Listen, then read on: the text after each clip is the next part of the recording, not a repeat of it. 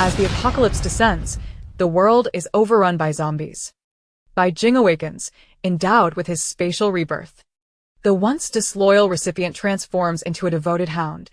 With the advent of space, sustenance, and a golden opportunity, his fortunes have shifted. Chapter 1: Rebirth. In a laboratory filled with instruments, surrounded by walls forged of metal, Bai Jing lies quietly on a bed, his limbs tightly bound by heavy metals. His youthful visage is devoid of expression as he lies like a marionette, allowing the researchers to inject him with a newly developed serum. A wave of excruciating pain surges through him, causing his young body to convulse. The researchers' faces light up with excitement. Quickly, there's a reaction. Increase the dosage.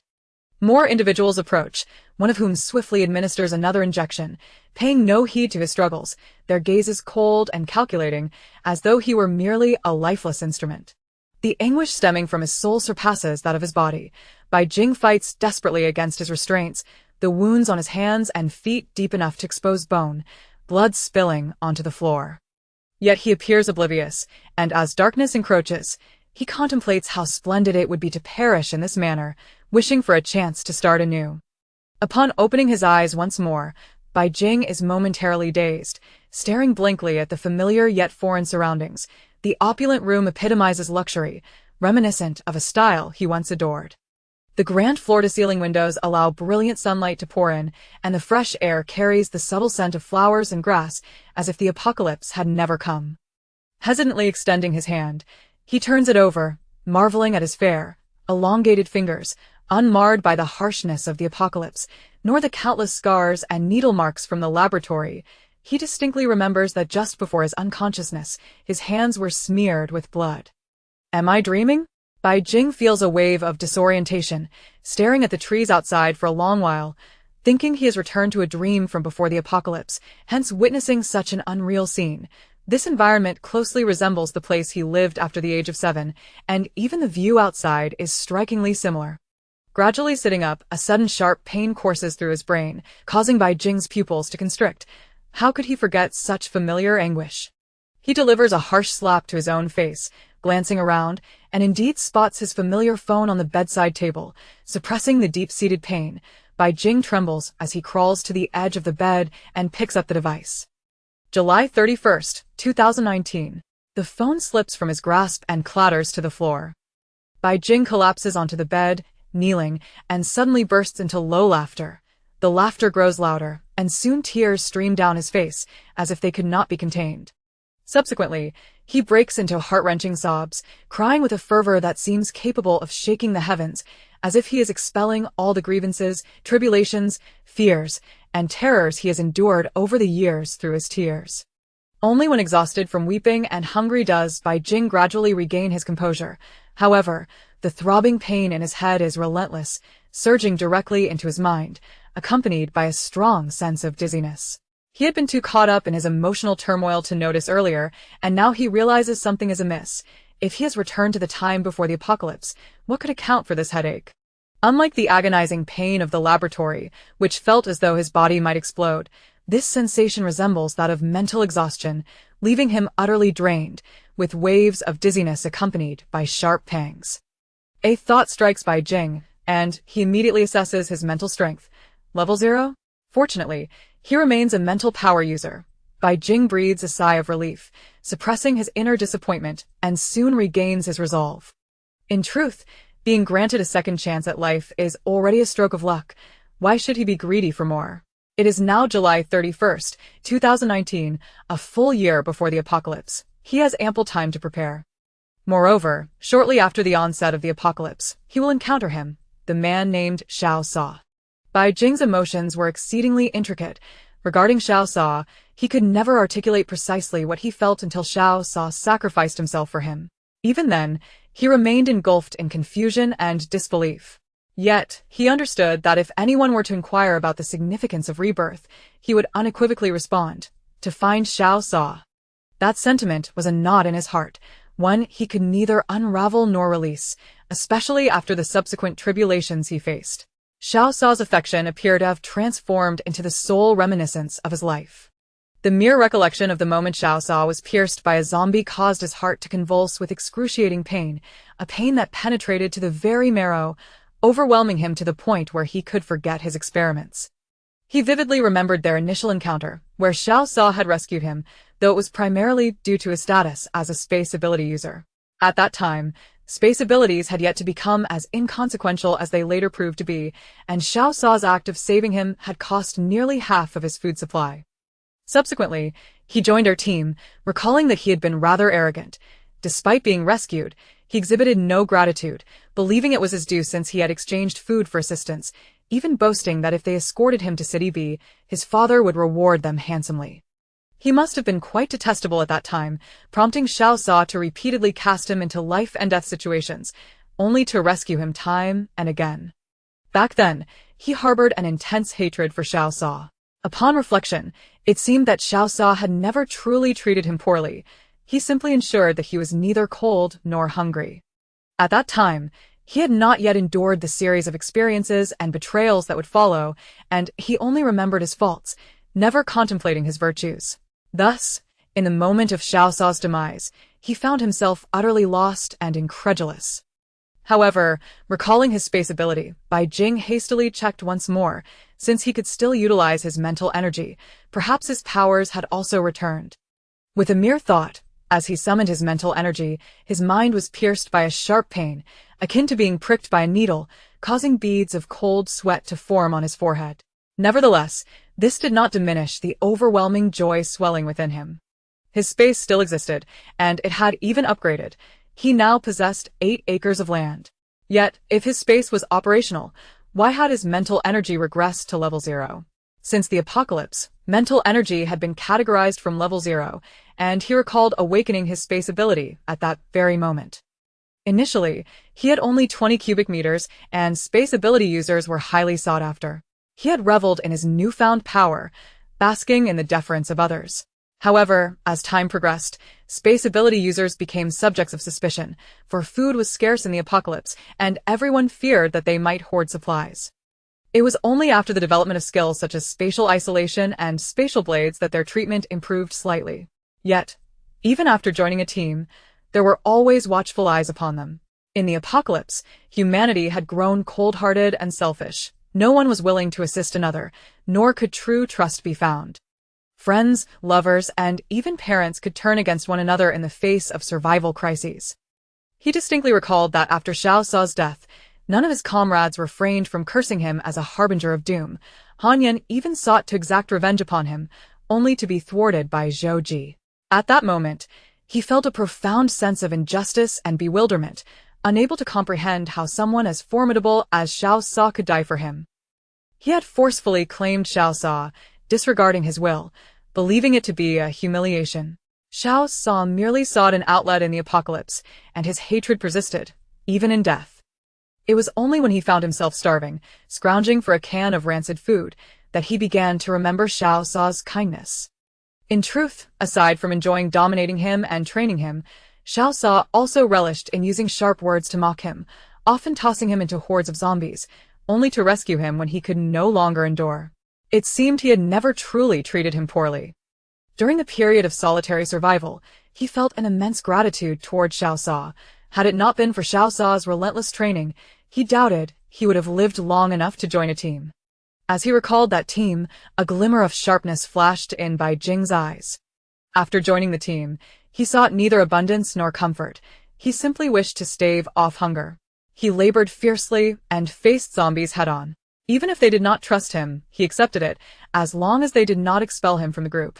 He had grown genuinely fearful of the solitary life, constantly on guard, living in dread of not seeing the sun rise again. He lived with utmost caution. When his space mutated and developed land, he felt elated. Everyone began treating him well, and they had food. He thought they could continue living like that, only to find himself sold to a research facility for the sake of a residence permit in City B. The mere thought of that dark, sunless existence ignited a surge of agitation within Bai Jing, a seething hatred permeating every drop of his blood and every cell of his body. Suddenly, another wave of pain surged through his mind. Bai Jing quickly reined in his emotions, suppressing a bitter smile. Perhaps he should be grateful for his time at the research facility, for it had rendered his tolerance for pain remarkably resilient. As the excruciating ache washed over him, he remained impassive, displaying an air of nonchalance. Enduring the discomfort, Bai Jing organized his thoughts, noting a slight hunger pang. He resolved to address his need for sustenance first. After all, there was still a year until the apocalypse arrived, and there was no need to rush.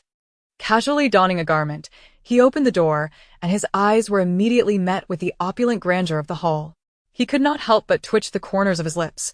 How could he have ever favored such a style? "Young master, you are awake. Would you like to have your meal now?" Bai Jing nodded. He remembered this maid well.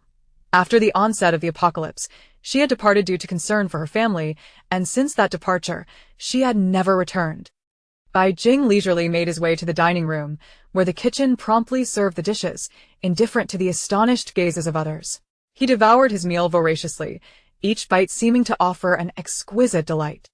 It was only when he could eat no more that he set down his utensils, elegantly dabbed his mouth, and cast a sweeping glance around the room. Among the 6 bodyguards present, 2 were within his line of sight, while 3 other staff members were also around.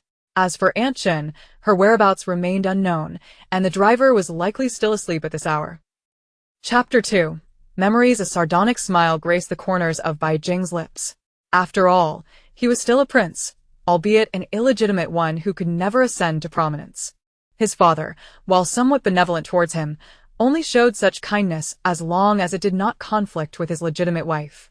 Once the meal was finished, Bai Jing swiftly ascended the stairs, eager to inspect his space, which represented the greatest assurance for his future existence. Upon closing the door to his room, he could hardly contain his anticipation to enter the space. However, after waiting for what felt like an eternity without any response, he remained undeterred. He could distinctly sense the presence of the space.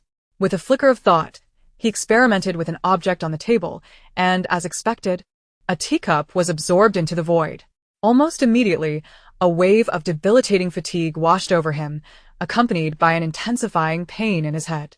Fearful of further exertion, he settled onto the bed and began to circulate the internal energy as instructed by the researchers.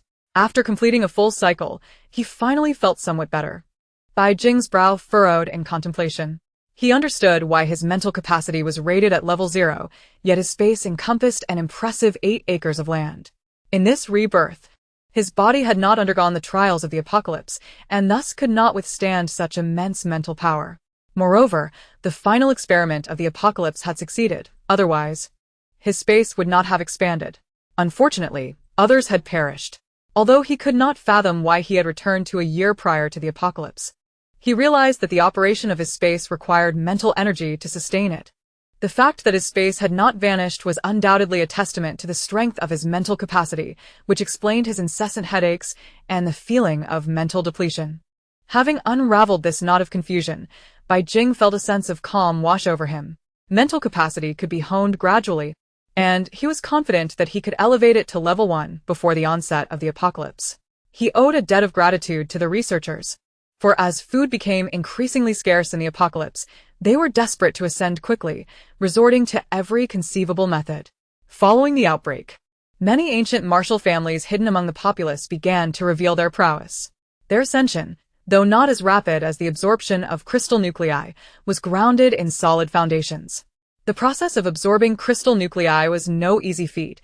It required the consumption of nuclei from higher-level beings while avoiding destabilization of one's own foundation. Most crucially, advancement also depended on luck and innate talent.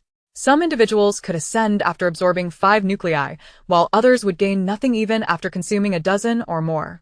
As time progressed, the quantity of required nuclei only increased. Otherwise, he mused, the researchers would not have been so eager to pursue their studies. Surely, the apocalypse would soon become unsustainable. Bai Jing allowed a faint smile to play upon his lips, a captivating curve forming. Though thoughts of revenge had crossed his mind and a flicker of resentment lay buried within, he now found himself at peace, realizing that even without his retribution, their survival in the apocalypse was precarious at best. However, he vowed that the secret of his space must never be revealed. His gaze darkened, a cold glint flashing within. In truth, his previous life had seen his spatial mutation as a mere accident. Given the chance, he would have preferred to keep it concealed. Circumstances, however, had dictated otherwise. Clinging to a sliver of hope, he divulged the situation to his leader, only to find himself utterly betrayed. At that time, his space ability had already reached level 3, with an area of 160 cubic meters. The spatial barrier could obscure his presence for 30 minutes. After a chaotic event, the only level 5 ability user in the base had been gravely injured, instantly attracting the attention of others. 3 factions vied for possession of 4 level 5 crystal nuclei. Aware he could not win, the injured individual tossed the nuclei into the river to divert their focus and ensure his own survival. Upon witnessing this, his leader ordered him into the river. Though the water was shallow, the mutated creatures within were exceedingly fierce and numerous. Only his spatial shielding could provide temporary safety. Bai Jing, who was not a strong swimmer, felt time slipping away and the presence of other teams' spatial ability users closing in. In a moment of desperation, he gathered not only the nuclei but also surrounding stones, water, and various mutated creatures and plants into his space. Just as he sighed in relief, an excruciating pain coursed through his body as if his veins were about to burst, and he lost consciousness, genuinely believing he would perish. When he awoke, he found himself back at the base. Aunt Li, who had cared for him, recounted that when he was rescued, he had been drenched in blood, his body marred with injuries. Luckily, his life had been spared. The mutated creatures in the river had not consumed him, or he would not have survived. Bai Jing, upon hearing this, broke into a cold sweat, his heart racing. Then his leader demanded the nuclei from him. Bai Jing's face paled. Upon attempting to harness his ability, he discovered that both his mental capacity and abilities had plummeted to level 0. A level 0 spatial ability user could not employ any other skills. At that moment, he pondered that if the nuclei had not remained in his possession, his leader would never have bothered to save him. Not long after, he realized his space had mutated, now divided into 2 levels, one for storing items and the other transformed into land, measuring an acre in size. Half an acre was pristine spring water, with a massive stone at its center, beside which grew a peculiar plant resembling a lotus, yet exuding an otherworldly aura. Though Bai Jing was astonished, anxiety overtook him as he discovered that not only the 4 level 5 nuclei were missing but also his previous belongings, including his mother's relics. With no choice, he admitted his inability to produce the nuclei to his leader but withheld the details of the stone and the lotus. If memory served, he recalled that the stone was likely a meteorite and the river was not far from the site of its fall. In the days that followed, Bai Jing experienced a relatively stable life. However, he also noted that while his mental capacity had diminished, it had become more refined. This indicated that his ascension would be even more arduous. After absorbing 15 nuclei without any effect, he could clearly sense a shift in his leader's attitude. Thus, he devoted himself to training his abilities, and after considerable effort, he finally advanced to level 1, with the land expanding to 2 acres. Yet, before he could revel in his success, his leader sold him to the Research Institute in exchange for a residence permit in City B. In comparison to other locations, City B was the capital of Z country, guarded by the military and deemed far safer. Bai Jing felt a deep-seated resentment rise within him. If there was any place he wished to avoid, it was City B. He recalled the hopeful days he had sought out his father, only to face disillusionment. A bitter smile crossed Bai Jing's face. He bore no animosity towards his father. Truly, he did not. What could he expect when his father's legitimate wife held significant sway in military circles? By then, the political sphere had become a mere facade. Though he was the son, the legitimate wife had borne him 2 daughters. How could he expect his father to argue with her on his behalf? Such had always been the case. Consequently, he had been raised in City D, rarely seeing his father throughout the year. Yet, the kindness he received and his father's unwavering compliance fostered a delusion of significance within him. However, that illusion would no longer prevail. He did not harbor hatred or blame. He simply could not comprehend why, now that he was set to depart, that woman would not leave him be. He refused to believe his father was unaware of the situation. If they wished for his demise, they could simply state it outright. His only resentment lay in why it had to involve Xiao Sa. At that moment, he would have preferred if Xiao Sa had not saved him. "Do you think I look pitiful?" No. How can that be? Father has abandoned me. Shouldn't you be pleased? Xiao Jing, stop this nonsense and come with me. This place is not right. I want to go. This is where Aunt Chen said is safe. Anywhere is better than being near you. Just seeing you makes me sick. Don't trust her too much. Should I trust you instead? If it weren't for Aunt Chen, I wouldn't even have a place to stay. You dead queer. Get away from me. Leave. Go on. Even if I die, it's none of your concern. Xiao Jing, be obedient. If you have any grievances, express them later. This place is not suitable for lingering. Humph. What good intentions could you possibly have? Be cautious and leave quickly. No, I refuse to go. You must depart. Chen Ma would never deceive me. She would not betray my trust. I will not leave. I refuse. Bai Jing could only remember the overwhelming panic that engulfed him. As if he had lost his mind, disregarding everything and charging towards the clearly evolved zombie. He could not fathom that the scene was indeed real. Having just been abandoned by his father and betrayed by Chen Ma, who had raised him since childhood, he found it unfathomable that she would lead him to his demise. By the time he grasped the reality of the situation, the zombie had already pierced Xiao Sa's body. In his final moments, Xiao Sa shielded him from behind, employing a desperate measure to impale the zombie's head from the front, while he himself was impaled through the chest by the creature's sharp claws. Xiao Jing, I can no longer accompany you.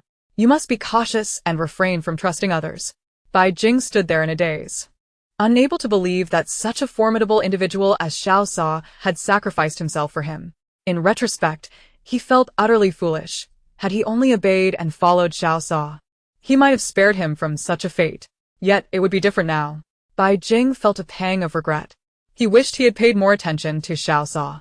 Aside from knowing he was from City Yan, he was woefully ignorant of everything else about him. Had he known more, he could have sought him out. A faint smile graced Bai Jing's lips as he indulged in self-mockery, deriding his earlier thoughts. The idea of searching for Xiao Sa now seemed ludicrous. Before the apocalypse, Xiao Sa, with his notorious reputation, might have simply eliminated him, suspecting him of ulterior motives. He couldn't quite comprehend why Xiao Sa had taken an interest in him. While he possessed a degree of confidence in his appearance, it was not enough to warrant such admiration, especially given his irascible temperament, spoiled nature, and tendency to hold grudges. How had Xiao Sa managed to endure such flaws? Bai Jing smiled softly, the corners of his lips lifting gently, exuding a charm intertwined with tenderness. He resolved that upon reuniting with Xiao Sa, he would treat him with the utmost care. If Xiao Sa still harbored feelings for him, Bai Jing believed that he could reluctantly accept it. He would simply assert his presence in the future. Should Xiao Sa find love with someone else, he would protect him unwaveringly until he no longer needed it. Bai Jing was uncertain of the emotions he harbored for Xiao Sa. All he knew was that during the over 1,000 days and nights before his rebirth, Xiao Sa had become an obsession, a source of solace, and a means of redemption. Thus, he was determined to find him. Chapter 3 Father. However, the immediate priority was to enhance his spatial abilities. His insufficient mental strength made it inconvenient to gather supplies.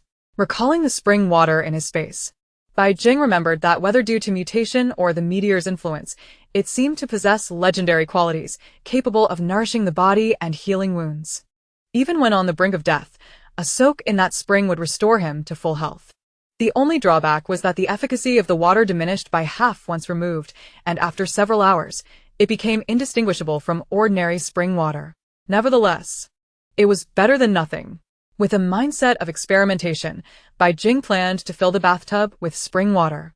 Even if it couldn't augment his mental strength, it would at least alleviate his headache. Just as he was about to proceed, he halted, realizing that it was not yet the right time. Chen Ma had the key to his room. He was not concerned about anything else, but he feared that if he were to faint, she might enter uninvited. Although he knew she wouldn't discern anything even if he were unconscious, he still wished to conceal his true self and avoid arousing any suspicions. Having made up his mind, Bai Jing shifted his focus from the spring water and picked up his phone. After a moment's hesitation, he pressed the call button. After a few rings, a deep voice resonated on the other end, imbued with warmth and a profound sense of regret. Xiao Jing, how are you today? I'm truly sorry. I must break my promise again. Can I make it up to you next time? I've been exceptionally busy lately. At that moment, Bai Jing recalled that his father had promised to spend time with him around this time of year. Yet the onset of the apocalypse had prevented him from fulfilling that promise. After enduring countless hardships to locate his father, he was met with a dead end. Hearing his father's concerned voice now felt unbearably ironic. He would never forget the last time he saw his father at the research facility, alongside his wife and daughter. The sister's mocking words, the cold smile of that woman, and his father's silent gaze made him realize that he was not only superfluous, but a complete joke. Xiao Jing? Xiao Jing? Are you angry? Please forgive me. How about I get you that Pagani you were so keen on as a gesture of goodwill? I am not angry, Bai Jing replied flatly. Pagani? He had indeed desired one in the past. His father had eventually bought it for him. However, in the apocalypse, that vehicle was far less practical than a Humvee, incapable of traversing rugged terrain or carrying supplies.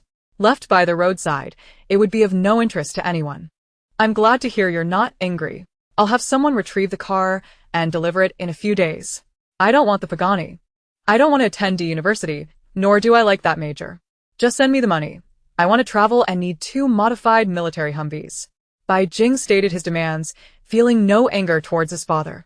He was merely an inconsequential figure in his life. After his rebirth, he had vowed that nothing, aside from Xiao Sa, would capture his interest, not even his father. All right, how much do you need? I'll transfer it to you. But you really should continue your education. Didn't you used to love painting? Haha, and now you're fond of Humvees? We have a few in the army. I'll arrange for them to be sent over in a couple of days. I no longer enjoy painting. I want to learn about stock trading. Just send me more money. I have my purposes. Bai Jing stated expressionlessly, feeling no emotional stirrings. Upon reflection, he realized he had never truly liked painting. Perhaps it was simply a decision influenced by his father and Chun Ma's incessant murmurs. A chill ran through Bai Jing as a cold glint flashed in his eyes. Had Chun Ma been in contact with that woman prior to this? He recalled how, when separated from the military, he had fled according to Chun Ma's specified direction. Later, she had safely reached City B with the military. Had he not met Xiao Sa, he would likely have perished long ago. You want to learn about stock trading? The voice on the other end hesitated. Are you going to send me the money or not? If not, then so be it. Bai Jing replied impatiently. The thought that his father, like Chun Ma, doted on him while simultaneously hindering his growth sent shivers down his spine. Very well. After a moment's hesitation, the voice continued, as long as you're certain, I'll support your decision. Just don't change your major. You can take electives as long as it doesn't interfere with your studies. Bai Jing's sarcastic smile revealed his understanding upon hearing those words. Although his father held the esteemed position of state counselor, his father-in-law's influence was undeniable. Without his father-in-law's patronage, it was unlikely that his father would have ascended the ranks so swiftly.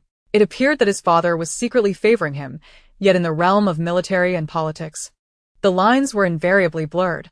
Before the apocalypse had arrived, that woman had turned a blind eye to his father's actions, but now, as the government lay in tatters, it was high time to remove the thorn in his side.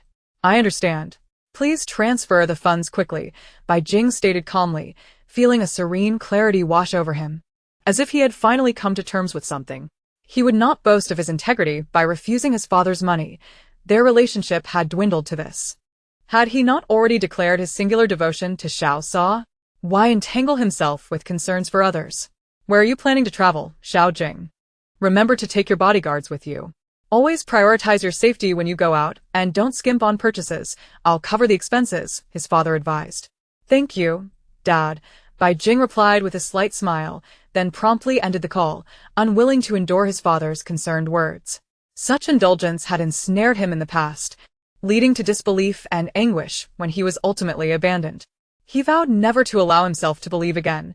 Too much of it might callous his ears. Nevertheless, having resolved a significant matter, he felt a wave of joy. He knew his father was generous. The funds he would send would certainly be substantial. Although he currently possessed hundreds of thousands, it would not suffice to sustain a decent life in the impending apocalypse. After his rebirth, he had sworn that Xiao Sa would never have to worry about food again. Now that money was available, he could begin stockpiling supplies. Bai Jing contemplated the land within his space, meticulously planning.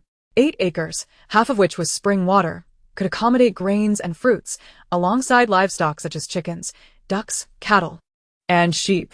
Furthermore, he needed to excavate a small pond for fish, shrimp, and crabs, ensuring a diverse diet of both meat and seafood. He also intended to cultivate medicinal herbs, as the apocalypse would bring a scarcity of medications, where even minor ailments could prove fatal. The drugs in hospitals were mere consumables. Nothing could compare to what he could grow himself. Additionally, he would require a bed for rest and a proper house along with a bathroom, for he had no desire to bathe in spring water, thereby contaminating the precious resource. A generator and a kitchen were also essential. As Bai Jing mulled over these necessities, he suddenly realized the list was extensive, not even accounting for storage space. However, this did little to dampen his spirits. Possessing these items would undoubtedly secure his future. Yet, Not long after, fatigue washed over him, reminding him that his spiritual energy was currently in a weakened state. It seemed inevitable that he would need to utilize the spring water, though it could not be done at home. Grabbing the car keys, Bai Jing prepared to step out. As he opened the door and descended the spiral staircase, four bodyguards followed closely behind. Bai Jing frowned, recognizing for the first time the annoyance of their presence. He could hardly fathom why he had once enjoyed having people trailing him. "Do not follow me," he stated flatly, remembering well that, aside from Wang Swibing, all 6 bodyguards had abandoned him. It wasn't that he harbored a grudge. Having experienced the apocalypse, he understood the selfishness inherent in human nature. He simply did not want them to be a hindrance. "Young master, you cannot say that. Your status is precious. You must prioritize your safety when you go out. Having them accompany you will facilitate matters," one bodyguard began, but it was Chun Ma's concerned voice that interrupted, her disapproving gaze fixed on him. Bai Jing's expression turned cold. Their protection felt more like surveillance. He despised himself for not realizing this sooner. Being a bastard child, he felt both pride and shame regarding his identity. Flaunting it had become a habitual lifestyle, now seeming rather juvenile in hindsight. Casting a detached glance at Chun Ma, he found no lingering resentment within him. If he recalled correctly, Chun Ma had a son attending military school, graduating this year. If she wished for a promising future, her choices were not surprising. He could only blame his past ignorance. Yet, even if he felt no hatred, forgiveness was beyond him. He questioned his own capacity for magnanimity. The lack of animosity stemmed from 2 reasons. First, if Chun Ma had not conspired against him, he would not have encountered Xiao Sa so fortuitously. Second, without his protection, how would Chun Ma survive in the apocalypse? Apart from a faint sense of pity, Bai Jing felt no other emotion. "Wang Swibing, come along," Bai Jing commanded, tossing the car keys to him before settling into the back seat. Chun Ma's eyes widened in surprise. She felt a shiver at the indifference he had just displayed. A gaze that seemed to exude apathy, coldness, and profound pity, as if she were a mere lifeless object. Regaining her composure, she scrutinized him but found nothing amiss, dismissing her initial impression as a trick of the light. After all, hadn't he, the young master, always heeded her advice? Yet, the choice of bodyguard left her unsatisfied. Still, as long as he listened to her, that was sufficient. The first betrayal of the young master would leave her anxious, the second would bring guilt. The third would lead her to consider how to make amends, but by the 4th and 5th betrayals, when it became habitual, everything would feel entirely justified. After all, she was merely serving the lady, wasn't she? Chapter 4. Spring water, where is the young master headed? Wang Swibing inquired cheerfully, a glimmer of excitement illuminating his countenance as he gazed at the car with eager anticipation. "Just out for now," Bai Jing replied, closing his eyes and leaning back against the seat, feeling fatigued. The radiant smile of the man before him suddenly caused a sharp pain in his eyes. Wang Swibing's lips curled into a broad grin as he turned his attention forward, pressing the accelerator as the limited edition Porsche sped away. Once they hit the highway, Bai Jing gradually opened his eyes, his dark orbs reflecting deep contemplation. Perhaps before encountering Xiao Sa, he should first consolidate his own circle. Although he had the advantage of space and need not worry about resources, navigating a world overrun by zombies would still prove perilous alone. "We're going to the Gold Coast," Bai Jing declared, having made up his mind about their destination. A hint of regret flickered across Wang Swibing's face as he swiftly turned the steering wheel toward the Gold Coast. Bai Jing chuckled internally, surprised to discover that the once steadfast and resolute man had such a childlike side. It was merely a car, he thought. Perhaps he would gift it to him for enjoyment and even encourage him to learn about mechanics, skills that would be invaluable in the apocalypse. Upon arriving at the Gold Coast, Bai Jing remained in the car, tossing his wallet to Wang Swibing. 2 rooms, he instructed, then closed his eyes to rest. Wang Swibing caught the wallet effortlessly. Casting a lingering glance at the Porsche before exiting the vehicle, his handsome face etched with longing as he sighed internally. It seemed that fate had dealt them different hands. His young master was increasingly becoming a figure of distinction. Bai Jing paid him little mind. He still trusted Wang Swibing. He was a genuine man, after all. Otherwise, Chen Ma would never have allowed him to flee with her. It was simply that Wang Swibing was beyond her control. After securing the rooms, Bai Jing ordered a plethora of snacks before dismissing Wang Swibing. For the time being, his space remained his utmost priority. Locking the door without hesitation, Bai Jing filled a cup with spring water, the sound of it pouring echoing softly. After gulping down the liquid, he immediately made his way to the bathroom. Before he could even reach the door, a sharp, cramping pain surged through his abdomen, causing beads of cold sweat to stream down Bai Jing's forehead as his body trembled uncontrollably. Damn it, he cursed inwardly, gritting his teeth against the agony. He filled the tub with spring water, and soon after, an overwhelming sense of weakness enveloped him. His mind throbbed with pain.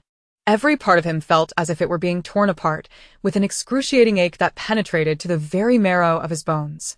In his ears, he could almost hear the ominous cracking of his joints.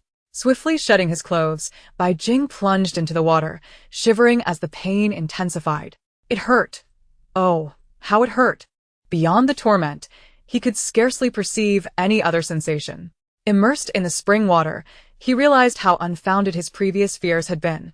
At that moment, even the thought of fainting seemed a luxury beyond his reach. He remembered his escape from the research facility. Upon returning to the space and entering the spring water, he had promptly lost consciousness, only to awaken later intact and invigorated. He had never fathomed that the process of soaking in the spring water would be so agonizing. In a daze, Bai Jing instinctively began to channel his internal energy, cycling through the meridians. As the blood coursed through his body and the energy flowed, he seemingly entered a profound state of being. After completing 36 cycles, he slowly opened his eyes. Before he could fully form a smile, he sprang to his feet, wrinkling his brow in disgust, as if something foul lingered nearby. The once clear spring water had turned a murky black, emitting a nauseating stench, and his own body was caked with filth. Dirt clung to his hands, body, and face, obscuring all but his eyes. He shifted his body, realizing he was utterly drained, yet his mental state was surprisingly sound. Although he hadn't advanced in strength, his headache had vanished, prompting an involuntary smile. With a wave of his hand, the towels, toothbrushes, and cups in the bathroom disappeared, only to reappear as if their previous absence had been a mere illusion. Feeling a surge of happiness, Bai Jing dismissed the repulsiveness of the water. After draining it, he turned on the shower to test the water temperature, rinsing himself clean before indulging in a brief soak once more.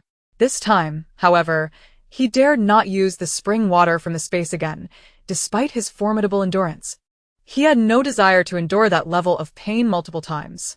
After scrubbing himself thoroughly until he was spotless from head to toe, he climbed out of the tub, casually wrapped himself in a towel, and stepped out of the room, dialing the number of the room next door. "Hello, young master, are you alright?" Wang Swibing's anxious voice came through as soon as the phone rang once. I've fine. "Please bring me a change of clothes and some food," Bai Jing replied, a tad surprised as he opened his phone to find not only several missed calls but also a few text messages dated August 3rd, 2019, at 11:53 a.m. It dawned on him that 3 days had passed. No wonder he felt so hungry. "Okay, I'll be there shortly." After hanging up, Bai Jing browsed through his phone. There were 3 unfamiliar numbers, 5 missed calls from Chen Ma, 2 from his father, 3 from his father's secretary, 3 from Zhu Ting, and 1 from Hyong. Bai Jing smirked mockingly as he continued scrolling through the texts, one of which read, "Your account ending in 8028 has received a deposit of 30 million. Please check promptly." He raised an eyebrow, unfazed. As long as it had nothing to do with that woman, his father had always been quite generous. Next. He pressed on the screen to read the subsequent message. "Bai Jing, if you don't come over in 15 minutes, we're breaking up. Zhu Ting." With a snap, Bai Jing tossed his phone aside, a glimmer of cold light flashing in his eyes.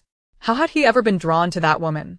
If it weren't for her spoiled demeanor, Wang Swibing would not have been injured by the zombies. Chunma had instructed Wang Swibing and Xiao Lei to protect him as they fled, but deep down, he had wanted to take Zhu Ting with him. It seemed only he had been blind to the fact that Zhu Ting was clinging to the military, and amidst their mutual struggles, Wang Swibing had ended up hurt, while Zhu Ting still chose not to escape with him. Later on, Wang Swibing, knowing his time was short, had recklessly resolved to risk his life, allowing only Xiao Lei to take him away first. Little did he know that once they escaped, Xiao Lei abandoned him, leading him to encounter Xiao Sa. If anyone was his sole obsession in this life, it was Xiao Sa, while Wang Swibing represented the guilt he carried. If possible after the apocalypse, he wanted to ensure Wang Swibing survived alongside him. However, if it threatened his own safety or Xiao Sa's, Bai Jing's gaze darkened. It wasn't that he was heartless. Rather, his heart was simply too small, capable of holding only one Xiao Sa. Yet, as for Wang Swibing, such a predicament seemed unlikely to arise. Bai Jing smiled faintly. Perhaps it was Wang Swibing's audacious courage at that moment, or his unwavering resolve, that inexplicably instilled a sense of trust in Bai Jing, independent of emotional ties, solely based on his character. A series of knocks echoed from outside. Wrapping the sheet around himself, Bai Jing opened the door and walked back inside. Wang Swibing stood there, eyes wide with shock, his already not-so-fair complexion turning a deep crimson. "What are you still doing standing there?" Bai Jing didn't assume that anyone other than Xiao Sa could be anything but straight. He took the clothes from Wang Swibing's grasp and strolled leisurely toward the bathroom. Upon glancing in the mirror, he realized that his skin appeared even more refined, his features strikingly vivid. After his recent bath, his cheeks were slightly flushed, radiating a translucent quality. His onyx-like eyes were clear yet unfathomably deep, shimmering with an ethereal glow. Draped in the sheet, half-naked with damp hair, he exuded an exquisite allure. Bai Jing couldn't help but feel exasperated. He hadn't anticipated that the spring water would possess such beautifying properties. After changing into fresh attire and tooling his bangs to obscure the colors in his eyes, he felt somewhat better. Emerging from the bathroom, he found that Wang Swibing had regained his composure, though his demeanor remained somewhat awkward, his face stiff and his gaze darting about, unable to meet Bai Jing's eyes. Bai Jing paid him no mind and began to eat voraciously from the meal box. It was still early, and after finishing his meal, he intended to make a trip to the stock exchange. He had told his father he wanted to invest in stocks, and it was no mere pretense. He was aware of the market trends for the year, which stocks would soar, and which would double. Although his father had provided him with ample funds, he still felt it would not be enough. Wang Swibing, on the other hand, found it rather strange. Bai Jing appeared as if he hadn't eaten in days. If memory served him right, Bai Jing had previously stocked up on snacks, and given that he hadn't left his room or answered any calls, Chenma would likely have sent hotel staff to break in by now. Little did he know, Bai Jing had merely feared Chenma's meddling and purchased some food to mask his absence. Since entering the room, he had not consumed a single morsel, aside from that one cup of spring water. Having finished his meal, Bai Jing wasted no time and instructed Wang Swibing to drive him to the stock exchange. Wang Swibing shot him an odd glance, sensing something distinctly different about his young master.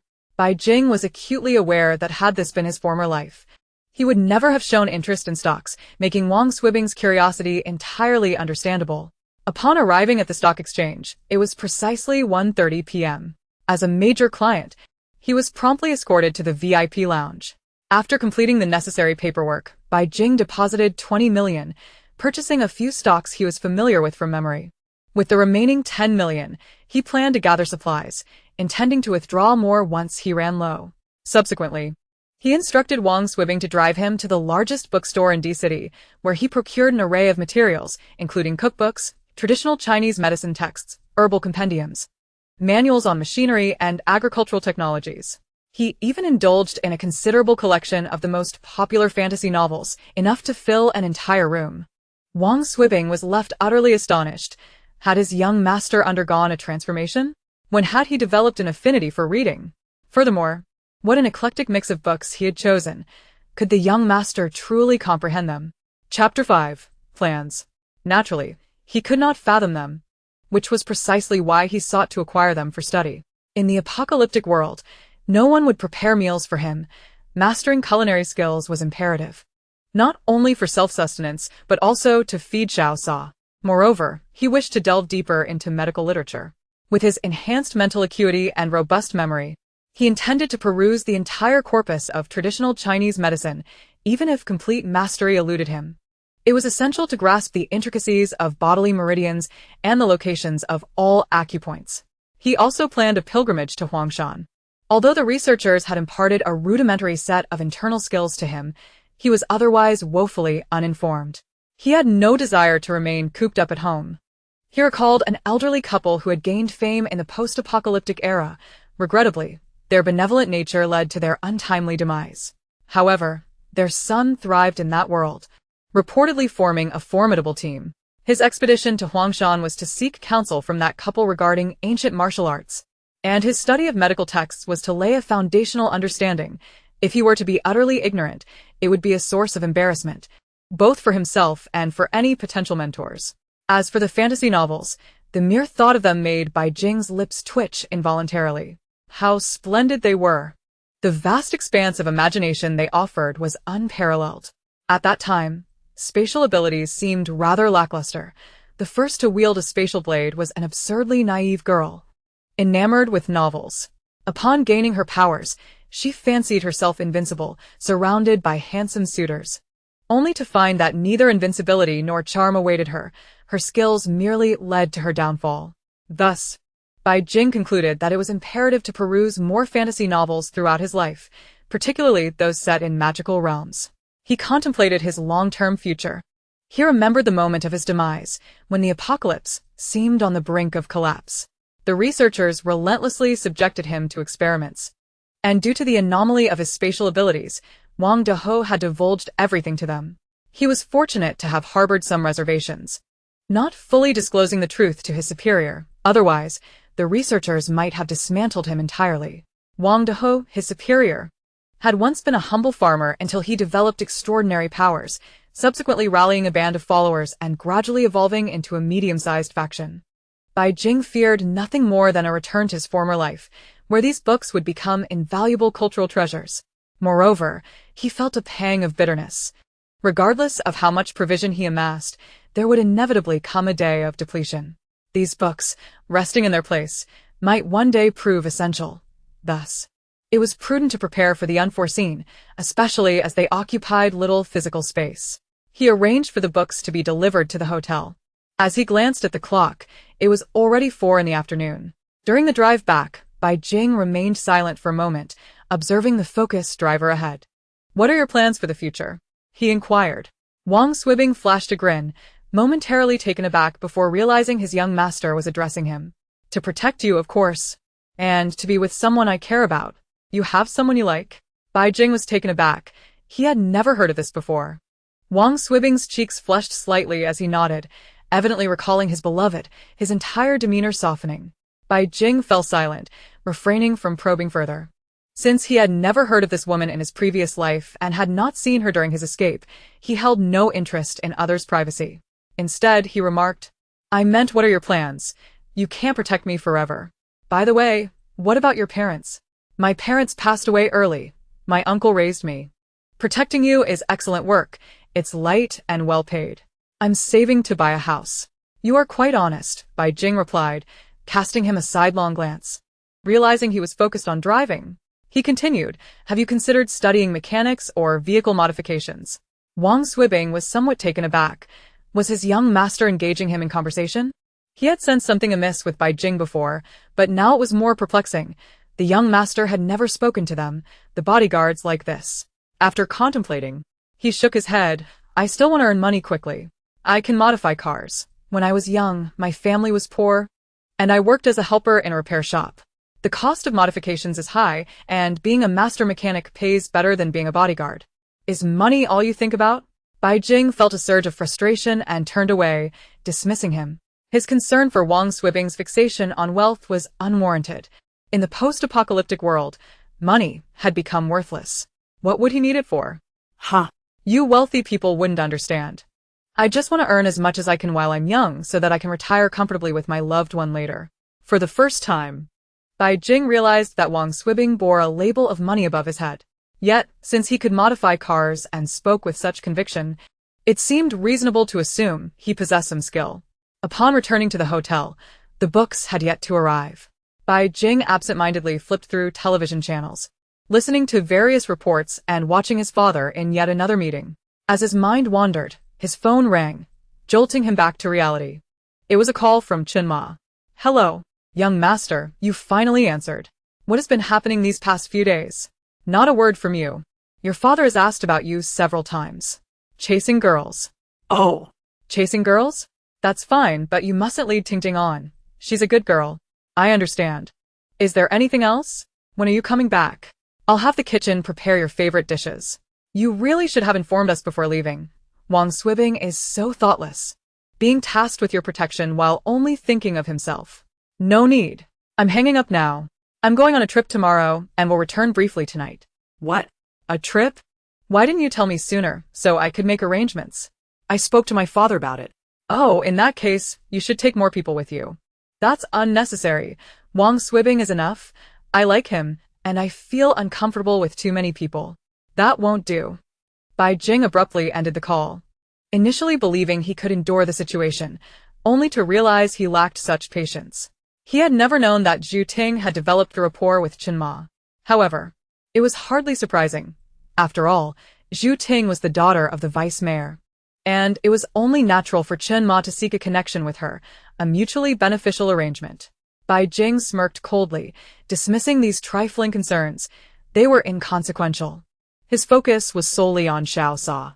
If not for the lingering thoughts of his mother's belongings, he would have preferred not to return to the villa tonight.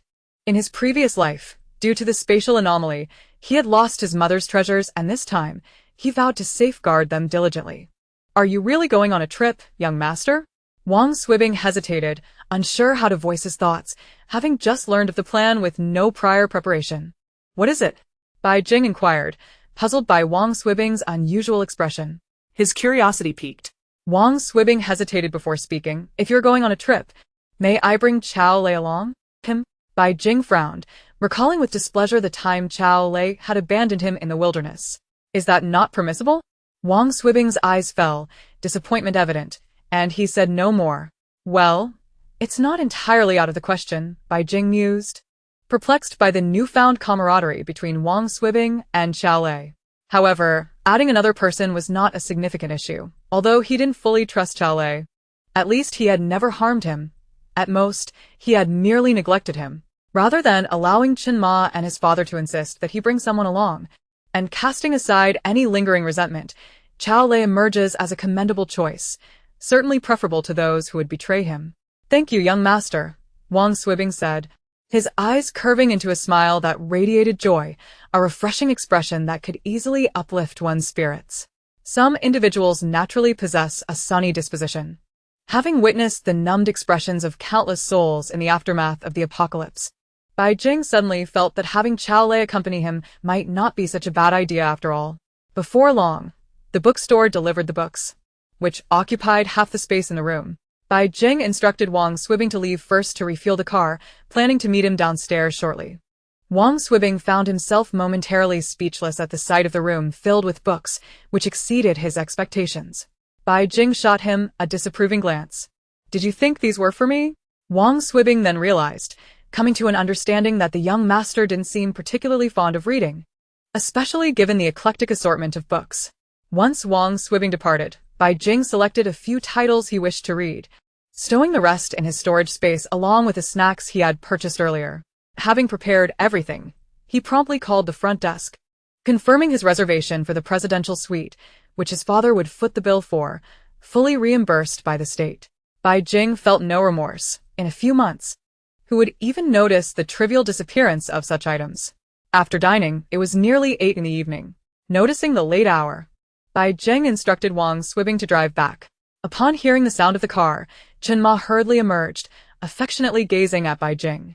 You child. Why are you returning so late? I've had the kitchen prepare some food, waiting for you. I've already eaten. I'm heading to my room. Tomorrow, Wang Swibing, Xiao Lei, And I will set off together, Bai Jing replied coolly, striding into the living room, disinclined to engage in superfluous conversation. Were it not for the inopportune timing, he would have relished the thought of striking her across the face for her nonchalance. Two people aren't enough. Why not bring Qijun as well? He's steady and responsible. And I'd feel more at ease with him around, Chen Ma suggested. Bai Jing found the notion amusing. Had he heard such a suggestion in the past, he might have interpreted it as genuine concern from Chen Ma. Qijun, a veteran with agile hands and marksmanship skills, had once served under that woman's brother, who had invested heavily in him for her own sake. These were details Bai Jing only came to learn later, after enduring countless hardships to reach City B, where his former bodyguard thrived in the military. After his father's abandonment and Chen Ma's betrayal, what was there left for him to puzzle over?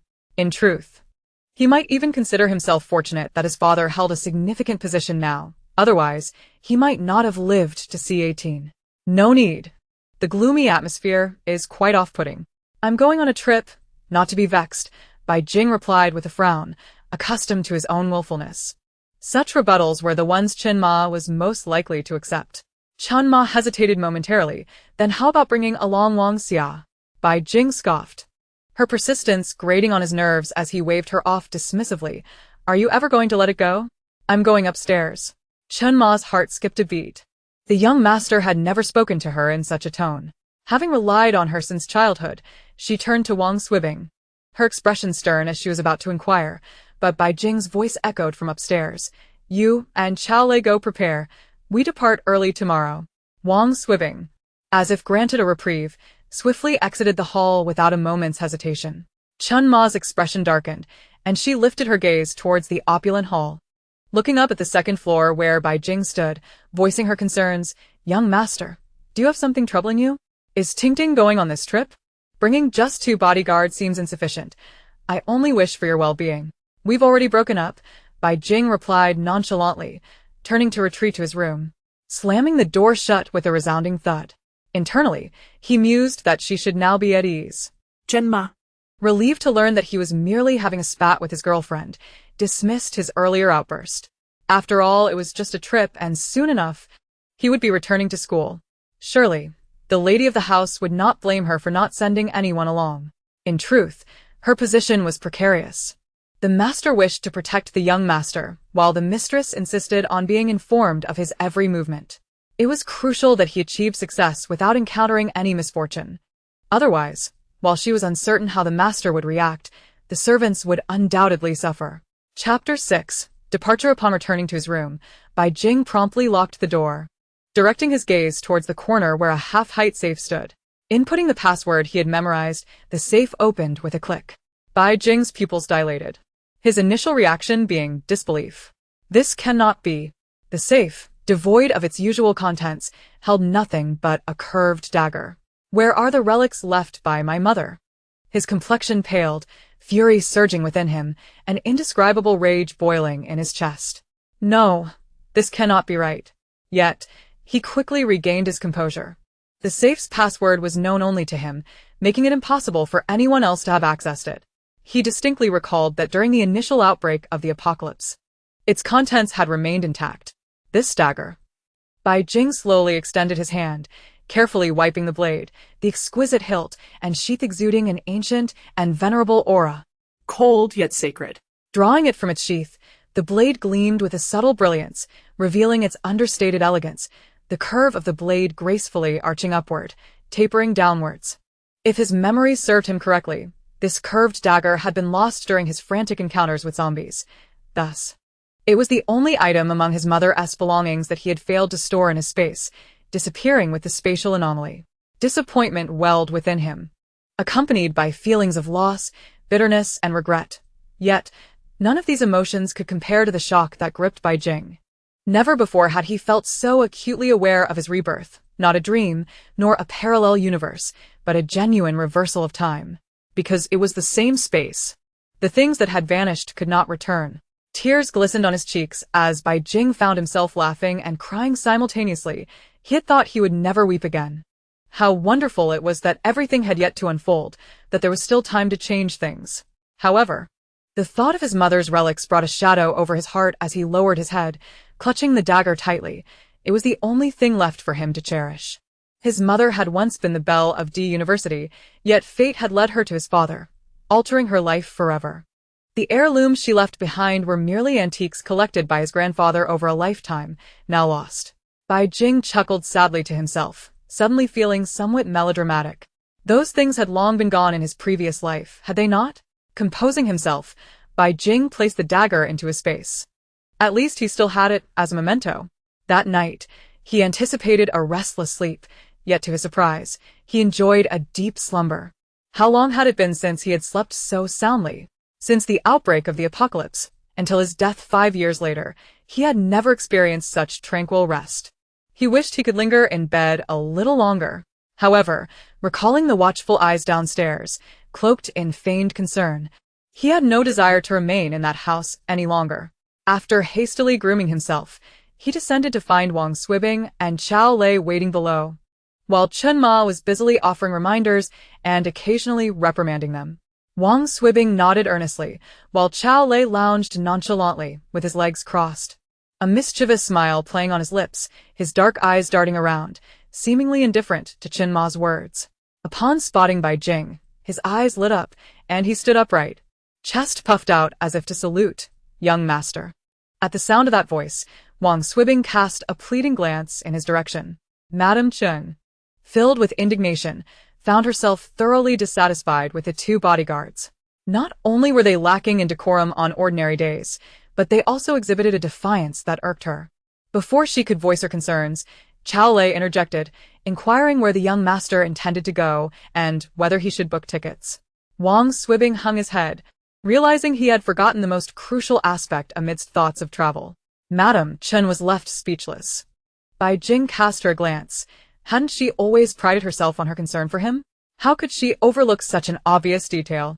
It was astonishing how foolish he had been in his previous life to regard her as family, especially since she had been by his side since his mother's passing when he was 7. Bai Jing averted his gaze, turning to Wang Swibing, while Xiao Lei was ignored entirely. "We shall embark on a self-driving tour, traveling in an RV," he declared. That vehicle had been purchased to please Zhu Ting. Though it had only seen use once, it was now perfectly suited for their purpose.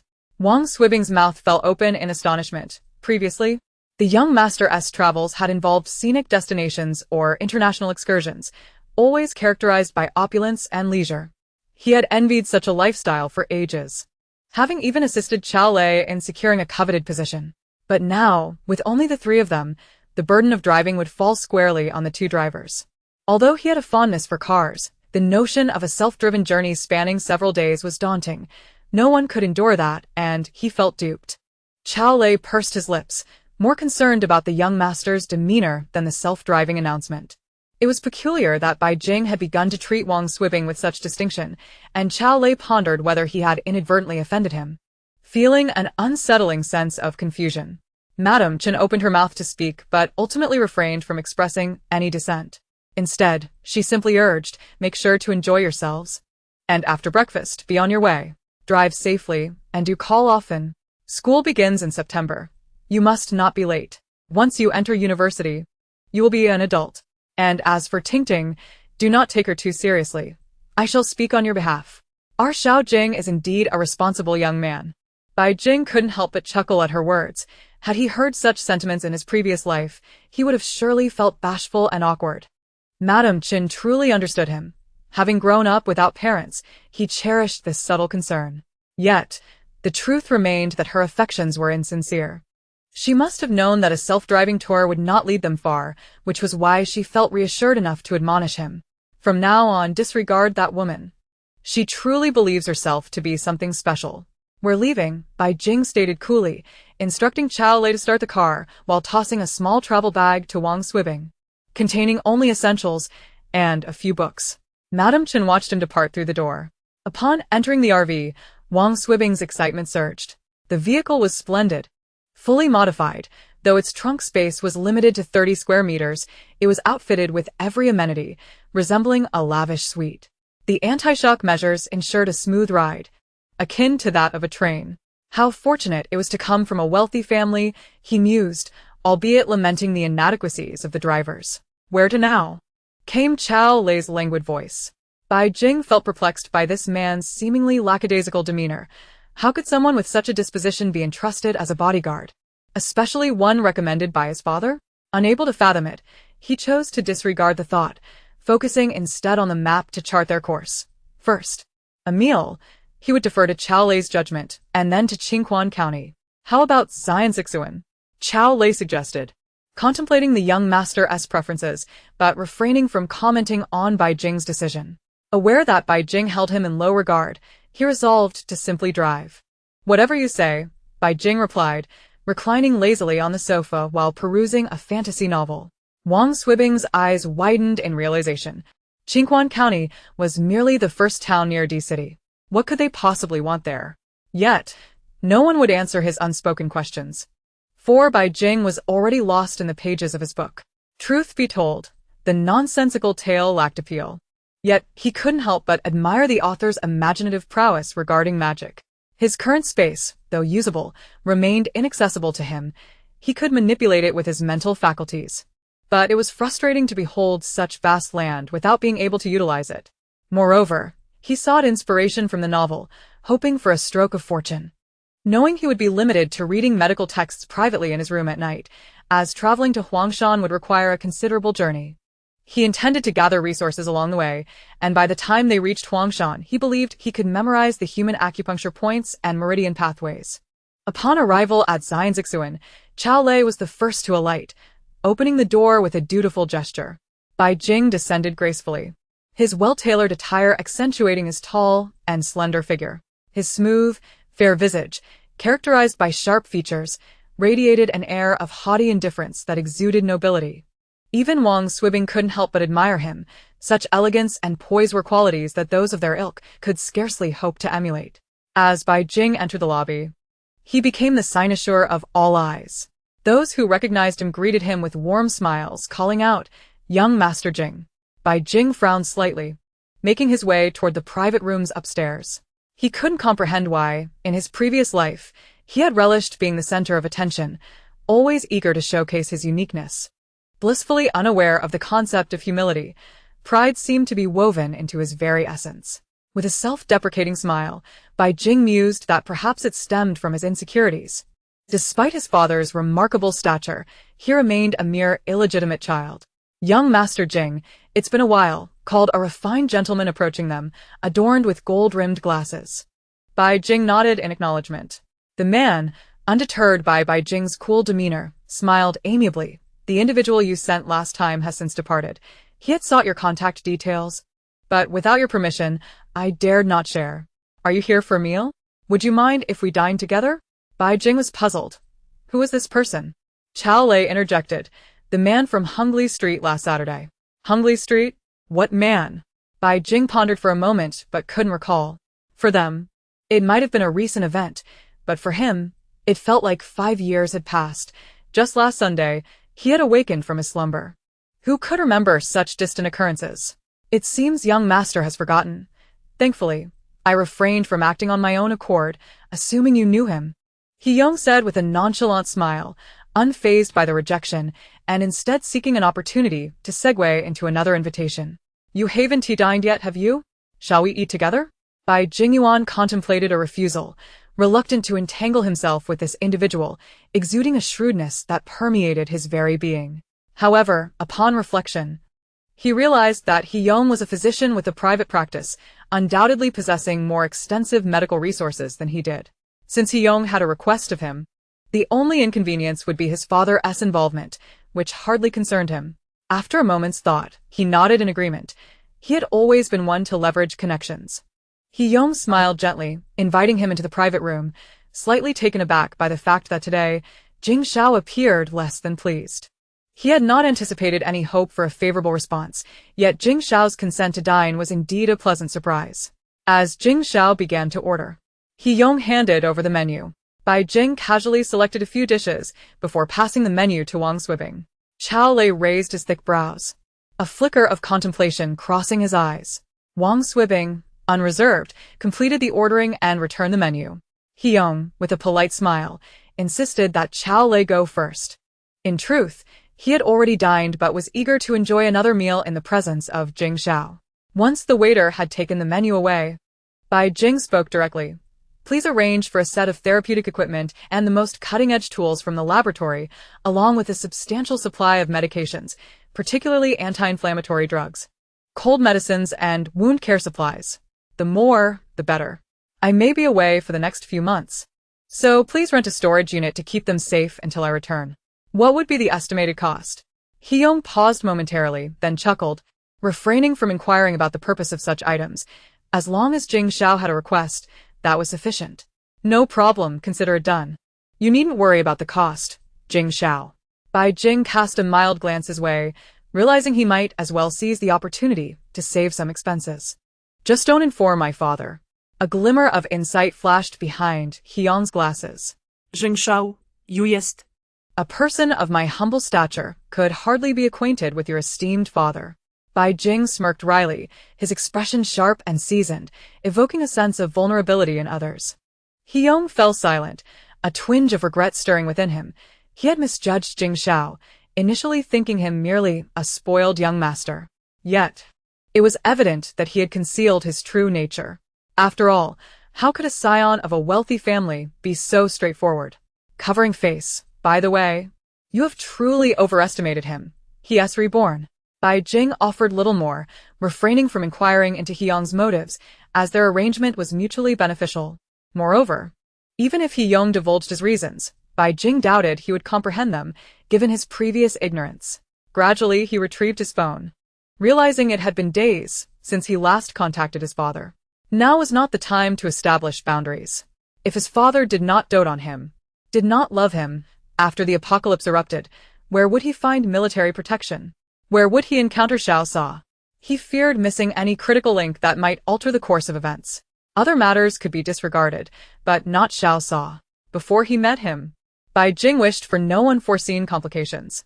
He swiftly dialed the number assigned to the shortcut key 1, gently pressing down on the button. Xiao Jing. Where have you been these past few days? You haven't been answering your calls. I sent the money. Did you receive it? Yes, I did. I'm planning to go on a trip. By the way, I have a friend who wishes to meet Secretary Liao. Is that acceptable? What sort of friend? Someone I know fairly well. A physician. If Secretary Liao can assist, that would be great. If not, it's no trouble.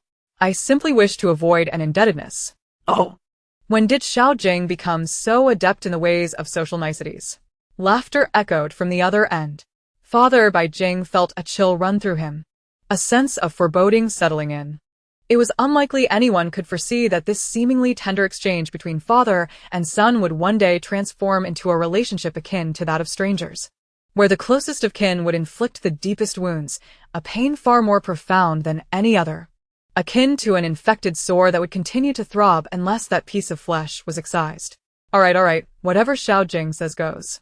Please provide his number, and I shall give him a heads up. I have a meeting shortly, so we can't speak at length. Where are you planning to travel? Be sure to stay safe on your journey. Yes, you're busy. I'll be careful. Goodbye. Bai Jing set down his phone, requesting paper and a pen, quickly jotting down a number before handing it to Hyung. Thank you, Jing Xiao. Hyung's lips curved into a subtle smile, unaffected by the fact that it was a secretary's number. It was common knowledge that the state councillor was busy. Securing assistance from his secretary was akin to receiving his endorsement. Before long, the dishes from Xianzixuan were served, and the meal progressed pleasantly. Hyung felt satisfied. And Bai Jing too was content, having merely made a phone call that not only saved him a significant amount but also resolved his medical supply needs. He deemed it a fruitful endeavor. After their meal, they exchanged polite farewells, Bai Jing assuring Hyung he would return within a year at most. Hyung nodded in response, encouraging him to feel at ease. While they maintained their composure, Wang Swibing and Chao Lei found the situation peculiar. Wang Swibing believed the young master had transformed entirely. Previously, he had been engrossed in buying books, and now he was purchasing medications. Given that the young master was a privileged figure, accustomed to a life free of burdens, with ample wealth and influence, Wang Swibing could not fathom the purpose behind such purchases. If it were to assist someone, he could not recall any particularly close friends of the young master. Chao Lei's thoughts were more straightforward. Despite his confusion, as a diligent bodyguard, he felt it was his duty to turn a blind eye to his employer's affairs. believing himself to be quite dedicated. Due to traffic congestion, they did not arrive in Qingquan County until after 1 in the afternoon. Xiao Lei, feeling frustrated, wished to curse aloud, preferring to speed along the highway for a day and night rather than endure the slow crawl of congested roads. He had never realized he possessed such impatience. To the hotel, Bai Jing instructed, putting away his book and gazing out the window, contemplating how to shake off his two tailing companions to act independently. Wang Swibing and Xiao Lei felt a sense of dread. Could the young master's so-called self-driving trip truly be to this location? The distance from Qingquan County to B City was less than 30 minutes by highway. Regardless of their thoughts, the young master was their employer, and Xiao Lei obediently drove them to the largest hotel in Qingquan. Bai Jing paid no heed to their disgruntled expressions, directly instructing Xiao Lei to book 3 rooms before announcing his intention to step out for a stroll, asking them not to accompany him. However, as his personal bodyguards, the two insisted on following him. Bai Jing nonchalantly acquiesced, neither here nor there. Yet shortly after, both men regretted their decision, realizing why it was said that men dislike accompanying women on shopping trips. Accompanying the young master was no different. Bai Jing first visited the machinery equipment trading market, comparing prices among various vendors. He had them inquire about pricing, providing each with a small notebook under the guise of conducting market research. He then proceeded to the agricultural wholesale market, where the labor fell upon the bodyguards while he himself sought refuge in a shaded area to enjoy ice cream.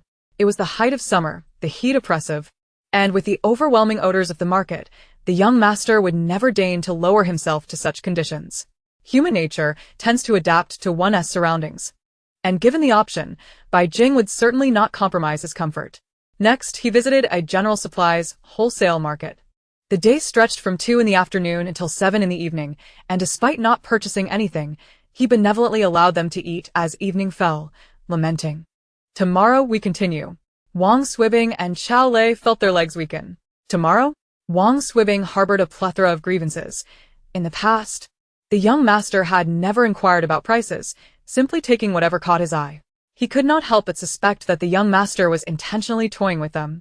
After dinner, around 8 o'clock, Bai Jing waved his hand to allow them some freedom, while he retreated to his room to immerse himself in medical books. He was unwilling to waste a single moment, adhering to a strict regimen that mandated sleep by midnight. The following day, Bai Jing planned to continue his excursions and inquired whether the two of them would join him. Xiao Lei simply shook his head, while Wang Swibing hesitated for a moment before reluctantly deciding to accompany him, understanding that as a bodyguard, his primary duty was to ensure the safety of his young master. On that day, Bai Jing did not engage in much, merely instructing Wang Swibing to drive around the county and then to the neighboring towns. It was then that Wang Swibing truly comprehended Xiao Lei's irritability from the previous day. The traffic congestion was indeed exasperating. By the 3rd day, Wang Swibing still wished to follow him, but Bai Jing felt a tinge of annoyance, a rare moment where he found his bodyguard's unwavering loyalty somewhat bothersome. Observing this, Xiao Lei pulled Wang Swibing aside, winked, and whispered, "The young master has grown. He needs his space. You should refrain from accompanying him." Wang Swibing suddenly understood, glaring at Xiao Lei, wishing he had been informed earlier to spare himself the exhaustion of the previous day. Xiao Lei blinked innocently, a mischievous smile gracing his lips. And with a knowing glance, he implied that he had mentioned it yesterday, but who would listen? Wang Swibing fell silent. Indeed, while he harbored doubts, had Xiao Lei communicated this to him the day prior, he would have dismissed it outright. For the sense of duty as a bodyguard made it impossible for him to neglect the young master. Chapter 8. Supplies. Thus, swayed by Xiao Lei's persuasion, Bai Jing was finally able to venture out on his own. He had already scouted the area the day before, identifying 7 gas stations nearby. He instructed Wang Swibing to drive, not for aimless wandering, but with purpose. With this thought in mind, Bai Jing swiftly directed the car towards the gas stations. Armed with his father's credentials, the fuel restrictions posed no hurdle for him. At each station, he purchased 10 barrels of gasoline and diesel, stowing them in the trunk before seeking out inconspicuous locations to store the supplies, before proceeding to the next station, repeating the process. Having completed the circuit of 7 gas stations, it was nearly 11 o'clock, and feeling a pang of hunger, Bai Jing pondered for a moment. Instead of opting for an expensive hotel, he drove to a street renowned for its culinary delights. Sampling various dishes, if he found them palatable. He would order 20 servings to be packed for storage, knowing that in the impending apocalypse, these delicacies would become a rare treat. He subsequently rented a large warehouse. Having money made transactions seamless. By the time he finished, it was still not yet 1 o'clock. Arriving at the machinery trading market, Bai Jing felt a wave of anxiety wash over him. His ideas were grand, yet reality was stark. How was he to utilize the generators? After a moment of deliberation, he resolved to purchase them regardless, for he lacked nothing but money at that moment. He acquired 2 units of each model of water-powered generators, alongside several solar generators. He also procured seeders, threshers, tillers, oil extractors, harvesters, and diggers. Anything that came to mind or was suggested by sales personnel, he bought 2 of each. For having experienced the desolation of a post-apocalyptic world, he now cherished the notion of being prepared for any eventuality. His storage space was ample, and he welcomed the abundance. He provided the warehouse address, and then proceeded to a wholesale market, where he bought vegetables and fruits by the truckload, along with copious amounts of pork, chicken, beef, and various seasonings, nearly depleting the shop's inventory. At the daily necessities wholesale outlet, he stocked up on shampoo, laundry detergent, towels, toothpaste, toothbrushes, cookware, toilet paper, and even over 100 boxes of underwear. He also purchased bedding, sheets, pillows, and anything else that caught his eye. Initially intending to visit nearby farms to acquire chickens, ducks, cattle, and sheep, he reconsidered. The storage space was yet to be organized, and without proper fencing. He did not wish for the animals to roam freely and disrupt the environment. However, upon this realization, he made a trip to the seed market, purchasing various grains, pasture seeds, medicinal herb seeds, vegetable seeds, and seeds for various seasonings in bulk. Bai Jing acknowledged his laziness. He had no time to feed livestock daily. Since they consumed grass, he planned to allocate 2 acres for planting some forage and vegetables, allowing the animals to grow naturally. He believed that the plants in his storage would mature faster than those outside, and once consumed, they would regrow in no time. He thought that 2 acres should suffice for the animals to thrive and roam freely. Bai Jing felt fortunate that his storage possessed an automatic purification feature, as trash would vanish within a day. Otherwise, raising these animals could become quite burdensome due to the mess and odor. However, the prospect of keeping animals necessitated thinking about fencing, as well as digging ponds for fish, shrimp, and crabs. Bai Jing furrowed his brow, suddenly realizing that the tasks ahead of him were numerous. Glancing at the time, he surmised that the items he purchased should soon arrive at the warehouse. Convinced that there was ample time ahead, he did not linger. Xinquan County was merely the first stop, en route to Huangshan. He planned to linger in various towns for several days. Most importantly, a glimmer of hope flickered in Bai Jing's eyes. He longed to visit City N, the birthplace of Xiao Sa. Regardless of whether he would encounter him, he viewed it as a form of nostalgia, regretting his past indifference toward Xiao Sa. Arriving at the warehouse, he found that the machinery had already been delivered. Several delivery personnel awaited at the entrance, engaged in conversation while fanning themselves with their hats, occasionally casting anxious glances around. Each was drenched in sweat, their shirts clinging to their backs. Bai Jing exited the vehicle, offering an apologetic smile as he opened the warehouse door, inviting them to bring the items inside. Shortly thereafter, vegetables, fruits, various meats, seasonings, daily necessities, and seeds were also delivered. Once they departed, Bai Jing stored all the items in the space, gazing at the small corner within. A genuine smile spread across his face. His goal was to fill every inch of that area. Subsequently, he returned to the food street, continuing the cycle of sampling and packing his meals.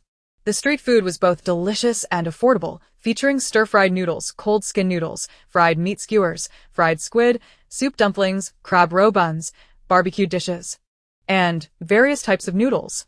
He deemed it necessary to purchase more, for even though he was financially comfortable now, he would not indulge excessively in restaurant takeout. In the face of an impending apocalypse, simply filling one's belly was a luxury. The price of one meal at a restaurant could sustain him for over 10 days here.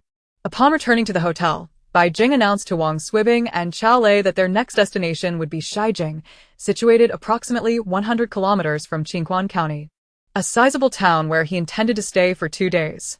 Shijing County? Wang Swibing and Qiao Lei exchanged puzzled glances, uncertain of the young master's intentions. Bai Jing paid them no mind, retreating to his room.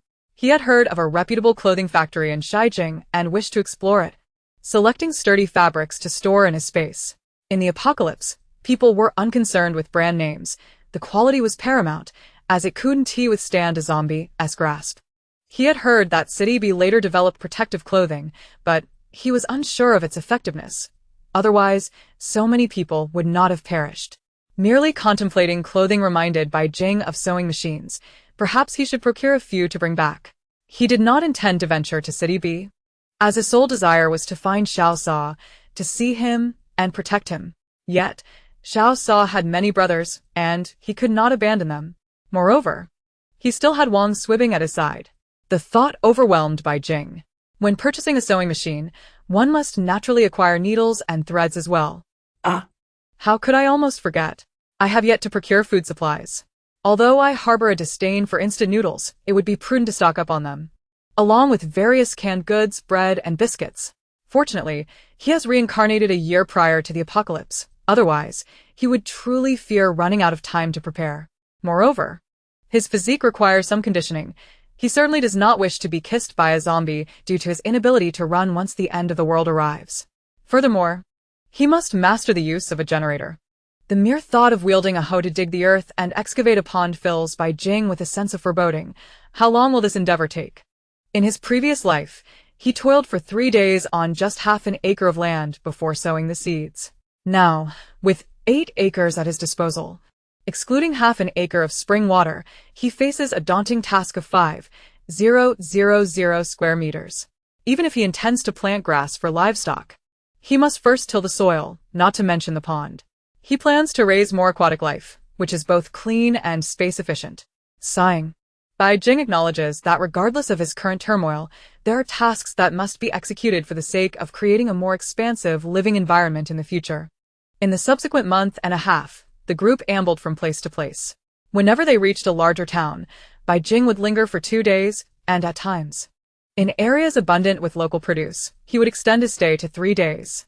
Wang Swibing and Xiao Lei have now become accustomed to their young master's routine. Each morning, he would rise early to visit the hotel gym, and after an hour, he would forego breakfast and set out in his car, returning before 8 p.m., a nearly daily occurrence. Initially, the pair found his behavior peculiar, and Wang Swibing, unable to quell his concern, insisted on trailing Xiao Lei to observe. However, it was not long before Bai Jing caught them in the act, leading to their unfortunate conscription into his errands. Bai Jing continued to do nothing but wander around the county and surrounding townships, casually inquiring about prices, making them scurry about under the sun without purchasing anything, only to return at the appointed time. The next day, Wang Swibing remained undeterred, chiding Xiao Lei for being too careless, which allowed their young master to discover their presence. This time, they resolved to be more cautious, leaving no trace. Initially reluctant, Xiao Lei was ultimately compelled by Wang Swibing's insistence, and out of curiosity about how their master had discerned their presence, he acquiesced, trusting in his own abilities. The results were predictable: another day of futile exertion, during which their master exerted even more pressure on them, not only demanding they inquire about prices, but also forcing them into labor. At one location, they were tasked with purchasing various items. Anything lightweight was deemed unnecessary by Bai Jing. Afterward, they were made to carry the burdensome packages around, and upon finally returning to the car to set the items down and rest, they were immediately dispatched to the next destination, where the same tactics were employed. Though rudimentary, these methods proved remarkably effective, leaving them utterly exhausted. On the 3rd day, Xiao Lei resolutely refused to participate, while Wang Swibing remained spirited, determined to defy the odds. Xiao Lei thought to himself, "Let him go, while I conserve my energy to comfort him upon his return." That day, Wang Swibing set out with confidence, only to return dejected. By the 4th day, he no longer mentioned the idea of trailing their master, fearing not the consequences of being caught, but rather the endless torment of Bai Jing's antics. On the 5th day, they ventured to the next town, and their young master's early departures and late returns became routine. As long as no unexpected events occurred, they were content to turn a blind eye, unexpectedly discovering that these days were rather relaxed and pleasant, akin to a leisurely trip. Bai Jing pursued his interests while they engaged in their own activities, each unimpeded. Bai Jing found their behavior amusing, immediately suspecting it was Wang Swibing's idea. However, he could not muster any anger, opting instead to devise ways to make them abandon their pursuit. If they truly wished to follow him, what a laughable endeavor it would be. While he might not be a pure psychic, detecting two sneaky individuals was hardly a challenge. Chapter 9. H City. Amidst their meandering, they arrived at the first large intermediate city, H City, renowned for its tourist attractions and several famous food factories nearby. Bai Jing intended to linger here for several days. Although he had purchased numerous items along the way, occupying less than 300 square meters of space, he felt a mix of joy and frustration. He was pleased with the ample space available for storage, but disheartened at the thought of how long it would take to fill such a vast area. Storage space differs from farming space. It can be stacked and is calculated based on the volume of items. With 8 acres of storage space towering 20 meters high, Bai Jing mused that, should he fill it entirely, he could sustain himself for a lifetime without ever farming. However, that was merely a thought. It is always prudent to be prepared. Deep down, he harbored a faint hope that the apocalypse would conclude swiftly. Thus, even if much of what he purchased would go unused, he remained steadfast in his desire to acquire it. Yet, could the apocalypse truly come to an end? Bai Jing's uncertainty lingered. In his previous life, although he had spent a portion of time in a research facility, he could glean from the researchers' attitudes just how dire the situation had become, faced with increasingly formidable hordes of zombies, monsters, and mutated flora and fauna. Did humanity truly possess any space left for survival? Young master, we've arrived. Qiao Lei's voice interrupted his thoughts. Bai Jing chuckled at himself, reflecting on what he had been pondering. After all, he lived a life that was salvaged. He had struggled and striven, yet if death awaited him, he would at least be fortunate to depart alongside Xiao Sa. He thought he should consider himself blessed, as Xiao Sa would undoubtedly not accompany him to the space for just the two of them. When the time came, he would simply embrace death, a notion that he found indifferent. However, to give up before even exerting himself was out of the question. Even if there was but a sliver of hope, he would fight with all his might to survive alongside Xiao Sa. You two go check into a hotel. I'll wander about for a bit. With that thought, Bai Jing wasted no time, ushering the two out of the car and heading directly to the building materials market. It was imperative to purchase fencing promptly. Previously, he had encountered several sellers in small towns, but none had met his standards. Their styles were unappealing and poorly constructed. Ordering would take over a week. At minimum 5 days. Since he planned to stay in H City for several days, he intended to visit the building materials market early. If necessary, he could still place an order in time. Wang Swibing and Qiao Lei found no cause for concern. After all, H City was a renowned tourist destination. Qiao Lei began to strategize about where they could explore. Wang Swibing, however, felt a twinge of anxiety regarding their young master's rapid transformation.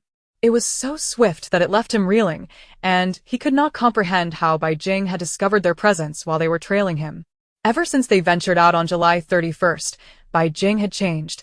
There was a cold detachment in his gaze, an indifferent observation of the world around him. This was no mere act. Witnessing such a transformation in their young master evoked in him a sense of foreboding, as if he were watching an elderly man nearing the end of his days. Wang Swibing truly could not fathom what significant event could have prompted such a drastic change in someone who had previously been a spoiled, willful young master, blissfully unaware of life's burdens. Moreover, Wang Swibing sensed a peculiar difference in how Bai Jing treated him. He questioned whether he had done anything particularly noteworthy to warrant such attention. Could it be that Bai Jing had recognized his good character and handsome appearance, leading to this newfound regard? Wang Swibing gently patted his cheek, unable to restrain a scornful remark towards himself. A faint blush graced his face, as he couldn't help but recall the image of the young master after his bath that day. Truly a sight that could tempt the most steadfast of hearts, bordering on the criminal. Yet, the young master was decidedly heterosexual, of that he was acutely aware. Qiao Lei, with a darkened countenance, observed the myriad expressions flitting across Wang's face, now imbued with a hint of springtime warmth, his eyes beginning to shimmer with an unusual glint, betraying an alluring charm that was both enchanting and perilous, accompanied by a voice that held a magnetic allure. "What are you thinking about, And nothing," Wang Swibing stammered. On the verge of tears, he truly had not been contemplating anything untoward. Aesthetic appreciation is a universal trait. After all, he merely wished to admire. Humph. Xiao Lei's eyes narrowed with a teasing glimmer as he cast a sidelong glance at Wang before turning to stride towards the hotel front desk. Leaving behind a whispered command, "Get a room." Wang Swibing hastily followed, his expression fluctuating between confusion and apprehension. What did that imply? Bai Jing first rented a warehouse, and then made his way to the building materials market. Overwhelmed by the dizzying array of construction materials, he couldn't help but lament internally how wonderful it would be if a space could accommodate a house. He would ensure it was warm and inviting, a true sanctuary that felt like home. "Good day, sir. How may I assist you?" The salesperson, recognizing Bai Jing's refined attire, treated him with utmost respect despite his youthful appearance. Bai Jing shook his head, his eyes filled with longing. He could only gaze at the materials, unable to utilize them. Even if he were to encounter Xiao Sa in the future, the latter would not be constructing houses. Moreover, the nature of his space demanded secrecy. He could not enlist others for assistance. After the apocalypse began and life resumed, inconspicuous items could be managed, but to publicly showcase these materials would undoubtedly attract attention. He understood the peril of having something precious in a world that could turn hostile, having experienced it in his previous life. Noticing Bai Jing's reluctance, the salesperson continued to persuade him. "Is there something holding you back, sir? This is the largest building materials market in H City. We can offer you some suggestions, and we also provide renovation services and can assist with designing your preferred style. Feel free to browse at your leisure." "I want a house," Bai Jing stated flatly. The salesperson was momentarily taken aback, bewildered. Did he not already own a house? He smiled and inquired, "Could you elaborate a bit more?" "We will do our utmost to meet your requirements." With nothing pressing to occupy him, Bai Jing thought it prudent to explain further since he was already at the market, and the fencing could wait. He harbored a glimmer of hope and elaborated, "I desire a realistic, tangible house. No need for foundation, but it must be sturdy and durable. Habitable, with complete plumbing and electrical systems. The interior should be comfortable, featuring a living room, bedroom, bathroom, and kitchen. In essence, a small two-story villa." As he articulated his wishes, he felt they might be a tad extravagant, adding, "If that's not feasible, a two-bedroom, one living room arrangement would suffice." The salesperson's jaw dropped. Who was this person? Had he lost his senses? Was he simply overflowing with wealth? Nevertheless, the customer is king. And Bai Jing's request stirred something within him. The materials required for such an endeavor would be considerable, potentially enough to sustain him for an entire year. Solutions are born from human ingenuity, after all. "Sir, could you please hold on for a moment? I will fetch the manager," the salesperson said. Bai Jing nodded, taken aback by the prospect of genuine progress. Before long, the manager arrived, a man in his 40s, slightly portly, with a prominent beer belly that accentuated his middle-aged demeanor. His eyes sparkled with cunning, and his demeanor exuded the charm of a seasoned negotiator. "Is it true that you wish to build a physical house?" he inquired, eyeing Bai Jing with a calculated gaze. The salesperson nodded, and after a moment's contemplation, the manager hesitated before stating, "However, the price, it is not trivial." Bai Jing raised an eyebrow, regarding him coolly. "The price is negotiable. As long as the house meets my expectations, I am willing to invest whatever it takes. A true home, a sanctuary of my own. How could I not yearn for that? The thought of having such a refuge after the apocalypse is a dream worth pursuing. Therefore, if you can construct it, I will not shy away from any cost. After all, a genuine villa is worth every penny. Please, let us discuss this further in my office." The manager's eyes glimmered with interest as he invited Bai Jing to follow him. Bai Jing acquiesced, trailing behind him. Once inside the office, he casually sank into the sofa, exuding an air of relaxed elegance. The manager's demeanor softened further, smiling as he asked, "Where do you intend to build this house? What style do you prefer? Do you have any specific requirements for the interior, such as lighting or kitchen appliances? Please share your needs with me, and we shall strive to accommodate them." Bai Jing furrowed his brow in thought. He had momentarily forgotten the crucial detail of location. A structure of such magnitude couldn't simply vanish into thin air. "Is there a problem, sir? Perhaps I can assist you in finding a solution," the manager inquired. Noticing Bai Jing's contemplation, after a moment's reflection, Bai Jing carefully organized his thoughts. I have only recently arrived in H City and am not familiar with the area. I wonder if there are any abandoned factories or large empty warehouses where we could construct the house. I could return to retrieve it later. Upon hearing this, the manager's skepticism surfaced. How could someone so new to H City be contemplating building a house? Did he truly expect to invest such a sum in a location like that? How would he transport it later? Would he send a helicopter? While the manager pondered, Bai Jing remained unfazed. Building the house would take months. He could rent the warehouse or factory for a year. Once the apocalypse erupted, who would care about the house's disappearance? With this man, he intended to weave truth with a hint of deception. After all, he could always claim he would send a helicopter for the transport. Interestingly, their thoughts were surprisingly aligned. After a moment, the manager replied, "There is indeed a large warehouse nearby. It used to be a food factory, known for its yogurt. The factory has since relocated, leaving the old site vacant. Given its somewhat remote location and ample space, it has been repurposed as a warehouse.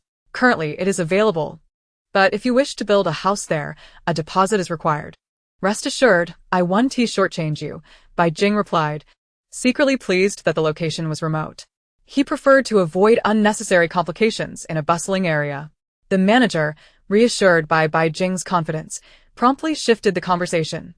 "Now, let us discuss your requirements." Since Bai Jing had opened the door, he wasted no time outlining his specifications. A quaint two-story duplex with a spacious living room and ample natural light, large floor-to-ceiling windows, and a generous bathroom. He specified the materials for windows, flooring, and ceiling decor, as well as the layout for the study, bedroom, and living room. After Bai Jing had spoken at length, the house's design was tentatively settled. They exchanged contact information, and several hours had passed by the time Bai Jing cheerfully paid a deposit of 2 million yuan directly from his card. Only after completing the transaction did he recall he still needed to purchase fencing, prompting him to ask, "Where can I buy some fencing nearby?" This was the first time the manager had encountered such a straightforward customer. After finalizing the deal, Bai Jing had merely mentioned his general requirements and left the rest to the manager's discretion. A rarity indeed. With a smile, the manager replied, "Sir, are you looking to buy fencing? Nearby, if you find it troublesome, we can assist you in placing an order. What material do you prefer? Sturdy will suffice, ideally steel." "This can certainly be arranged. May I inquire when you require it?" "The sooner, the better. Today would be preferable." With that, the person in charge summoned a salesperson, whispered a few words into his ear, and then turned to Bai Jing with a smile, saying, "Sir, since your need is urgent, would you like to go and inspect the goods now?" Bai Jing nodded in agreement, and indeed, it would be best this way. H City truly deserves its reputation as a major city of the nation. Upon arriving at the fencing vendor, Bai Jing immediately set his sights on a protective fence made entirely of steel, standing approximately 1.4 meters tall. The warehouse had plenty of stock available, having originally been ordered by a club that, after more than 2 months, had yet to collect it. Given Bai Jing's urgent need, they decided to let him have it first. Bai Jing generously paid for the fence and arranged for it to be delivered to the warehouse. Today had proven quite fruitful. With the fence in place, he could begin raising some animals. He planned to transform the space into a veritable paradise, and there was no rush to start farming, as his provisions would sustain him for a while. Moreover, when his abilities upgraded, the land would expand. Currently, the 8 acres felt rather insufficient. In the following days, during the evenings, Bai Jing neglected his medical texts and instead focused his mental energy to carve out 2 acres of land within his space, dividing it into 6 sections for the installation of the fence. He had long envisioned a space where not only chickens, ducks, cows, and sheep would thrive, but also pigs, dairy cows, and sheep, which could coexist with goats. The wool from these sheep would be warm. After the apocalypse, all animals either mutated or turned into zombies, making the prospect of fine wool scarce. Additionally, he wished to provide some nourishment for Xiao Sa with the dairy cows, as raising them would require little effort. He believed it prudent to prepare in advance. During the day, he drove around, initially visiting various food factories to purchase a sufficient supply of provisions, before heading to the electronics market to acquire a washing machine, refrigerator, electric heater, dishwasher, rice cooker, and induction stove. After some consideration, he also visited a winery and a tobacco factory, Although he had little affinity for alcohol or cigarettes, he recalled how rare such luxuries would be in the post-apocalyptic world, and they remained top choices for gifts. Due to the distance, his errands consumed 2 days, and upon returning, he was subjected to a thorough interrogation by Wang Swibing. Bai Jing naturally paid him no mind, leaving Wang Swibing fuming, though it seemed he had grown accustomed to it. Chapter 10. An Unexpected Turn. Time passed swiftly. After a week, Bai Jing finally completed the fencing. Gazing upon the neatly arranged area, an indescribable sense of satisfaction welled up within him. Subsequently, he acquired a diesel generator and a switch cabinet. Unfortunately, the water generator was too troublesome, as he could only observe its operations without understanding its mechanisms. In truth, he was equally unfamiliar with the diesel generator, but fortunately, installation personnel delivered it and provided step-by-step guidance. Most importantly, he only needed to supply diesel for the installation team to complete their work.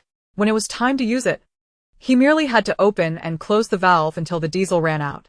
With the generator in place, Bai Jing procured a set of electrical wires. After organizing everything within his space, he tinkered for a while before taking out a tiller. In under 2 hours, he had turned over the 2 acres of land enclosed by the fence, not counting the time lost as a novice. Observing the fruits of his labor, Bai Jing could not help but marvel at the advantages of modern technology. He recalled the arduousness of his previous life when digging the earth. Such memories were indeed hard to revisit. Yet, back then, necessity had driven him. The potential of humanity is truly boundless. Once the soil was turned, Bai Jing scattered pasture seeds and planted various vegetables, bean sprouts, and sweet potatoes. When they sprouted, he could begin raising animals. Although it was still early, he relished the thought of his space bustling with activity, gradually fulfilling his vision until it transformed into the paradise of his dreams. After completing his tasks, he withdrew his mental energy, feeling a pleasant emptiness in his mind. Unlike before, he did not experience dizziness or fatigue. In fact, he found he had spent even longer in the space this time. Progress was encouraging, and Bai Jing smiled contentedly. Mastery of mental energy could not be achieved overnight. He only hoped that before the apocalypse struck, his abilities would ascend to the first level, allowing him to utilize skills and thus providing an additional layer of security in his life. However, before he could bask in his satisfaction for long, a phone call shattered his good mood. The school term was fast approaching, and seeing that he had yet to return, Chinma had panicked and reported to his father. Since their trip, he had only spoken to his father twice. Although the conversations were brief, his father was perpetually busy. Despite his father's care during those calls, they typically only amounted to 3 or 5 conversations a month. Thus, it was hardly surprising that his childhood lack of affection had led him to rely so heavily on Chinma. In recent days, he had not answered any of Chinma's calls, leaving Wang Swibing to take on that role. It was likely that Chinma harbored a considerable grudge against Wang Swibing by now, but one could understand the sentiments of a heartbroken individual. Talking to his father felt desolate and indifferent, instilling a sense of the impermanence of life. It left his heart feeling cold. Yet he could not refuse his father's concern, as he knew that at this moment, his father genuinely loved him. Conversely, conversing with Chinma disgusted him. He felt no inclination to engage in her incessant chatter. In his previous life, he had been foolish not to realize this sooner. Now, Every word she uttered felt laden with ulterior motives, as if cloaked in subtle insinuations. Had he not once followed her lead? After hanging up, Bai Jing's lips curled into a sardonic smile. His father truly loved him when he expressed a desire not to attend school this year. His father suggested he could enroll next year. When he stated he did not wish to return home, his father inquired if he had enough money. When he expressed a wish to visit B City to see him, his father fell silent for a moment and replied, that's not possible. I'm quite busy at this time with a meeting in X province. If you come, I may not be around. How about you wait until I finish, and then come visit?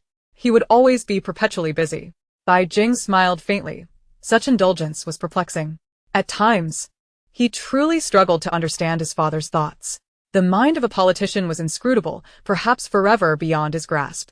His father cherished him, loved him, and was unwaveringly compliant, as if he were simply nurturing an object of affection, much like the teacup dog he had once owned.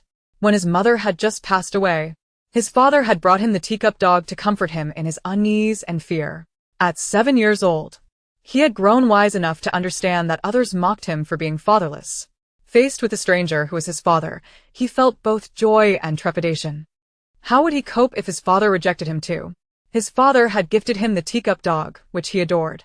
Small and adorable, it brought light into his unfamiliar surroundings. He lavished love and care upon it, fulfilling its every need. Yet, when new friends entered his life, he had proudly taken the teacup dog out in the cold winter, only to return home to find it ill, never to rise again. He mourned deeply for a long time, even severing ties with those new friends, yet he never considered himself at fault for bringing the dog out to play. He had known how delicate teacup dogs were, had he not? Yet he remained unrepentant. He mused that perhaps his father viewed him as merely a cherished possession.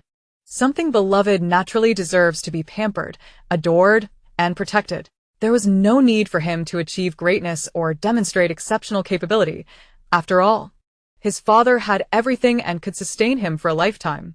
Had it not been for the impending apocalypse, if he had merely been his father's obedient son, perhaps he truly would have been cherished for a lifetime.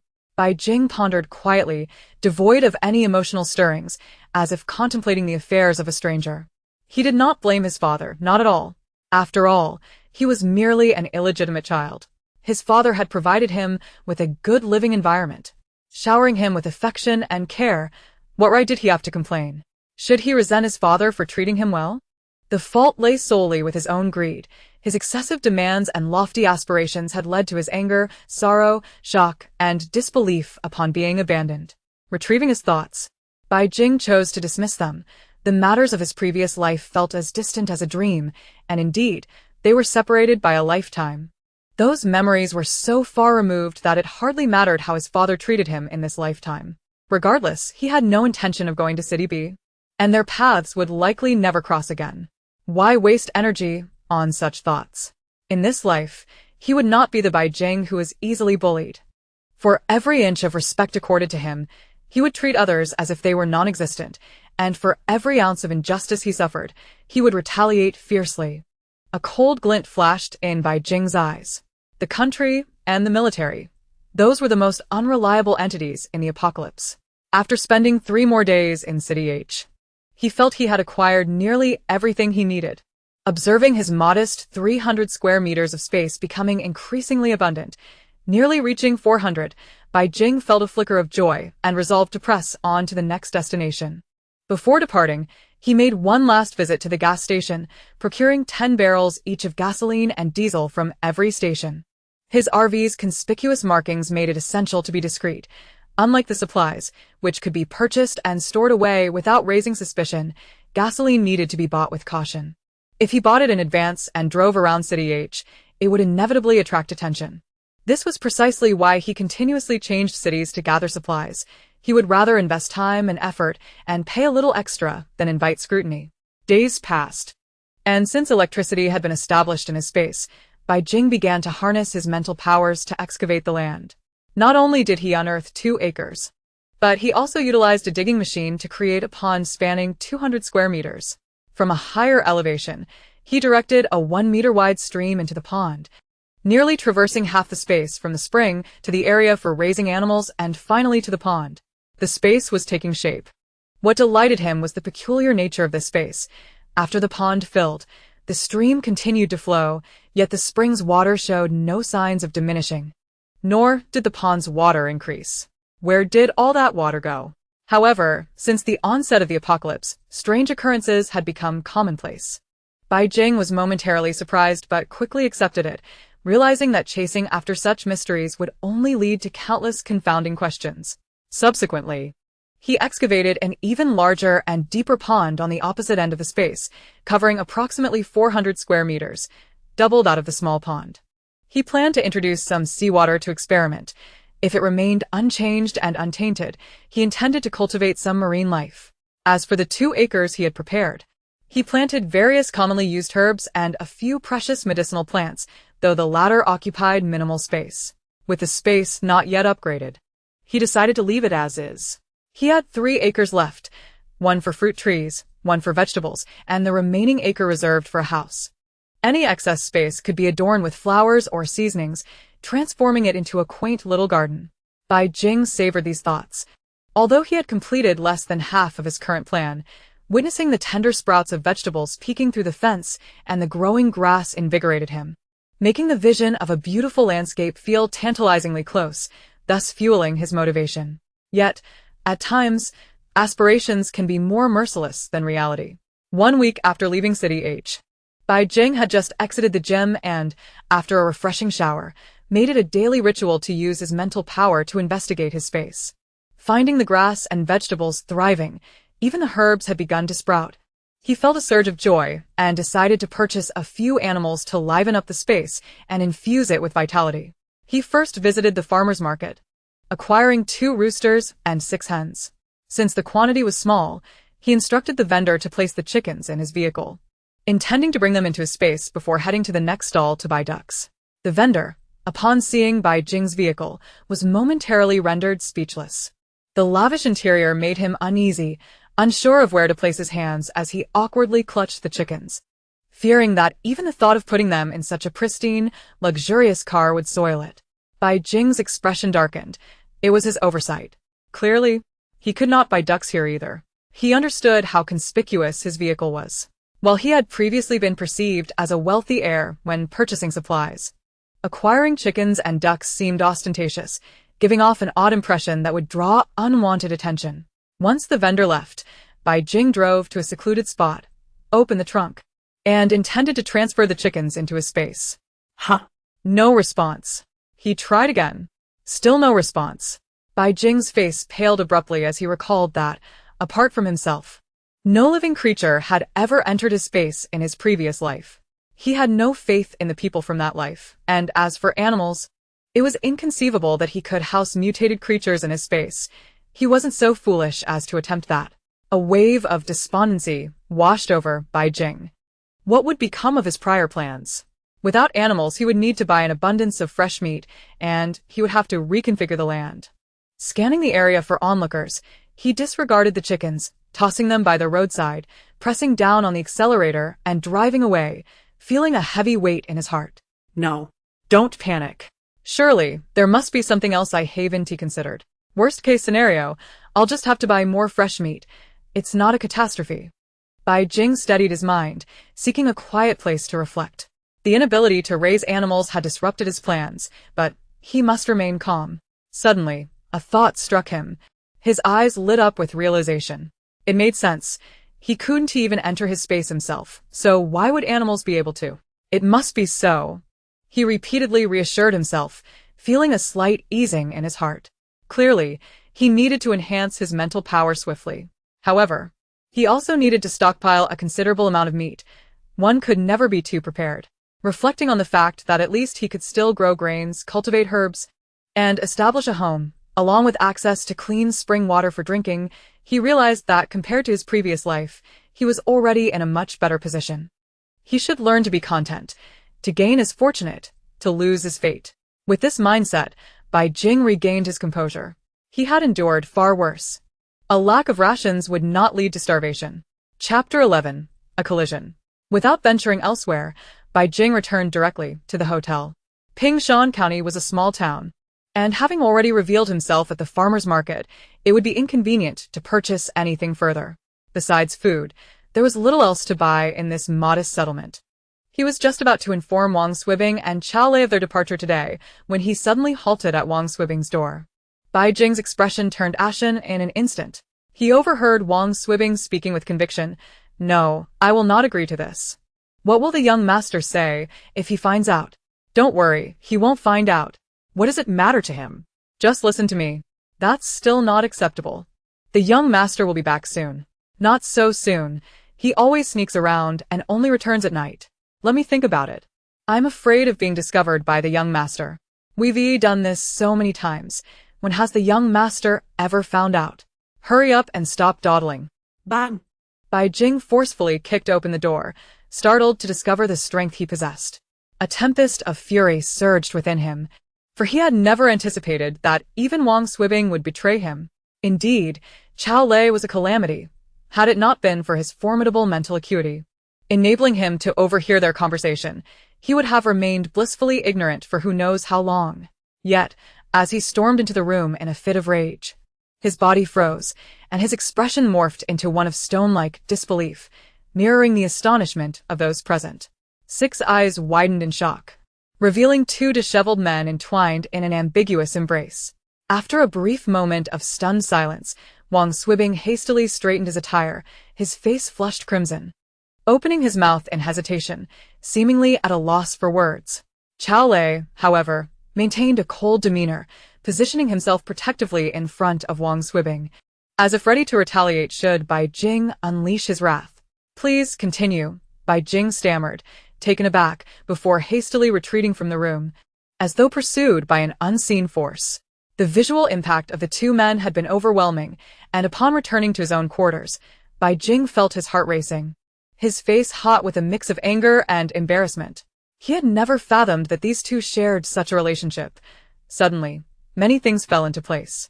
No wonder he had never encountered Wang Swibing's lover. Indeed, this lover was not her but him. It was no surprise that in his past life, Wang Swibing had been left to fend for himself against the zombies, while Xiao Lei had presumably rushed off to seek his beloved.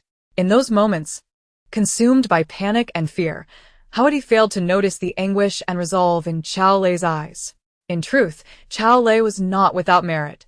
At least he had ensured Bai Jing's safety before departing. How absurd it was that Bai Jing had only harbored grievances at that time. Xiao Lei's abrupt departure must have been driven by a sense of fatalistic determination. After all, given Xiao Lei's capabilities, it was inconceivable that he could remain inconspicuous in the apocalypse. If memory served, Xiao Lei had seemingly developed fire-based abilities by then. Bai Jing had likely loathed himself, for if not for his entanglement with Zhu Ting, Wang Swibing would not have been injured by the zombies. Yet, even in self-loathing, he had obeyed his lover's instructions to retreat. The lovers who shared life and death together. In a world ravaged by chaos, to die alongside a beloved one was, in some ways, a form of happiness. He had once had someone like that by his side, only to have lost him. A twinge of envy stirred within Bai Jing, intensifying his longing for Xiao Sa. How foolish he had been in his previous life, unable to discern the difference between those who cared for him and those who did not. Not only had he misinterpreted Xiao Sa's good intentions as treachery, but he had also failed to recognize such an obvious pair of lovers. Today, he had made a grand spectacle of himself. Why had he barged in without a second thought? Bai Jing harbored some grievances. After all, their conversation had been rife with misunderstandings, sounding as if they were hiding something nefarious from him. Though it was indeed a matter requiring discretion, he had fortuitously returned early and overheard their dialogue. How could he not overthink it? Before long, a knock echoed from outside the room. Bai Jing glanced at his reflection in the mirror, relieved to see his face had regained some color, and he composed himself before opening the door. Wang Swibing and Xiao Lei stood on the threshold, and after a fleeting glance at them, Bai Jing turned and walked back into the room as if nothing had transpired. Once inside, Wang Swibing remained silent on the sofa, and Xiao Lei followed suit, enveloped in his companion's silence. Bai Jing's patience waned. Why were they still quiet? What was so extraordinary about being gay? He realized, to his surprise, that he too might be inclined that way. "Did you break the door?" he asked nonchalantly, observing their silence. Wang Swibing nodded quickly, his dim gaze suddenly brightening with a flicker of hope. Xiao Lei, however, continued to stare intently at Wang Swibing, his focus unwavering, as though the world around him had faded away. He exuded a sharpness and intensity that contrasted sharply with his usual demeanor, his dark eyes betraying a hint of emotion, an almost possessive tenderness directed solely at Wang Swibing. "Oh," Bai Jing exclaimed, finding his perception of Xiao Lei had shifted significantly. He couldn't help but wonder, had Xiao Sa ever looked at him in such a manner? Perhaps not. Bai Jing chuckled at his own naivete. He realized he had been utterly oblivious to Xiao Sa's feelings. In the past, he had been too preoccupied to notice even the minutiae of Xiao Sa's character. Recalling his earlier intent to seek them out, Bai Jing said casually, "Pack your things. We're heading to N City today. Just to have a look. Then we'll proceed to Huangshan. Enhancing our mental fortitude is imperative. We can gather supplies later. After all, We've already procured the bulk of our necessities. What remains are merely food, essentials, and weapons. As for the weapons, I've already formulated a plan. I'll leverage my father's influence and discreetly acquire a batch of firearms when we return to D-City. Don't you have any questions? Wang Swibing could no longer contain himself. Qiao Lei immediately tensed, his gaze fixed on Bai Jing. His calm demeanor barely concealing the predatory intensity of a beast poised to strike. What do you want me to ask? Bai Jing rolled his eyes, coldly replying. He resolved that, despite his newfound perspective on Qiao Lei, he would continue to maintain an air of disdain. Could he really be expected to overlook Wang Swibing's feelings? Wang Swibing sat rigidly, anxiety gnawing at him as cold sweat trickled from his palms, terrified of what Bai Jing might say next. You too? Is it just that you're gay? Do you expect me to applaud you? Bai Jing cast a scornful glance at them, defiantly raising his chin. The haughty demeanor elicited a stammer from Wang Swibing, who, amidst his sadness, could not help but feel a pang of disappointment. No, that is not what I meant.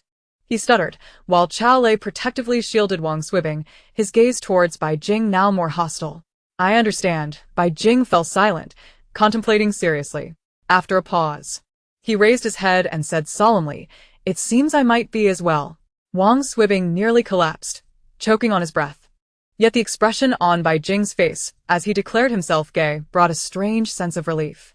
In truth, he had grown quite fond of this young master. Despite his capriciousness, his occasional petulance, and his tendency to act high-handedly. Yes, he could be difficult, but ultimately, the young master was genuinely good-natured. However, Bai Jing's multitude of flaws made one wonder if there were any redeeming qualities left. Most importantly, Wang Swibing realized he genuinely cherished his role as a bodyguard, easy, low pressure, lucrative, and relatively devoid of responsibilities. It was a rare opportunity for a laid-back existence without the constant threat of danger. Such a job was hard to come by. And he had hoped to save enough alongside Qiao Lei for a comfortable retirement. If Bai Jing were to discover this line of thought, he would undoubtedly be infuriated. Young master, you mustn't speak so recklessly. This path is fraught with difficulties. Please, do not entangle yourself, Wang Swibing warned, his brow furrowed. No one understood the pains of being gay better than he did. He remembered distinctly that the young master had always favored women. Was his recent outing a sign that he had developed an interest in men, leading him to retreat from his studies? No wonder he had undergone such a transformation. Wang Swibing's mind raced with these thoughts. Moreover, he was loath to witness the young master repeat his own mistakes. He and Qiao Lei had endured considerable hardships. The gay community was rife with chaos. He was acutely aware of the tragic fates that befell many, succumbing to societal pressures, losing their reputations, or finding themselves lost and desolate, engaging in reckless promiscuity as a means of escape. He fervently wished to protect the young master from such a fate. Do not overthink it. Qiao Lei grasped his hand, his gaze laced with disdain, as if to imply, does the young master's identity warrant their concern? In an instant, Qiao Lei seemed to revert to his former shameless, roguish self. And you say it's not boasting? Bai Jing inwardly scoffed, resolving that once he found Xiao Sa, he would ensure they felt a tinge of envy. What am I thinking? Bai Jing suddenly snapped back to reality. Feeling a wave of frustration, could it be that being gay is truly contagious? He had sworn long ago that if he encountered Xiao Sa, he would treat him well, remain by his side, protect him, and support him.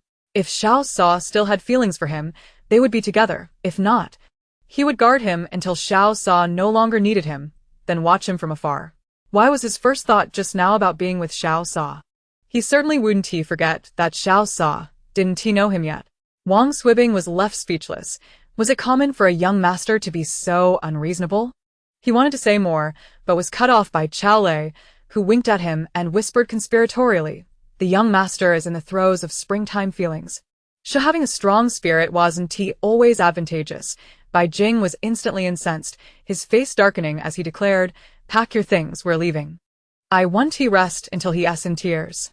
Wang Swibing felt the tension rise and hurried to keep pace. Qiao Lei rubbed his nose. Perplexed, could it be that the young master actually overheard them? Did he possess some sort of supernatural hearing? Qiao Lei was utterly baffled. He had just tested the acoustics of the hotel, which, while not 5-star, had decent soundproofing. He couldn't fathom how their conversation had reached the young master, who had burst in as if the door were made of paper. Chapter 12, Xiao Sa. They traveled at high speed, and within 2 days and 1 night, the trio arrived in N City. Xiao Lei had expected the young master to retaliate, to find some way to torment him. Yet there was no sign of any such antics. Just as he began to breathe a sigh of relief, as soon as they settled into the hotel, Bai Jing didn't even spare him a glance, commanding Wang Swibing, "You come with me." Xiao Lei's mouth fell open in shock, his expression one of utter bewilderment. "What about me?" You? Bai Jing smirked, a cold smile gracing his lips. "You'll be on guard." Xiao Lei was momentarily silenced. After all, they were in a hotel. He finally understood why the young master had been so quiet on the way here. He had been awaiting this very moment. He retorted with a serious tone, "No, I must accompany you.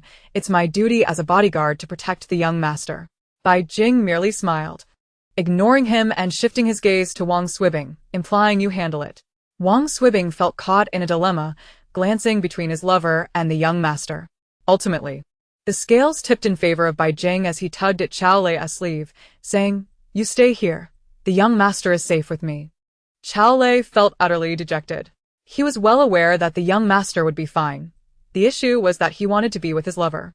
He shot a resentful glare at Bai Jing, who had transformed from a spoiled brat into a villain intent on separating lovers.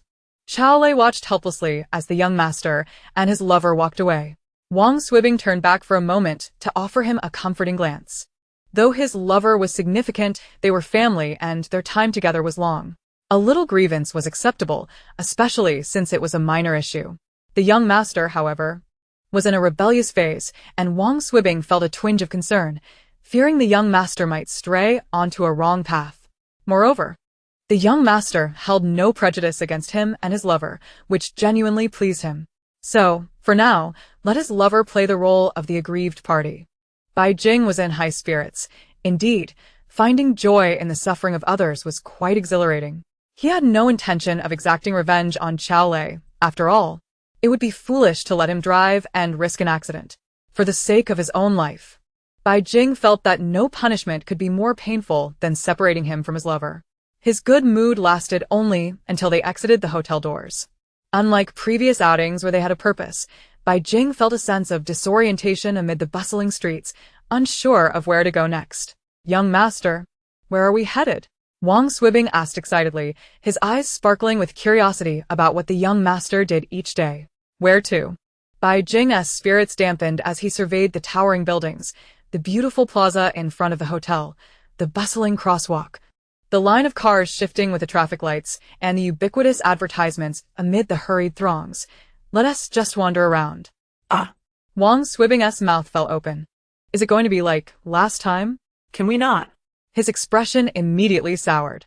Bai Jing paid him no mind as he aimlessly chose a lively street to traverse. "Not driving?" Wang Swibing felt a surge of joy and hurried to catch up. Bai Jing shook his head. "I just want to walk around." He wished to see the places where Xiao Sa had grown up. In the vast sea of humanity, he did not dare hope to find a single person. Besides, Xiao Sa was so guarded. Even if he found him, what would it matter? Moreover, there were many tasks left unfinished, and regardless of who that person might be, how could he confide in an outsider? If he were to proclaim that the world would end next year, surely everyone would think he had lost his sanity. Wang Swibing noticed Bai Jing's somber mood and opted to remain silent, dutifully following behind, fulfilling his role as a bodyguard. He observed the indifferent youth ahead, who seemed so aloof and isolated from the world, and for a fleeting moment, Wang Swibing almost believed the young master would simply drift away with the wind. A pang of sympathy welled up within him. He had been by the young master's side for just 2 years and had learned a bit about his family background. It appeared that he was showered with affection, yet in reality, he saw his father only once a year. Aside from their bodyguards and servants, he was left with an empty mansion, suggesting that the young master was quite lonely. Thus, he acted out, boasted, and reveled in being the center of attention. For only in this way could he stave off the deeper solitude. Bai Jing absent-mindedly took in the sights, unaware that, as he admired the scenery, he had become a spectacle for others as well. On the second floor of the Blue Sky commercial building, in a luxurious private room of a cafe, sat a commanding figure whose very presence exuded an aura of coldness. His almost sculpted features were near perfection, with thin lips pressed into a harsh line. And his gaze was fixed intently outside, his icy eyes glimmering with a predatory glint. "Yo, Sa go. Have your sights set on someone? Need me to help you snag them?" teased a refined-looking man seated opposite him, following his gaze. Wow. "What a catch. Not still pining for your savior, are you?" Xiao Sa withdrew his gaze, casting a fleeting glance at him. "What is the status over there?" The man grimaced, finding the conversation dull, but switched to serious business, his expression darkening with anger. "That bastard, Xiao Hong, has been trying to sway a few of the older brothers while you're away. Zhou Ji and I have exhausted all our options, aside from Chen Lao, who is hesitant. The rest are all unwilling. Damn it. Have they forgotten who helped them make money in the past? And Wang Qing?" Xiao Sa asked coolly, his eyes devoid of any discernible emotion. "Him? He has been avoiding us, lost in his little paradise, indulging in 3 ways without a care in the world," Han Yan scoffed, his refined features becoming unexpectedly crude as he spoke. Xiao Sa frowned, feeling a sense of helplessness regarding the matter. Han Yan's father had died early, and his mother had run off with someone else. Seeing Han Yan's plight, the old man had taken him in as a companion. By that time, Han Yan was already 9 years old, and his habits had long been formed. Though he had changed his demeanor over the years, his tongue remained unrestrained. "Let us head to the paradise tonight." Xiao Sa spoke with a stoic expression, his piercing and resolute gaze akin to the scythe wielded by the Grim Reaper, evoking an involuntary shiver in those who met his eyes. "This is unacceptable," Han Yan suddenly exclaimed, leaping to his feet, seemingly unfazed by Xiao Sa's chilling stare, for he had long grown accustomed to it. At that moment, a man entered through the doorway and, upon overhearing their conversation, disapproved, stating, "No. You are currently being pursued by the police, and various factions are searching for you. The gentle retreat is not safe." "I am perfectly fine," Xiao Sa replied in a tone that was unyieldingly calm, yet undeniably authoritative. Observing that they appeared to have more to say, he issued a direct command. "Make the arrangements. I wish to meet with Wang Qing. And city is not solely under Xiao Hong's influence. Since Wang Qing dares to betray me, he must also possess the courage to face the consequences. I have long been prepared for this outcome since I sought to clear my name." Zhou Ji felt a sense of helplessness and turned to the man who had just entered. He pondered that the old adage rings true: the most perilous places are often the safest.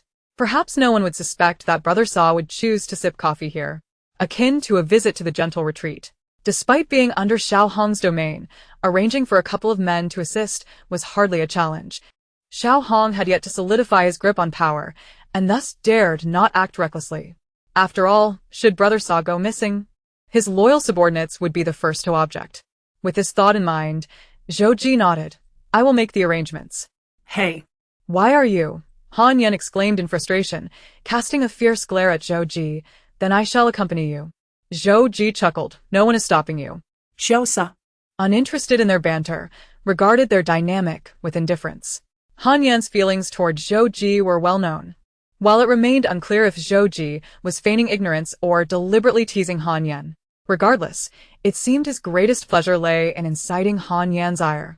At that moment, Xiao Sa turned his gaze to the window, where the figure of the youth had already vanished, a tinge of regret stirring within him. Yet he dismissed it, after all. It was merely a fleeting encounter, and he had far more pressing matters at hand. Bai Jing wandered aimlessly, as if compelled to explore every street and alley.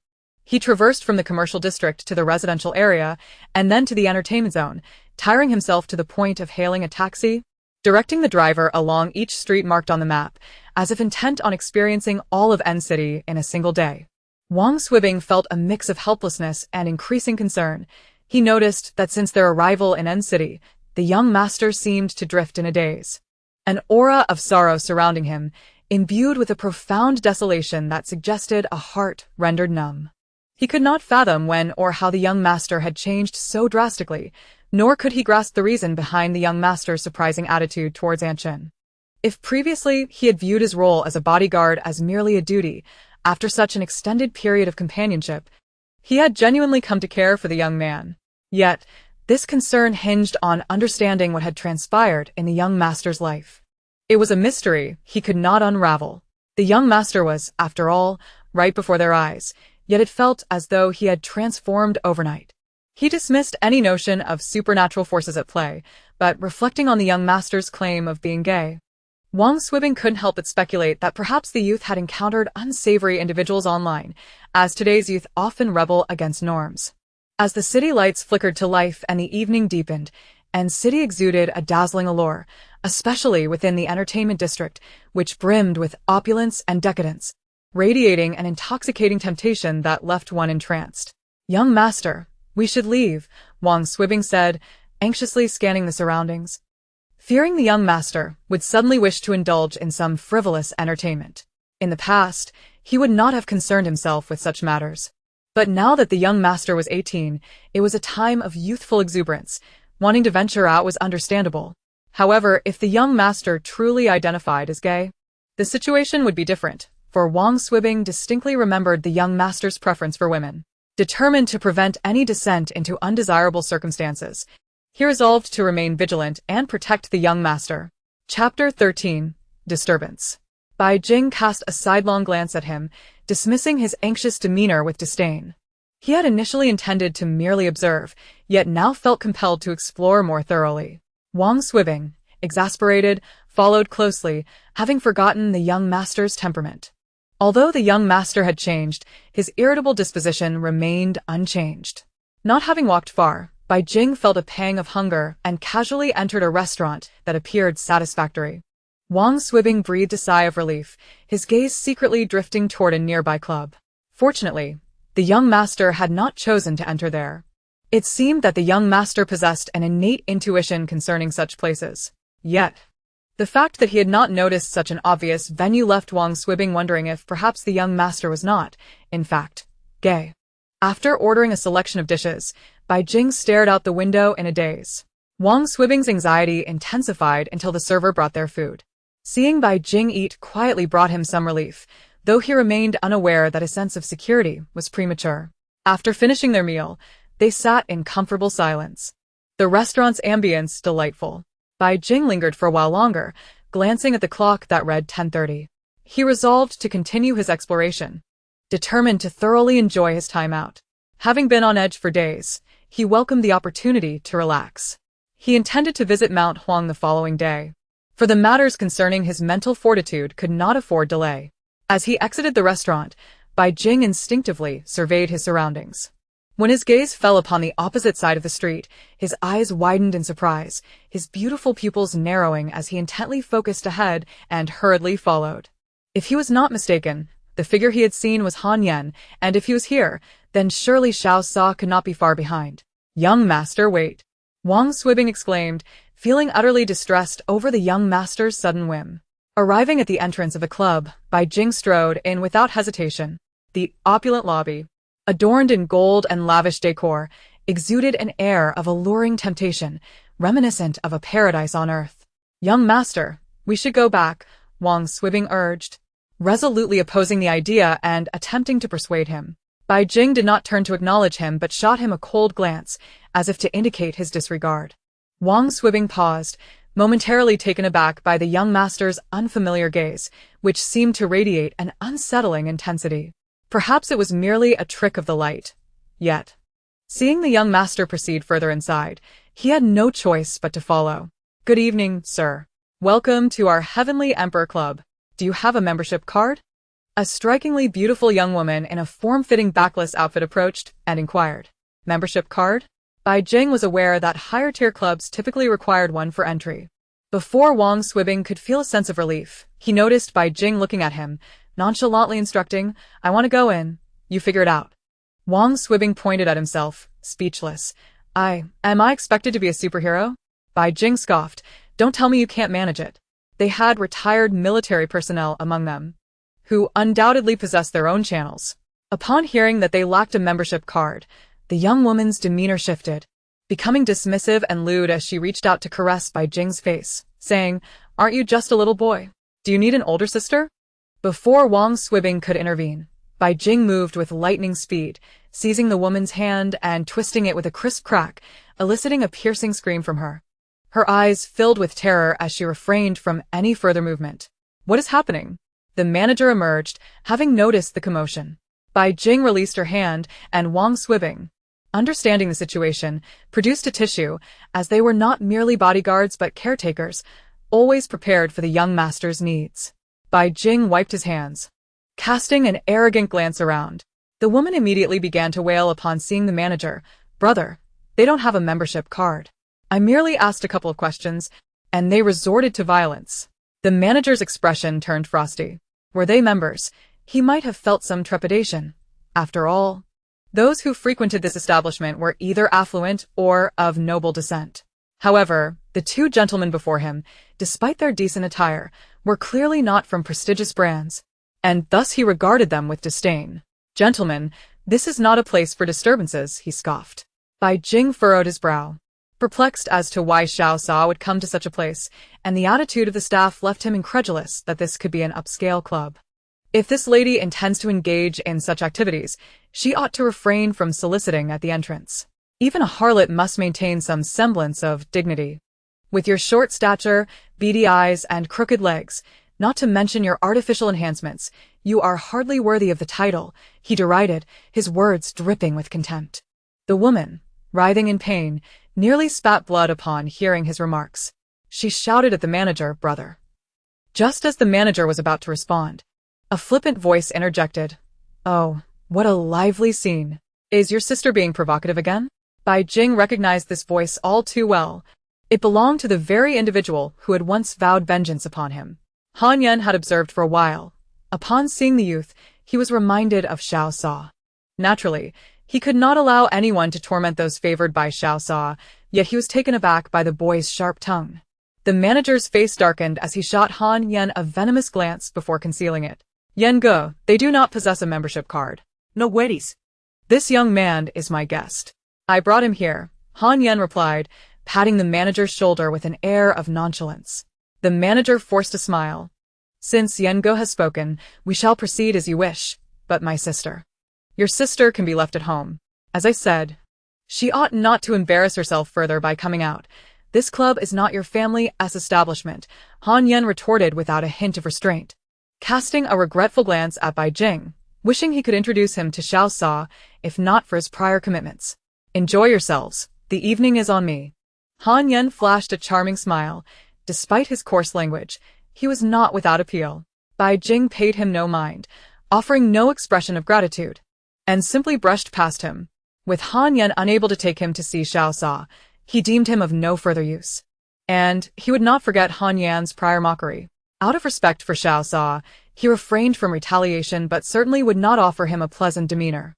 Wang Swibing hurriedly followed, astonished by the earlier scene, not only by the young master's prowess, but also by his ruthlessness. While others might not have noticed, he was certain that the woman's hand must have been shattered. Feeling slighted, Han Yan was momentarily left speechless, caught in a state of indignation. What kind of person is this? He scoffed disdainfully before turning to leave, resolved to inform Xiao Sa that this youth was trouble. The manager's expression remained grim as the woman continued to wail in pain, incessantly lamenting, Why do you fear him? Aren't you supposed to be capable? I'm in agony. My hand is surely broken. I must tell mother when I return. Rest assured, he won't revel in his triumph for long. I shall avenge you. But you must hurry to the hospital, came the response. I won't go. You always speak empty words. Isn't Xiao Sa dead?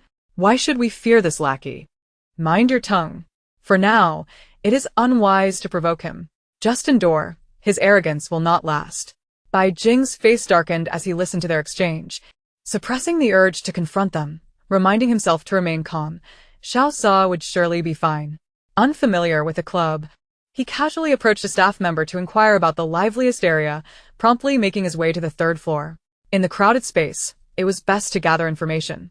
Wang Swibing followed anxiously, and upon reaching the third-floor hall, they were greeted by the cacophony of music.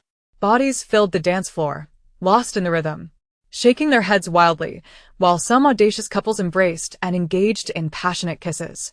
Bai Jing could even hear muffled moans of pleasure. However, it appeared that the floor was predominantly occupied by men. Only now did Bai Jing realize that this was a comprehensive club catering to male clientele on the third floor. He couldn't help but feel exasperated. How could the staff so confidently assume he was gay? Young master, this place is unsuitable for you, Wang Swibing remarked, his brow furrowing with concern. Isn't your presence sufficient? Bai Jing raised an eyebrow, striding towards a dim corner while extending his mental energy outward. Wang Swibing felt a sense of helplessness. He wished his young master would not be so self-assured. However, seeing that Bai Jing was not there for leisure, he felt a modicum of relief, pondering why his young master was so fixated on this location. Isn't that Min Ge? What brings you to the role of a server? Care to join me? Zheng Ge, how is it that you haven't met your demise yet? My employment is none of your concern. Upon hearing the familiar voice, Bai Jing's attention sharpened, focusing his mental energy. Though he was not a telepath, covering such a broad area was taxing and would eventually wear him out. Xia Minheng, don't be so presumptuous. Your fortune lies in my interest today. Much obliged, Zheng Ge. But perhaps you should consider how to deal with Xiao Sa upon his return. Don't use Xiao Sa to intimidate me. If he dares to show his face in N City, I assure you he won't return. What do you mean by that? Xia Minheng's tone shifted. Huh? Wang Zheng laughed arrogantly, relishing in his triumph. The underworld's bigwigs and the police are both hunting Xiao Sa, even if he remains alive. Do you think he can make it back? Wang Zheng, Xiao Sa has never treated you poorly. Do you have no conscience left? Humph. His kindness was merely due to Xiao Jinghai's influence. Now that the old man is dead, if he truly cared for me, why not give me a proper venue to manage? Is following Xiao Hong truly beneficial for you? The benefits abound. I have free reign in this paradise. And you too are part of this indulgence. I wonder where you think you can escape to. Slap. How dare you strike me? Bai Jing withdrew his mental energy. The noise was overwhelming, and he felt fatigued after only a brief listening session. He could infer much from the conversation. Recognizing Xia Minheng as one of Xiao Sa's subordinates who had previously treated him well due to his association with Xiao Sa. Seeing the situation escalate, Bai Jing decided to step out of the shadows. Before Wang Swibing could react, Bai Jing was already in a conspicuous spot. He was acutely aware of the attention his appearance commanded. Wang Zheng and Xiao Hong would certainly take notice. A playful smile danced on Bai Jing's lips. If they were pushing Xiao Sa away, he would lend a hand to Xiao Sa in return. Young master, Wang Swibing exclaimed, exasperated. But at a mere glance from Bai Jing, he was compelled to maintain a distance of 2 meters, his heart brimming with frustration. His young master was indeed perceptive. Why must he adhere so strictly to the code of conduct as a bodyguard? A professional bodyguard should intervene only in the face of danger. Standing there, Bai Jing attracted considerable attention. His finely chiseled features radiated an ethereal beauty, sharp yet gentle, possessing a unique grace that rendered him a flawless gem amidst the chaos of the club. Even in stillness, he exuded an air of elegance that starkly contrasted with his surroundings, making him all the more captivating.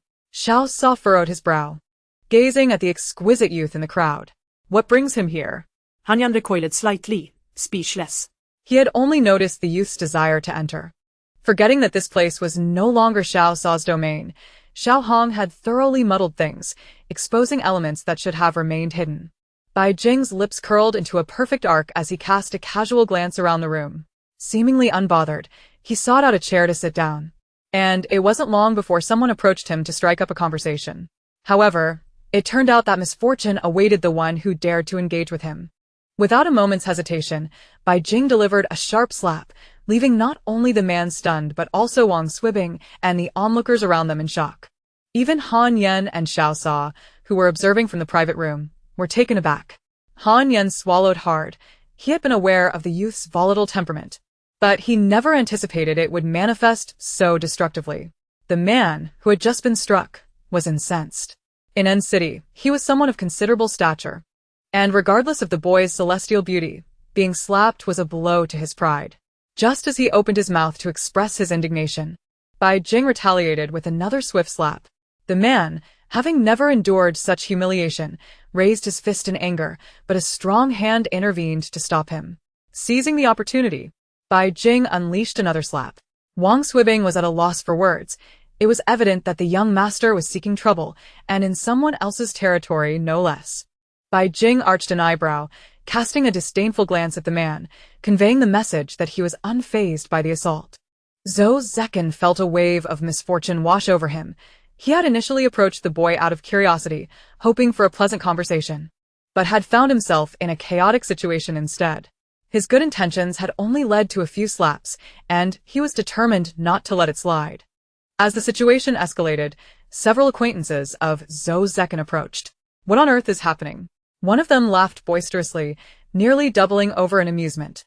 Zhou Zekin, furious and embarrassed, glared at Bai Jing, while Wang Swibing stepped protectively in front of the young master, his imposing figure revealing his training in combat. "Is there something my brother has done to offend you?" The man's demeanor shifted, his expression growing serious. While he could tolerate laughter from his friends, he would not stand for insults against his kin. Bai Jing, however, paid him no mind, instead surveying the surroundings with disdain for the poor service. Although the hall was bustling, he was perplexed why security had yet to intervene. He felt a growing irritation, despite having little affection for Xie Minghang. He couldn't allow anyone to suffer, especially since he despised men who relied on brute force. Yet, he couldn't just storm into the private room unprovoked, as that would expose him unnecessarily. As the onlookers grew increasingly agitated, a few more people approached. Bai Jing glanced around, realizing security was still absent. He resolved to escalate the situation. He was determined that unless Xiao Hong Wangqing made an appearance, he would not relent. With a sudden motion, he flipped a nearby table, then proceeded to smash several others nearby. Everyone gasped in shock. Who was this audacious individual, unaware of the gravity of the situation? Many shook their heads in dismay, lamenting the fate of the handsome youth, knowing the owner of the Tianqiu Club was not one to be trifled with. Yet, some began to speculate.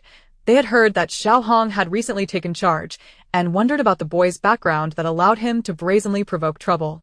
Wang Swibing, feeling helpless, quickly called Xiao Lei, fully aware of the young master's temperament. He knew that today would not end quietly. The most unfortunate part of being a bodyguard was having a master who thrived on chaos. Even Zhou Zekin and Jiang Ziyuyu were taken aback, their anger intensifying at the absurdity of the situation. Was there any justification for the violence? It had merely begun with a casual inquiry, yet it had escalated to destruction. Despite their anger, they remained calm. The youth appeared unfamiliar, likely a newcomer to the venue. They were respectable business people, not gangsters, and in light of the uncertainty, Jiang Ziyuyu promptly contacted the management. The commotion soon attracted the attention of security, and moments later, several burly men with fierce expressions approached. Bai Jing scoffed. This place was hardly a club. It resembled a den of thieves. "Is it you causing this ruckus?" one of the lead men asked darkly, his eyes wandering over Bai Jing's striking features. Zhou Zekin felt a twinge of sympathy. Despite his anger, there was something endearing about the boy's proud and aloof demeanor, and he did not wish to see him fall into the hands of these men. Yet, before he could voice a word, Bai Jing executed a swift kick, landing it perfectly on the lead man, who staggered and struck his head against a nearby table, blood pouring forth. Zhou Zekin instinctively covered his face. Realizing that the youth had shown him restraint, panic erupted among the onlookers. Cries of "something's happened" and "call an ambulance" filled the air as the music ceased, and chaos reigned in the hall. Bai Jing stood defiantly in the center, exuding a commanding presence that drew everyone's gaze. "Brother Sa, we should leave," Zhou Ji said, his brow furrowed. It seemed their plans to confront Wang Cheng were thwarted. "Just a moment longer," Xiao Sa replied, his expression inscrutable, his obsidian eyes fixated on the youth. A newfound determination swelling within him. "That boy is trouble," Han Yan warned, noticing Xiao Sa's intensity. He hurriedly recounted the events that led them to this point, expressing his concern that the youth was arrogant and reckless, while also acknowledging that he enjoyed the chaos at Tianqiu Club. Yet, he felt that someone like this boy was unworthy of Xiao Sa's attention. As they spoke, the group of men surged forward, their fierce demeanor betraying their intentions.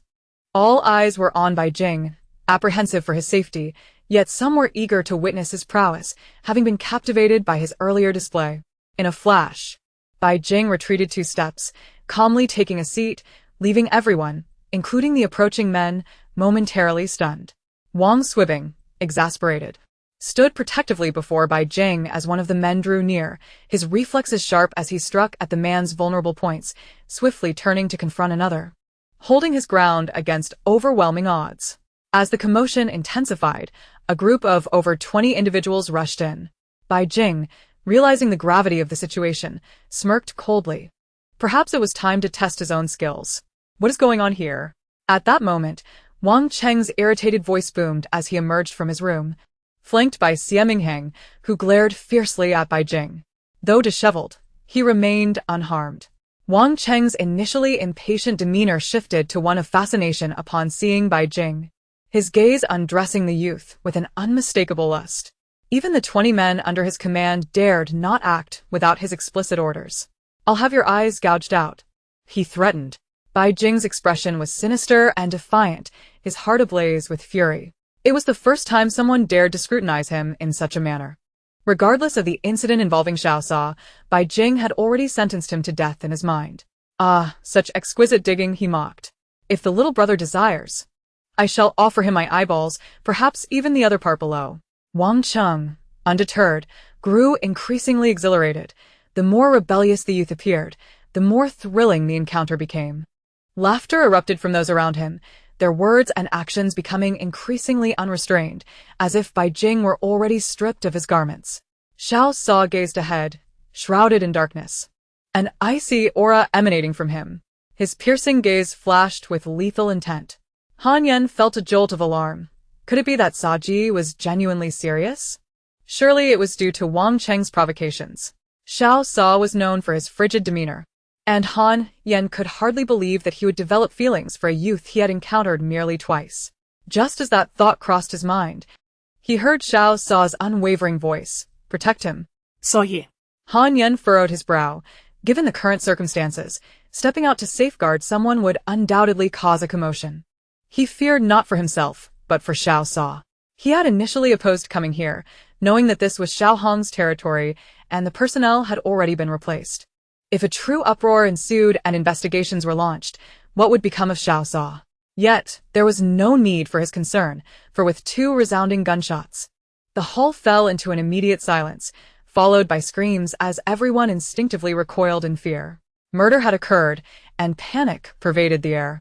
Bai Jing's gaze was indifferent as he held a gun with one hand, looking down from a high vantage point at the man writhing on the ground, blood rapidly staining the floor. "Who are you, to dare disrupt the Tianhuang Club?" The leader of the group spat defiantly, his eyes wary. Yet he no longer dared to advance. Wang Swibing was taken aback. His master's gaze struck terror into his heart, as if he were not shooting at a person but rather an insignificant insect. His master's marksmanship and agility astonished him. He knew his master possessed a gun, equipped by his father 2 years prior, but he had never realized the precision of his master's aim. The 2 shots had perfectly struck the man's knees. He would never walk again. Wang Swibing's emotions were complex, yet he did not dwell on them for long.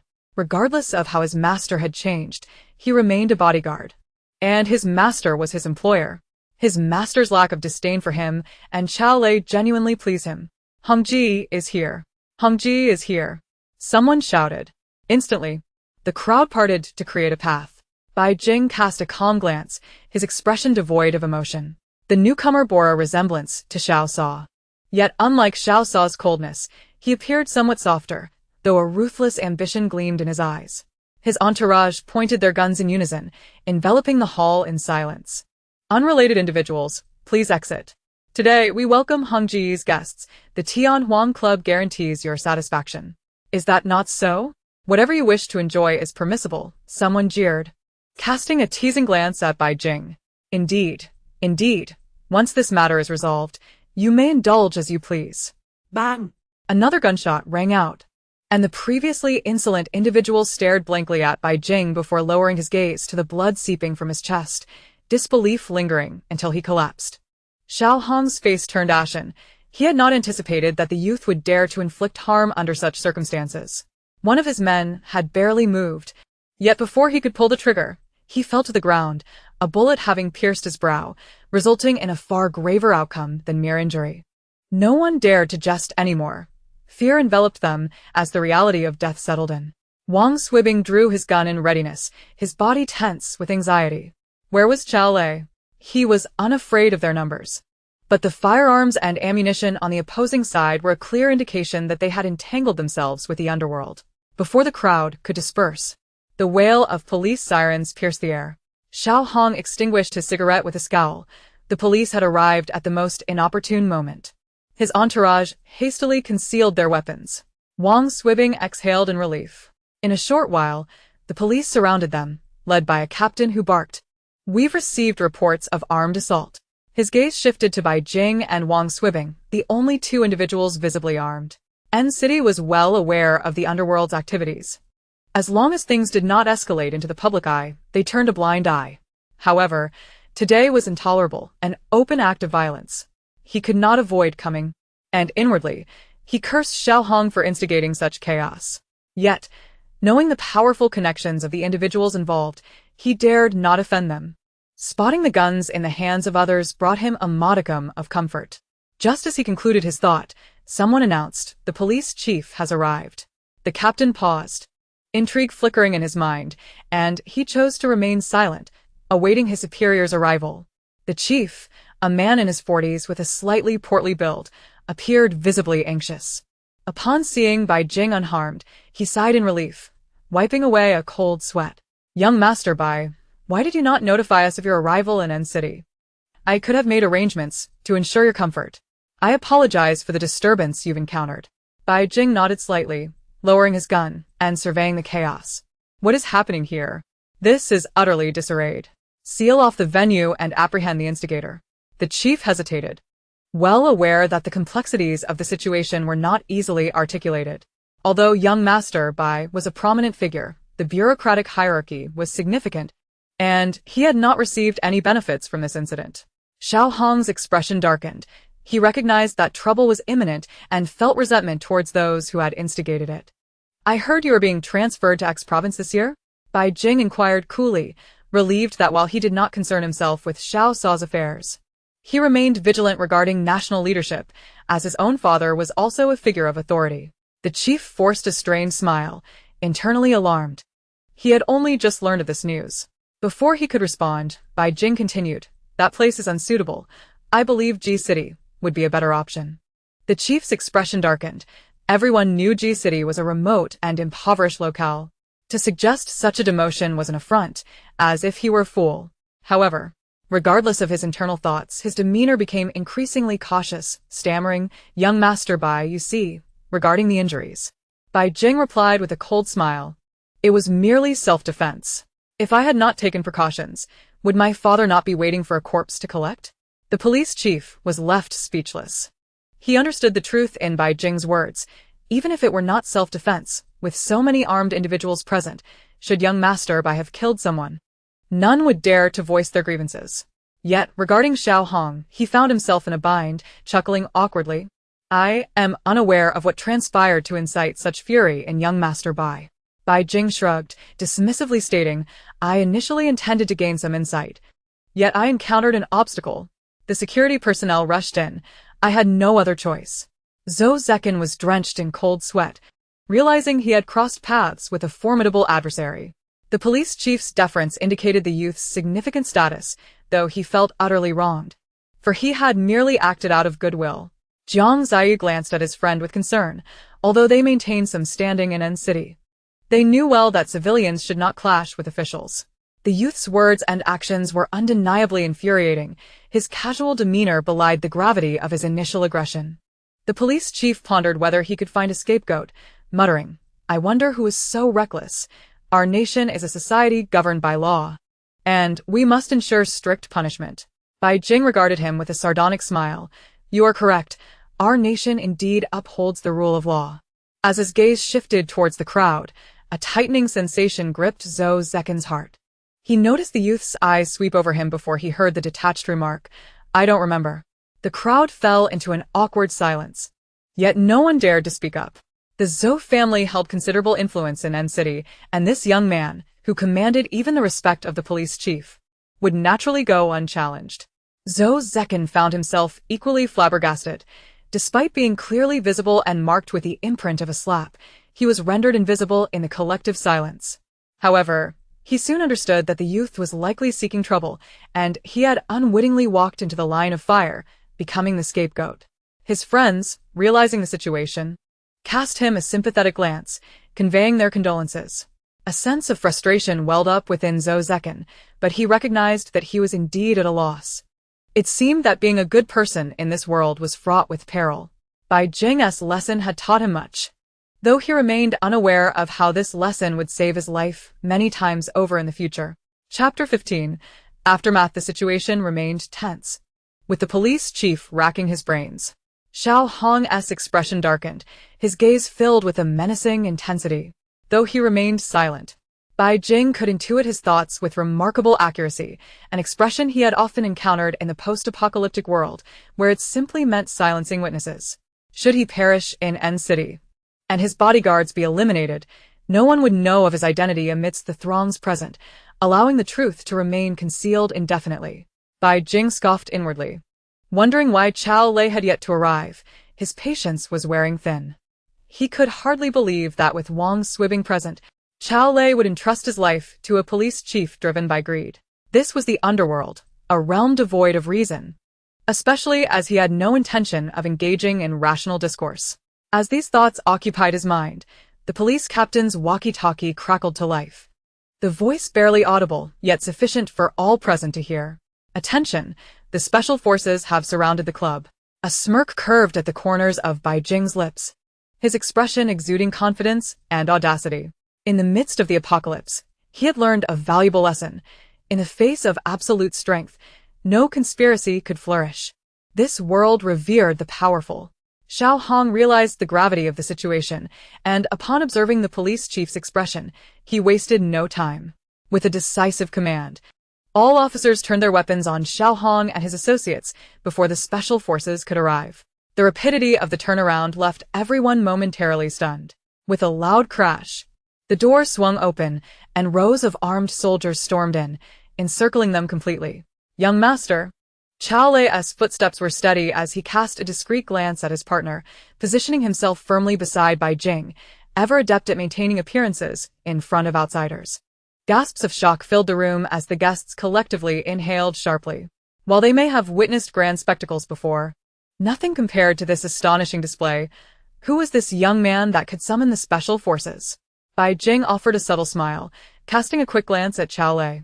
Realizing now how efficient he could be, "You're just in time. We've uncovered a gang operation here." His eyes flitted to Xiao Hong and the others, his brows raising slightly. "How about it? Don't get caught. We ought to thank the police chief of N City for being such a good Samaritan. X province is indeed a splendid place." The police chief exhaled in relief, having received word that young master Bai was in trouble at the club. He had nearly been struck with panic. Had matters escalated, his career would have been in jeopardy. Fortunately, he had hesitated to outright refuse Bai Jing, or else he would have been drenched in cold sweat. Bai Jing was no ordinary character. Little did he know that alongside notifying him, Bai Jing had also alerted the special forces. Xiao Hong's expression was one of fury as he glared at Bai Jing, unable to process the events unfolding before him. He had received no prior warning, and the young man seemed to have appeared out of thin air. He pondered if he had offended someone in the past. It was evident that the youth was deliberately causing trouble. Yet, this young man was audacious.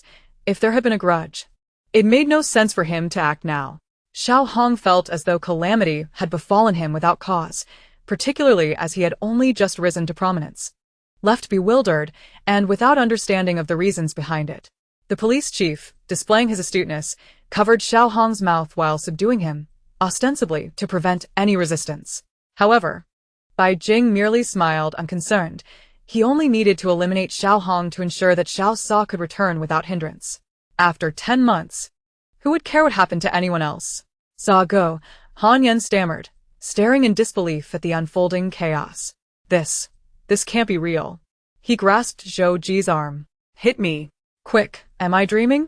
Just yesterday, Xiao Hong was so arrogant, and now he's been captured. It's unbelievable." Zhou Ji, however, was less exhilarated, his brow furrowed with concern. "What do we do now? We're trapped."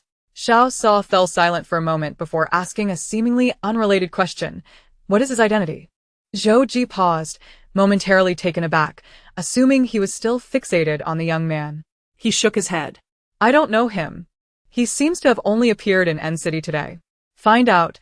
Xiao Sa's voice was cold and unwavering, his gaze fixated on Bai Jing. Like a predator eyeing its prey, filled with a wild, possessive gleam. No way, Han Yan exclaimed, startled. This young man was a loose cannon, given the current situation. Provoking him could ignite a firestorm. Xiao Sa withdrew his gaze, fully aware of the gravity of the situation, though his interest was piqued. His deep-set eyes sparkled. If I'm not mistaken, those people will recant their statements in a few days. He has done us a great service. We must extend our gratitude. Han Yan understood, realizing the deeper intent behind Xiao Sa's words. Zhou Ji said nothing, trusting his elder brother, this young man. For all his worth, was merely a man, and Xiao Sa would not forsake his brothers for him. But what do we do now? Han Yan was growing anxious, knowing that if they were questioned, Xiao Sa would undoubtedly be implicated. I'll take care of it, Xiao Sa replied expressionlessly, his tone frigid. It was a statement devoid of context, but both Han Yan and Zhou Ji comprehended the underlying message. Xiao Sa had prepared for the worst. At most, he would be incarcerated for a few days.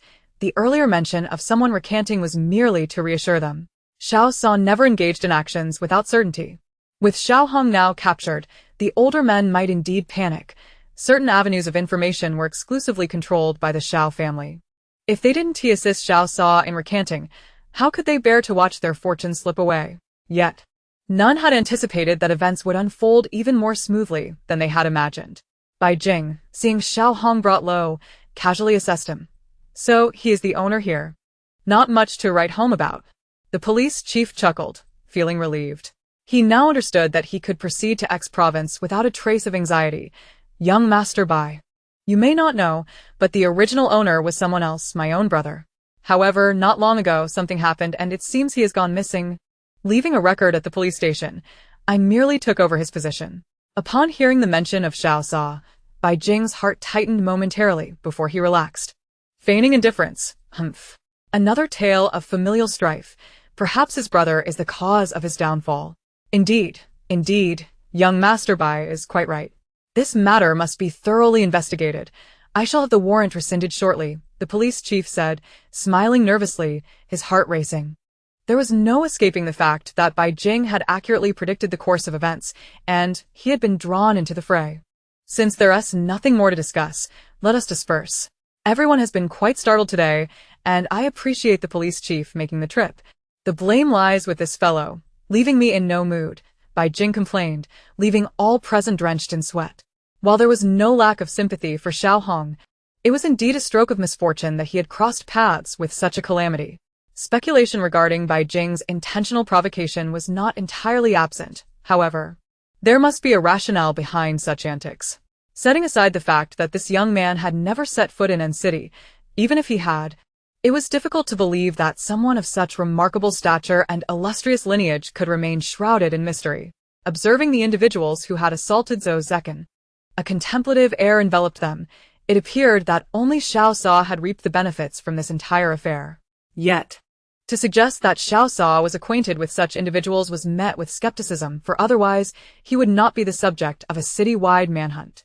Regardless of the circumstances, the matter had finally drawn to a close. Given that Xiao Hong was affiliated with the underworld, the armed forces were tasked with his escort, and with a mere wave of the police chief's hand, any thorough investigation was dismissed. He was eager for this episode to conclude swiftly. The prospect of uncovering any complications was unwelcome, especially as he was on the cusp of a promotion. Today's events had already rattled him considerably. As Bai Jing exited the club, he exhaled deeply. The entanglements of aristocratic feuds and fraternal betrayals had revealed to him that Xiao Sa, too, had suffered the treachery of those closest to him, a realization that struck him only now.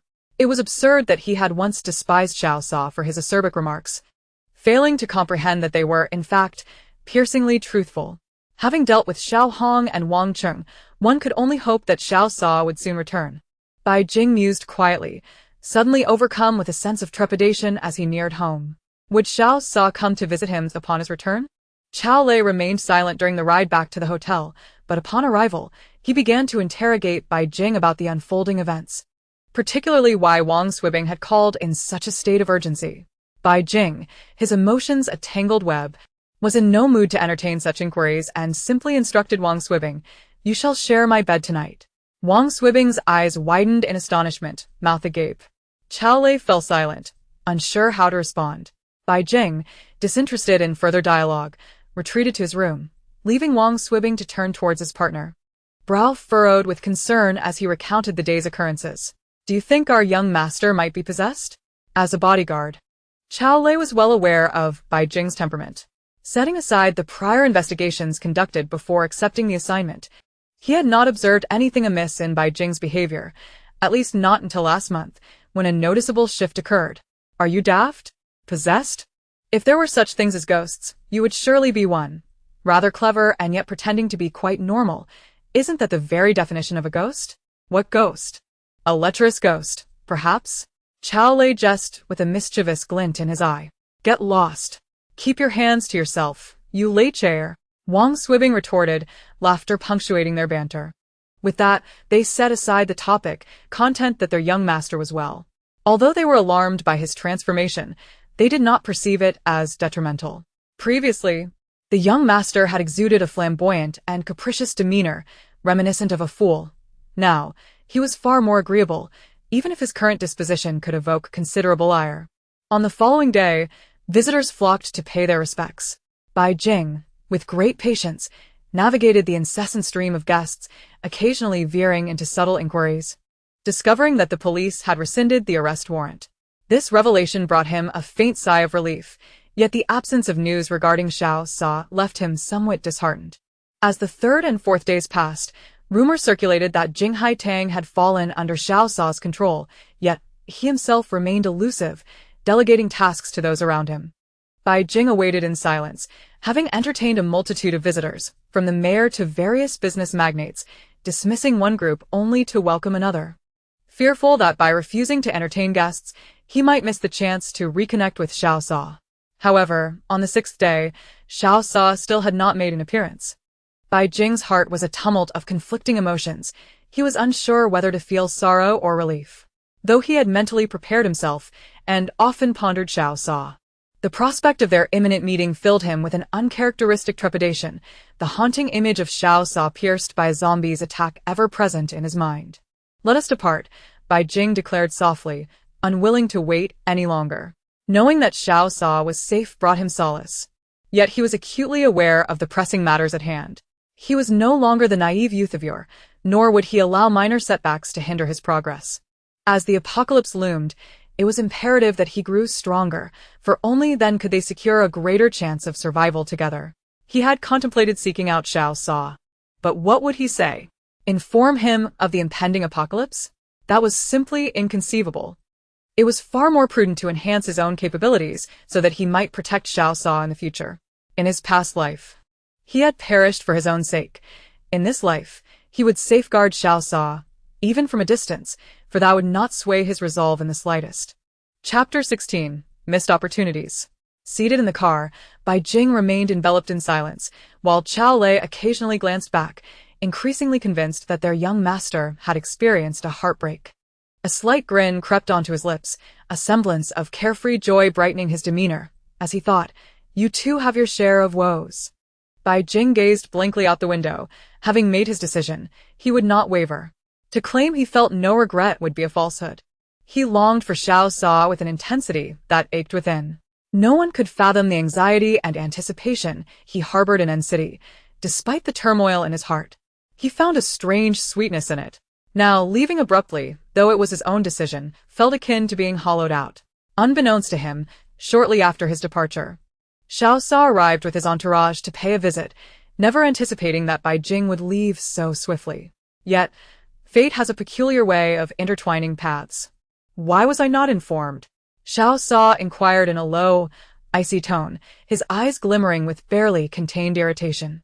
The memory of the audacious youth from days past ignited a fervor within him, but as he surveyed the now vacant hotel room, a swell of frustration bubbled within him, leaving him uncertain of its outlet. Ah? Have they departed? Zhou Ji blinked in surprise, lamenting the missed opportunity. Regardless of whether Xiao Sa held any genuine feelings for the young man, they had all hoped to forge a connection. The past few days had simply been too hectic. Xiao Sa remained silent for a moment before decisively commanding, "Investigate today's flights." He then instructed his driver to head to the airport. Han Yan swallowed hard, hesitating as he remained rooted to the spot, managing a nervous chuckle as he glanced at Xiao Sa. "It seems they haven't boarded a flight." Xiao Sa turned back, his gaze piercing. Han Yan shuddered, straightening his posture and hastily swearing, "I promise, I didn't notice their departure. Had I known, I would have informed you." He was naturally fond of gossip and had taken extra care to observe the young man, only to find that he had vanished without a trace. Despite having arrived in a camper van, Xiao Sa nodded, acknowledging his understanding, and ordered the driver to return to the main residence. Han Yan was taken aback. He could hardly believe how easily Xiao Sa had let him off the hook.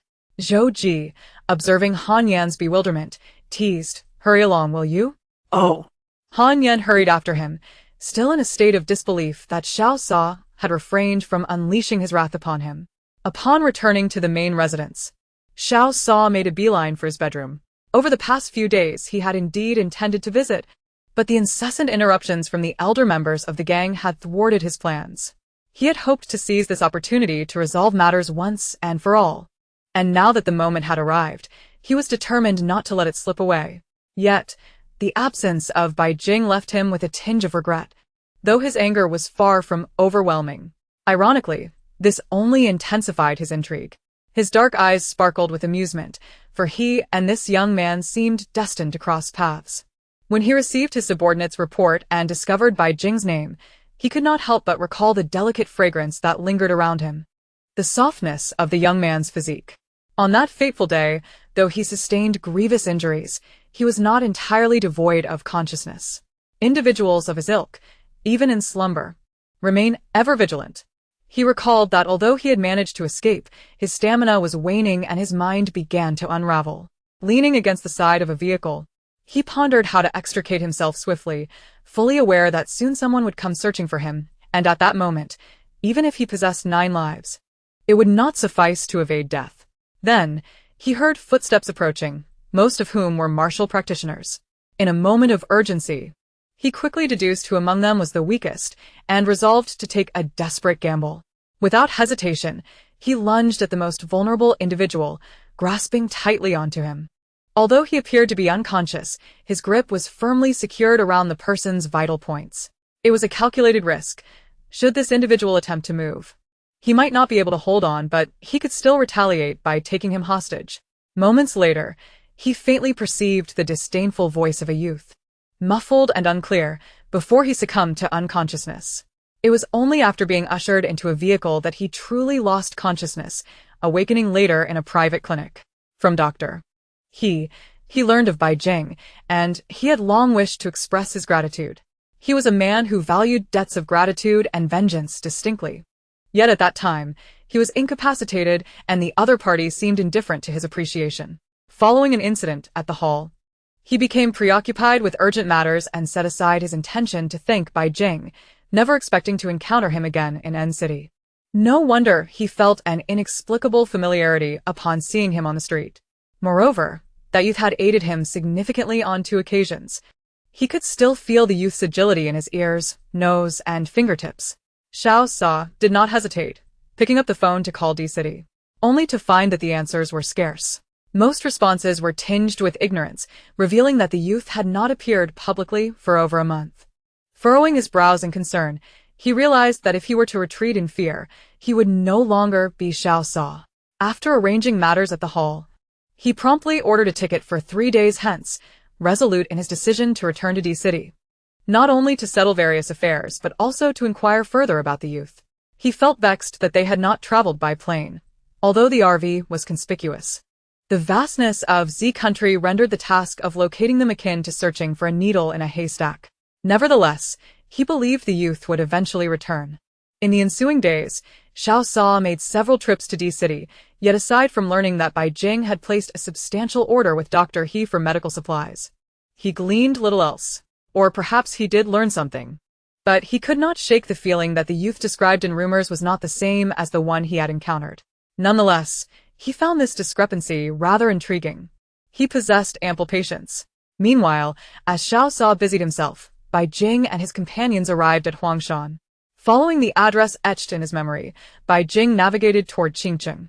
Although he was not entirely aware of the precise location of the Lin family, he recalled that Qingcheng had once gained fame due to the Lin elderly couple, only to decline rapidly after their passing. Humanity, it seems, is never content. Once one is well-fed and clothed, other ambitions arise. Oblivious to the fact that in seeking to harm others, they often plunge themselves into dire straits. Without the protection of the strong, how would one survive in a post-apocalyptic world? Did they truly believe the walls of Qingcheng could withstand the relentless onslaught of countless zombies, not to mention the mutated beasts? This is quite an ancient place, remarked Xiao Lei, as he drove slowly forward. He had resigned himself to being the chauffeur, despite his dissatisfaction, accepting his fate. After all, had not his beloved been the one to insist on this arrangement? For the sake of his dear one's comfort, he would toil away. Though given his master's heartbreak, he felt magnanimous enough to forgive. If Bai Jing were to uncover his thoughts, he would surely be in trouble. Tonight, he would not be able to indulge in any intimate moments with his beloved. Xiao lay seated inwardly, unable to voice his grievances against his beloved's apparent disinterest, choosing instead to harbor his frustrations silently. Since we like it here, let us settle down and rent an apartment, Bai Jing suggested casually, intending to prolong his stay. At that moment, his mood had settled, and upon arriving in Qingcheng, he felt less despondent than he had in the vehicle. The urgency of his mental fortitude loomed large. Settle down. Both Wang Swibing and even Xiao Lei were taken aback, initially pondering whether their master intended to reside there permanently. Furthermore, they found it peculiar that he wished to rent rather than purchase, given his usual lavishness. Are there objections? Bai Jing arched an eyebrow, casting a piercing look at them. He was acutely aware of their thoughts, evident in their expressions, as if fearing he could not discern their intentions. It was as if they felt the need to flaunt their intimacy. He had not initially intended to meddle in their affairs, but now he reconsidered. Noticing Bai Jing's displeasure, Xiao Lei quickly interjected, genuinely apprehensive of his master's temperament, who could be rather troublesome. Bai Jing scoffed, turning away. Help me inquire about an elder named Lin Wiki or a man called Lin Jifeng, preferably someone residing nearby. Xiao Lei's eyes brightened, immediately sensing the potential for intrigue. Bai Jing's beautiful eyes narrowed slightly, and before he could utter another word, Xiao Lei felt a rush of anxiety. How could he not detect such palpable malice? He hurriedly responded, I'll seek a place to stay first, then look for housing. As for finding people, I'll let the police station assist. Bai Jing fell silent, casting a cool glance at him, deeming him perceptive enough. Nonetheless, he appreciated Xiao Lei's efficiency. Since he intended to establish a foundation for survival in the apocalypse, he contemplated whether to include Xiao Lei in his plans. Of course, he knew that with Wang Swibing already involved, Xiao Lei was unlikely to be left out. Yet he felt a twinge of annoyance, perceiving Xiao Lei as inherently exasperating. After casually securing a hotel room and resting for a night, the following day, Xiao Lei ventured to the police station while Bai Jing remained in their room, engrossed in a medical text. He had yet to digest even half of its content. Though he had memorized the human acupoints and bodily pathways, without expert guidance, his understanding was limited to theory. It was akin to cooking. Regardless of how many recipes one had read, when it came to the actual execution, one would be at a complete loss. By afternoon, Xiao Lei returned with news. In Qingcheng, there were 3 elderly men named Lin Wiki, as most residents of their town bore the surname Lin, leading to many namesakes. However, Lin Jifeng's grandfather was unique, residing in a rather remote area that required traversing into the mountains, situated in a small village within a township of Qingcheng. It was said to be exceedingly secluded. Although there was road access, it remained a muddy path, necessitating a 9-kilometer journey to reach their destination. Furthermore, he doubted whether his master could endure living there. We'll ride motorcycles and head there tomorrow, Bai Jing contemplated, suddenly enlightened. So, the elder Lin was a mountain dweller. He mused on why someone capable of martial prowess in the apocalypse met such a tragic fate, ultimately betrayed by those he had once saved. Surely, there were those who resented a mountain man becoming the lord of the county. After living a life of comfort, it was only natural that such thoughts would arise. However, it was fortunate he was a kind-hearted mountain dweller. He now had the opportunity to seek his guidance. He recalled that other martial practitioners had either been conscripted by the government or hoarded their talents, or established their own factions, thriving in their respective endeavors. However, that was in the past. As the undead grew increasingly formidable, martial arts and internal strength began to lose their significance. Advancement was no longer as swift as devouring crystal cores. The path of martial arts was gradually abandoned by many. Bai Jing was not unaware of their locations. Some he could even name with clarity. He believed that if he were to visit them, he would receive a warm welcome. Yet, those individuals were far too complicated. And in this post-apocalyptic world, human hearts were perilous. Bai Jing truly wished to avoid entanglements. After much contemplation, he could only think of old Master Lin. Aside from him, those who genuinely persisted in martial arts during the apocalypse were often those with illustrious reputations, but who concealed their family backgrounds thoroughly. Of course, there were a few authentic martial arts families among them, but Bai Jing did not believe that consulting them would be more beneficial than seeking guidance from old Master Lin. The term family only represented trouble. Too many people were involved, and the connections ran too deep. Often, these families were overshadowed by teams formed by ordinary ability users during the apocalypse, burdened by excessive liabilities and profound responsibilities. Yet, at times, their spirit was indeed admirable. It was just unfortunate that no one could endure to the very end. Before he was captured and taken to the research facility, many of these families had already disbanded or had become remnants of the undead, where loyalty was truly the least valued quality in the apocalypse. The following day, Xiao Lei brought 2 motorcycles. Don't ask him why there weren't 3. His young master had always delegated tasks to others. If he remembered correctly, the young master had likely never even sat on a motorcycle, let alone ridden one. Bai Jing had no objections. After all, he was quite capable of riding a motorcycle, albeit forced to learn by Xiao Sa. However, with someone else doing the work now, he was more than happy to conserve his energy. Finding Lin Wiki's residence was quite straightforward. Upon arriving at Shuangzi town and inquiring around, he quickly learned the location of Muzhu village. Lin Wiki was somewhat of a local celebrity there. His son had been accepted into the prestigious medical school at S University, which had caused quite a stir not only in the village but also in the town for some time. When Bai Jing arrived at the Lin family's doorstep, he found a rather ordinary brick and tile house. The dwelling was not particularly large, but appeared well kept. In front of the house was a small courtyard, neatly paved with cement. A chicken coop crafted from bamboo branches sat in the yard, where a few chickens were pecking and clucking. Next to the coop were some trellises growing green beans and loofahs, and a bit further ahead were several fruit trees, ripe for harvest, which were quite appetizing to behold. Is anyone home? Bai Jing stood at the door, refraining from entering directly, nearly causing Xiao Lei and Wang Swibing to drop their jaws in disbelief. When had their young master become so courteous? Apart from Vice Mayor Zhu's residence, he typically barged into places without a care, almost as if he were walking sideways. Before long, an elderly woman emerged from within, her head crowned with white hair and an expression of curiosity upon her face. Though her attire was simple, it was evident that she possessed an admirable upbringing, not at all resembling someone from the countryside. "Hello, is this the home of old Mr. Linwiki?"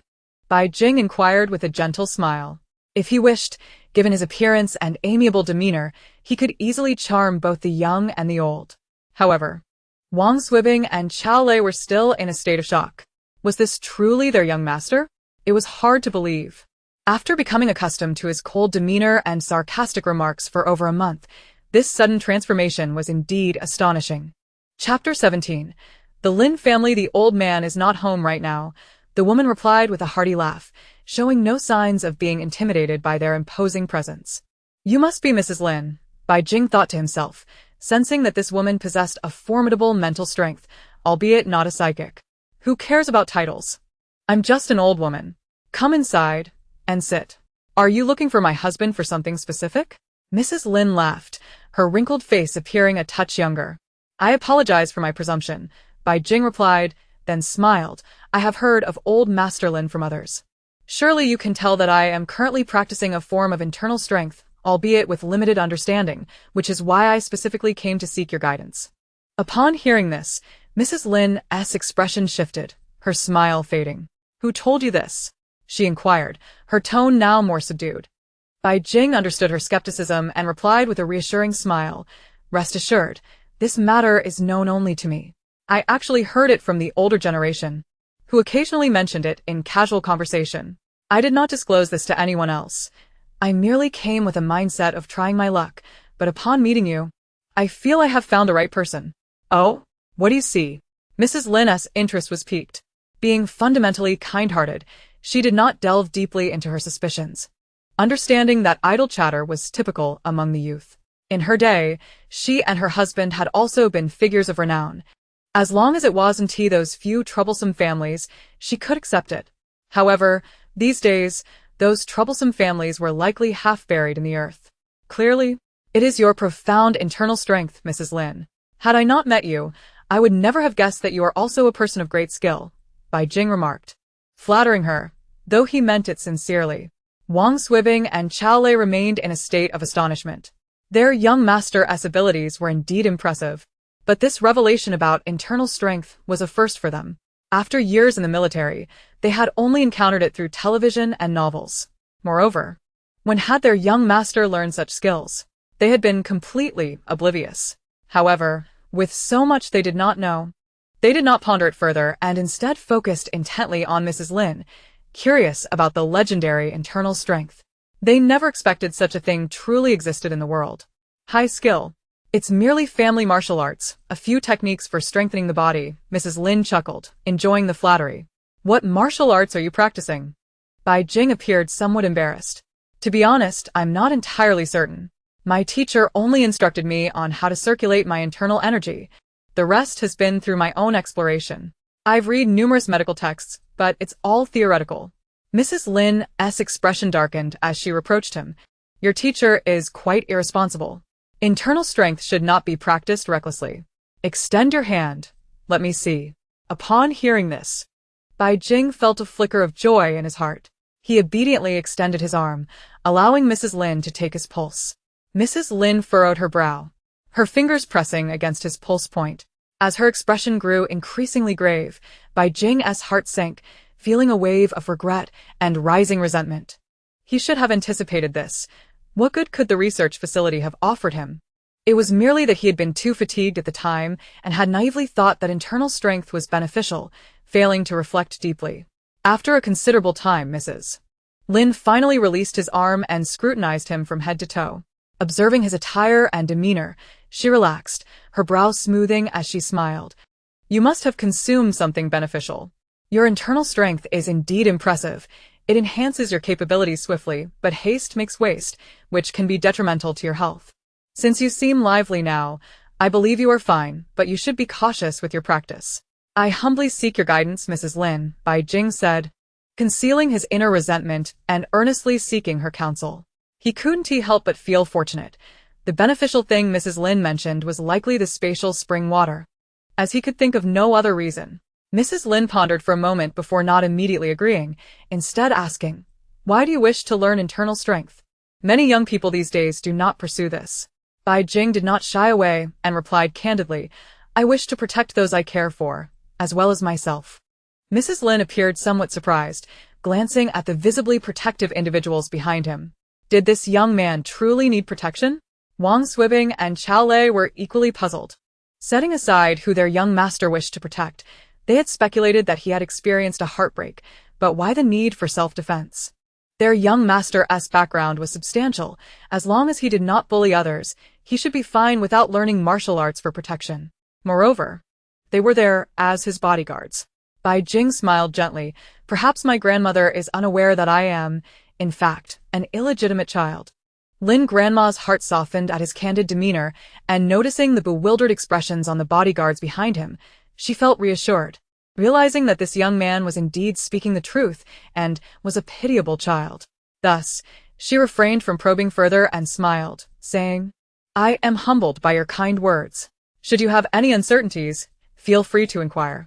I am still able to offer you some guidance. Thank you, Grandma. Bai Jing felt a surge of joy, but did not rush. 1 or 2 inquiries would not satiate his thirst for knowledge. I wish to rent a place nearby. I hope you won't mind my frequent visits. You dear child. Lin Grandma chuckled, not taking his little concern to heart, though she harbored some doubts. Their remote mountain valley was far from the bustling city, lacking its conveniences. Could this young man truly endure living there? If so, she would have to regard him with newfound respect. As for renting, you should know that most houses here are occupied by their owners. We hardly have any spare rooms to lease out. If you don't mind the inconvenience, you can stay at my home. My son is currently in university, so his room is empty, along with 2 guest rooms. The 3 of you would fit perfectly, though you might find it a bit cramped upon his return. That would be most welcome. Thank you, Grandma. My name is Bai Jing, but you can call me Xiao Jing. These 2 are Wang Swibing and Qiao Lei. Bai Jing said with a faint smile, deliberately ignoring Qiao Lei's constant glances. Now he is feeling anxious. Where was that urgency before? Let's see if he dares to offend me again. Qiao Lei felt a surge of indignation. Recognizing the situation, he understood that his young master was being petty. Although he merely grumbled internally, he felt compelled to respond. There's no need for such formality, elder. Swibbing and I can manage with a bit of crowding. After all, we are guests here. It wouldn't be right to occupy the hostess room. Besides, Swibbing and I often stay together, so you needn't worry. We'll adapt just fine. Bai Jing scoffed inwardly at his words. Of course, he would adapt. In fact, he might even relish it. However, he chose not to argue. Recognizing that Qiao Lei was speaking the truth, after all, they were guests, and it was best to minimize their burden on the host. Seeing the sincerity in his words, Lin Grandma did not refuse. After exchanging a few more pleasantries, Old Man Lin returned home. Upon noticing the guests, he paused for a moment, but after Lin Grandma explained, he quickly grasped the situation and began reminiscing about the past. It was then that Bai Jing learned that the true martial arts master was none other than Lin Grandma, rather than Old Man Lin. In those early days, the country had just been liberated. While foreign enemies had been vanquished, internal strife arose. Lin Grandma and her husband had fled from afar during that turmoil, and Old Man Lin had kindly taken them in, unexpectedly gaining a wife who was a martial arts expert. Bai Jing was deeply intrigued. Judging by their conversational tone, they must have been in their 70s. Yet he couldn't fathom how their son in his 20s had come to be.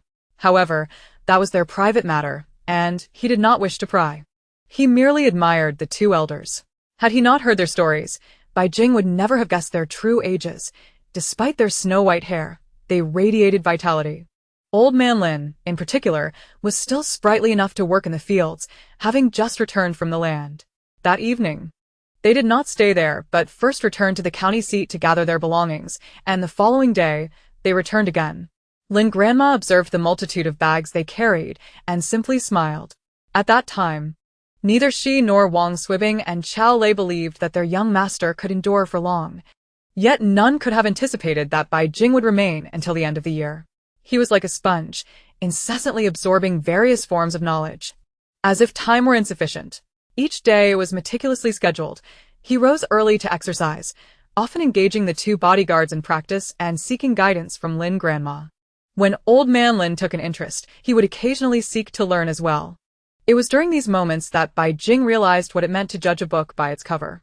Old Man Lin was indeed aging gracefully. It made sense that someone with such a reputation in the post-apocalyptic world would be formidable. Although he was not a martial artist by birth, he had studied for decades, far surpassing Bai Jing, who was merely a novice. In addition to martial arts training, Lin Grandma also refined Bai Jing's internal cultivation technique, crafting a more comprehensive system. She was genuinely impressed with Bai Jing's method, considering it to be a stroke of genius. Without such brilliant ideas, she believed it would have been impossible for her to create such a flawless masterpiece. Bai Jing understood that the products emerging from research institutes were often the distilled essence of various schools of thought. However, when human creativity is distorted, the resulting ideas may not adhere to orthodox principles. Before the modifications, the original technique allowed for rapid cultivation but was detrimental to one's health. After the revisions, even though the progress was slower, Bai Jing could distinctly feel that the internal energy had become purer and more abundant. Bai Jing expressed his gratitude to Lin Grandma and offered his internal cultivation technique as a gift, but she declined. citing ancestral teachings that forbade the practice of external techniques and stating that their family's methods could not be disseminated. Bai Jing smiled, choosing not to press the matter. He was aware that in such martial arts families, there was often a deep-seated pride and a tendency to treasure their own methods. Bai Jing believed that even if the technique was modified by Lin Grandma, they would still only allow a cursory glance. Such individuals, with their discerning eyes, could not tolerate even a grain of sand, whether concerning themselves or others. Thus, it was understandable that they would falter so quickly when the apocalypse arrived. Bai Jing pondered what he could do for them and decided to learn cooking, taking on the responsibility of preparing meals. This revelation left Wang Swibing and Qiao Lei utterly astounded, while Lin Grandma was quite pleased, praising Xiao Jing for providing good fortune to his future wife. Bai Jing smiled faintly, offering no explanation. As for that future wife, he harbored little hope of ever having one. With the apocalypse looming, survival itself had become a challenge. Who had the heart to think about marriage? Moreover, he had Xiao Sa, regardless of his feelings for her. He knew that no one in his life would ever hold more significance than she did. Bai Jing's culinary skills were rather rudimentary. Although he had learned to cook after the onset of the apocalypse, back then it was not just about seasonings. Even the ability to fill one's stomach was a concern. As long as the food was cooked, that was sufficient, and no one complained. Now, as he attempted to cook properly, he found himself a bit flustered at first. Fortunately, Lin Grandma was quite adept in the kitchen, and Bai Jing learned quickly, soon managing to prepare meals that looked quite presentable. While cooking, Bai Jing would add water from the spatial spring, though the quantity was modest, adding a bit daily. He observed their health improving, which brought him great joy. He also taught Wang Swibing and Qiao Lei his cultivation technique, knowing that the stronger they became, the safer he would be in the future. Qiao Lei was taken aback by this kindness. He knew his master treated his loved ones well, and from Lin Grandma's comments, it was clear that each family held internal cultivation in high regard. He was pleasantly surprised to find his master so generous, offering him a chance to learn. Elated, he resolved to treat his master better, only to later discover that Bai Jing's generosity stemmed from a desire for him to work harder. By then, however, Qiao Lei felt as though he had already boarded a ship of no return, staring helplessly at the sky and accepting his fate. Chapter 18, A Day Out. In mid-December, Lin Jifeng wrote to say he would be returning home for the holidays in a few days. The elderly couple's faces lit up with joy, and they busily prepared various delicacies, cured meats, sausages, and even slaughtering chickens and pigs. Bai Jing watched with admiration, later learning that Lin Jifeng was not their biological son. yet, Their bond was stronger than blood, far surpassing his own experience of being fathered, but not nurtured. It is said that Lin Jifeng arrived at the Lin family at the tender age of 6, having lost his parents early in life. With relatives pushing each other away, no one was willing to take him in. The elderly couple, feeling pity for the boy, contemplated adopting him, thus alleviating their own sense of emptiness. Initially intending to raise him as a grandson, they soon found that little Jifeng had already begun to form memories, recalling that his grandparents did not want him. He desperately called the couple father and mother, which only deepened their compassion for him. They resigned themselves to this new title, embracing the notion that having a son, even one not born of them, was a blessing. Time flew by, and over a decade passed. Lin Jifeng proved to be quite the achiever. Fueled by determination, he managed to secure a place at a medical school in H City, a remarkable feat that caused quite a stir in their village. Even the distant relatives, who had previously shunned him, attempted to curry favor, only to be sent away by Lin Jifeng, a boy with clear-cut principles of affection and disdain. Bai Jing nodded subtly to himself, recognizing that as long as Jifeng's mind remained sharp, it would be considerably easier to protect the elderly Lin couple when the apocalypse descended. In truth, he was a rather selfish individual. He had contemplated assisting the Lin elders, but feared their temperament. What would happen if they encountered someone they felt compelled to rescue? He held them in high regard and would strive to influence them. Yet he knew that if they remained unyielding, he would ultimately abandon the idea. He cherished this new life he had been granted. Although he had some bond with the Lin couple, the lives of others were of no concern to him. He had no intention of dedicating his thoughts to saving the suffering, for there were far too many people in the world. Could he truly save them all? Nonetheless, he mused that with Lin Jifeng's presence, the elderly couple would likely not lose their way. just before the winter solstice. With snowflakes drifting through the air and the mountains blanketed in white, Lin Jifeng, clad in a thick wool coat, trudged home with several large packages in tow. Upon noticing guests in the house, he felt no surprise, greeting them with a smile as he hurried to find his parents. The elderly couple was overjoyed, quickly tending to the fire and fussing over their son, exclaiming that he was either too thin or too tall, filling the room with an atmosphere of unending joy. Bai Jing, observing their happiness, refrained from interrupting. With time to spare, he ventured into the kitchen to prepare lunch. After months of training, his culinary skills had greatly improved, and within just over an hour, a feast was laid out on the table. During the meal, Lin Jifeng presented numerous gifts, not only for the elderly couple, but also for the three of them. Bai Jing felt a twinge of guilt, having stayed with the Lin family for so long. He realized he had never prepared anything for the elderly couple, always receiving gifts from others without ever considering giving back. Amid casual conversation, Lin Jifeng proposed taking the couple to the city for a visit. Having spent their entire lives in the mountains, he wished to show them the world now that he had achieved some success. He also urged Bai Jing to avoid isolating himself at home, reminding him that mastering internal strength was not something to be rushed, and encouraged him to venture out more often. Bai Jing smiled wryly, knowing that his desire to practice was not simply for the sake of urgency. With the impending doom drawing ever closer, his mental fortitude was progressing slowly. And how could he not feel anxious? He had already made plans. If in 3 months the space could not contain living beings, he would have to reconsider his strategies. However, seeing the Lin couple so delighted, Bai Jing offered his car for the trip to the city, as it was convenient for him. With the new year just over 10 days away, it was the perfect opportunity to explore the city and prepare for the festivities. Lin Jifeng was slightly taken aback.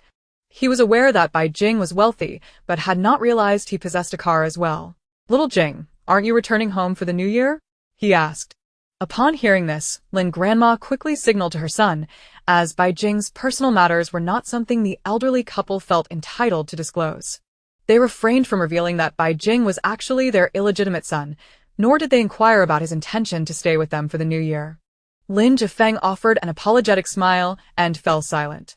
Bai Jing, unbothered, replied nonchalantly, "There are no adults at home, and it is far more lively here." The Lin couple exchanged knowing glances, realizing their assumptions had been correct. Wang Swibing felt a pang of sympathy, suddenly recalling that their young master had likely never experienced a joyous new year. In truth, Aunt Chen had called earlier, insisting that Bai Jing return home for the holiday. But he had little interest in her demands. He merely informed Bai Jingcheng of his plans to avoid any potential grievances. And thus the arrangements for the new year were set. Bai Jingcheng had always been accommodating to Bai Jing's requests. A few days later, on the 23rd day of the 12th month, the weather was unexpectedly clear. Xiao Sa drove the car to Shuangzi town, where the Lin couple insisted on not riding the motorcycle due to the cold wind. Thus, the group set off on foot towards the town. Upon seeing Bai Jing's car, they were taken aback. The Lin couple was not overly concerned, having seen only a few vehicles, but Lin Jifeng was different, if he was not mistaken. This car was likely beyond their financial reach. He began to speculate about Bai Jing's true identity, but chose not to dwell on it. Their shared experiences revolved around martial arts. He thought it best to remain friendly with Bai Jing, regardless of his background. Upon arriving in the city, Xiao Sa first drove to a hotel, leaving the Lin couple astonished. Bai Jing explained, "Since we are here, let's make the most of it. With no chickens or pigs left at home, you need not worry." Lin Jifeng chuckled, agreeing with this sentiment. However, upon seeing the hotel prices, he felt a pang of regret, nearly speechless, as that amounted to his entire semester's living expenses. The Lin couple quickly protested, but Wang Swibing encouraged them, assuring them that expenses could be reimbursed, allowing them to relax. Their perception of Bai Jing's wealth was elevated to another level. Fortunately, they were simple folk. No matter how affluent Bai Jing was, they remained unchanged in their demeanor towards him. Bai Jing was pleased with this, and on the first day, under Lin Jifeng's guidance, they spent their time strolling and shopping. Given the previous experiences with the car and hotel, they were not surprised by Bai Jing's shopping spree, only advising him not to overspend. Regrettably, Wang Swibing and Xiao Sa often interrupted their conversations, but ultimately, they allowed Bai Jing his indulgences. At that point, they were unaware of the prices of the items. Upon learning later, they were astonished to discover that some items were worth more than their own homes. After resting for the day, Bai Jing took Xiao Lei out again, stating they were heading to the most chaotic, filthy, and harsh places in Ji City. Gao Lei. Though puzzled, complied with the order. Little did he know that the following day, Bai Jing would take the Lin couple to that very place. Lin Zhifeng felt a surge of anger, unable to forgive Bai Jing for such actions, while the Lin couple remained in a daze. They ventured into the old district of Ji City, a chaotic and disordered area where most residents were at the bottom rung of society. Scenes of domestic violence, adults striking children, public robberies, and brawls were commonplace. The cries of streetwalkers filled the air, and the sounds of fighting were omnipresent. Yet, more often than not, there were cold observers, indifferent to the suffering around them. Initially, Lin Grandpa was furious, but as Bai Jing led them to various locations, the elderly couple fell silent. Bai Jing then took them to a courthouse, where he had heard of several cases being processed in recent days. Marital disputes, property conflicts, and other minor matters were common. But one significant case had drawn considerable attention. This was why Bai Jing, upon arriving in Ji City, was aware of it. A taxi driver had acted heroically, pursuing a motorcyclist who had just committed a robbery. Unfortunately, the thief, in a panic, collided with another car, resulting in his immediate death. Still clutching the necklace he had just stolen. Upon verification, the necklace was determined to be a counterfeit, valued at less than 20 yuan. The robber could not be charged with robbery. However, the question of accountability for his demise loomed large. The robber's family was in an uproar, while the owner of the sedan, fearing complications, insisted it was not his fault, as the robber had collided with him. Encountering such misfortune was always ill-omened, and he deemed spending tens of thousands to settle the matter reasonable. Yet, what of the taxi driver? He could be considered the most innocent party, merely caught in a tragic circumstance due to the robber's actions, which led to a fatality. Even the owner of the necklace remained silent, claiming, robbery? What robbery? The robber's family steadfastly asserted that it was merely a trinket purchased by the son for his wife. The incident escalated into a significant controversy. But Bai Jing understood that the driver would likely remain imprisoned for at least a decade. Thus, the notion of standing up for justice became most undesirable. Bai Jing dismissed the elderly couple's silence and continued to enjoy their trip the following day. Huangshan is renowned not only for its breathtaking landscapes, but also for its temples. Seizing the rare opportunity to unwind, Bai Jing asked Lin Zhifeng to guide them to Xiongfu Temple, the oldest temple in Huangshan, knowing there may not be another chance to visit. Although Lin Zhifeng was displeased with Bai Jing, he chose not to voice his grievances, as Bai Jing had committed no heinous act. His parents, being of simple and pure disposition, deserved a joyful outing, and he wished to avoid dampening their spirits. Upon arriving at Xiongfu Temple, they found it crowded with tourists, and beggars were also plentiful. Bai Jing noted the Lin couple's reaction with satisfaction. Despite feeling sympathy, he hesitated. He whispered a few words to Xiao Lei, who went to purchase tickets. Shortly thereafter, the Lin couple inadvertently stumbled upon a scene where beggars were dividing their spoils, leaving them utterly disheartened. In this day and age, how had society deteriorated to such an extent? However, after witnessing enough, they managed to come to terms with it, loosening their spirits and finding interest in the scenery, no longer fixated on the previous day's events. They even paid homage to each bodhisattva, as the elderly held such beliefs dear. Xiao Lei, however, felt puzzled. He thought the Lin couple's response was quite admirable and could not fathom why Bai Jing seemed to revel in their struggle between reality and ideals. Why go to such lengths otherwise? Nonetheless, he felt a twinge of resentment, questioning why he was always the one to face the consequences. Did his face betray him as a bad person? On their way back, they passed through the shopping street, where the couple purchased numerous souvenirs. When they approached the antique market, Bai Jing's gaze was suddenly transfixed. He stared intently at a jade kylin, recognizing that, despite the distance, it bore an uncanny resemblance to a relic left to him by his mother. Without a moment's hesitation, he entered the antique shop, prompting the others to follow, curious about what had captured his attention so fiercely. Chapter 19, Jade Owner, please show me that kylin, Bai Jing requested upon entering, his eyes fixed on the piece displayed on the shelf. This young man has a discerning eye. This Kylan dates back to the Kingxi period of the Qing dynasty. A genuine artifact. It was originally part of a pair, but only this one has been found so far. We keep it here for exhibition purposes. But since you're interested, I'll gladly show it to you, the shopkeeper replied. Hearing this, Bai Jing felt a wave of disappointment wash over him. He should have anticipated that his mother's heirloom would not appear here. His expression did not escape the other's notice. When the shopkeeper retrieved the Kylan from the shelf, he sensed Bai Jing's earlier joy had waned, prompting him to inquire, "Have you seen the other one?" Bai Jing nodded, a hint of melancholy in his demeanor. "My mother left me a Kylan, but sadly, it was lost." The shopkeeper understood, feeling a twinge of regret that this sale would not materialize. However, he was not overly concerned. In the antiques business, dealings are typically with the affluent, and a good rapport is always beneficial. He carefully handed the Kylan to Bai Jing, smiling as he said, "That is indeed unfortunate. This Kylan is of good quality, but it does have a minor flaw in the tail. It's not noticeable unless one examines it closely. I wonder how your Kylan compares to this one."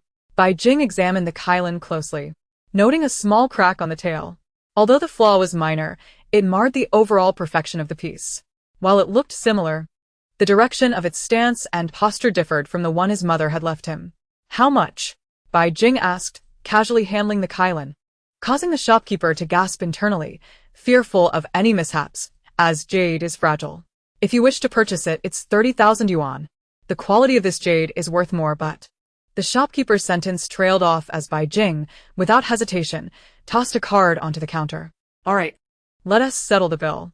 30,000 was indeed a reasonable price. Though somewhat extravagant, it served as a cherished memory and a token of remembrance. The shopkeeper, momentarily taken aback, realized he had not misjudged Bai Jing and happily packaged the Kylan, presenting his business card. Bai Jing accepted the box, not even bothering to open it, casually slipping it into his pocket, which was ample enough to accommodate it, given the thickness of his winter clothing. The Lin couple was taken aback. Even the elderly couple was startled. 30,000 was no trifling sum, particularly for someone from the mountains, a figure that felt astronomical and unfathomable. Lin Papa inwardly scolded Bai Jing for his profligacy, but, remembering his mention of his mother's heirloom, she felt a flicker of understanding. It was rare for the boy to be so thoughtful, yet 30,000. How perplexing. She reflected on her and her husband's more prosperous days, realizing they had never dared to be so extravagant. Yet, she failed to consider that during their prosperous times, fortune had favored the unworthy, and those who possessed extra money were often deemed reactionaries. Otherwise, how would they have found themselves disillusioned and returning to a simple life in the mountains? The times then were incomparable to those now. To put it in contemporary terms, Bai Jing was impoverished, possessing nothing but money. On the journey back, Bai Jing stored the Kylan in his space. The day at Huangshan had been thoroughly enjoyable, aside from acquiring the jade Kylan. What pleased him most was witnessing the Lin couple's transformation. They had ceased to squander sympathy. Excellent. In the days that followed, they continued to explore the city. With Bai Jing's lessons on ideology persisting, he understood that a person's outlook would not change entirely due to his mere antics. He merely wished to prepare the elderly couple, safeguarding them against exploitation in a post-apocalyptic world.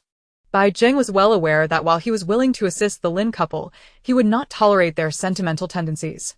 On their return journey, the car was nearly filled to capacity with their purchases, leaving little room for passengers. Bai Jing was always generous.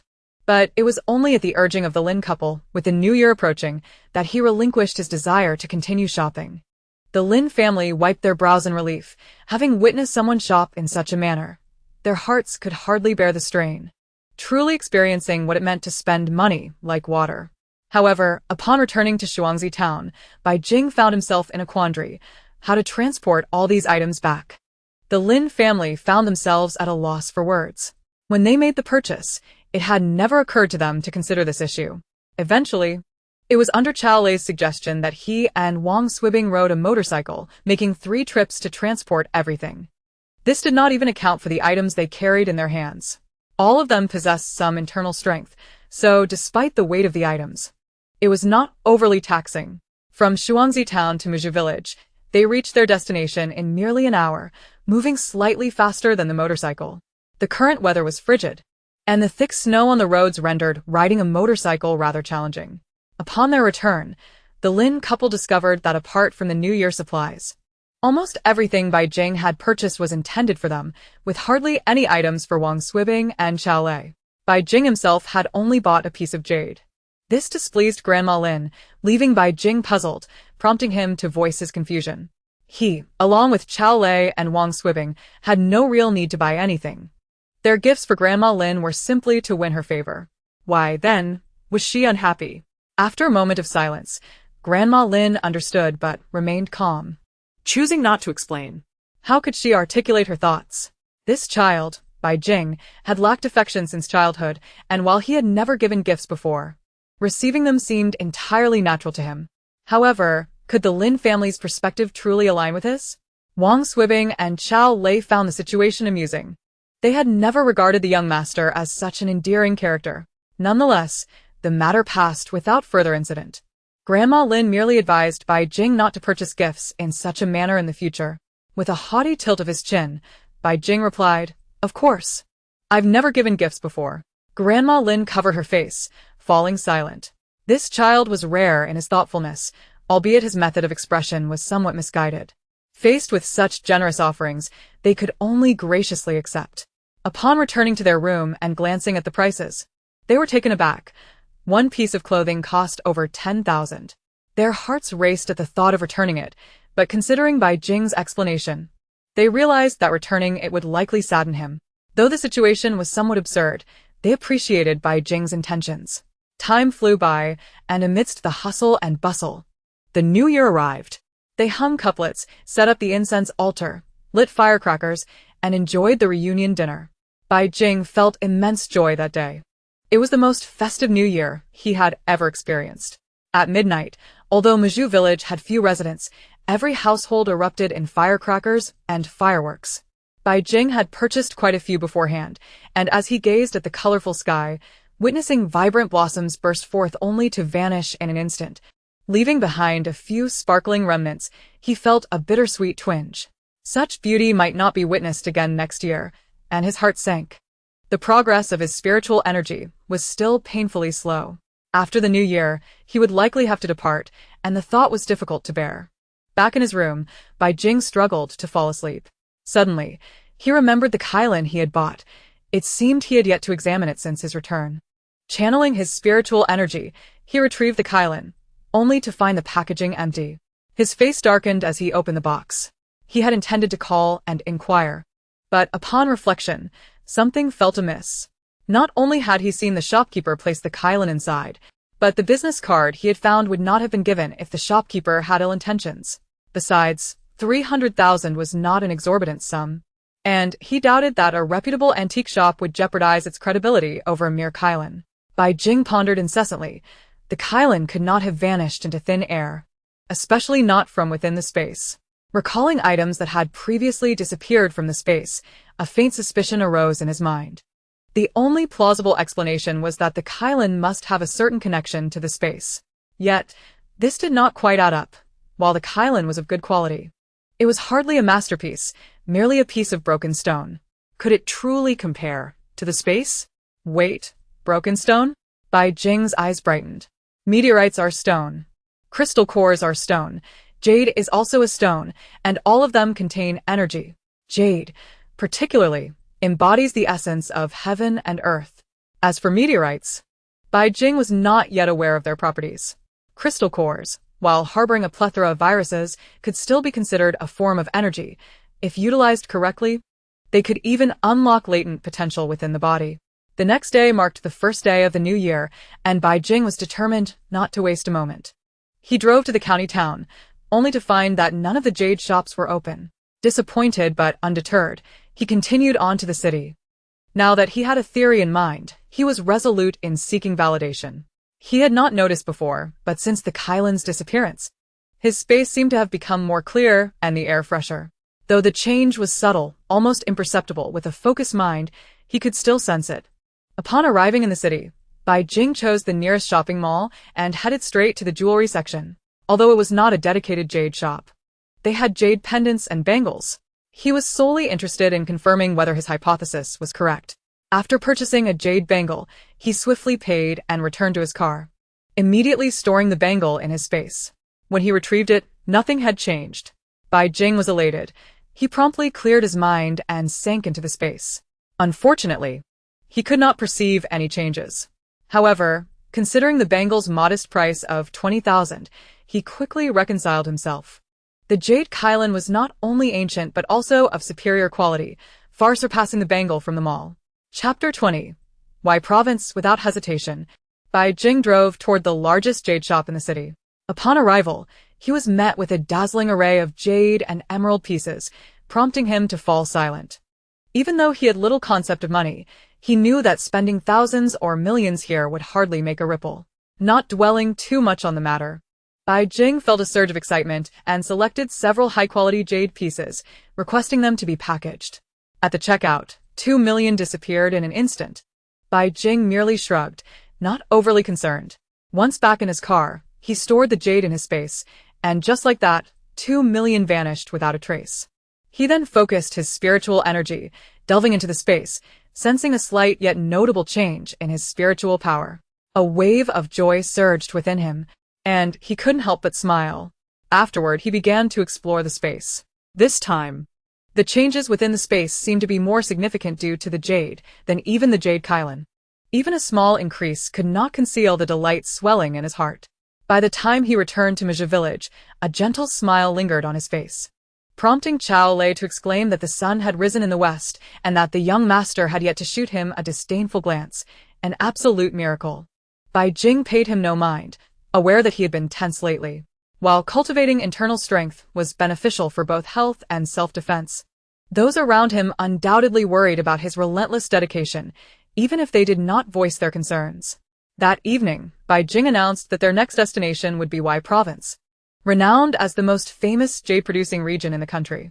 Wang Swibing and Qiao Lei had no objections. After all, they had grown accustomed to following wherever the young master led.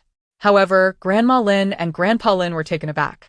Although they had been aware that Bai Jing intended to leave, they had not anticipated it to be so soon.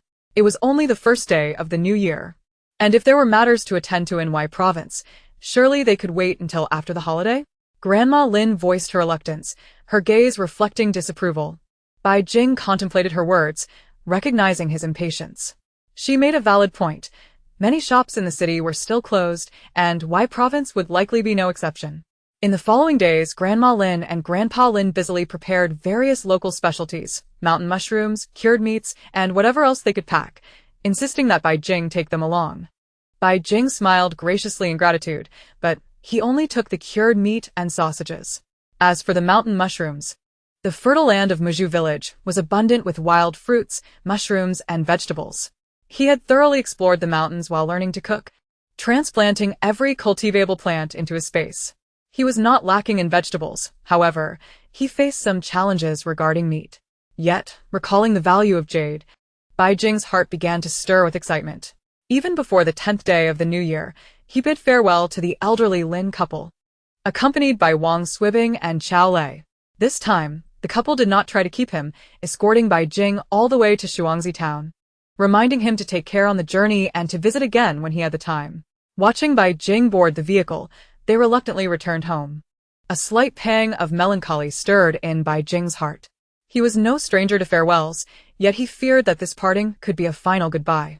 After driving for less than 5 minutes, he abruptly spoke up, unable to suppress a bitter smile. His heart was still too soft. Qiao Lei was momentarily taken aback, but said nothing, quickly turning the vehicle around. Upon returning, they found the Lin family had not gone far. "Grandma, Grandpa, wait!"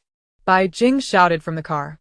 Old Mrs. Lin turned her head and smiled upon seeing him, while old Mr. Lin paused in surprise. "Xiao Jing, are you planning to stay a few more days?" Bai Jing shook his head and replied with a smile. "This year, Jifeng has summer vacation. You should come to D City for a visit. Remember not to raise pigs or chickens at home to avoid worrying about them." "It's settled then." He waved his hand, adding no refusals. Without caring for their responses, he instructed Qiao Lei to drive away. "This child," old Mrs. Lin chuckled, not taking his words to heart. However, Lin Jifeng felt a stir in his heart. He too wished for his parents to travel more. Although Bai Jing had a bit of a spoiled temperament, He was fundamentally a good person, and Lin Jifeng found himself genuinely tempted by the idea. As they drove onto the national highway, Bai Jing fell silent, glancing back at the lush mountains and waters of Shuangzi town. There was little more he could do for the Lin couple, as long as they were not in Qingqing County. They should have fewer worries and would not engage in self-sacrificing acts. When the apocalypse struck, Lin Jifeng would be on summer vacation, and with him by their side, Bai Jing would feel at ease.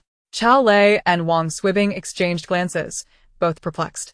It was perfectly normal for the young master to invite the Lin couple. But why the glum expression? Nevertheless, they said nothing further. As they approached a fork in the road, Chao Lei finally asked, "Which way should we go?"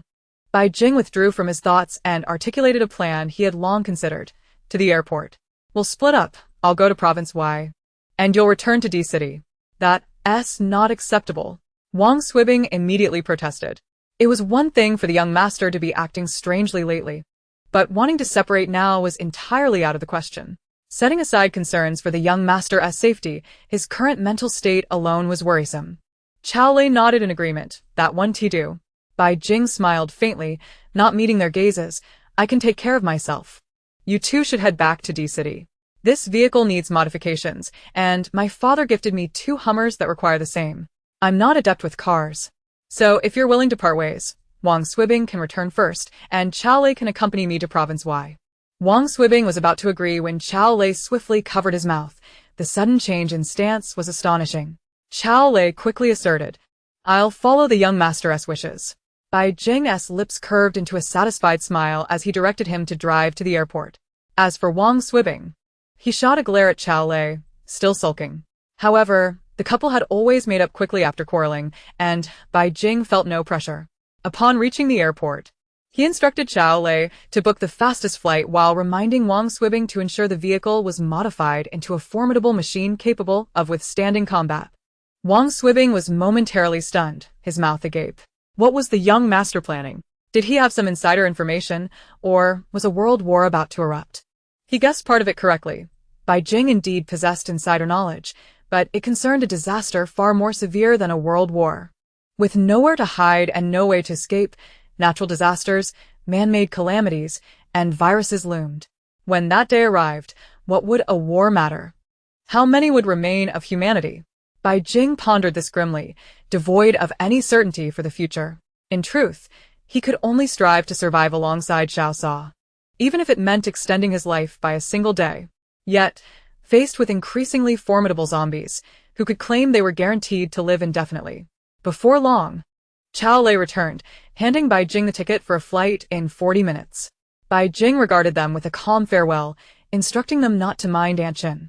Then, under their watchful eyes, he entered the boarding gate, not looking back as he embarked on the flight to Province Y.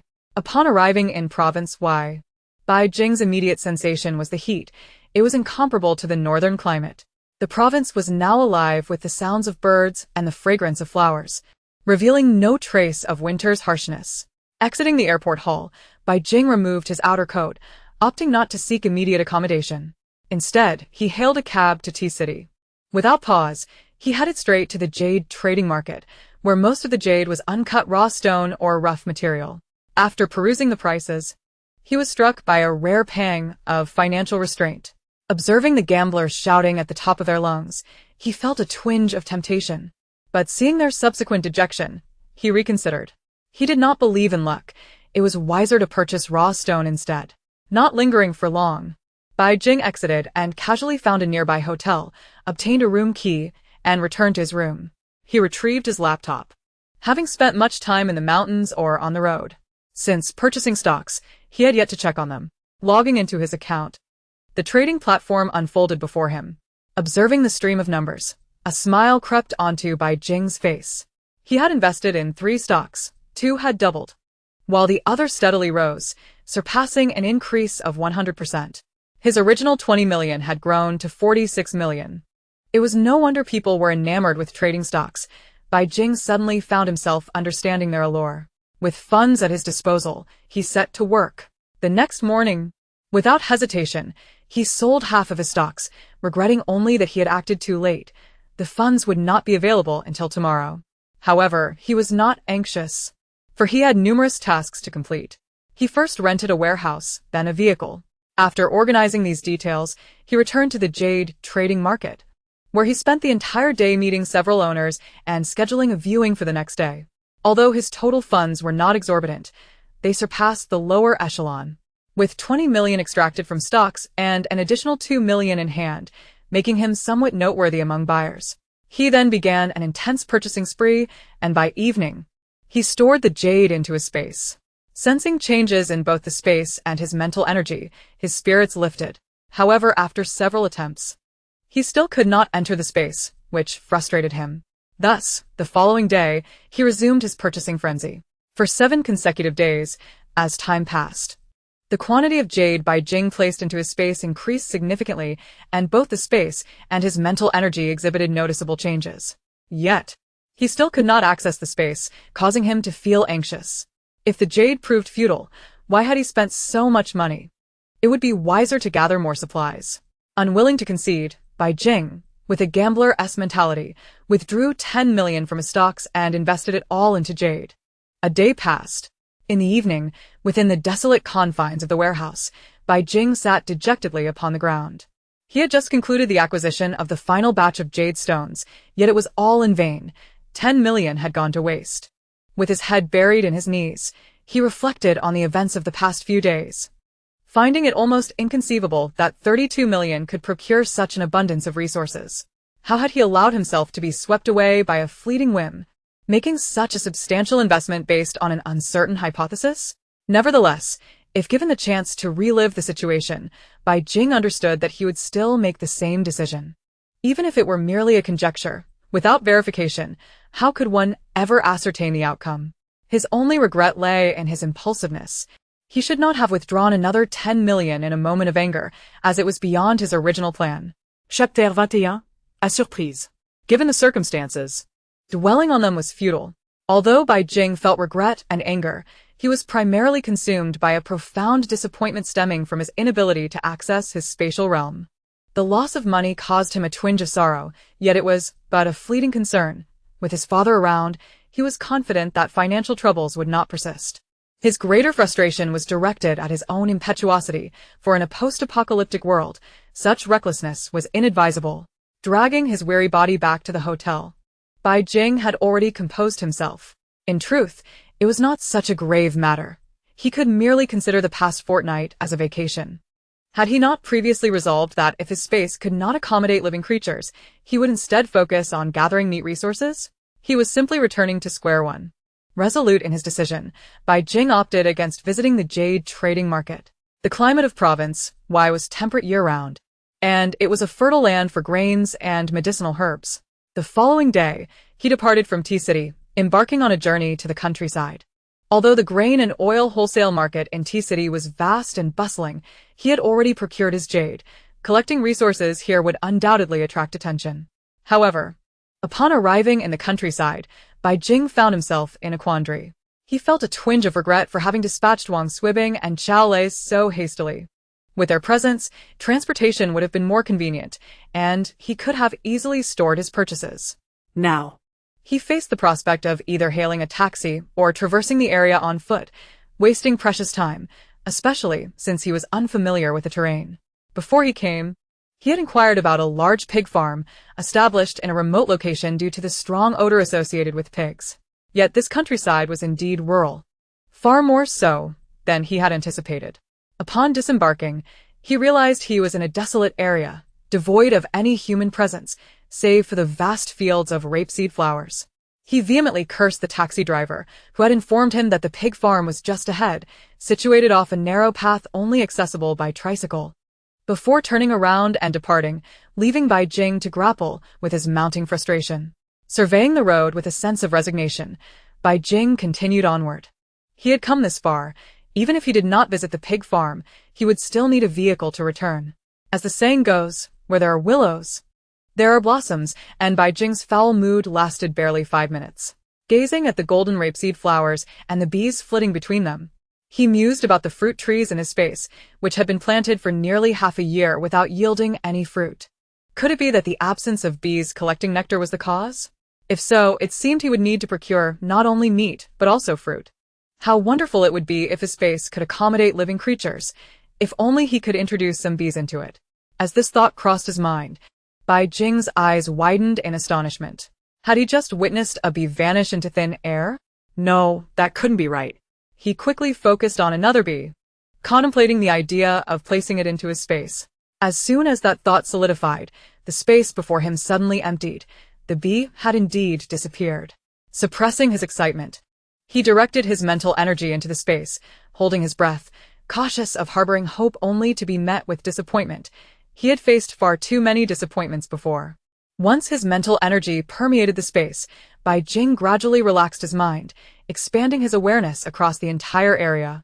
Spotting 2 bees dancing among the flowers, he could not contain his joy and burst into laughter, marveling at the irony of the situation.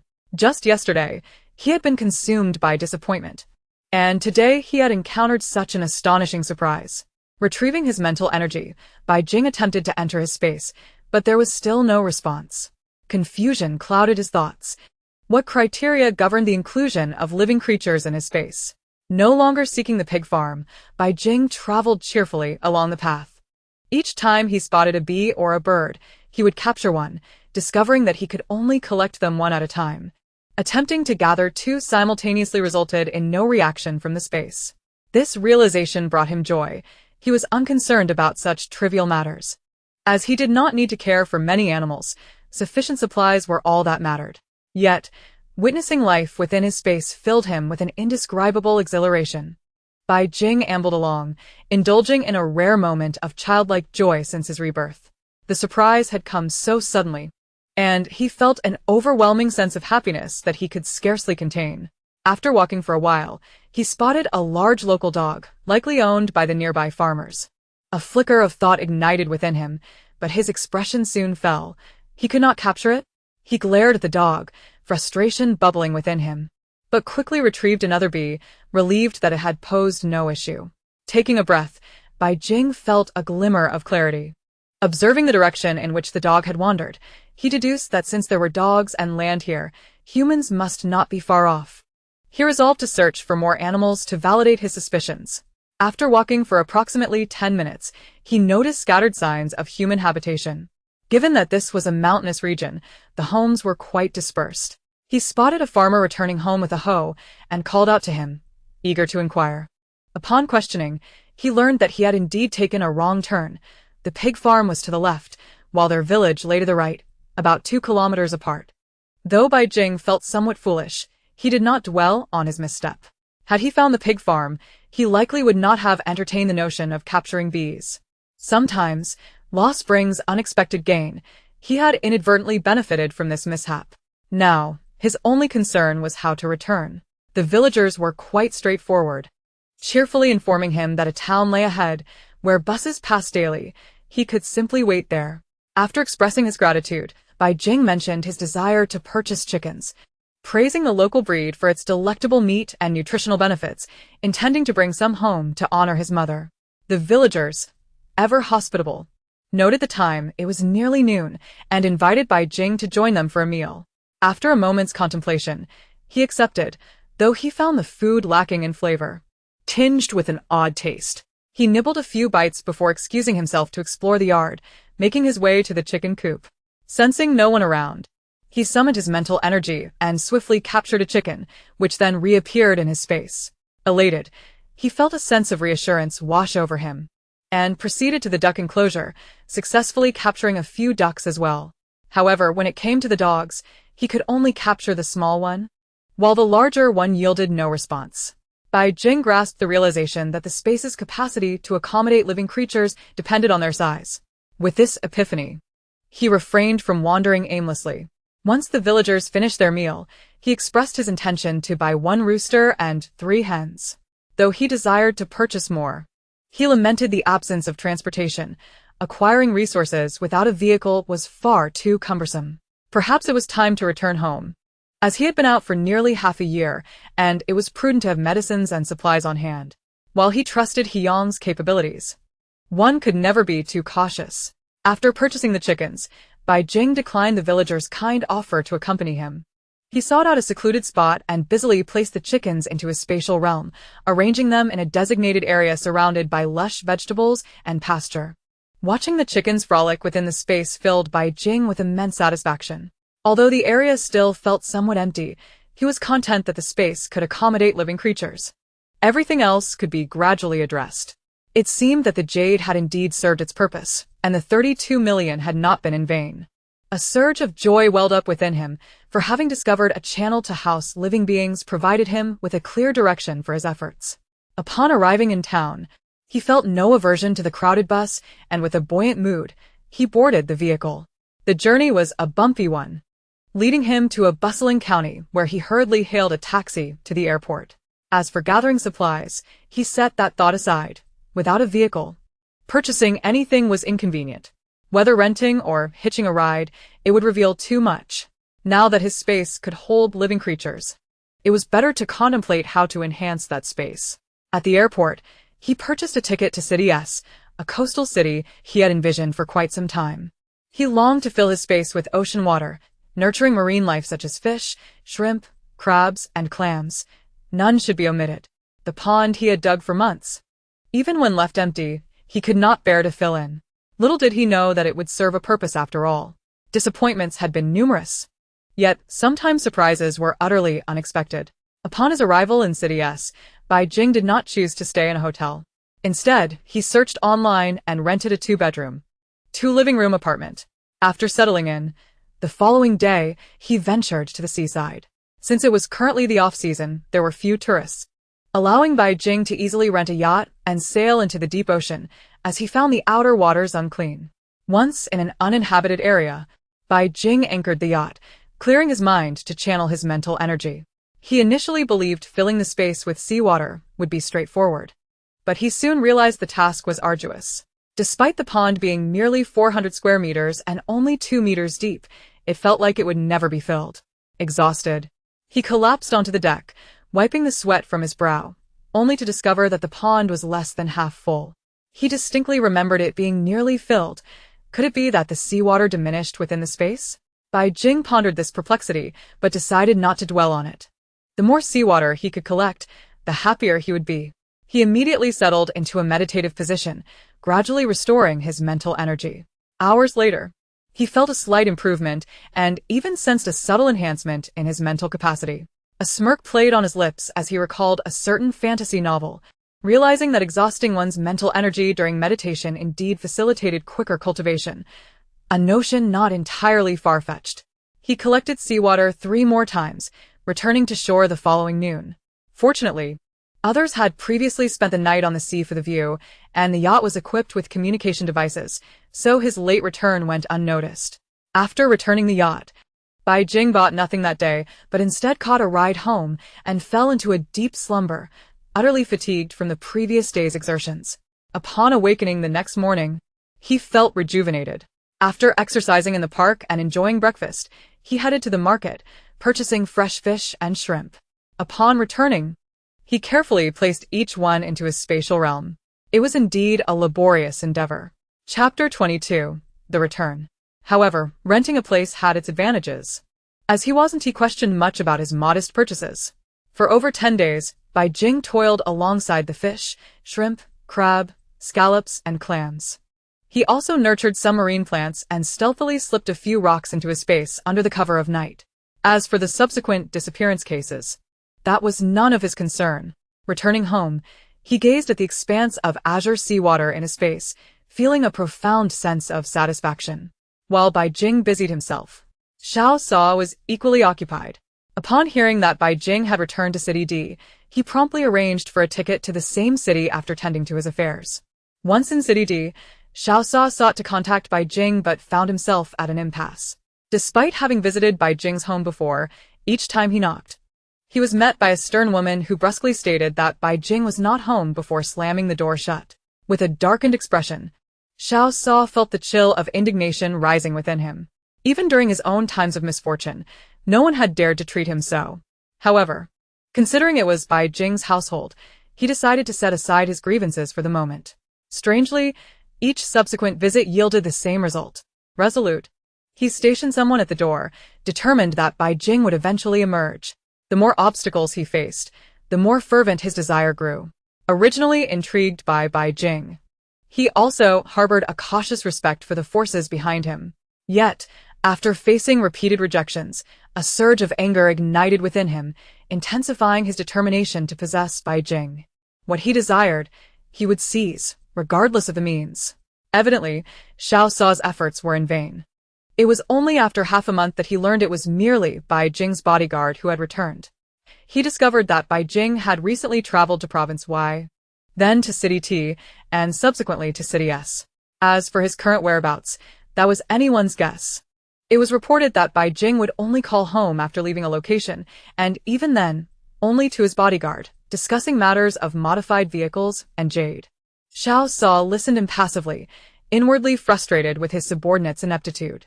They had not even caught a glimpse of Bai Jing, yet they claimed he had returned, and after so long, they managed to gather only scraps of information.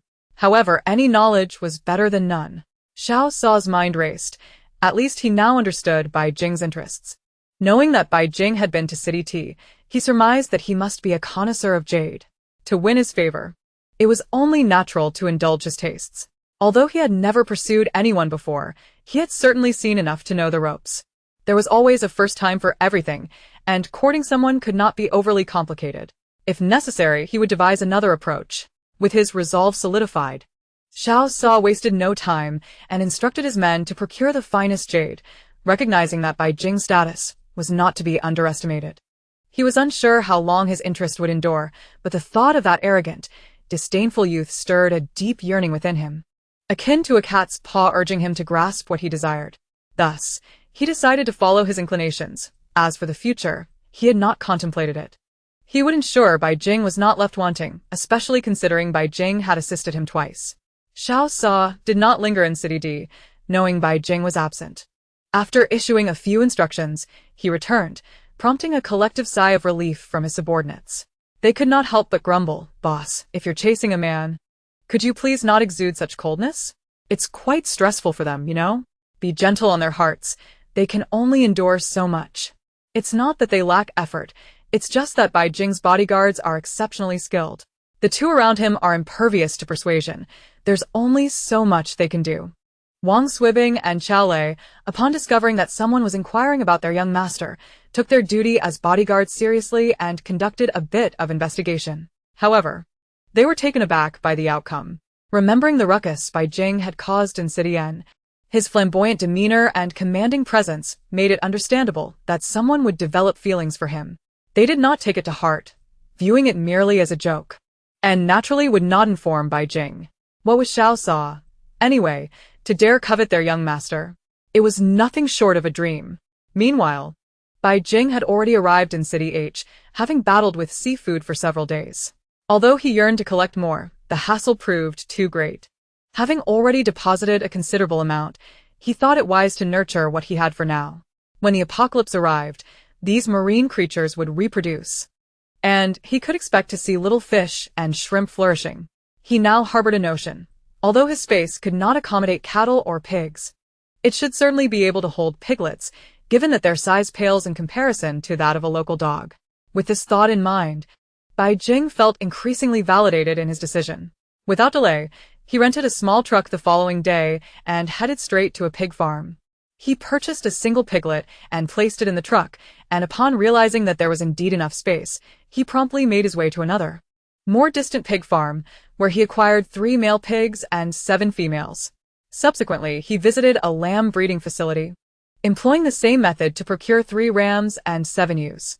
Unfortunately, there were no sheep available, but this posed no issue for Bai Jing, as it merely meant a longer journey.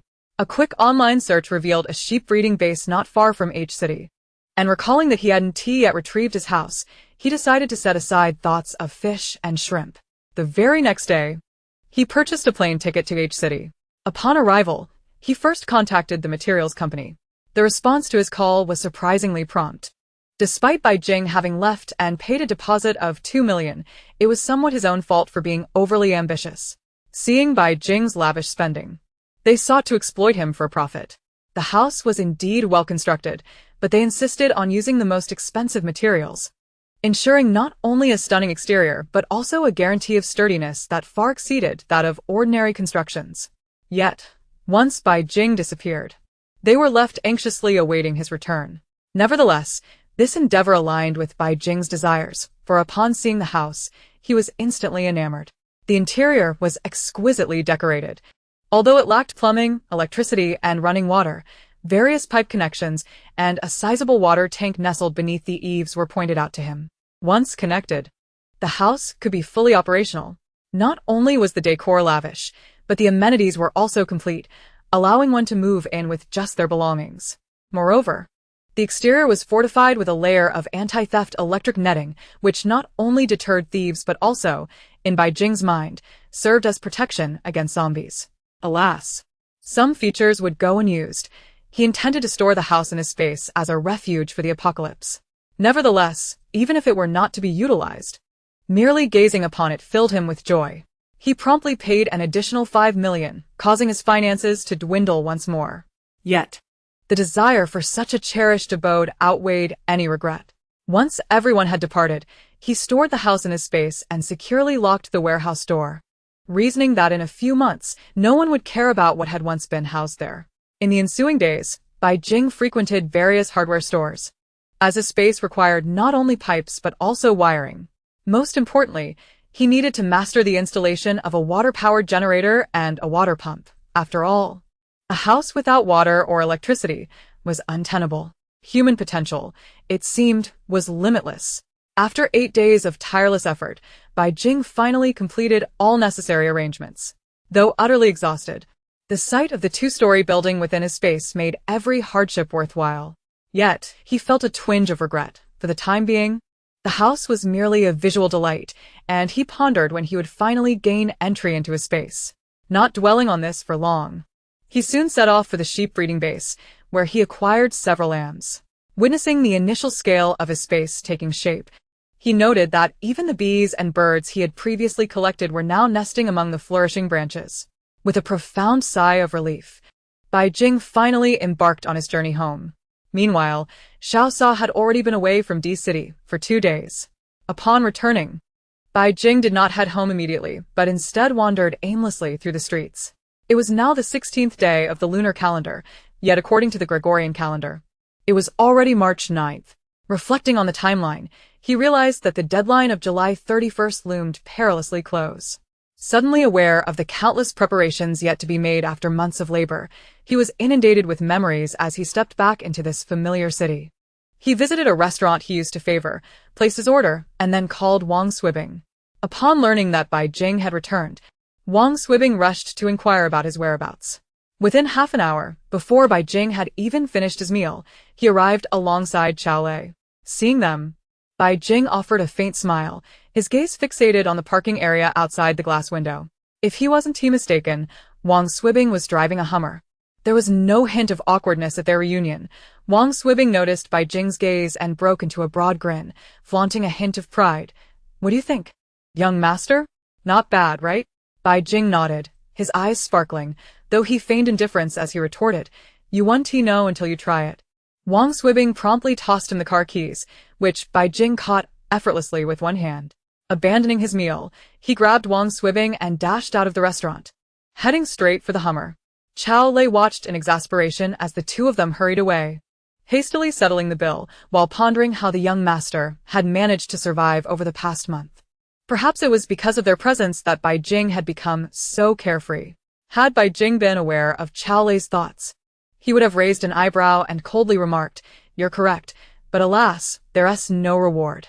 This would have undoubtedly left Xiao Lei reeling. Approaching the Hummer, Bai Jing did not immediately open the door but instead circled around the vehicle, scrutinizing it carefully. After mustering enough strength, he delivered a powerful kick to the side. Wang Swibing's heart ached at the sight. His expression turned mournful, for he had personally overseen the modifications to this vehicle. It was akin to his child. While Bai Jing might not have cared, Wang Swibing felt a pang of regret. Bai Jing nodded in satisfaction. The vehicle was resilient, and he was aware of the force he had exerted. He then delivered a punch to the window, but immediately regretted it. The glass remained unyielding. while his hand throbbed with pain. Had he known, he would have used a tool instead. However, considering Wang Swibing's gaze, he decided against it. He believed the vehicle could withstand a level 2 zombie attack with ease. As for level 3 and beyond, he regrettably had no experience to draw upon. After the apocalypse, he had never faced a level 3 zombie alone, and his time at the research institute had offered him no glimpses of the undead.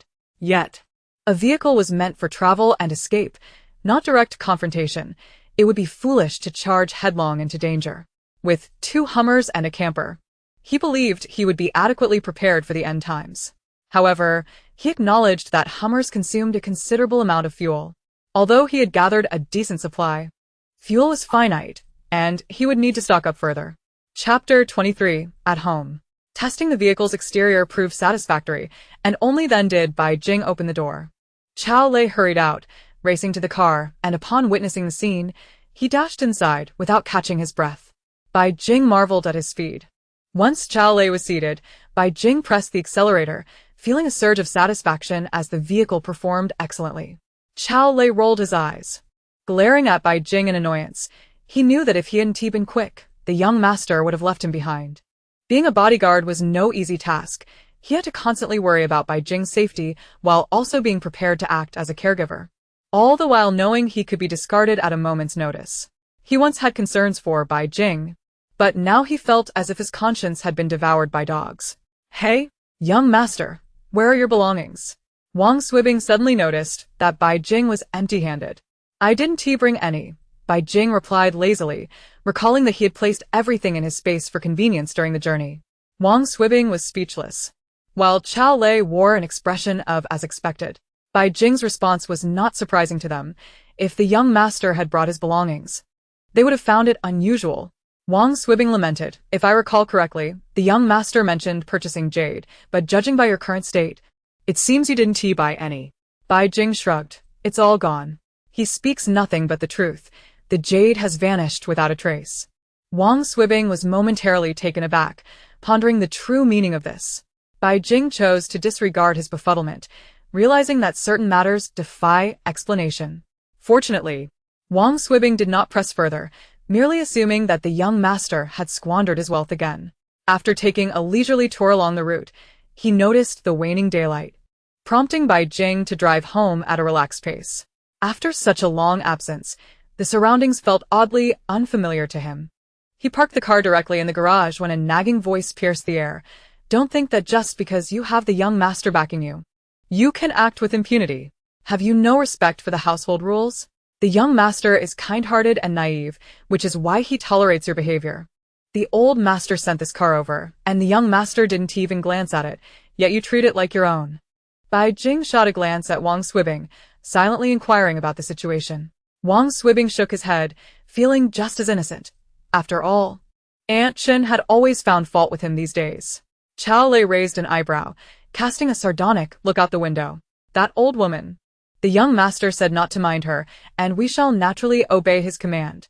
Wang Swibing nudged him, his eyes wide with disbelief at Xiao Lei's unfiltered remarks. After all, Aunt Chen had raised the young master. Bai Jing, however, ignored Wang Swibing and merely nodded at Xiao Lei, agreeing, indeed, do not concern yourselves with her. You are bodyguards, and she has no authority over you. Young master, do you? And Aunt Chen. Wang Swibing hesitated, cautiously inquiring. He had long sensed the young master's dissatisfaction with Aunt Chen, but seeing it so overtly expressed was a first for him.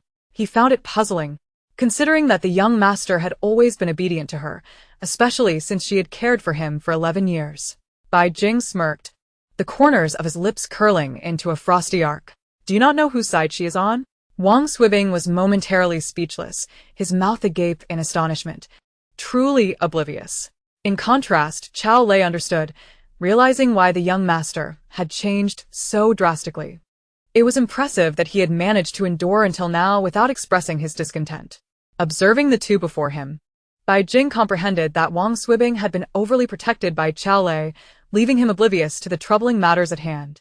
In his previous life, Wang Swibing must have been equally dazed, merely fulfilling his duties and ignoring everything else. In truth, Wang Swibing was simple-minded, so having someone like Xiao Lei by his side was advantageous. Stepping out of the car, as Bai Jing entered the courtyard. The nagging voice transformed into an exclamation. "Young master, you've returned. Why didn't you give a call in advance? Let me see if you've lost weight." "I'm fine, just a bit tired. I'll head to my room first," Bai Jing replied coolly, casting a fleeting glance at her. After more than half a year apart, Anshin seemed unchanged, her tone still carrying that blend of warmth and reproach that stirred a sense of comfort within him. The familiarity in her tone bore no hint of estrangement, as if they had been in constant contact.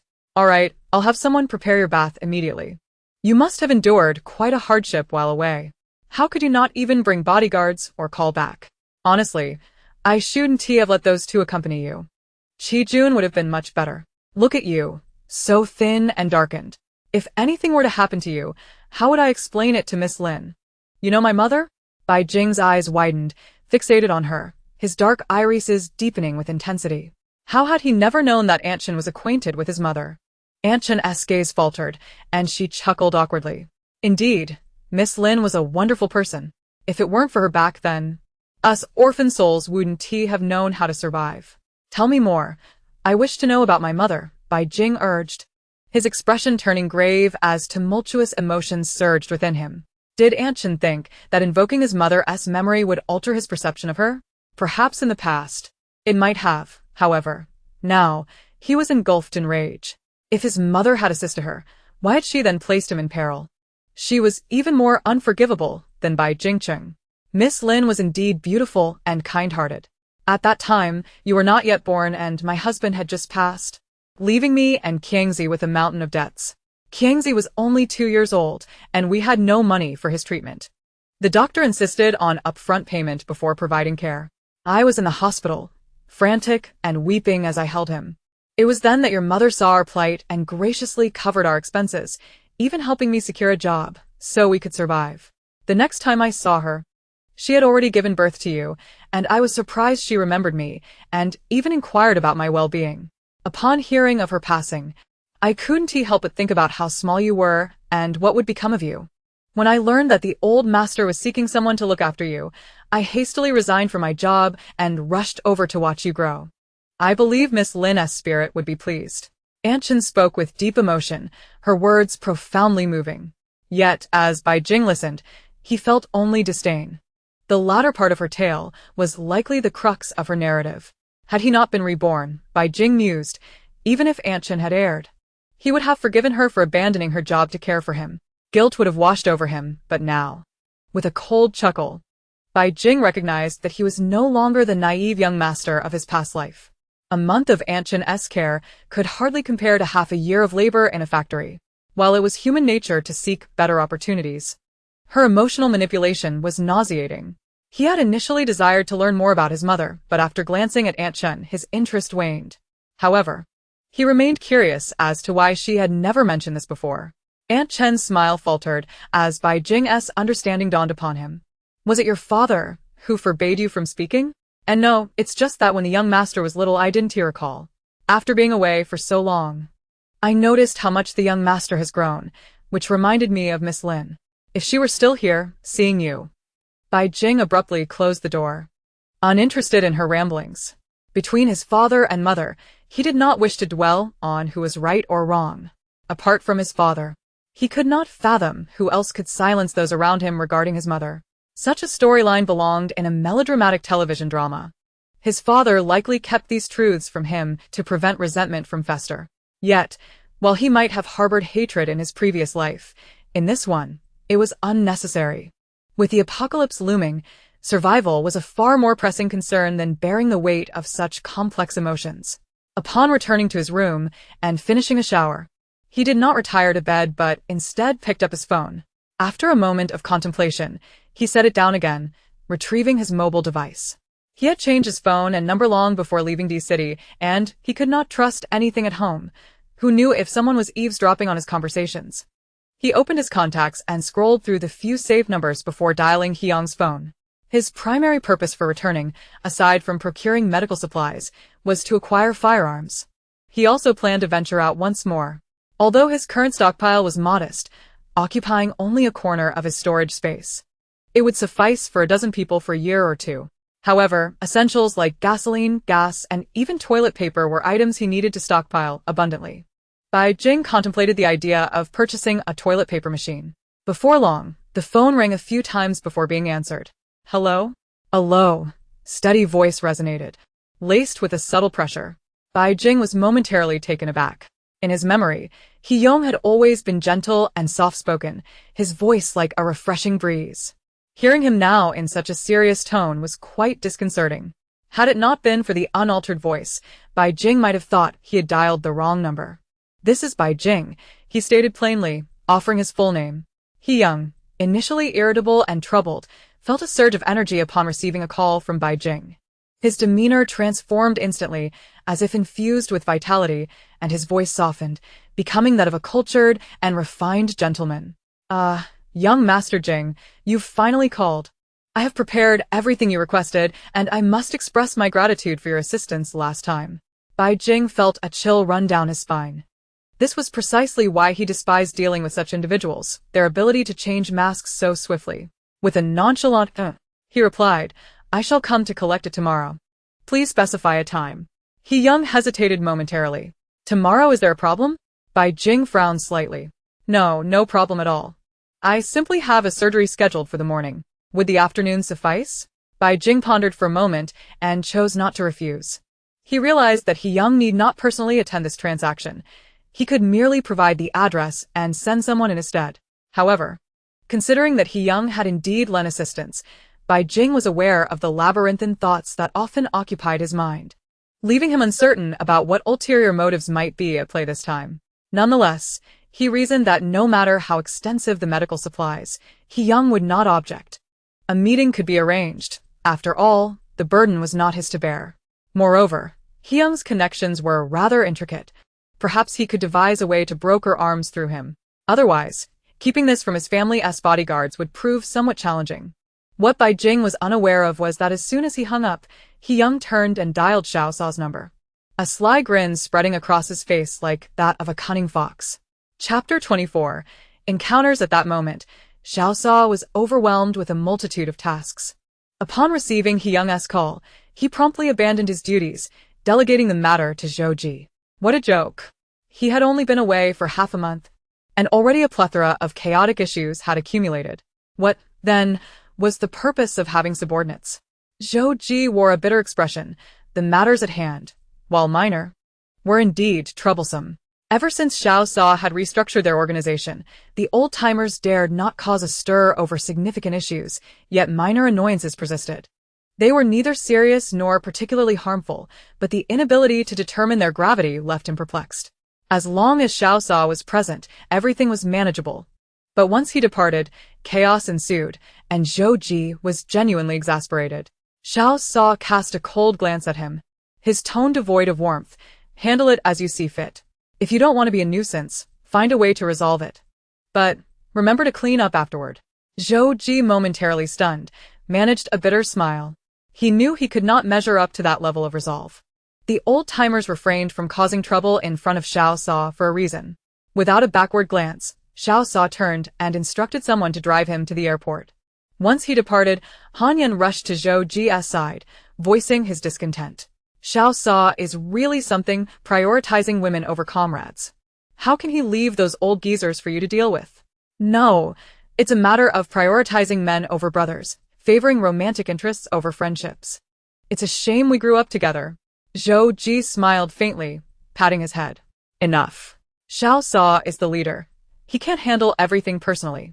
This is for my benefit too, otherwise how will I learn to stand on my own? Yet Han Yan remained unconvinced, indignantly asserting, those old fools are all cunning. They only stir trouble when Xiao Sa is absent, and they often leverage their status to intimidate. If it were me, I wouldn't have given them any leeway last time. You're too accommodating. Why allow them to bully you? Don't you understand their intentions? They want a slice of the pie, but it depends on whether Xiao Sa agrees. They don't dare challenge him, yet they come to you for trouble. What is that about? Though they are elders, we cannot let them alienate our brotherhood. Xiao Sa has his reasons for acting as he does. If they cause too much of a ruckus, we can deal with it. We may be in the process of cleaning up our image, but we have a history in the underworld, and it is built on loyalty and connections. Supporting them will only show Xiao Sa's magnanimity. Even if they are uninvolved, their words still carry weight among the older generation. Don't worry, I know how to handle this. Seeing Han Yan's animated demeanor, Zhou Ji couldn't help but chuckle inwardly, his mood lifting as well. He was not a mere pawn to be manipulated. He simply had too many concerns, which made him appear indecisive. Since Xiao Sa had spoken, perhaps he should indeed show those old fellows a thing or two. After leaving, Xiao Sa made a few more calls, arranging to have the collected jade stones sent to D City. Since he was to meet Bai Jing, he felt it prudent to prepare a gift in advance. Damn you, Xiao Sa cursed silently, his face darkening as he contemplated the demands of that cunning fox. Frustration bubbled within him. He had not anticipated Bai Jing's prompt return and urgent request for a meeting. Had he known, he would have lingered in D City a few days longer. Xiao wished to see the drama unfold and to gain an advantage over him. But it would not be so easy. Xiao Sa smirked coldly, his eyes glinting with determination. He would surely reclaim what was his with interest. The following day, after breakfast, Bai Jing set out. Chen Ma gazed at him, hesitating several times as if to speak, reflecting on how confident she had been just months prior, knowing her young master inside and out. However, now she felt uncertain. Chen Ma's expression wavered. She was aware of the changes in Bai Jing but could not grasp why he had transformed. Initially, she had presumed it was due to heartbreak. But after half a year without a phone call from him, she realized something was amiss. Moreover, yesterday she had inadvertently made a misstep. Bai Jing adored his mother. And though it had never been mentioned, she had hoped to strengthen their bond by bringing up Miss Lin, only to inadvertently evoke thoughts of his father. What a blunder. Nevertheless, Chen Ma smiled faintly as she dialed a number. No matter how Bai Jing had changed, she believed his temperament remained constant. That child was sentimental. Even if he was cold towards her, he would not speak harshly. At most, he would ignore her. He still held her in high regard. As long as he did not venture far, she was confident that she could identify the cause of his transformation and remedy it. Chen Ma believed that it would not be long before Bai Jing would warm to her again. Otherwise, she would be powerless. She knew what he cherished and what he needed. She just required sufficient time. With this thought, Chen Ma felt a sense of relief. All was still within reach. If Bai Jing were aware that his indifference towards Chen Ma was being misconstrued in such a manner, he would laugh heartily. He merely wished not to miss the opportunity to reunite with Xiao Sa, which was why he had been so accommodating. Little did he know it would only embolden her. Bai Jing arrived at the garage and selected a Hummer. Bai Jingcheng had indeed been considerate, providing him with 2 Hummers of different models. The H2 had 3 rows of seats, making it convenient for passengers, with ample space in the rear for miscellaneous items. The H6, on the other hand, resembled a luxury RV, complete with lavish furnishings and appliances, though it was not as spacious as a full-sized RV, more akin to a compact KTV. Bai Jing climbed into the Hummer H2, casting a glance at the approaching bodyguards, a cold smile tugging at his lips. They wished to accompany him, did they? Very well. A fierce glint flashed in his eyes, and without hesitation, he accelerated towards them, indifferent to whether others were in his path, feeling a thrill as he drove the Hummer. The bodyguards reacted swiftly. Having just blocked the car, they quickly sidestepped to avoid it. Bai Jing observed through the rearview mirror, a sardonic thought crossing his mind. That woman was indeed generous, placing such importance on herself, employing such a talented individual as a bodyguard. What a waste. Bai Jing smiled faintly, dismissing such thoughts quickly. They would no longer intersect in the future, so why waste energy on trivial matters? His meeting with Hyung was scheduled for the afternoon, and with nothing else to occupy him, he decided to fuel the car and take a drive around the vicinity. By then, the afternoon should be approaching. On the journey, Wang Swibing made 2 phone calls, both of which Bai Jing brushed off with a few words. The air in D City was indeed stifling. Upon his return, he felt as though he could scarcely breathe, as if something were constantly reminding him of the impending apocalypse. Stopping meant relentless contemplation. He was never at ease, and an inexplicable heaviness weighed on him. It felt as though a sinister fire was smoldering within his chest, a fierce intensity that made him uncertain of his actions in the presence of Chen Ma and the bodyguards.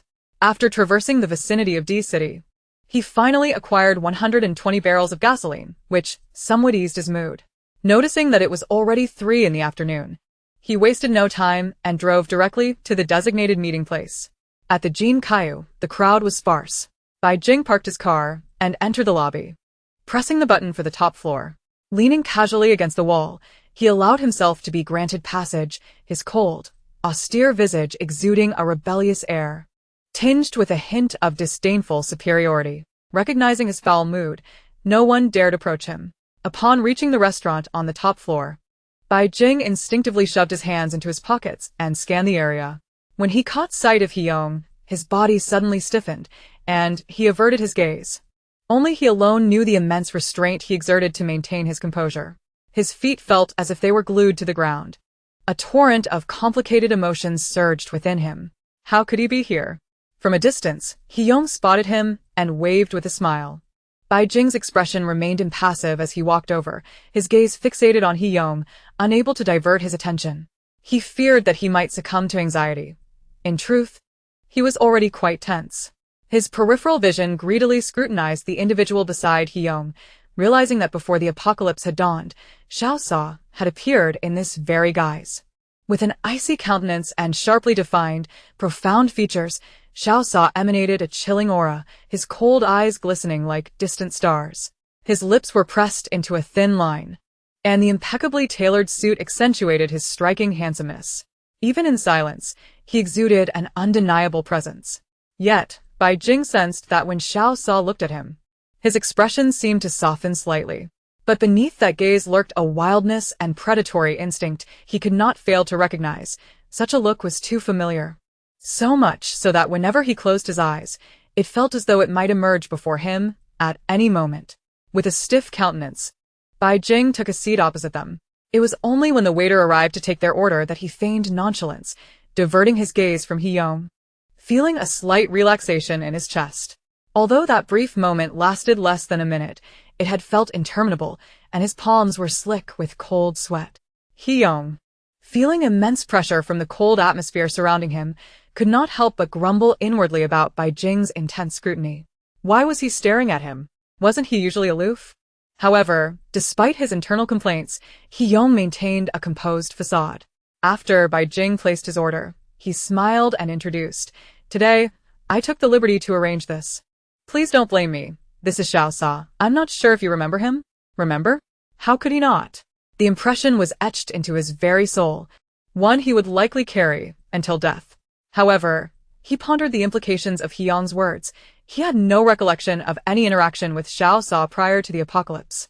As those thoughts crossed his mind, he met Xiao Sa's shadowy gaze, momentarily stunned, his heart racing with an unsettling mix of emotions that radiated an overwhelming possessiveness. "Hello. I am Xiao Sa." His deep voice held a captivating timbre, a perfect smile gracing his lips, his dark eyes piercing and magnetic, as though intent on drawing Bai Jing's very soul into his depths. "Bai Jing," he responded mechanically, his mind blank. He was on the verge of losing himself in those alluring eyes. Unbeknownst to him, his seemingly dazed expression appeared to others as a portrait of aloof elegance, cold, noble, and imperious, a stunning display of beauty that radiated brilliance. Chapter 25. Awkward situations. Some individuals possess an innate charisma that draws others in. As Bai Jing stepped into the restaurant, he instantly became the center of attention. His unabashed arrogance and strikingly handsome features made it nearly impossible for anyone to overlook him. Xiao Sa, too, noticed him at once, unable to tear his gaze away. Truly, he was the object of Xiao Sa's admiration, standing out no matter where he went. Yet, after a fleeting moment of appreciation, Xiao Sa's demeanor soured as he observed the envious glances from those around him, an anger brewing within him at the thought of his possession being scrutinized.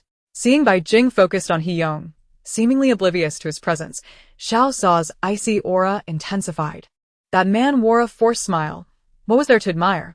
Deep down, Xiao Sa understood that in order to win over the young man before him, he would have to exert considerable effort. Casting a casual glance at Hyung, he resolved to spare him for the time being. Hyung chuckled wryly, feeling as though he were caught in the crossfire. "I suppose Bai Jing doesn't remember, but last year, you saved Xiao Sa's life. Knowing we were meeting here, he insisted on tagging along, claiming he wanted to repay the debt of gratitude." Repay a debt of gratitude? Bai Jing was perplexed. When had that occurred? He had no recollection of it, and given Xiao Sa's nature, would he truly persist in such a manner? A shiver ran down his spine at the thought. He believed Xiao Sa would only resort to coercive persuasion. However, with Hiyong's casual remarks, Bai Jing found his tension dissipating. He had often contemplated meeting Xiao Sa again, yet after their last missed encounter, he had buried that thought deep within his heart. Who could have anticipated that today he would suddenly come face to face with him, utterly unprepared? As Bai Jing pondered this, a look of astonishment spread across his face as he stared, wide-eyed, at the man before him. He had never anticipated that such a cold, hard visage could break into such a captivating smile, accompanied by an unexpectedly gentle tone. Bai Jing swore he had never heard anything like it in his past life. Last year, when I was in D-City, I unfortunately sustained severe injuries. Thanks to you, Bai Jing, I was taken to a clinic. I have always intended to express my gratitude, but you've been so busy. Today, I finally have the chance. Knowing you have an affinity for jade, I went out of my way to collect some, hoping you would like it. A small gesture. I hope you won't refuse. Bai Jing nodded absently, scarcely processing his words. The current Xiao Sa was overwhelming. The Xiao Sa he remembered from his previous life had been fierce. Though he had treated him well, he had never exuded such an intoxicating aura of charisma. Moreover, in his past, Xiao Sa had been stoic and steadfast, akin to a towering mountain, as if his presence alone could ensure the safety of his comrades and himself. As long as you like it, Xiao Sa declared, his tone leaving no room for refusal as he inquired about Bai Jing's contact information and the location of his vehicle. He then proceeded to make a call, instructing someone to deliver the jade, to wait in the parking lot. Bai Jing let out a breath, coming back to his senses. That was more like it. Taking charge was Xiao Sa's style.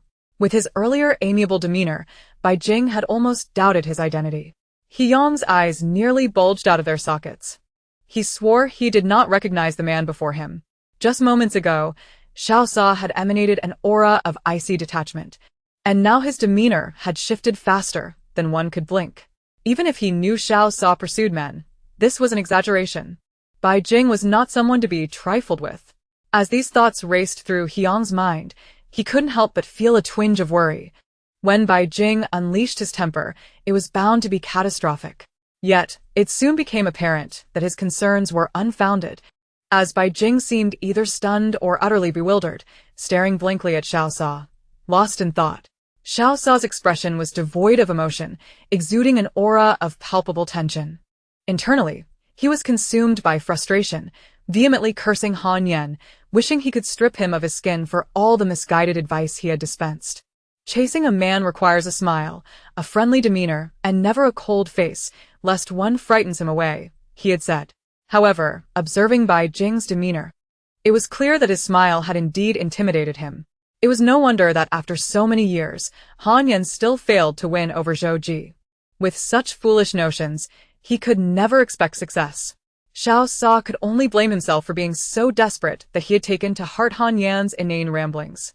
Then, Hiyong inquired about Bai Jing's visit to the warehouse, specifically mentioning the considerable effort Xiao Sa had contributed regarding the medical supplies. Bai Jing cast a sidelong glance at Xiao Sa, his emotions in a delicate state.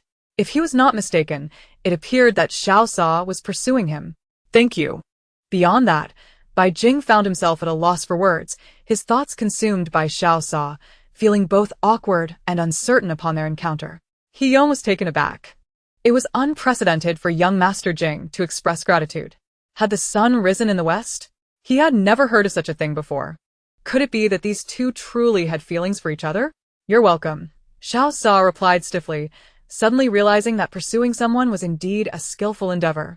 As silence enveloped them, Hiyong sighed, contemplating how much these two resembled kindergarten children, exchanging a thank you and a you're welcome. He hastily added, thank you, young Master Jing, for your assistance last time. If you need anything further, please do not hesitate to command. Bai Jing nodded, feeling somewhat embarrassed himself. He had never noticed before how awkward Xiao Sa could be. In the past, he had always perceived Xiao Sa's cold demeanor as displeasure, leading to a constant clash between them. Reflecting on it now, it seemed he had always misinterpreted Xiao Sa's intentions, mistaking genuine kindness for malice. Yet, One could hardly blame him. After all, Xiao Sa was so domineering and unyielding, his stern face suggesting that the world owed him something.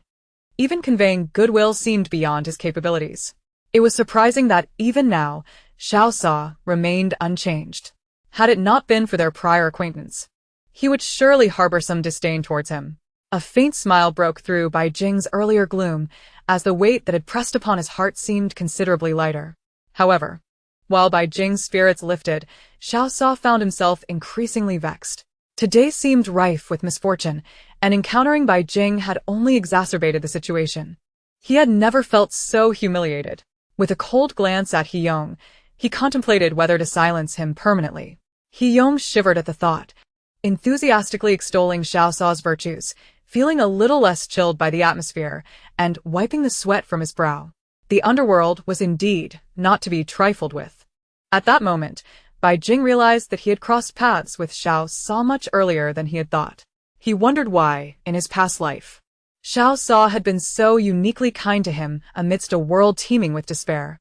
Many had needed saving, yet Xiao Sa had only come to his aid. The feelings within him were complex, leaving him questioning whether Xiao Sa's affection stemmed from love or were merely a means of repaying a debt of gratitude. Even if it were the latter, did it necessitate putting one's life on the line? Moreover, he had never known that on the very next day after his rebirth, he had brushed shoulders with Xiao Sa. How would their relationship unfold in this life? After a moment of internal conflict, Bai Jing decided to release his worries. Xiao Sa had already taken root in his heart. No matter the reason, whether it be gratitude or something deeper, he wouldn't forget him. He had long since resolved to protect him in this life. Besides, glancing at Xiao Sa, he mused that the current situation was rather agreeable, alleviating the need to overthink how to encounter him or draw closer. Before long, the meal was served, and Bai Jing quietly savored his food. Noticing what he favored, Xiao Sa unexpectedly offered a gesture of kindness. Bai Jing looked at the mountain of food before him, feeling helpless. He-Yong buried his head in his plate, wishing to be invisible, lamenting his decision to involve himself in this murky situation. If Bai Jing's father discovered that he had led his son into a homosexual relationship, it would spell disaster for his clinic, and he might lose his life in the process.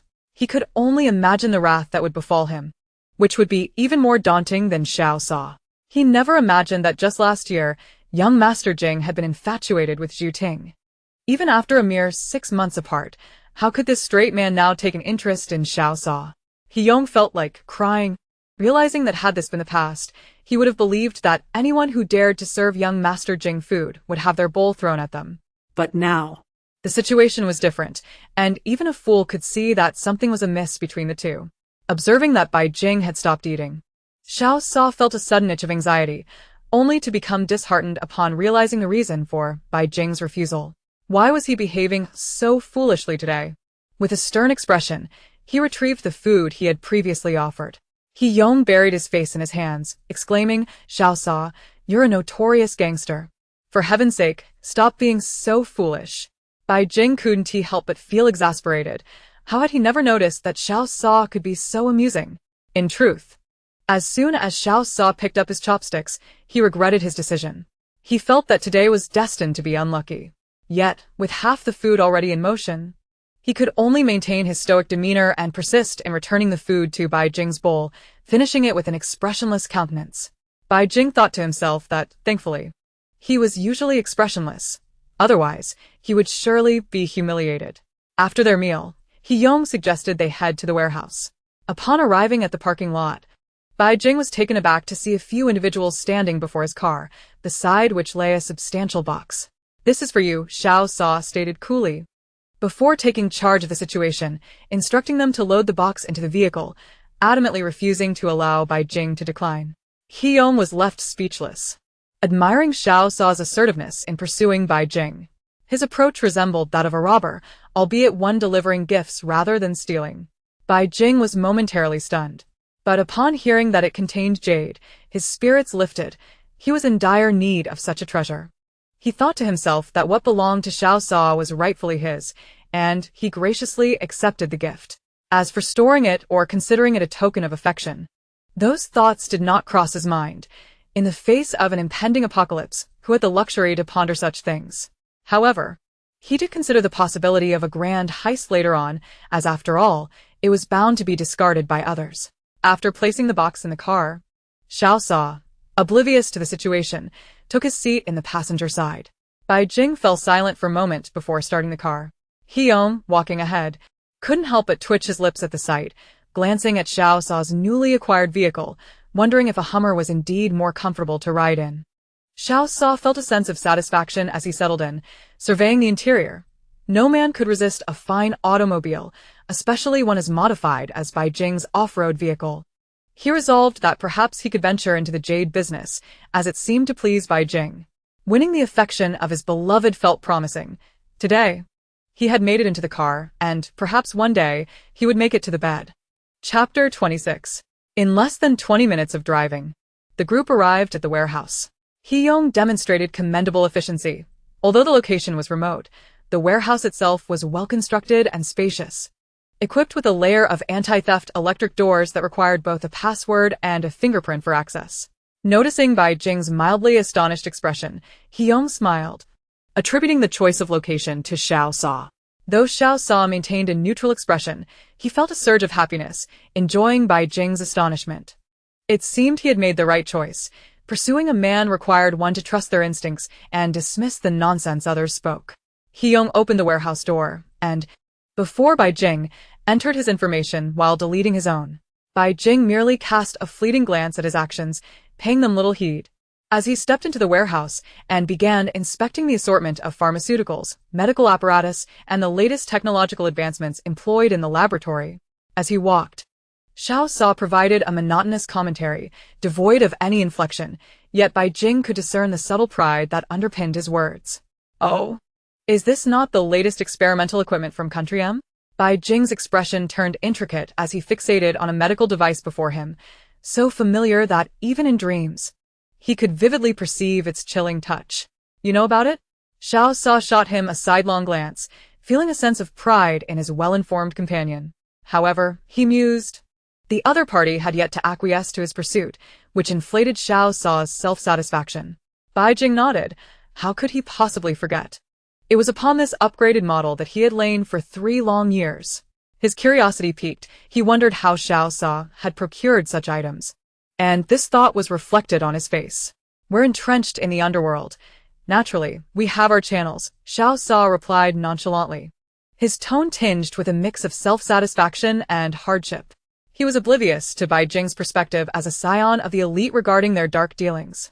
Upon hearing this, Bai Jing's eyes brightened as he scrutinized Xiao Sa, pondering silently. Perhaps he no longer needed to enlist He-Yong's assistance to procure arms. Here stood a ready source. Xiao Sa felt a shiver run down his spine, sensing the weight of Bai Jing's gaze, which seemed laden with meaning. He quickly suppressed the notion, thinking to himself, who does he think he is? It's only amusing when a little cat plays with its claws. He adamantly refused to acknowledge the fleeting moment of insecurity he had just experienced. Glancing back at the ever-attentive He-Yong, Bai Jing resolved that time was on his side. He knew Xiao Sa would soon seek him out. When that time came, discussing the acquisition of arms would not be a problem. After examining the warehouse, Bai Jing noted the comprehensive stock of medications, including several boxes of controlled substances. He smiled at He-Yong, noticing his somewhat stiff demeanor. Turning around, he realized that Xiao Sa was exuding a palpable low pressure, which amused Bai Jing while also engendering a sense of helplessness, mingled with an inexplicable delight. Xiao Sa had always been so domineering.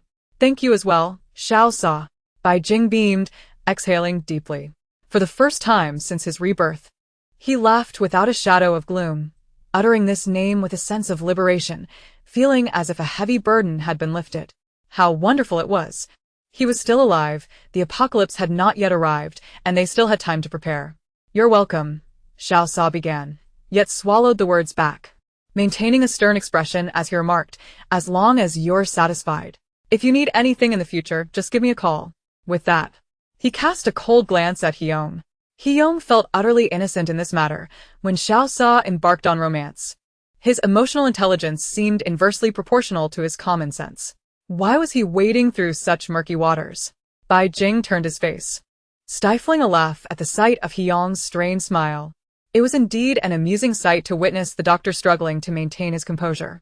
After a pleasant tour of the warehouse, Bai Jing conducted a thorough inspection, confirming the building's sturdiness. If his memory served him correctly, this place would fall within the safe zone once the apocalypse arrived.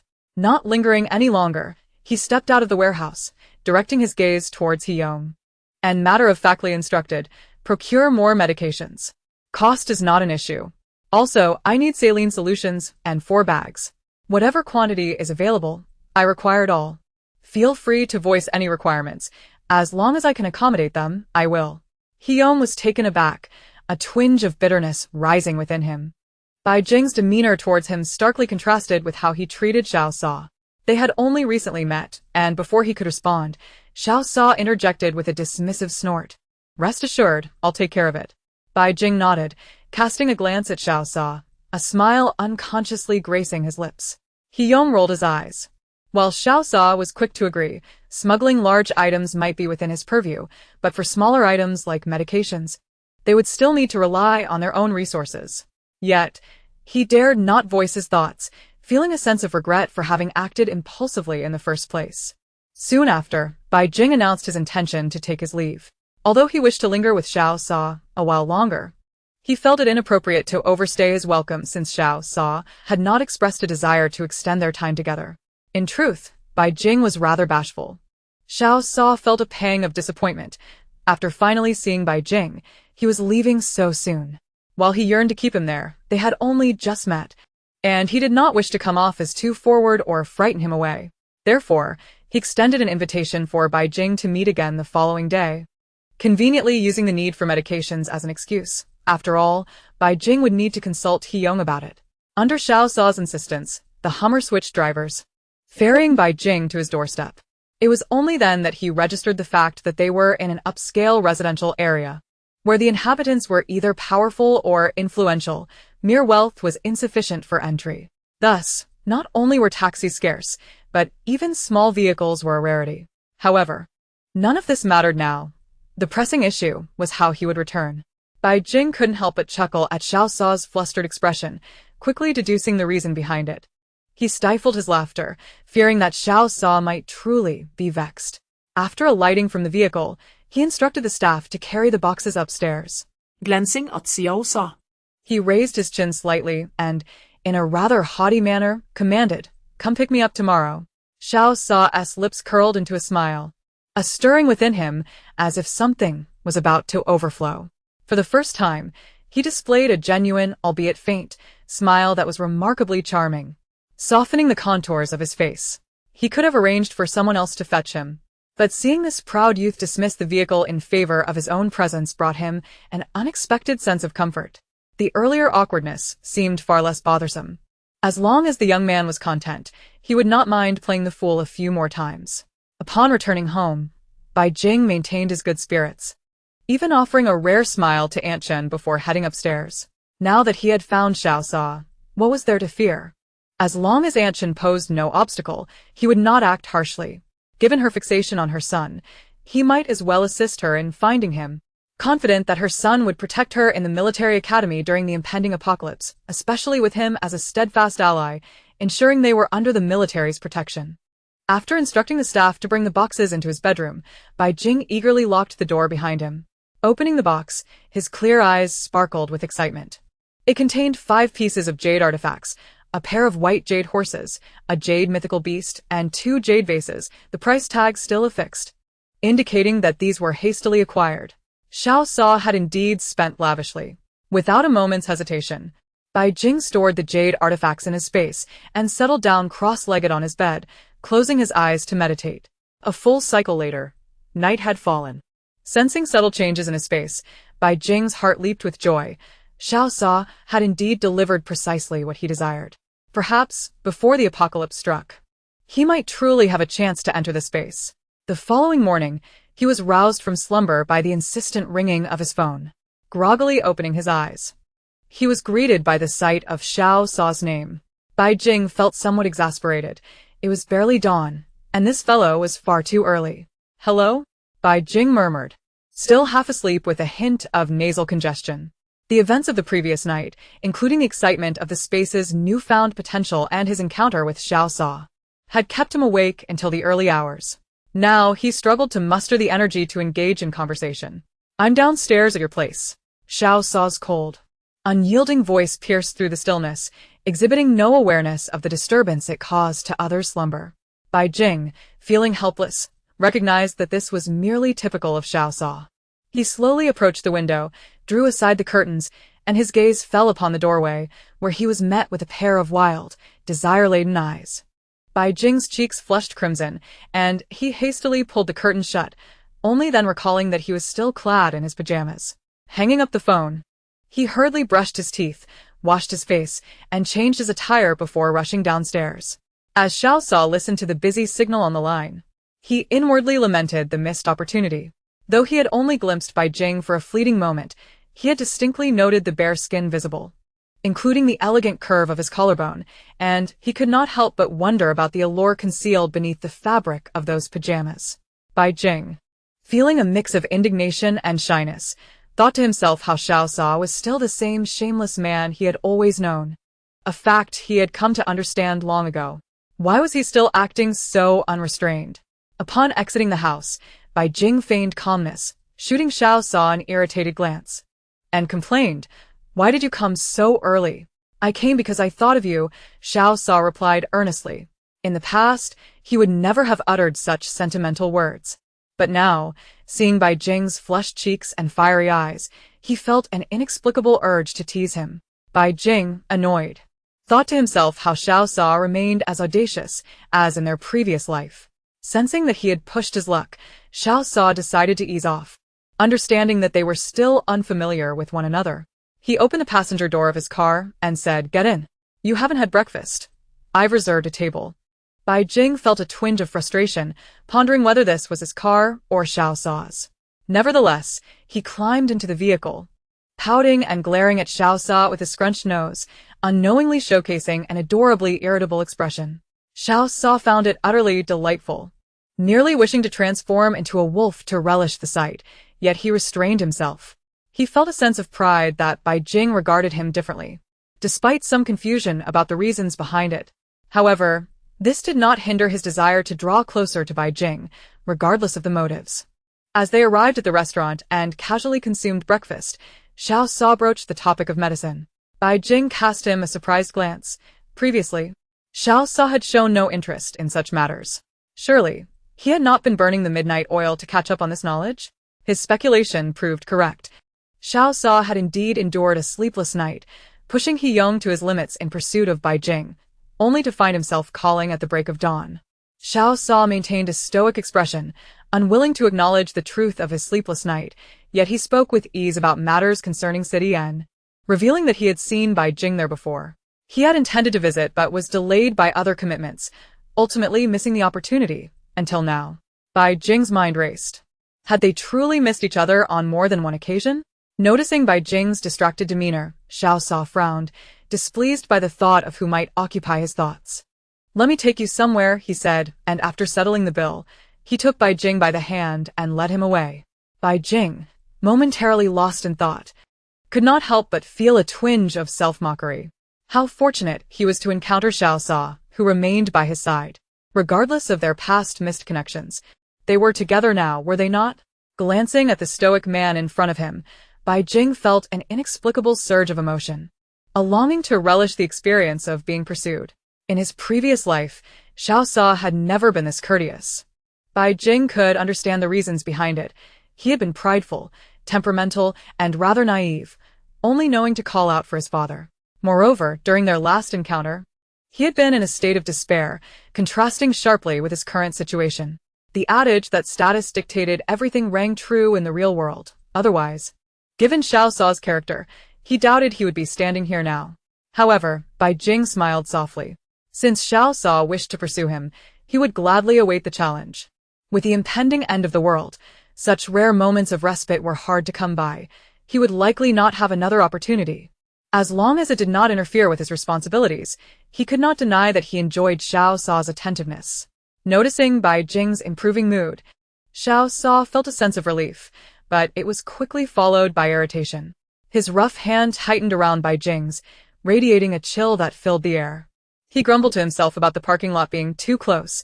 Bai Jing's hand was soft and delicate, making it a challenge to hold on. Once inside the car, Bai Jing settled into the passenger seat without asking too many questions. Xiao Sa reluctantly released his grip, feeling the lingering warmth of Bai Jing's presence. And jealousy crept into his heart. He had conducted a background check on Bai Jing, although the boy before him differed from the rumors. His leniency toward Xiao Sa was not without reason. Despite having gained a significant advantage, Xiao Sa still felt a pang of bitterness. If he discovered who had made Bai Jing so forgiving, he vowed to annihilate them. Upon reaching the Jade City, Xiao Sa finally halted the vehicle. "What are we doing here?" Bai Jing wondered, suppressing a flicker of annoyance. Did Xiao Sa truly believe that gifting him a few pieces of jade would suffice as a gesture of courtship? After alighting from the car, Xiao Sa opened the door for Bai Jing, his dark eyes momentarily flashing with a commanding presence. He turned to face Jade City, exuding an aura of unwavering determination, as if the world were his to conquer, with no obstacles in his path. Bai Jing stared at him, lost in thought, recalling how Xiao Sa had once led his band of brothers through the treacherous landscape of the apocalypse. It had been a long time since he had seen Xiao Sa like this, and Bai Jing felt as though he were witnessing a ghost from the past. His heart softening in response. Pointing towards Jade City, Xiao Sa fixed his gaze on Bai Jing and spoke cryptically, suggesting something elusive yet profound. "I wish to build a Jade City. Since you like it, I thought I would bring you to see it." This notion had only formed in his mind the day before. He had no intention of pressuring Bai Jing too hastily. However, Bai Jing's constant concern for others had displeased him, prompting this visit. Since he harbored genuine feelings for Bai Jing, more than just a trivial interest, this endeavor would serve dual purposes, a means to redeem himself while engaging in the jade trade. "Building a Jade City?" Bai Jing murmured, lost in contemplation, hardly registering what Xiao Sa had said, his mind preoccupied with the prospect of this venture. Thank you, Xiao Sa. "I just remembered something. Let's meet again soon," Bai Jing exclaimed with a bright smile before hopping into the car, revving the engine, and speeding away. Inside, He felt a pang of regret. Hadn't Xiao Sa driven here himself? Back at home, Bai Jing chastised himself for his inconsideration but quickly rationalized that Xiao Sa was pursuing him. After all, the capricious emotions of his boyfriend were something Bai Jing had to learn to adapt to. He vowed that in this lifetime, he would safeguard Xiao Sa and treat him with utmost kindness. Yet, when it came to intimacy, he resolutely refused to be submissive. Moreover, in their previous life, Xiao Sa had a notoriously fiery temper. Now that there was a possibility of being together, it was imperative to train his boyfriend. Human nature is often insatiable. Before meeting Xiao Sa, Bai Jing merely wished for their encounter, yet once it materialized, his desire shifted to protecting him. However, when he found himself adored, cherished, and pursued by the very person he sought to protect, a sense of pride welled within him, igniting a desire to chase after Xiao Sa as well. Fine. Let him pass the test. Upon returning home, Bai Jing opened his computer and perused the map of City D. He promptly dialed Wang Swibing and Xiao Lei, instructing them to come over swiftly. Meanwhile, Bai Jing meticulously sifted through potential locations for the supermarket. It needed to be neither too prime nor too remote. A prime location would become a haven for zombies once the apocalypse erupted, while a secluded one might arouse suspicion. After all, what would a carefree scion like him be doing opening a supermarket? Before long, Wang Swibing and Xiao Lei arrived. Curiosity piqued about the young master's latest whim. Typically, summoning them indicated no good news, but the nature of their work was indeed light, at least compared to the drudgery experienced by those downstairs. They were on call, yet held in little esteem. While they acted as caretakers, others toiled like laborers. Despite the disparity in treatment, they accepted their lot, knowing that the young master treated them fairly well. "I wish to establish a supermarket here, and the sooner, the better," Bai Jing stated, pointing to a location on the map. It was conveniently close to a medical warehouse, facilitating easy access and storage. He did not intend for the supermarket to operate in earnest, as managing inventory would be cumbersome. He merely sought a facade. With the supermarket in mind, what did he have to worry about in terms of supplies? Xiao Lei raised an eyebrow, questioning the wisdom of embarking on such an entrepreneurial endeavor. Wang Swibing, unfazed, recognized that the young master's imaginative ideas were beyond his comprehension, deciding instead to focus on executing his tasks diligently. "How quickly do you want this done?" he inquired. Bai Jing disregarded Xiao Lei, knowing he and Wang Swibing were of like minds. After a moment's contemplation, he replied, "The supermarket can open slowly. Renovations will take time. However, the warehouse must be prioritized, along with the cold storage." Wang Swibing furrowed his brow. What kind of supermarket does the young master envision? What scale are we considering? What is the minimum capital threshold? Are there established channels for procurement? What merchandise do you intend to sell? Bai Jing fell silent. He truly had no answers. His mind was solely fixated on the idea of opening a supermarket, yet he was utterly inexperienced in business. If it weren't for Xiao Sa's reminder, he might not have even entertained the thought. Indeed, it was a daunting task for someone so accustomed to a life of luxury to contemplate a livelihood. Wang Swibing, exasperated, mused that he was merely a soldier, albeit retired, capable of handling certain tasks, but not one to engage in mental gymnastics. Cao Lei chúc cười. Recognizing that his young master's flights of fancy had once again taken flight. Upon hearing Xiao Lei's laughter, Bai Jing shot him a sidelong glance, feeling irked. If he was displeased, he would ensure that others shared in his discontent. Frowning, he commanded, "I entrust you with this task. In 3 days. I expect to see the warehouse fully prepared. Cost is not an issue. The inventory must be comprehensive, encompassing all essentials, as I intend to establish a large-scale supermarket." Xiao Lei was momentarily taken aback, questioning what this had to do with him. Wang Swibing felt a sense of helplessness, noting the stark contrast between his lover and the young master, with the former often playfully teasing the latter, resulting in misfortune for himself. As the young master's needs took precedence, Xiao Lei blinked innocently, casting a look of feigned distress towards Wang Swibing. Typically, such a demeanor would appear effeminate. Yet Xiao Lei's words possessed a certain allure. However, he miscalculated. Bai Jing was disinclined to regard him. He had come to understand Xiao Lei. Wang Swibing was his limit. As long as he did not encroach upon his lover, he was essentially a paper tiger, easily intimidated, and Bai Jing intended to exploit that. As Chapter 28 unfolded, with no help in sight, Xiao Lei sighed, lazily leaning against Wang Swibing, his tone turning serious. 3 days is impossible. Let us make it 5. Bai Jing recognized the truth in his words. Xiao Lei was efficient, and unless he chose otherwise, he would not slack off on any task he undertook. The quickest turnaround would still require at least half a month, given the time needed to contact suppliers and manage deliveries. Before Xiao Lei could finish his thought, Bai Jing interrupted with a check, dismissing his concerns. "All right, you handle it. Just remember, the more goods, the better. The opening can take its time. I plan to launch in September, no rush."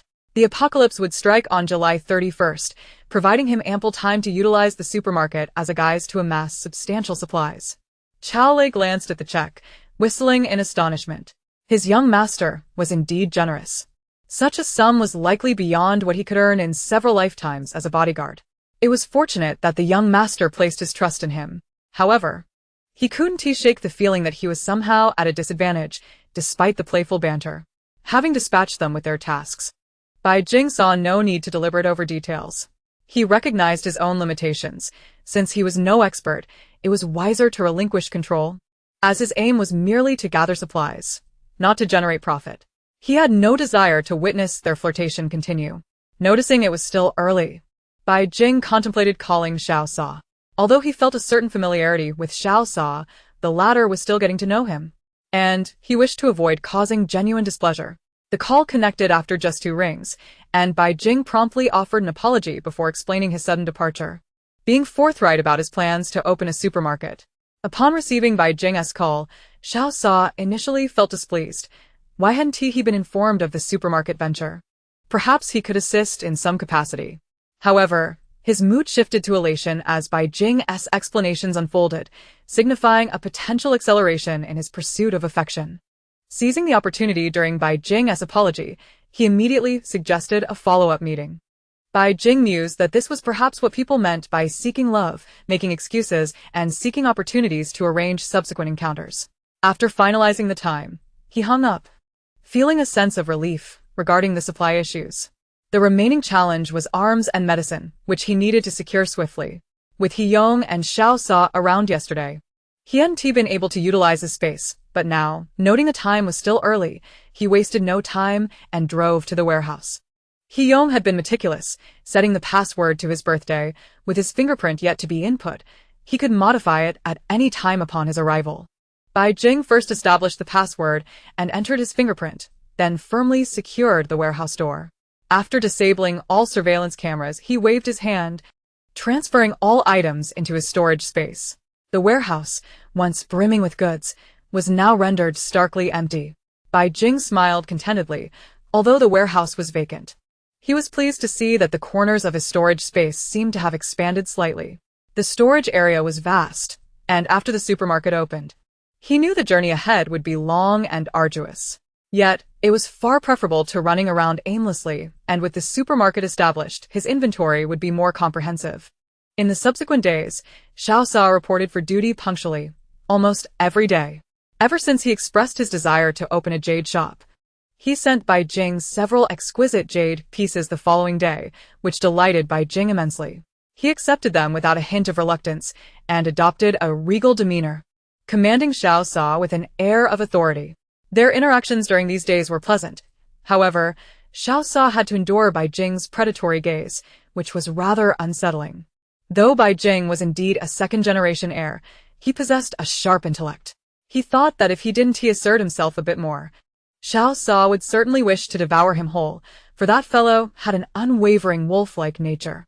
When Bai Jing directed him, there was absolutely no pressure on Xiao Sa. Yet, Xiao Sa felt a sense of joy in being commanded by Bai Jing. Observing Bai Jing's proud demeanor brought him a peculiar pleasure. Despite Bai Jing's flamboyant and domineering attitude, characterized by his disregard for others, Xiao Sa found him irresistibly charming and refreshingly genuine, devoid of any pretense. It stirred something within him, akin to the playful scratch of a cat's paw. He recognized that he was overly indulgent toward Bai Jing, but what of it? Xiao Sa always followed his heart. Since he cherished Bai Jing and found joy in their companionship, why should he be overly concerned? He believed that even when Bai Jing was angry, glaring at him, he was utterly captivating. The only disappointment was that Bai Jing seemed to harbor a certain wariness toward him. Xiao Sa couldn't fathom why, as since their acquaintance began, he had merely taken small liberties and held hands without ever kissing. Why then did Bai Jing seem to know him so well? Always maintaining an appropriate level of caution that left Xiao Sa both amused and perplexed. Had Bai Jing conducted an investigation into him? Shaking his head, Xiao Sa dismissed the notion. Bai Jing appeared astute yet lacked profound scheming. He was straightforward in all matters, even in his expressions. If Bai Jing had indeed investigated him, Xiao Sa would have welcomed it, for it would indicate that Bai Jing cared. However, the reality proved that he had overthought it. Bai Jing's understanding of him seemed merely coincidental. What Xiao Sa didn't realize was that Bai Jing had gleaned a considerable amount about his flaws in their past life. In truth, Bai Jing had only perceived his shortcomings back then, while his virtues only came to light after his demise, amplified through 1,000 days and nights of longing. Replaying memories in his mind, Bai Jing could easily discern Xiao Sa's negative traits, but his positive qualities remained elusive. Once familiarity had set in, Bai Jing wasted no time in broaching the subject of procuring weaponry. Xiao Sa was momentarily taken aback. He had already found Bai Jing's acquisition of medication somewhat puzzling. Bai Jing was neither an entrepreneur nor in need of money. Anything he required would be readily provided. Yet now he sought to purchase firearms as well. What was he clandestinely up to? Xiao Sa could not believe that Bai Jing would engage in such activities without cause. After purchasing the medications, he instructed his subordinates to keep a watchful eye on the warehouse, not out of a desire to spy, but to ascertain Bai Jing's motives. It would be best if he could ingratiate himself in some way, and if not, he could offer protection. However, days passed without any sign of activity from Bai Jing. The supermarket venture seemed more of a fondness for the warehouse than a genuine intention to open a store. Given Bai Jing's status, if he truly wished to establish a supermarket, there was no need to wait until September. Xiao Sa was certain the business bureau would expedite the necessary paperwork. At this moment, Bai Jing remained oblivious to the glaring inconsistencies he presented before Xiao Sa. Having someone scrutinize him so closely, especially someone he had never considered a threat, was less than ideal. Observing Xiao Sa's puzzled expression, Bai Jing narrowed his eyes, adopting a haughty demeanor tinged with a hint of petulance. He glared at Xiao Sa, displeased, and proclaimed, "Why don't you say something? Don't ask me why. I won't divulge anything now. You'll find out in due course. If you don't assist me, I'll seek help elsewhere. Cost is no object. I want as much as possible, including steel knives, daggers, and explosives." Absolutely no seeking assistance from others or discussing finances, Xiao Sa replied sternly. After listening for a while, he could only distill two prohibitions from Bai Jing's words. Watching Bai Jing's animated lips, he felt an overwhelming urge to bite them, marveling at how adorably innocent he appeared, even while refusing to provide reasons. Yet, he also felt a twinge of helplessness. The way Bai Jing spoke of acquiring firearms made it sound as simple as buying vegetables. Though it was indeed not a difficult task for Xiao Sa, Bai Jing nodded in satisfaction, thinking, now we're getting somewhere. In the following days, Xiao Sa returned to N City. Having promised Bai Jing to procure firearms, he naturally intended to oversee the matter personally. While he was lavishly spending money, his subordinates were growing increasingly dissatisfied. They were members of the underworld, after all, accustomed to the perils of their trade, and earning money was no easy feat. Why does Brother Sa have to find such a wasteful man? If he must spend, let it be on something worthwhile, they lamented. Bai Jing, even Zhou Ji had to admit, was excessively extravagant. It was one thing to have a hobby like jade collecting, but as a second-generation official, what need did he have for firearms? It was sheer folly, and it was astounding that Xiao Sa had acquiesced. Han Yan knew Bai Jing was a troublemaker, but he hadn't anticipated that Xiao Sa would genuinely take it to heart. Observing the money flow like water, while Xiao Sa remained unperturbed, Han Yan felt the pinch. Setting aside the hefty expenses for medical equipment previously incurred, Bai Jing's jade acquisitions alone had cost well over 10 million, and now he wanted to buy weapons in bulk. Brother Sa, do you truly believe yourself to be the god of wealth? Contrary to their sentiments, Xiao Sa felt quite pleased and fortunate to have ample funds, capable of indulging such a delicate creature. He believed that he was the one suited for this role, his confidence swelling, resolved to seize this opportunity to earn favor. Longing not just for a simple hand-holding but for a kiss. Although the kiss was not his ultimate goal, for now it would suffice. After Xiao Sa departed, Bai Jing remained busy, driving around to collect gasoline. During these days, he left home early and returned late, often not coming back at all, avoiding encounters with Aunt Chen entirely. He had hoped for some peace, but upon returning home one day, he was met with a voice that made his skin crawl, a soft, melodious tone imbued with longing. Bai Jing, why have you returned so late? Bai Jing was taken aback. How had she come here? He realized he struggled to recall the identity of the person before him. He then heard her continue, You didn't even inform me of your departure. You vanished for half a year, leaving me waiting for you every day. Had it not been for Aunt Chen mentioning it, I wouldn't even have known you were back. Do you wish to break up with me? That day, I was merely angry. Why haven't you called? Zhu Ting was exceptionally beautiful, exuding an air of nobility. Her hair was styled in soft waves, and she wore a simple white dress, her face devoid of makeup, presenting a clean, innocent appearance. Even her accusatory tone carried a unique fragility, making her seem both ladylike and elegant, effortlessly evoking a desire to cherish her. Bai Jing found himself in a state of bemusement. He couldn't fathom how, after 6 months of silence, this woman could still feel so self-assured. He had returned 2 weeks prior, and had not seen her. With Zhu's father, Vice Mayor Zhu, being reassigned at the end of the year, it seemed she had suddenly remembered him now. Casting a cold glance at Aunt Chen, he doubted she had informed Zhu Ting of his return. If his memory served him correctly, the official document regarding Vice Mayor Zhu's reassignment should have only arrived in the past few days. Who do you think you are? Bai Jing raised an eyebrow, regarding her coolly, feeling a hint of self-mockery. He admitted that he had once held Zhu Ting in high regard, but having died once, her visage now seemed almost unfamiliar to him.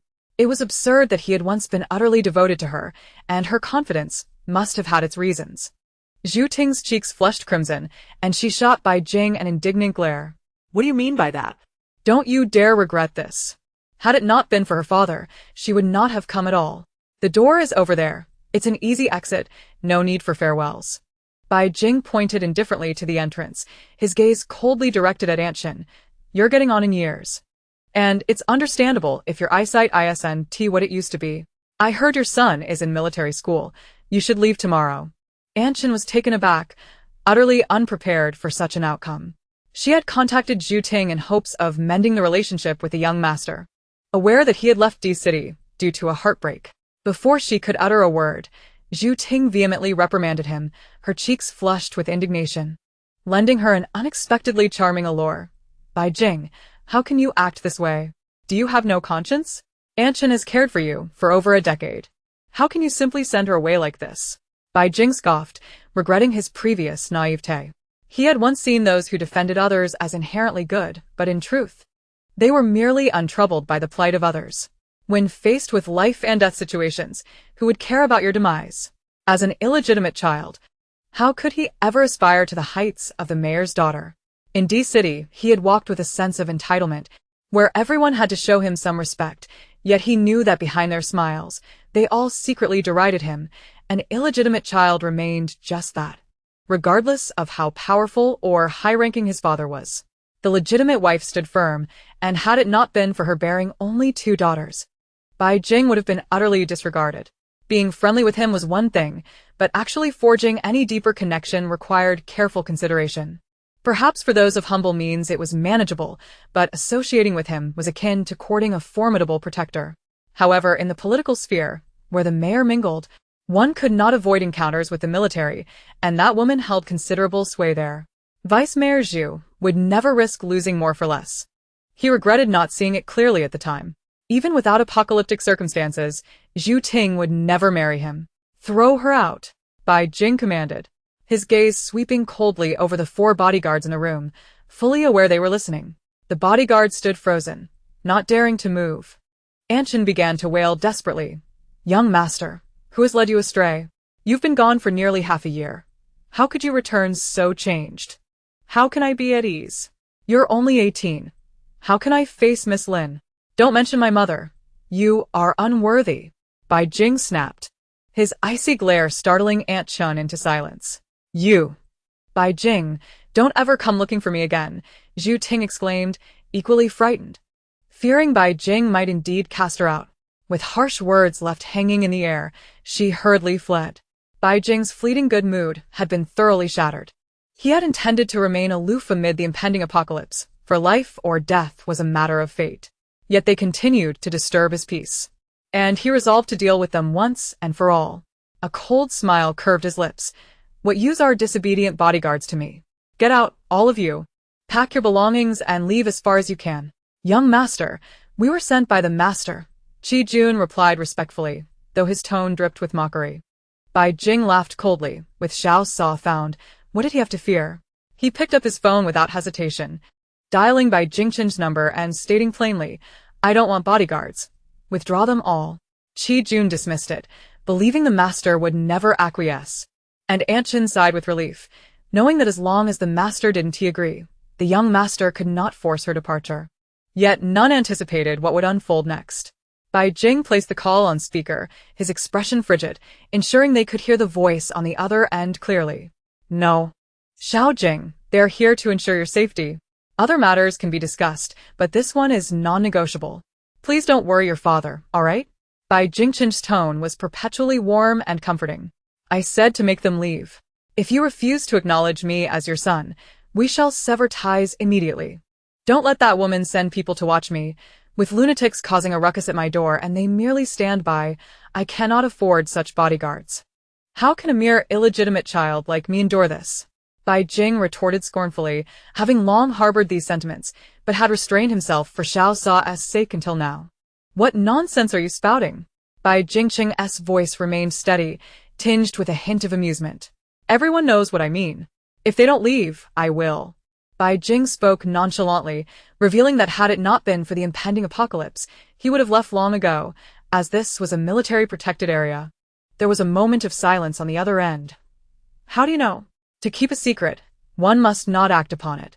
They had attempted to lead him astray in various ways, but how could they conceal it for a lifetime? Bai Jing's tone was exceedingly indifferent, as if he were discussing someone else's affairs. The voice on the other end sighed deeply, conceding, I will have them leave by tomorrow, but you. I will take care of myself, Bai Jing interrupted, as if anticipating Bai Jingchen's response. Should you need anything, call me. Understood. Bai Jing nodded, ending the call without casting a glance at the bodyguards, heading upstairs with a final remark. Hurry. I don't want to see you tomorrow. Young master. Young master. Anchen cried out frantically, her fear palpable. Unlike the bodyguards, she had nowhere to turn.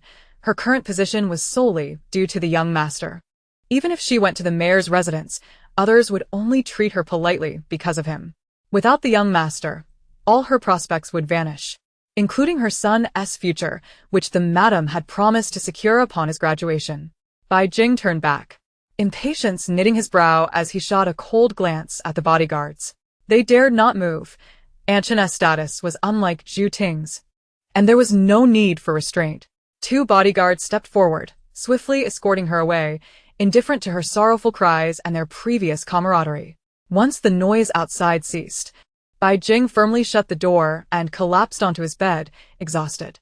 He had considered the fallout of severing ties.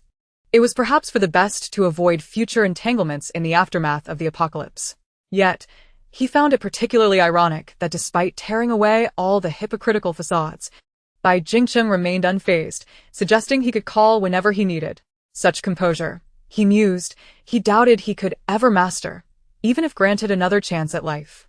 Not long after, Wang Swibing and Qiao Lei hurriedly arrived, having been within the bodyguard's perimeter. Upon receiving the call to withdraw all protective personnel, they were startled. Busy with supermarket matters, Qiao Lei feared for his career, while Wang Swibing worried about the young master's safety. Upon arrival, they found the young master unscathed. Though the room was eerily silent, the servants fearful to speak. They recounted the events to the 2 men and Qiao Lei scoffed. I knew he'd be fine. The young master is always stirring things up. If anyone gets hurt, it'll be someone else. Wang Swibing shot him a disapproving look. Concern etched on his face. The young master has endured for so long. Now that he has torn away the facade, do you think Bai Kuoyi will ignore him? Could there be danger? Don't worry. He is perfectly fine. Now that everything is out in the open, the Zhu family woman will temporarily calm down.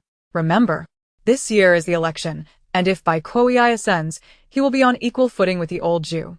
He is still young, while the old Zhu is aging. They will certainly be cautious.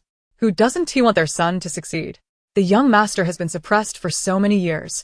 Now that he is making progress, Bai Kuoyi might even be pleased and want to hold it against him. Wang Swibing, upon hearing this, ceased to speak further and directly knocked on the door of Bai Jing's room. You have arrived.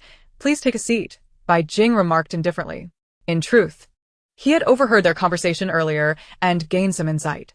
It was no wonder his father had so swiftly acquiesced and continued to treat him well. He was evidently on the verge of promotion. Regrettably, the new appointments would not occur until October, and it seemed his father would likely not live to see it. Young Master Wang Swibing paused momentarily, his brow furrowing in contemplation, grappling with how to articulate his thoughts. Should he directly inquire of Bai Jing whether they too were to depart? However, Qiao Lei, lacking such reservations, reclined casually on the sofa, raising an eyebrow and asking, What are your plans? I have no plans, Bai Jing replied curtly, casting an exasperated glance in his direction. At present, gathering supplies was paramount. With the apocalypse approaching, he had no time for elaborate schemes. After a moment's reflection, he continued, Please assist me in dismissing the servants. I do not wish to see any outsiders in the house. I would rather not have to worry about whether there are zombies lurking about when the world collapses. Without those bothersome individuals, I prefer not to toil myself. Wang Swibing chuckled, suddenly feeling that his concern for the young master had not been misplaced. When Bai Jing expressed a desire to avoid outsiders, did that not imply that they were considered insiders? By the way, how is the supermarket situation? Bai Jing inquired, shifting his gaze to Qiao Lei. The suppliers have yet to be finalized, but the warehouse is nearly ready. As for the supermarket, if necessary, we could open it ahead of schedule, Qiao Lei mused, privately speculating that the young master was preparing for a rift, without the protection of the committee member Bai. This second-generation heir would surely need to find a source of income. Bai Jing felt a stir of intrigue. I will select the suppliers. Please provide me with their contact information. I shall take charge of the warehouse, while you can manage the supermarket. Wang Swibing did not dwell on the implications, simply empathizing with the young master, who was now concerned about his livelihood. Xiao Lei, initially skeptical, quickly revised his thoughts, increasingly convinced that Bai Jing was more invested in the warehouse than the supermarket. Yet, another thought crossed his mind, and he no longer lingered on his earlier doubts. Perhaps they had grown accustomed to Bai Jing's peculiar reasoning.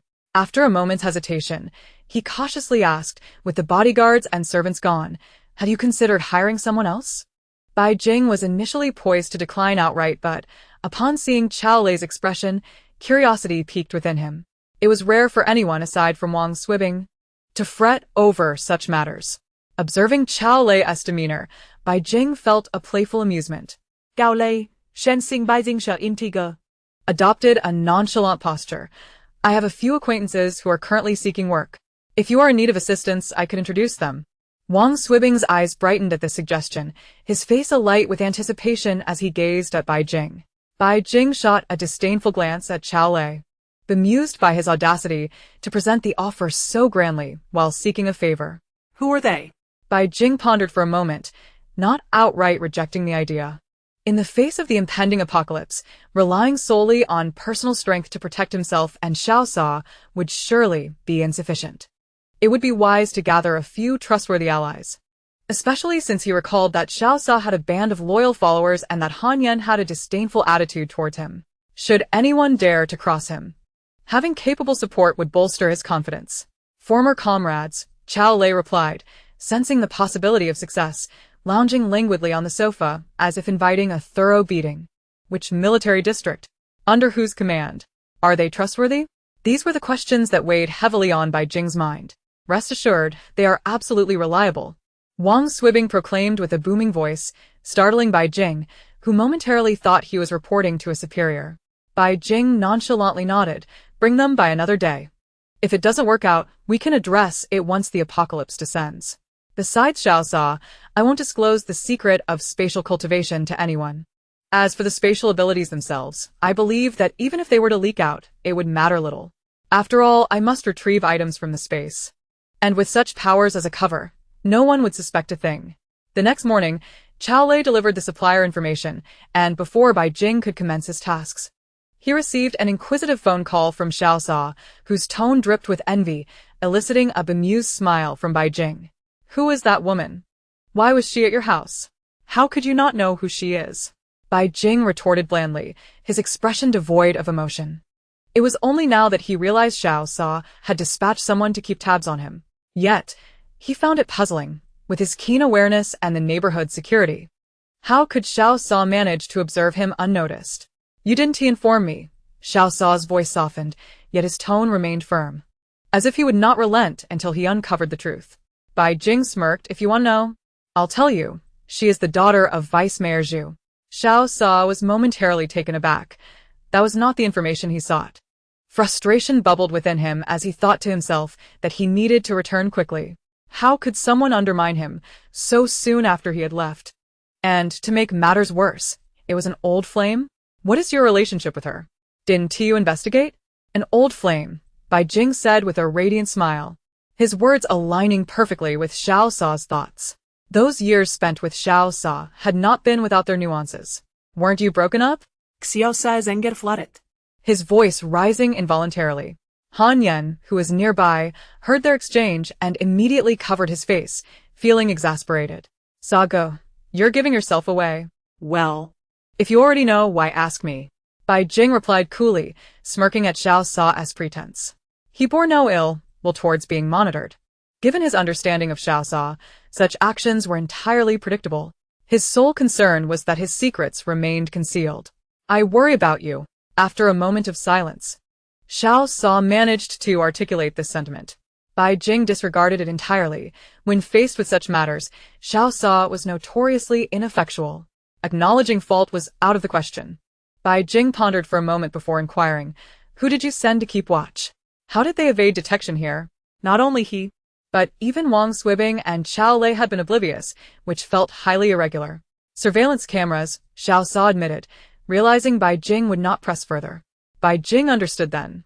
He remarked that the neighborhood security was quite stringent, with even reporters unable to gain entry. Xiao Sa, driving his own car, could only blend in through familiarity, making it unlikely that he could send someone in to surveil him. Waiting outside the gate would have been a more feasible approach. He recalled having seen such a setup before. That woman has nothing to do with me. How is your task progressing? Bai Jing inquired with a gentle smile, wishing to dispel any potential misunderstandings with Xiao Sa. As the end of days loomed ever closer, a sense of foreboding began to settle within him. It will be ready soon. Xiao Sa's spirits lifted, interpreting Bai Jing's words as an explanation. Perhaps he could consider himself significant in Bai Jing's eyes. Indeed, he was of great importance, yet Bai Jing would never allow him to realize this.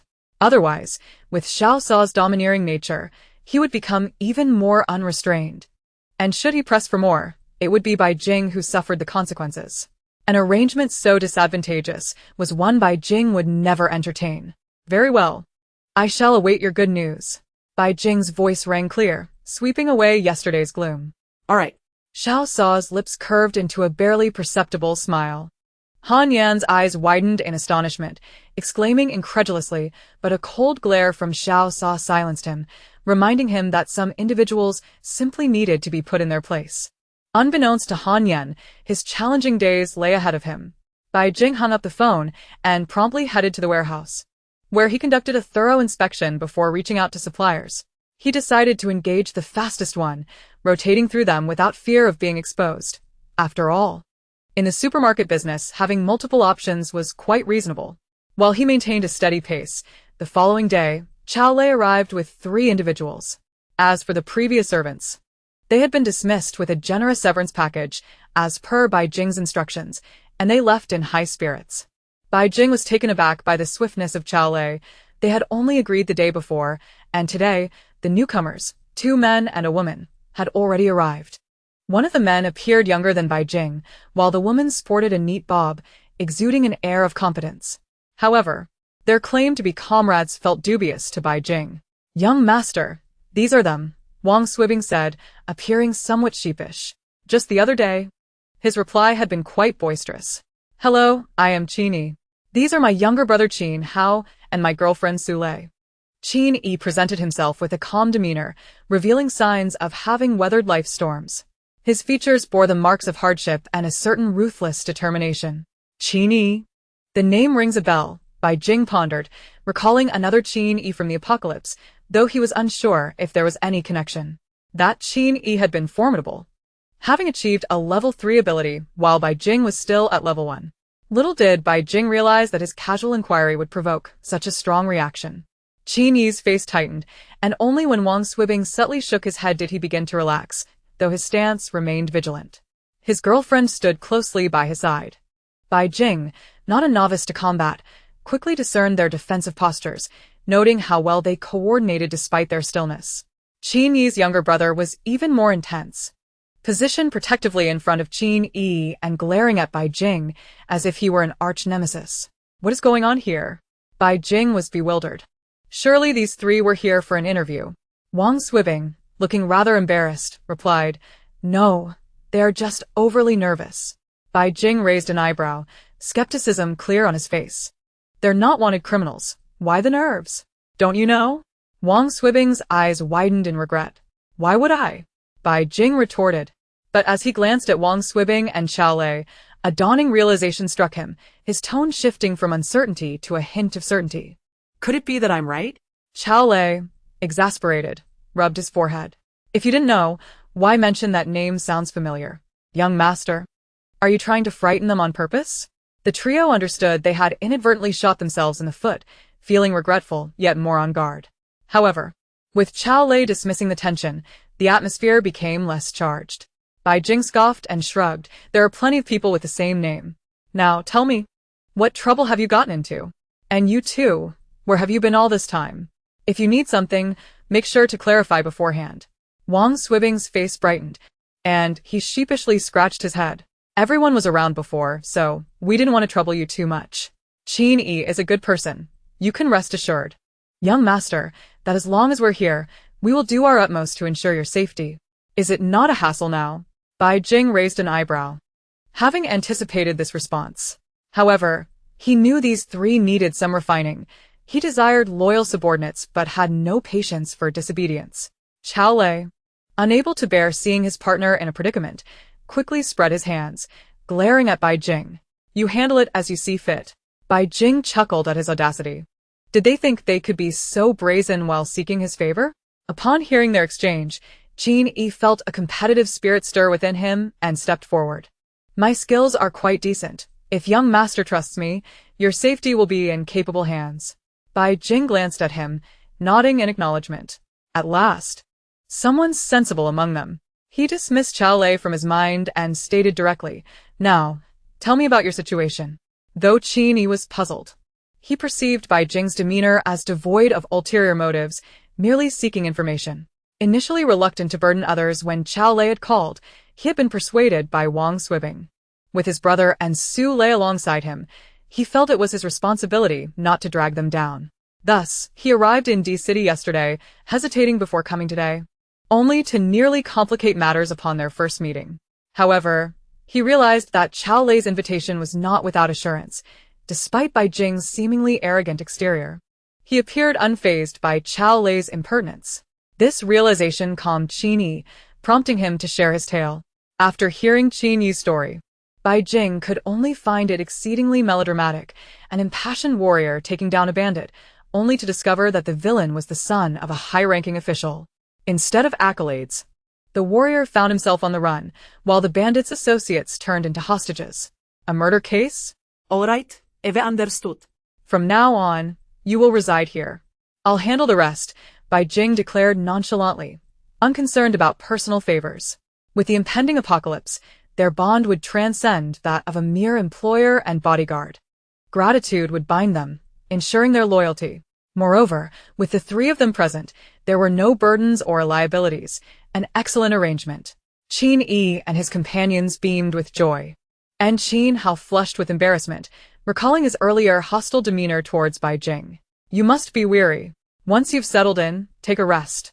I have few matters to attend to, no need for protection. Just keep an eye on the household. That won't do.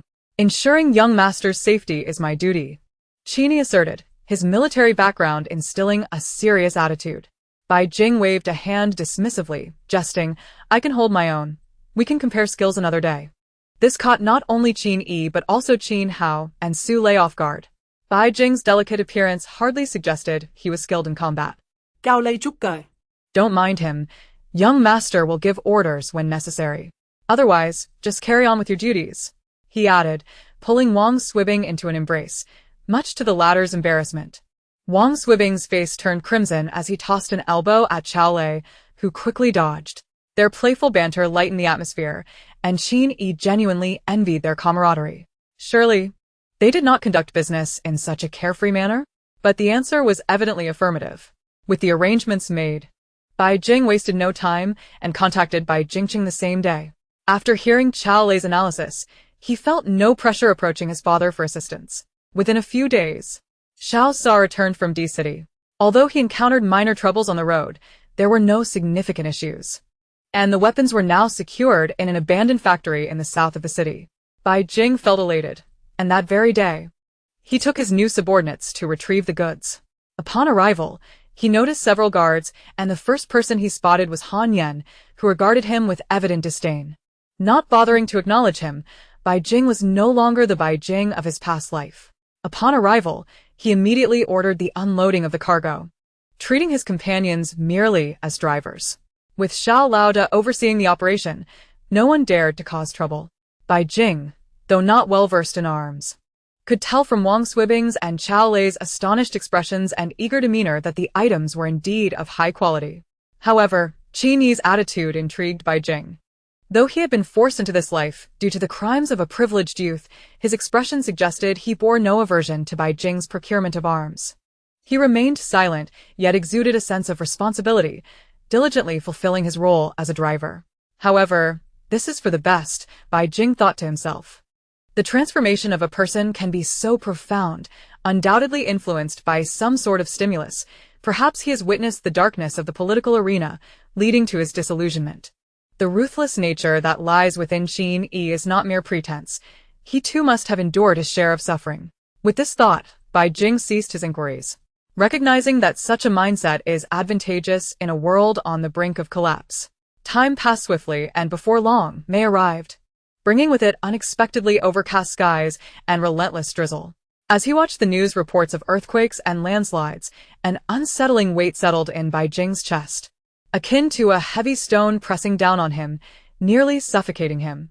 His mood mirrored the dreary weather, growing increasingly somber. Chapter 31. The young master's discontent was evident on his face. Casually tossing the remote aside, he dashed upstairs, leaving the others in the room exchanging glances of concern. Is the young master all right? Qin Yi's brow furrowed. Compared to his role as a bodyguard, he felt a sense of responsibility and gratitude towards Bai Jing. After spending time together, he had learned that Bai Jing was actually the son of State Councillor Bai. While his issues may seem trivial, they were neither insignificant nor insignificant. Rumor had it that the warrant for his arrest had gone silent, and after more than a month of turmoil, he could finally sleep soundly. He felt genuine gratitude towards the young master, especially since Xiao Sa was adapting well to this new life, having already contacted a school to resume classes next semester. Su Lei, too, could finally breathe easy after years of tension, realizing that she had truly relaxed in the half-month since their arrival. Nothing to worry about. It's normal for a lovesick youth to be moody, Xiao Lei commented lazily as he picked up the phone. To be honest, he was taken aback when he went to procure weapons a few days prior.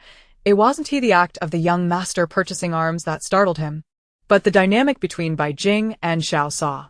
He couldn't help but feel a pang of anxiety. Could it be that the young master had truly turned to the same sex? It took him a moment to regain his composure. What are you up to? Wang Swibing asked, seeing him on the phone. He felt a knot of unease in his heart. After being lovers for many years, he knew exactly who Xiao Lei intended to call. But why? Despite all precautions, how could the young master still be entangled with another man? Wang Swibing felt a mix of frustration and helplessness, yet, as a gay man himself, he found it difficult to advise the young master. However, Xiao Sa certainly didn't appear to be a trustworthy individual. Su Lei's eyes lit up. As a seasoned admirer of the same sex, there was nothing more delightful than witnessing a gay romance unfold around her.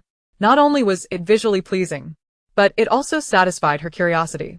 In the half-month since their arrival, she felt as though she were swimming in delight. Qin Yi appeared exasperated with his girlfriend. While Qin Hao was deeply infatuated with Xiao Sa, his admiration second only to that for his brother, which left Xiao Lei feeling disgruntled. Qin Hao, at merely 17, was younger than Bai Jing. He was clever and charming, addressing Bai Jing as Jinge, Xiao Sa as Sago, and Wang Swibing as Binge. While he merely rolled his eyes at Xiao Lei, there was little he could do. After all, Xiao Lei had a knack for stirring the pot, and he had only himself to blame.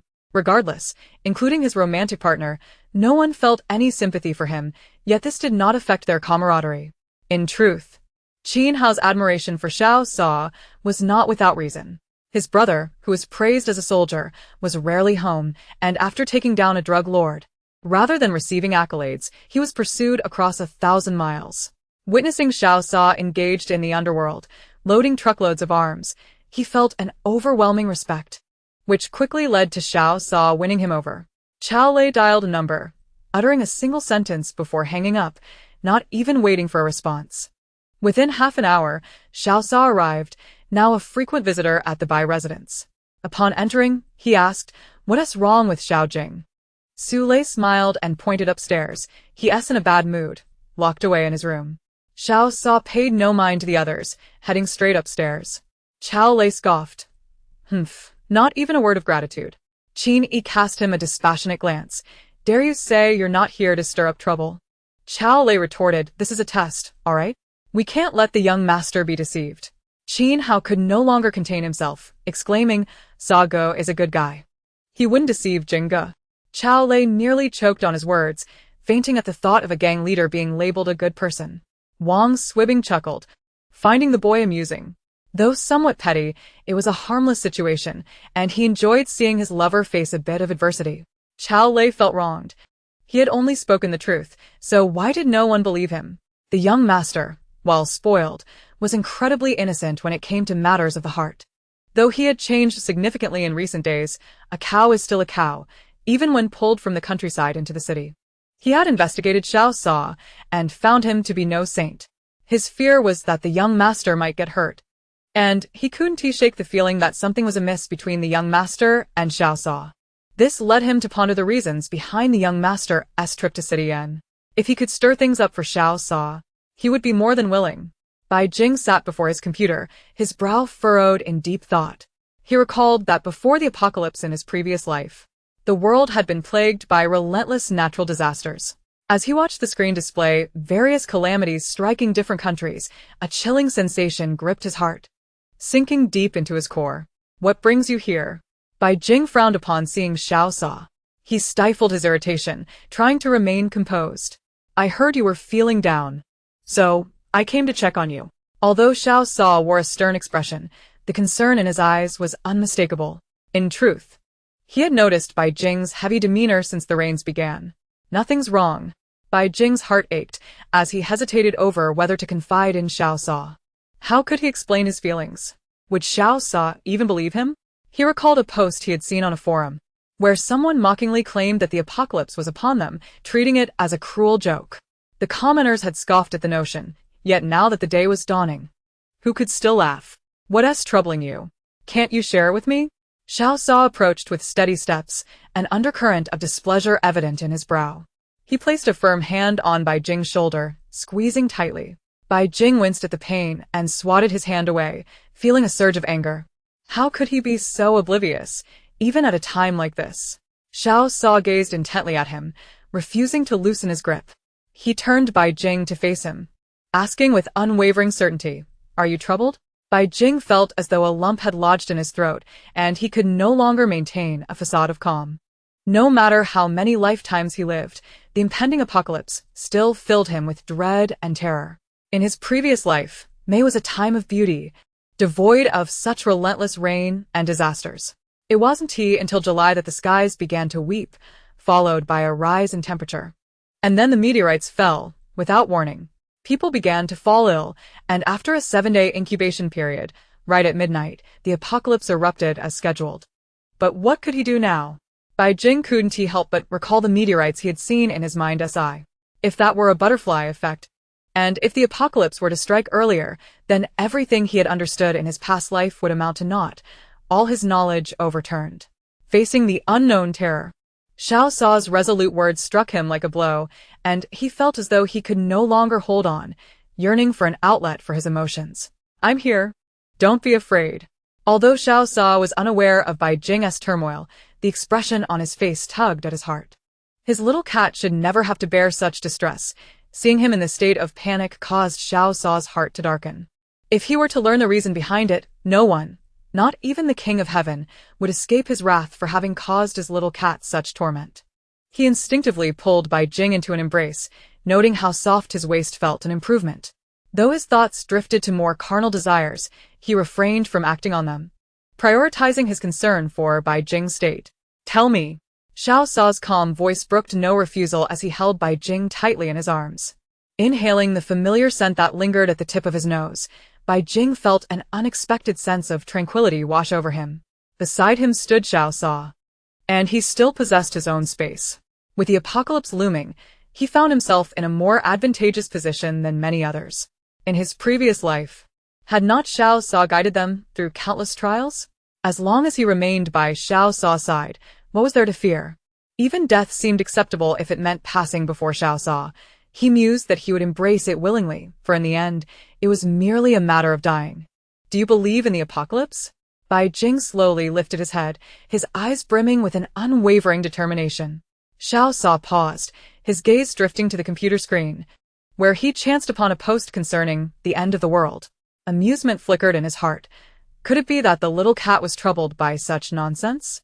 With a gentle hand, he closed the page, resolving to investigate who had spread such unfounded rumors that had instilled fear in the hearts of many, including his little cat.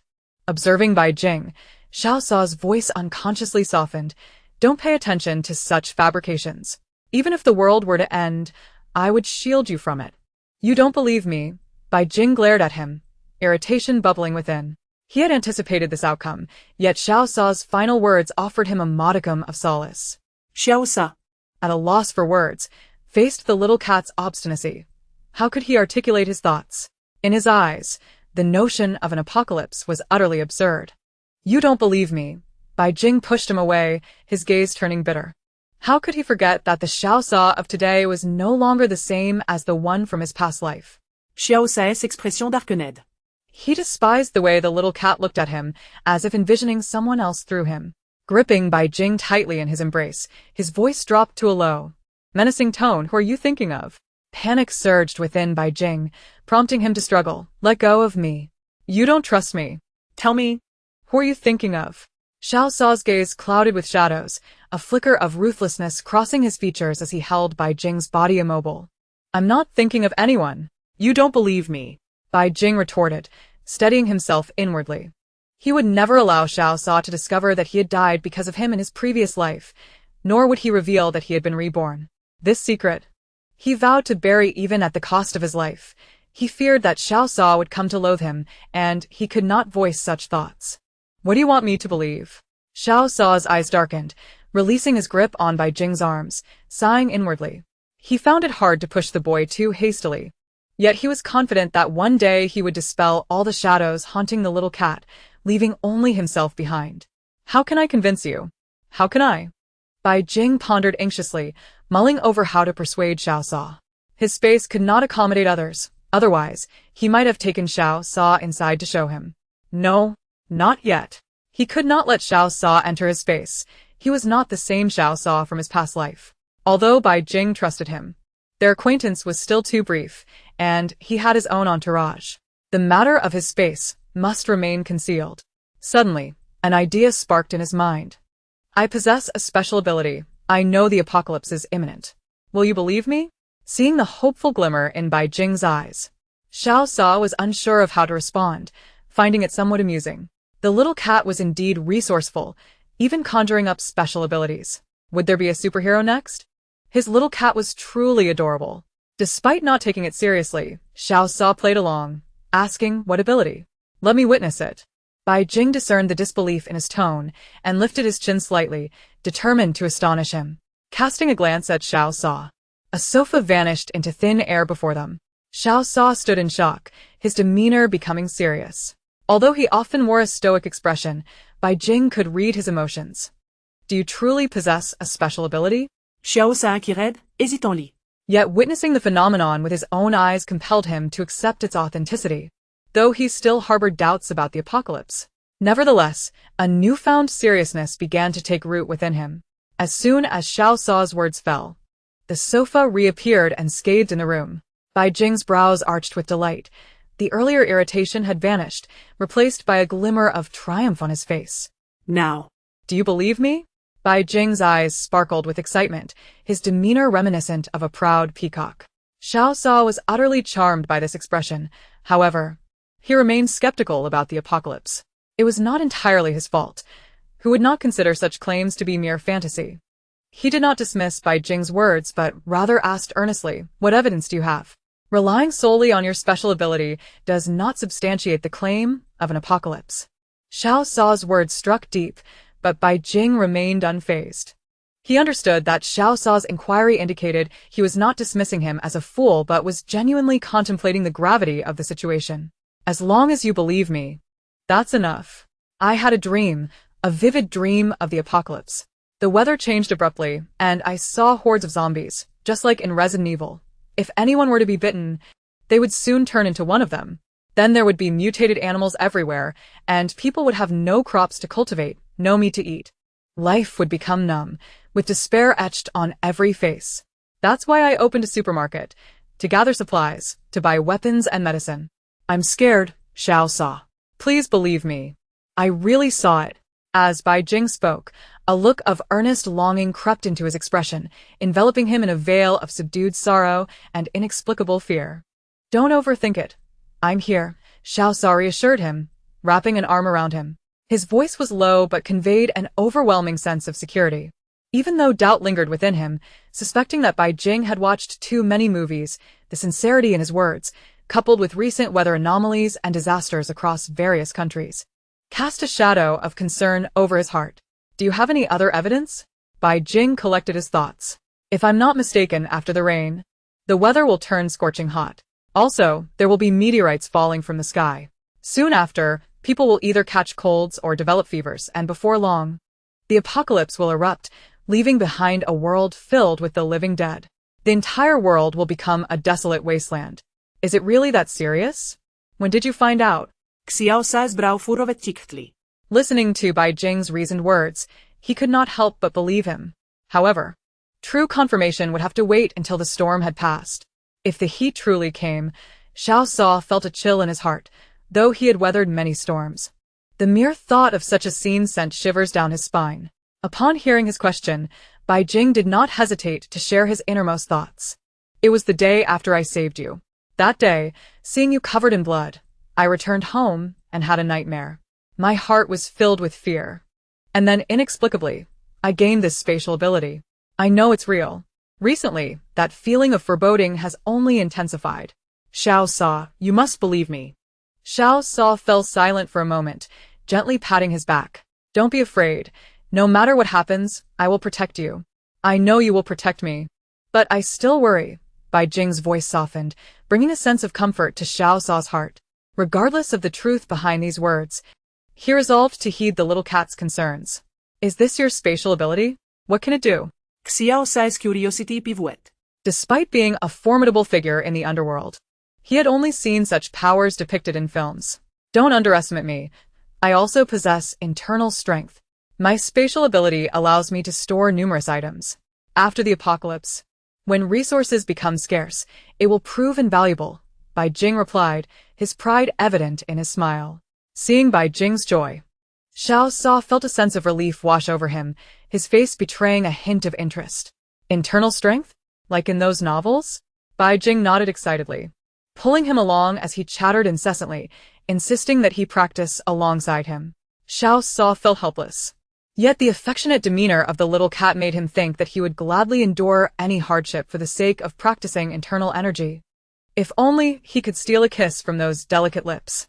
The two engaged in conversation upstairs, and before they knew it, time slipped away. Downstairs, several individuals idly watched television, and upon seeing Bai Jing descend in high spirits, they exchanged knowing glances. Ignoring their curiosity, Bai Jing smiled at Xiao Sa and said, "You sit tight. I'll prepare dinner shortly. What would you like to eat?" Xiao Sa was taken aback, but his surprise quickly turned to joy.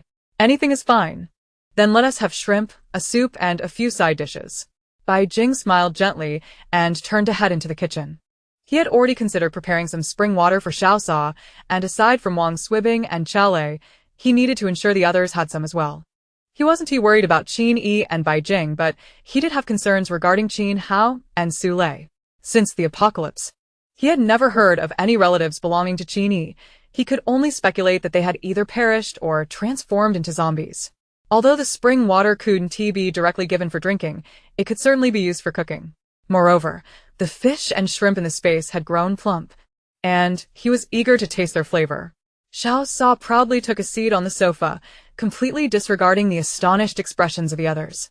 Wang Swibing and Qiao Lei were somewhat accustomed to the young master's cooking skills, but Qin Yi, Su Lei, and even Qin Hao were left speechless. Bai Jing, in their minds, was the epitome of excellence, and they could never have imagined that he would cook, especially for the person sitting before them.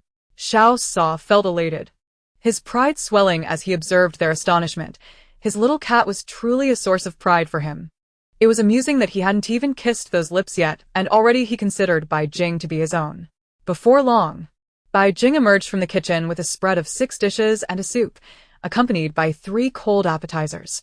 Su Lei felt a pang of envy. Since her arrival, she had always taken charge of the kitchen, and now she was taken aback by the young master's culinary prowess. "This shrimp is so succulent. Where did you buy it?" Delicious. "This is mine, don't snatch it." The moment chopsticks were picked up, a chorus of voices erupted, while Xiao Sa scowled, burying his head in his food, the chill emanating from him intensifying as he glared at the others devouring the meal. This was meant for him, after all. Bai Jing smiled faintly, sampling each dish only lightly to test the flavors. All the ingredients had been sourced from his space, and he felt they were quite palatable. Even the shrimp tasted superior to those sold outside. However, he mused that the method of utilizing spring water for cooking might need revisiting. After all, once or twice was manageable, but on a daily basis, life had not yet driven them to such extremes. The young master naturally preferred not to engage in such tasks unless absolutely necessary, and today's endeavor was merely a spontaneous whim.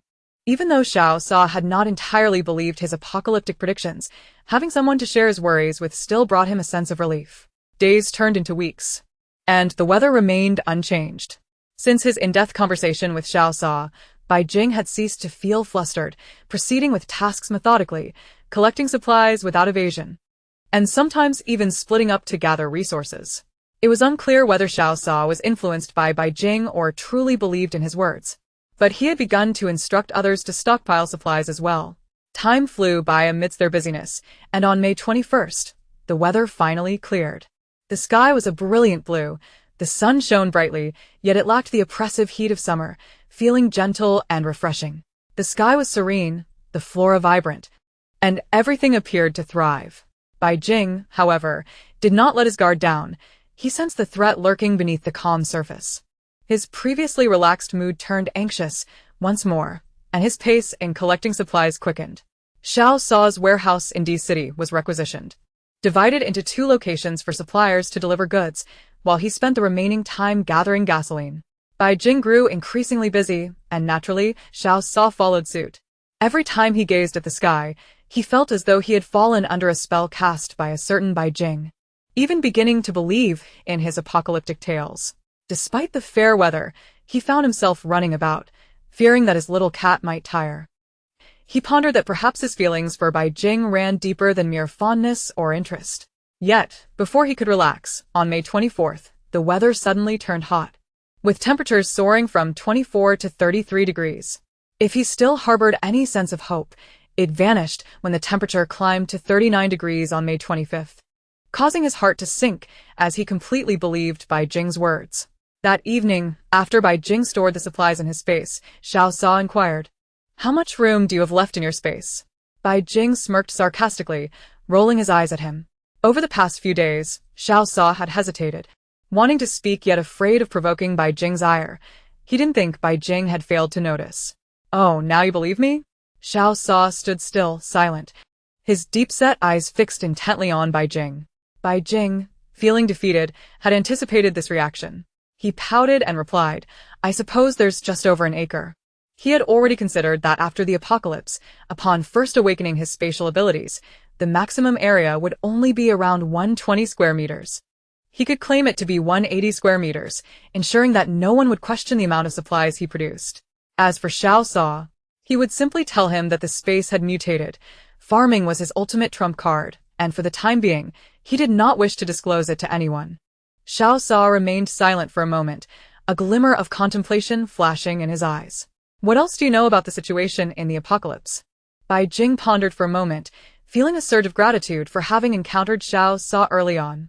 Had the timeline of the apocalypse shifted? Would the events that followed also change? However, he realized that he knew very little. After a brief reflection, he replied, "Generally, people awaken abilities after the apocalypse. That's about it. I don't know much else." "Are you saying that I might awaken an ability as well?" Xiao Sa's expression softened.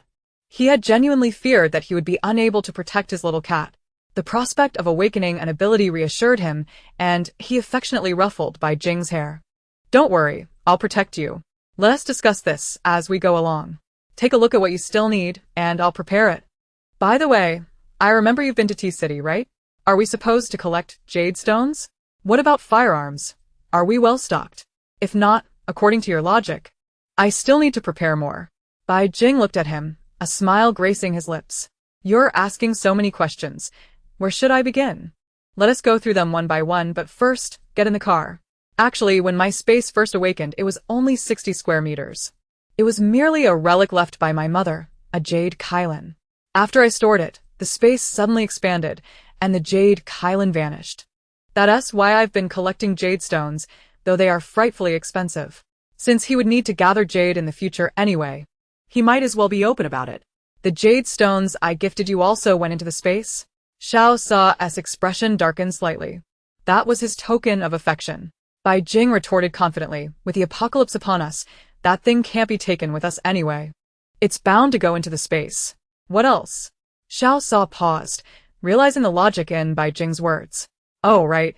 After the apocalypse, zombies will also evolve. Ordinary ammunition won't suffice. I'll think of a way to procure some more powerful weaponry. But what use are those firearms and ammunition? Aren't you part of the underworld? Surely you know how to guard against others? There will be plenty of robbery, murder, and plunder. Why does it sound like you've experienced this firsthand? Indeed, I have dreamt of that. Did I appear in your dreams? As the two conversed, they drifted further apart. Although uncertain about the future, their spirits unexpectedly lifted, and the daunting unknown no longer seemed as terrifying. Chapter 33. The following day, as anticipated, the weather grew increasingly sweltering, the sun mercilessly scorching the earth, with temperatures soaring to 45 degrees. Urban areas fared slightly better, yet in several mid-sized towns and rural locales, power outages began to occur. The populace started to voice their grievances, lamenting the oppressive heat. Air conditioning was running almost incessantly, and even the number of pedestrians outside dwindled. The blistering sun and ultraviolet rays seemed to carry a toxic threat. Prolonged exposure led to fainting spells, and hospitals reported numerous cases. Broadcasts urged the public to minimize outdoor excursions to mitigate risks. Strangely, the Meteorological Bureau could offer no explanation for the sudden rise in temperature, as if the change had arrived without warning. Bai Jing tucked his phone into his pocket and set out in his car. The adage that money can move mountains held true. Suppliers continued to deliver to supermarkets, albeit at tripled prices, with drivers and laborers receiving a 500 yuan tip. Though modest, it was sufficient incentive to brave the heat, especially since the vehicles were air-conditioned and the warehouse offered a cool refuge. The labor was manageable and completed within a couple of hours, and the prospect of easy money was far more appealing than a regular paycheck. On this day, Xiao Sa also departed from D-City, noting the drastic weather changes and reflecting on Bai Jing's words about an impending apocalypse. With preparations to be made, every moment counted. A delay could invite additional peril. Moreover, should the end times indeed approach, he needed to ensure arrangements were in place for his brothers who had fought alongside him, as abandoning them was not an option. Early in the morning, Bai Jing dispatched Wang Swibing and Chao Lei to fetch the elderly Lin couple. Initially, he intended to wait until Lin Jifeng's summer vacation to bring them over, but the unpredictable weather warranted prompt action. Having spent considerable time together, the Lin couple had shown him kindness, and Bai Jing wished to avoid a repeat of past tragedies where their efforts to protect their community led to betrayal. As for Qin, Bai Jing instructed him to spread the word about his fondness for jade, ensuring that all prominent figures in D-City were informed, including the families of any offenders. It need not be overly conspicuous, but it was imperative for everyone to know that young Master Jing held jade in high esteem. Though Qin found the task perplexing, explanations from Wang Swibing and Chao Lei provided him with enough insight into Bai Jing's character, leading him to comply without hesitation. Su Lei and Qin Hao remained at home, where Bai Jing urged them to stockpile fresh vegetables and food, advising them to refrain from venturing outside. The next day, to Bai Jing's surprise, visitors began arriving under the scorching sun. Among them was a familiar face, Vice Mayor Zhu, although he was without his cherished daughter. Only then did Bai Jing learn that Zhu Ting's previous visit had been magnified by bodyguards and Qin Ma, reaching his father's ears. Bai Jing's father was displeased that the daughter of a vice mayor had dared to confront his son. Zhu's father, feeling the pressure, wished for his daughter to apologize. But Zhu Ting had been so frightened that she cried and refused to return. Vice Mayor Zhu, frustrated with his daughter's stubbornness, opted to delay their meeting, hoping to avoid exacerbating the situation. Yet, just over half a month later, he found an opportunity to visit, bringing with him 2 exquisite white jade vases from the Ming dynasty as a gesture of goodwill. Bai Jing was elated and welcomed the vice mayor with utmost courtesy. After a brief exchange, he sent him on his way, assuring him not to worry. Shortly thereafter, he placed a call to Bai Jingcheng, and within days, Vice Mayor Zhu returned with another jade piece as a token of thanks, which Bai Jing accepted graciously. The vice mayor's status ensured that such gifts were no trifles, and they could not easily be purchased with money. In the ensuing days, Visitors continued to arrive, regardless of their familiarity with Bai Jing. Anyone bearing jade was welcomed, as if he were running a business. He skillfully leveraged the situation, feeling a satisfying shift in the atmosphere. His endeavors were devoid of stress, though he secretly cursed Xiao Sa for his cunning suggestion. If he had solely purchased jade, no matter how much he spent, it would have been insufficient. However, when others offered gifts willingly, it not only enriched his collection but also came from a place of goodwill. Bai Jing lamented that he had not thought of this strategy sooner, wasting millions on jade in Tea City. Additionally, he discovered that the older the jade, the more potent its effects on space. The changes in his surroundings were markedly more pronounced than those he experienced with the jade acquired in Tea City, leading to a significant enhancement of his spiritual energy. Regrettably, he still could not access the space, yet he was no longer troubled, believing it was merely a matter of time. While Bai Jing reveled in the abundance of gifts, his father called to issue a warning. Bai Jing's recent activities had drawn the attention of high-ranking officials in B City, causing Bai Lao to worry about potential trouble. Bai Jing feigned compliance, but once the call ended, he dismissed his father's concerns. Bai Lao felt helpless. He regretted having withdrawn Bai Jing's bodyguards, realizing that his son's audacity might have been tempered had they been present. However, reflecting on his son's temperament, Bai Lao could only sigh, recognizing that even with protection, it might not have made a difference. Unbeknownst to Bai Jing, his father's thoughts were complex. Since his rebirth, Bai Lao had been accommodating to his every request, barring visits to him or allowing him to travel to B City. However, the shadows of their past haunted Bai Jing. Even if circumstances had changed, he understood that his father would likely make the same choices again. Bai Jingcheng might care for him, yet the scope of that affection was undeniably limited. Bai Jing felt conflicted. Despite the absence of past events, his father had afforded him numerous conveniences. To treat him with coldness now, given the assistance he had received, seemed unreasonable. After much contemplation, he decided to call Bai Lao, but he would not divulge any details. He would simply claim he was opening a shopping mall in B City, requesting his father to help stockpile supplies as quickly as possible. Bai Jing made his demands rather presumptuously, understanding that once the request was made, it was up to Bai Jingcheng whether to comply. The quality of Bai Jing's future depended on how indulgently his father treated him. The more supplies acquired, the more it signified his father's regard for him, serving as a form of gratitude. Conversely, if the resources were scarce, it would imply that he was of little importance. Bai Jing felt no pressure in this regard. Moreover, a mischievous thought crossed his mind. If his father amassed a substantial stockpile, would he not be subject to the military's control? Though Bai Jing wished to avoid entanglements, the hardships he endured in his previous life had left a mark. While the impending apocalypse dulled his resentments, he would not hesitate to complicate matters for that woman if the opportunity arose. The weather grows increasingly oppressive, with temperatures hovering at 49 degrees, refusing to rise any further. Nevertheless, such heat remains unbearable. In the blink of an eye, 10 days have passed. Daily calls from Xiao Sa provide Bai Jing with a modicum of reassurance. Yet the silence from Wang Swibing and Chao Lei stirs anxiety within him. The elderly Lin couple resides in the mountains, devoid of cellular signal. And even if they were to settle their home affairs, 3 to 5 days should suffice. It is perplexing why they delay. Wang Swibing and Chao Lei feel unjustly wronged. They too wish to depart swiftly. The heat is relentless, even in the mountains, yet the Lin couple vacillates between lamenting their crops and their pigs, fretting over the inconvenience of leaving, claiming their age renders them incapable of flying. After a tedious week of hesitation, Chao Lei can no longer contain himself. Observing the parched land, he suppresses his frustration and remarks, "You too wish to see Jifeng, do you not? With the weather this sweltering, are you not concerned for his safety? The land is beyond saving. Let us go. Surely the pigs are less significant than a human life? People are collapsing from heat stroke. Hospitals are overflowing with patients. Our young master is in D City, not far from H City. We can drive through H City, and you may visit him." Upon hearing their son's words, the Lin couple's resolve falters. The prospect of avoiding a flight is appealing, and witnessing their withered crops is disheartening. After gifting their pigs to neighbors and tidying up for 3 days, they finally depart with Wang Swibing and Chao Lei at a leisurely pace. Upon reaching the town, Wang Swibing promptly calls Bai Jing.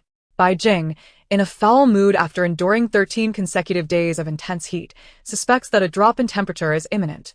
Yet he fears that the aftermath may reveal a landscape of despair and lifeless bodies. No, perhaps not corpses, but a multitude of the living dead. Upon receiving the call, Bai Jing erupts. What on earth have you been doing? It has taken you an eternity to fetch someone. Return immediately. Do not waste a single minute. Wang Swibing feels wronged. Since aligning himself with Bai Jing, this is the first time Bai Jing has expressed such ire. Seeing this, Xiao Lei, unable to bear witnessing his beloved's distress, takes the phone and recounts the situation. Bai Jing, feeling frustrated, understands the Lin couple's myriad of concerns. His initial hesitation to rescue them stemmed from this very apprehension. It is not that he possesses a hardened heart. He still respects the Lin couple. However, should their plight endanger Wang Swibing and Xiao Lei, he would not acquiesce. Moreover, with Xiao Sa by his side in the future, if the elderly couple were to become delusional and aspire to heroism, to whom could he turn for solace? He had even provided them with a lesson on politics previously. However, Bai Jing finds himself speechless, suddenly recalling that reluctance to part from home seems unrelated to heroism. It appears that whenever he encounters matters concerning the Lin couple, he tends to think askew. What can he do? The couple's past deeds have left an indelible impression on him. With matters as they are, overthinking serves no purpose. Bai Jing decisively instructs them to take the highway, collect Lin Jifeng, and head directly to D City, emphasizing the urgency of their return. Xiao Lei, perplexed, refrains from questioning further. The young master has grown increasingly enigmatic in recent days. Rather than dwell on what he cannot comprehend, he acknowledges the Lin couple's capabilities. Their internal cultivation has proven effective. Despite the oppressive heat, they remain unscathed by the sun's rays. Yet, no matter the circumstances, it cannot compare to the comfort of home. Even in a mobile home, nothing rivals the coziness of one's abode. Without Bai Jing's urging, he would accelerate their journey. Chapter 34. Bai Jing hangs up the phone and promptly books a flight to N City. Xiao Sa, a powerful figure in N City, facilitates matters similarly to how Bai Jing operates in D City. Although transporting arms to D City will undoubtedly entail complications, if Bai Jing personally undertakes the journey, he can navigate through obstacles with ease. Before his departure, Bai Jing tosses a stack of cash to the Qin family, urging them to safeguard the house and instructing Qin Yi to maintain contact with suppliers, ensuring they procure as much stock as necessary. After several days, Qin Yi finally grasps the implications of Xiao Lei's hints. This young master is indeed easy to please, albeit with peculiar notions and more inexplicable demands. Delving too deeply into his thoughts would prove a waste of time and energy. It is far simpler to follow orders. After all, the young master has a formidable background, and should calamity strike, he has powerful allies to rely upon. Without hesitation, Qin Yi accepts the task, feeling a growing unease from the sweltering weather. Upon hearing the young master's commands, he cannot help but ponder whether there is some hidden information at play. Bai Jing arrives in N City by afternoon. As he disembarks from the plane, he spots Xiao Sa's resolute figure, his icy demeanor standing out amidst the crowd. Upon seeing Bai Jing, he waves and his expression softens. Let us go. Noting Bai Jing's lack of formal greeting, Xiao Sa remains silent, disregarding the curious glances from those around them as he takes Bai Jing's hand and strides outside. Upon exiting the airport terminal, a wave of heat envelopes them, instantly drenching Bai Jing in sweat. Xiao Sa, gripping Bai Jing's hand, endures the oppressive heat and whispers, "Bear with it. We'll be in the car soon." Bai Jing chuckles, "I am not that delicate." Observing the fatigue in Xiao Sa's eyes, which seem to have darkened considerably, he realizes that Xiao Sa must have endured much hardship lately. Even his usually bright gaze now bears the marks of sleepless nights. "But I cannot bear to see you suffer," Xiao Sa replies with a calmness devoid of any inflection, as if he were merely commenting on the weather. Despite the perspiration pouring down, his expression remains unperturbed, and he resolutely leads Bai Jing toward the parking lot. Bai Jing has long since ceased to expect emotional finesse from him, yet a flicker of joy stirs within him, as even the heat seems to dissipate in Xiao Sa's presence. Once inside the car, Bai Jing feels an immediate sense of relief. Xiao Sa, ever considerate, has left the air conditioning running, and a refreshing coolness envelopes them as soon as they enter. rather than taking Bai Jing to rest first. They understand the urgency of their mission and drive directly to an abandoned high-rise on the outskirts. After exiting the vehicle, Xiao Sa retrieves a large case from the trunk. Bai Jing observes and realizes his curiosity piqued as he surveys the surroundings, pondering why the underworld favors such desolate locations for transactions. This area is remote, and in such heat, few would venture here. I store the goods here to avoid detection, Xiao Sa explains. Bai Jing's cheeks flush with embarrassment, realizing he inadvertently voiced his thoughts. As comprehension dawns, he widens his eyes and inquires, "Did you acquire this batch of arms privately?" Xiao Sa nods, revealing no hesitation. A hint of helplessness flickering in his eyes. "In our line of work, we risk our lives for one another. Many of us have families to support." His words trail off as silence envelopes them. The feelings within him are difficult to articulate. According to Bai Jing, in an apocalyptic world, everyone is preoccupied with their own survival. How could one possibly protect others? Yet these individuals are not just acquaintances. They are brothers who have fought alongside him. If the aim is to save lives, how can one accomplish that? There are distant relatives and then more relatives, ultimately dragging everyone down together. Xiao Sa envisions such a scenario, and who can say that among them there are no zombies? Who can guarantee that, when faced with survival, brothers won't turn against one another? A sense of melancholy washes over Xiao Sa. Natural disasters and human misfortunes, do not overthink it. Simply do your best. Bai Jing remarks nonchalantly. He remains unconvinced, having experienced the end times himself and knowing the coldness of humanity. Xiao Sa possesses something that does not belong to the association. As long as he retains his authority, he remains the boss. If it comes to a communal pot, a quarrel is inevitable. Given their nature as members of the underworld, it would be unsurprising if they resorted to theft among themselves. Let us proceed inside. In but a fleeting moment, Xiao Sa's eyes regained their clarity. He had long since made his decision.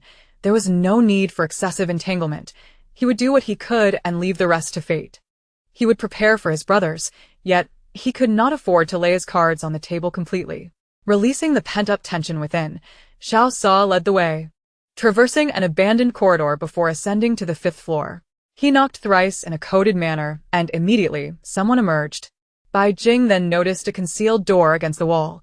The methods employed by these gangsters were indeed unrestrained. "Oh, Brother Sa, why the two of you this time?" And, with a little lover in tow, a burly man, approximately 6 feet tall, emerged, his visage fierce, a deep scar etched across his forehead. His familiar tone suggested a close rapport with Xiao Sa, allowing Xiao Sa to confidently handle the delivery alone. "This batch is something I requested privately. Boss Hong must have mentioned it to you. Here is the payment, count it. Additionally, there's a card for you to use as pocket money." Xiao Sa's tone was dispassionate, yet the hulking man dismissed it with ease, calling over his comrades and tossing the box to them, grinning as he said, Thanks, Brother Sa. We all know your reputation. No need to count the cash. We need to report back to the boss, and with this heat, we'd rather not linger. By the way, do you need me to fetch a few brothers to help with the loading? Rest assured, it won't attract attention. No need. My people will arrive shortly. You all can go about your business in this heat. Remember to inform me in advance next time there is something good. Allow me to introduce. This is the son of State Councilor Bai. If you need any assistance, don't hesitate to ask. The man was momentarily taken aback, then chuckled, his demeanor shifting from casual to respectful. His eyes darted as he quickly greeted Bai Jing, scratching his head in uncertainty about how to address him. "Hello, just call him young Master Jing," Xiao Sa interjected, easing the tension. The man's eyes brightened at the title, his tone now buoyant and tinged with surprise and delight. "Young Master Jing? You are young Master Jing?" Bai Jing raised an eyebrow and shot a glance at Xiao Sa, questioning, "Is he famous in N-City?" The burly man chuckled awkwardly, realizing his breach of decorum, and offered a few polite compliments before hastily departing with his companions. Once they were gone, Bai Jing glared at Xiao Sa, indignant that he had been used as a pawn. Xiao Sa remained unfazed, a glimmer of sharpness in his eyes, a subtle smile gracing his lips. Young Master Jing has gained quite the reputation lately. Many seek to establish connections. Opportunities should be seized when they arise. Boss Hong was inquiring just yesterday, having heard of an incident on a particular route, and he is quite agitated. The person we just encountered is his right-hand man. News will reach him tonight. Bai Jing was displeased, pinching Xiao Sa hard, exclaiming, "So you brought me to N City for this?" "Not at all. I missed you, and the resources I gathered must be stored with you. Boss Hong is merely incidental. My entire fortune rests in your hands. From now on, you need only help me manage it." Despite the pain, Xiao Sa felt elated. The earlier frustration dissipated. The more Bai Jing disregarded formality, the closer their bond seemed. Go. Shameless. Who's going to help you manage? You didn't deny it just now. What? Bai Jing was perplexed. A Chong said you were my lover, Xiao Sa stated matter-of-factly. Having kept that line in mind, Bai Jing fumed, incredulous at such a twisted argument. I was merely unwilling to delay matters. Well, your unwillingness to deny it speaks volumes. You haven't even pursued me. Why would I be your lover? I've been pursuing you for quite some time. How come I never noticed? Do you mean to imply that as long as I pursue you, you would agree? Get lost. Let us focus on business. Xiao Sa awkwardly rubbed his nose, observing the flush on Bai Jing's cheeks. He thought it best not to press too hard. After all, they had plenty of time ahead. He had wagered the latter half of his life on this, and he could not allow Bai Jing to slip away. Nevertheless, for now, pressing matters took precedence. Unbeknownst to him, Bai Jing's rosy cheeks were not from shyness, but from anger. As the others drove away, Bai Jing wasted no time, swiftly storing all the arms in the room, and then they rushed to 3 more locations. By the time night fell, they returned home, Xiao Sa's home, or rather, the place where he had grown up, a quaint, ancient residence.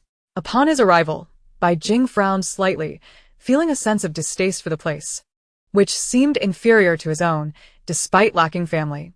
At least his home felt like a home. This place resembled an office or a clubhouse, with Xiao Sa residing in the main house while others worked in the outer quarters and guards patrolled the vicinity. There was an abundance of people. Yet they were an unruly lot. What vexed him most were the glances directed at him. Not curiosity or scrutiny, but rather deep disdain and contempt. I want to stay here. I'm going to a hotel.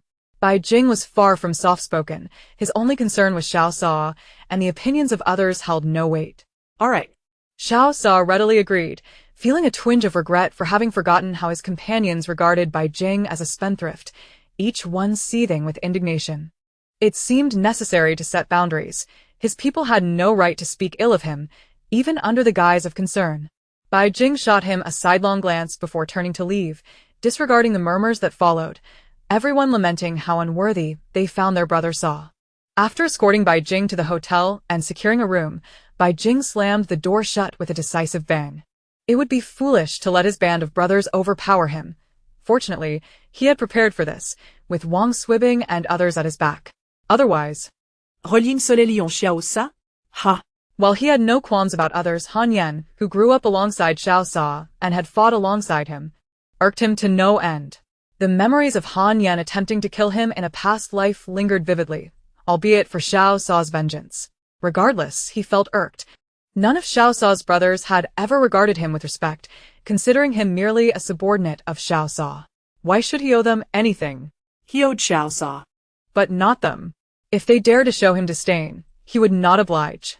Xiao Sa stared at the firmly closed door, feeling a wave of helplessness wash over him. What could he do? He was drawn to the fierce demeanor of the little cat. Understanding that he would not find favor today, he contemplated returning home. As a brother, he felt it necessary to respect his beloved, and if he were not a brother, he would not force the matter. According to Bai Jing's words, an apocalypse loomed on the horizon. Even if he wished to help, he felt powerless. Moreover, he was not one to be overly sentimental. For the next few days, allowing the little cat to stay in the hotel seemed wise, as most of his crew were rough men. He did not want his little cat to be frightened or angered. Once he had arranged everything, he would leave with Bai Jing. Bai Jing's anger flared up swiftly, and just as quickly faded. The following day, he continued to follow Xiao Sa, dutifully complying with whatever Xiao Sa commanded. Most of his tasks revolved around packing items, and by afternoon, Brother Hong contacted Xiao Sa, expressing a desire to meet Bai Jing. After a meal, on the following day, Xiao Sa acquired a shipment of arms, while Bai Jing obtained a piece of jade. That evening, Bai Jing naturally returned to the hotel, yet none anticipated that this separation would stretch into over 10 days. Xiao Sa regretted not being more vigilant. If anything were to happen to his little cat, he could not fathom whether he would lash out at his brothers. If not for his brothers, his little cat would not have ventured to the hotel alone. He cursed himself for not accompanying him. At precisely midnight, Bai Jing was sound asleep, exhausted from the whirlwind of activities with Xiao Sa over the past few days. In the depths of slumber, a sudden wave of excruciating pain surged through Bai Jing's body, as if he were on the brink of explosion, the agony penetrating to the very marrow of his bones. He abruptly opened his eyes, finding himself in the 38th floor of the hotel's finest presidential suite, the highest level of the establishment. The curtains were drawn back, revealing a sky awash in a deep crimson hue. The midnight sky had transformed into a luminous spectacle, enveloped in layers of red light, intermittently pierced by flickering violet lightning that seemed alarmingly close. Bai Jing's pupils constricted sharply. Enduring the intense pain coursing through him, he hastily grabbed his phone, his hands trembling as he dialed Wang Swibbing, only to be met with silence. He tried again, still no connection. He switched to Chao Lei's number, but to no avail. Desperately, he called Xiao Sa, but the only sound was a busy tone. A profound desire to escape this place surged within him, yet his body felt as if it were immobilized, unable to take a single step. The pain felt like a tearing from his very soul, and he sensed his blood stirring restlessly. Crimson fluid seeped from his pores, and his veins felt as if they might burst. Bai Jing's body was rigid. Even a fool could recognize that something was amiss. Electric arcs flashed before his eyes, striking towards the pinnacle of the hotel. His eyes widened in realization. For a fleeting moment, he felt cloaked by death. He had not been mistaken. The lightning was indeed aimed at him. A thought struck him. Could it be related to the meteor? Watching as a meteor streaked across the sky, he observed bolts of lightning, thick as barrels, descending with an overwhelming force. Chapter 35. Bai Jing believed he was destined to die. The relentless pain caused his body to convulse, and the terror within him could no longer be suppressed. Beads of sweat rolled down his forehead, mingling with the blood that flowed freely, rendering it indistinguishable from one another. At that moment, Bai Jing had become a figure drenched in blood. As he watched the lightning approach, time seemed to stretch into eternity. Though it was but a fleeting instant, a fierce unwillingness surged within him. The apocalypse had just begun, and he had yet to join Xiao Sa. The supplies he had gathered were still unused, and he refused to accept the notion of dying so prematurely. The merciless electric force illuminated the entire sky, casting the city of N under its tyrannical pressure, resembling a ghost town steeped in black and white. When the lightning struck the hotel, glass shattered, walls crumbled, and chaos ensued. Pain engulfed Bai Jing entirely. His skin felt as though it were boiling, charred areas emitting wisps of smoke. Not a single inch of his body was unscathed, and he could even smell the scent of burnt flesh. The pain was unbearable. Beyond that, Bai Jing could feel nothing else. Before he could catch his breath after one bolt of lightning, another came crashing down with ferocity. Bai Jing lay on the ground like a corpse, blood pouring from him, the excruciating pain sapping all his strength.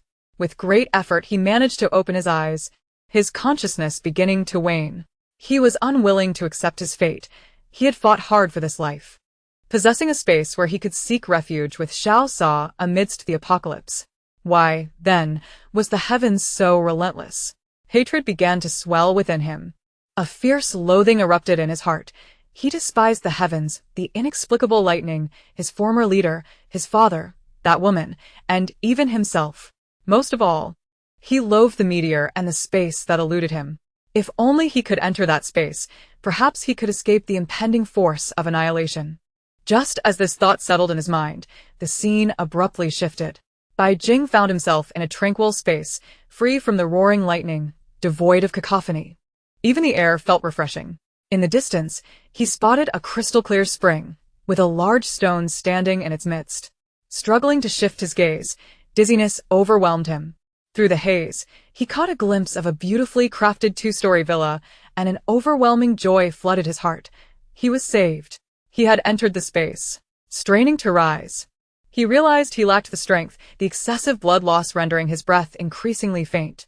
No, he could not faint. He had been rescued. He must not surrender here.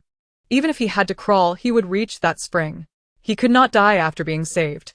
Enduring the searing pain, he pushed himself forward, trailing a crimson streak across the ground. His body had grown numb to the agony, yet he seemed oblivious to it, his thoughts consumed solely by the spring. His vision blurred. He could no longer discern his surroundings, unaware that his crawling direction had veered off course. Nor did he notice the bright red trail of blood slowly seeping into the ground, disappearing without a trace. He could not faint, Bai Jing incessantly reminded himself. His mind fixated on a singular obsession, filled with thoughts of the spring. He understood the gravity of his injuries. Without the spring as healing, he would soon succumb to his wounds. He was unwilling to accept this fate. He had been saved, and he refused to die in this space, in a place where no one would know of his demise. Just before losing consciousness, he felt a deep resentment, his last thoughts consumed by the vision of the spring. Once he fainted, Bai Jing did not notice his body vanishing from the ground, reappearing deep within the spring, radiating a purplish-blue glow reminiscent of the lightning from before. Lying quietly in the spring, enveloped in a gentle halo, breathing underwater posed no challenge for him. Around him lay numerous jade stones he had collected, glistening like gems, as if he were resting upon a mountain of jade. The scorched skin began to shed its charred exterior, blood no longer seeping from his pores, and the gaping wounds began to heal under the soothing touch of the spring's water. To an observer, he resembled a celestial being sleeping at the bottom of the water, even his newly healed skin glimmering with a jade-like radiance. Meanwhile, Bai Jing remained oblivious to the turmoil that had erupted on Xiao Sa's side. At the stroke of midnight, Xiao Sa was still awake. The hall was brightly lit, filled with people, as he sat at the center of the expansive assembly, flanked by 6 elders of the sect. Directly in front of him sat a middle-aged man in his 30s, exuding confidence, while behind them stood a faction of supporters, reminiscent of a tripartite power struggle. The reality mirrored this dynamic. After escorting Bai Jing back to the hotel, Xiao Sa found himself confronted with a tribunal comprising 6 elders, 2 of whom remained neutral, while the other 4 aligned with Cheng Xiaoxin. The room was divided into 3 factions, his own, Cheng Xiaoxin's, and a third observing quietly. Xiao Sa's gaze turned icy. He recognized their restlessness. Just last year, the gang had undergone restructuring, and with their foundations still shaky, he had been largely disengaged from gang affairs in recent months. Over the past fortnight, his expenditures had soared, previously spending his own money without challenge, but now, with the apocalypse looming, he had invested heavily in resources for his brothers. Unexpectedly, he found himself facing accusations, yet perhaps it was better this way, as it spared him from further exertion. Zhou Ji wore a guilty expression, acknowledging his mismanagement that had led to this chaos. Han Yan seethed with indignation. If it weren't for Xiao Sa's preoccupation with romance, the situation would not have escalated to this point. He had always suspected Cheng Xiaoxin's ill intentions and regarded Bai Jing as a liability. After the incident, Xiao Sa offered no defense, candidly admitting to the expenditures from the sect's funds, simply inquiring who wished to leave with him. Cheng Xiaoxin, emboldened, pressed him about relinquishing the main residence, which, apart from other considerations, was valued at over 500 million due to its vast area. Xiao Sa readily acquiesced. And Cheng Xiaoxin beamed with triumph. To demonstrate his magnanimity, he even offered to provide positions for anyone unwilling to depart from Xiao Sa's side, along with a relocation fee of 100,000. The crowd began to stir, and in just a moment, some individuals on Xiao Sa's side hesitated, and before long, a few stepped forward. Han Yan, filled with fury, launched into a tirade, yet at that moment, who would heed his words? Those who departed felt guilty. Yet thoughts of their families and futures hardened their resolve as they positioned themselves behind Cheng Xiaoxin. It wasn't long before more people joined, and those who had previously wavered began to align themselves, gradually forming small clusters as individuals sporadically walked out. Cheng Xiaoxin, grinning with audacity, stoked the flames, fixating on Xiao Sa as he brazenly declared, "Our brother Sa favors beauty over power. You all must think this through. Rest assured, Brother Sa is magnanimous and will not seek revenge. Wouldn't you agree?"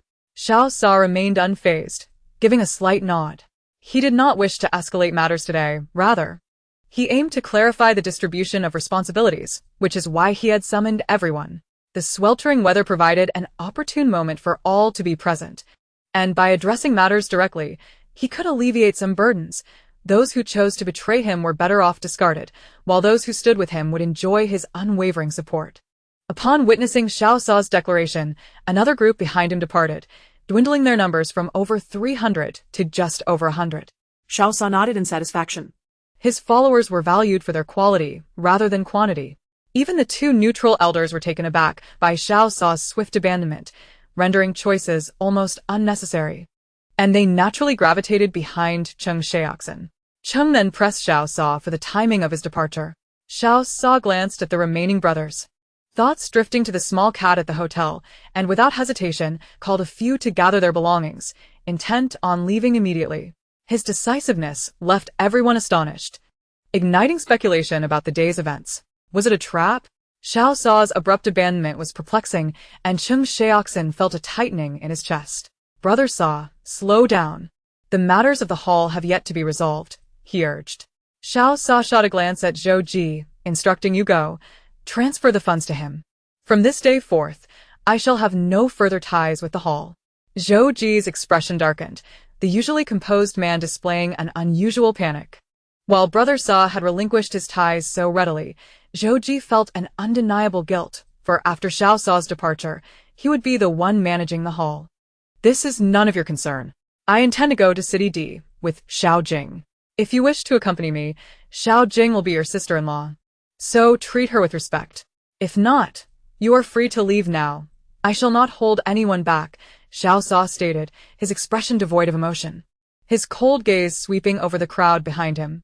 Seeing their silence, he finally withdrew his gaze in satisfaction. Yet he overlooked the simmering fury within his childhood friend, Han Yan, who harbored an intense resentment towards that detestable Bai Jing. If not for him, Brother Sa would not have found himself in such a predicament, having to forsake a prosperous legacy to struggle in an unfamiliar city with his brothers. Han Yan loathed Bai Jing with a passion, and the demand for respect from him was intolerable. What is he? Just a bastard. You played with him, and we said nothing, but what does this mean? That wretched person is so captivating that you would forsake your brothers? Xiao Sa's complexion darkened, his cold gaze fixed on Han Yan. He had long declared that even if it was under the guise of goodwill, any attempt to insult the small cat would not be tolerated. He had evidently been too lenient with these people. Brother Sa, Han Yan is merely speaking out of anger. Do not take it to heart, Zhou Ji interjected, hastily positioning himself before Han Yan. Xiao Sa's demeanor turned indifferent. He no longer cast them a glance. Those unwilling to leave may stay. You need not follow. Han Yan was taken aback, unable to fathom such resoluteness from Brother Sa, who seemingly disregarded their long-standing bond. Xiao burst into laughter, relishing the spectacle. His doubts evaporated. Yet he did not anticipate that Xiao Sa, despite his astuteness, possessed a heart so easily swayed by emotions. So, what say you, Yan? Are you willing to join me? I have high hopes for you. Bah! Han Yan spat, glading at Xiao Sa in anger. What does this mean? You would forsake your brothers for a man? My family affairs are none of your concern. Xiao Sa's tone remained flat, his gaze directed toward the sky, as a foreboding feeling settled within him. Sensing that something ominous was on the horizon, Han Yan fell silent, and Zhou Ji found himself at a loss for words. Indeed, Han Yan was in the wrong. Even among brothers, meddling in another's familial matters was inappropriate. Chapter 36. The situation remained unresolved, and Xiao Sa's expression shifted, the atmosphere growing increasingly oppressive, heavy enough to stifle one's breath. The sky glowed ominously, flashes of red illuminating the horizon, while bolts of lightning shimmered, as if demonstrating their might. What is happening?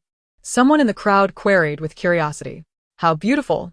Quick, capture this moment. Others gasped in awe. Xiao Sa's heart sank, his gaze darkening. Without a moment's thought, he recognized this as the harbinger of the apocalypse foretold by the small cat. Ah, look!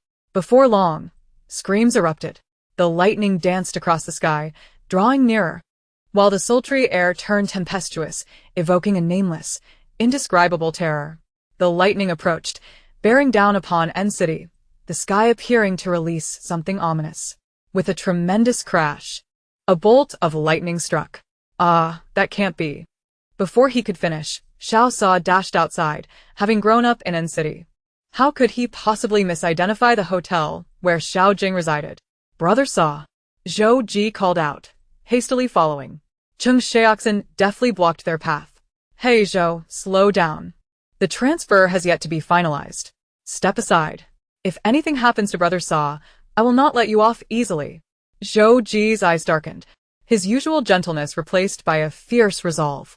Cheng Xiaoxin, emboldened by numbers, was undeterred by Zhou Ji's threat. With a wave of his hand, his entourage surged forward. It would be wise to clarify matters. Once you leave, do not return. You all must think this through. After the handover, there will be no place for you here. Over 100 individuals stood firm, ignoring him entirely, while some hastily followed after Xiao Sa. Cheng Xiaoxin, thwarted, felt a surge of satisfaction, dismissing Zhou Ji's concerns as he pressed for clarity. Zhou Ji, helpless, allowed others to pursue, while Han Yan contemplated before sprinting ahead. Despite Xiao Sa's harsh words, their long-standing brotherhood could not be disregarded. He silently cursed Bai Jing, the source of their troubles, but dared not act recklessly, knowing that finding Brother Sa was paramount given the chaotic weather outside. Once outside, Xiao Sa disregarded the disorderly streets, driving recklessly, one hand clutching his phone, dialing frantically. A sense of panic overwhelming him. He suddenly loathed himself for not being with the small cat.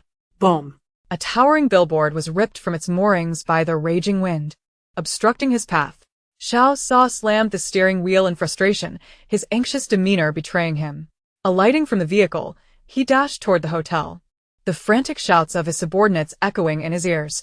Brother Sa, wait. After running for a while, the tempest subsided and the lightning retreated, leaving behind a cacophony of thunder. Meteorites, glowing with an eerie light, plummeted from the sky, and Xiao Sa felt the ground tremble beneath him. Yet, at that moment, he could focus on nothing but the mounting dread within him. Would his small cat be safe? From the moment lightning struck until it receded, a mere half-hour had elapsed. Yet Xiao Sa felt as though an entire century had passed. The hotel was not far from the main residence, but the distance was still considerable. By the time he reached the hotel, the sky had transformed into a serene yet lifeless expanse, eerily tranquil, resembling the foreboding gates of hell, with malevolent spirits looming ominously on the other side. The hotel had lost power, illuminated only by a few emergency lights, and the air was rife with cries of panic and despair, punctuated by the incessant dialing of distress calls, only to be met with a persistent busy signal. Without a moment's hesitation, Xiao Sa dashed up the emergency staircase, his heart sinking as he surveyed the remnants of chaos around him. At that moment, he was oblivious to the fact that his stamina had significantly improved. Even the ascent of 38 floors left him breathless. Upon reaching the top floor, he was met with a scene of shattered glass and disarray, flames licking at the edges of the wreckage, and doors hanging askew. Bursting into Bai Jing's room, his eyes were immediately drawn to the bloodstains on the floor, a sight that pierced his heart. Xiao Jing! Xiao Jing! Xiao Sa shouted, frantically searching the room. Yet, apart from the bloodstains, only a solitary phone remained. With trembling hands, he picked it up, and his heart sank further as he discovered that Bai Jing had called him 15 times in quick succession, a testament to the urgency and fear she must have felt. The blood on the floor was still fresh, and the scent of charred flesh lingered in the air, leaving him too afraid to contemplate further. Before long, his group of brothers arrived, conducting a thorough search. Xie Mingheng, who had a fondness for Bai Jing, attempted to console Xiao Sa, saying, Brother Sa, don't worry. The fact that we haven't found Jing Xiao's body is a good sign. Xiao Sa's resolve solidified. He could not afford to panic. With a stern expression, he commanded those present, search the hotel thoroughly. If she is alive, we must find her. If she is gone, we must see her body. He refused to believe that his little cat could simply vanish. That night, Xiao Sa stood at the hotel's entrance with bloodshot eyes, remaining vigilant for an entire night. 3 hours later, communication lines resumed, and police cars and ambulances arrived. After a thorough search, the absence of Bai Jing brought him a momentary sigh of relief. He firmly believed she would emerge unscathed. Without delay, he gathered all his brothers and, in a secluded area not far from the main residence, expended a significant sum to rent an apartment, reinforcing its defenses. The doors and windows were replaced with indestructible materials, and the main entrance was fortified with a security grid, while the iron gate was reinforced with 3 layers of barriers. Even the parking garage was secured with 2 heavy gates. Though his companions were baffled by his decisions, the cold demeanor he exuded silenced their inquiries. Han Yen hesitated to speak but refrained, as Xiao Sa's anger was palpable. He acknowledged that he was taking his frustrations out on them. Until his little cat was found, he would remain restless. Meanwhile, Bai Jing lay quietly beneath the water. His skin smooth and unblemished, devoid of any swelling from prolonged submersion. A rosy hue adorned his otherwise pale cheeks, and the ethereal blue light surrounding him gradually faded.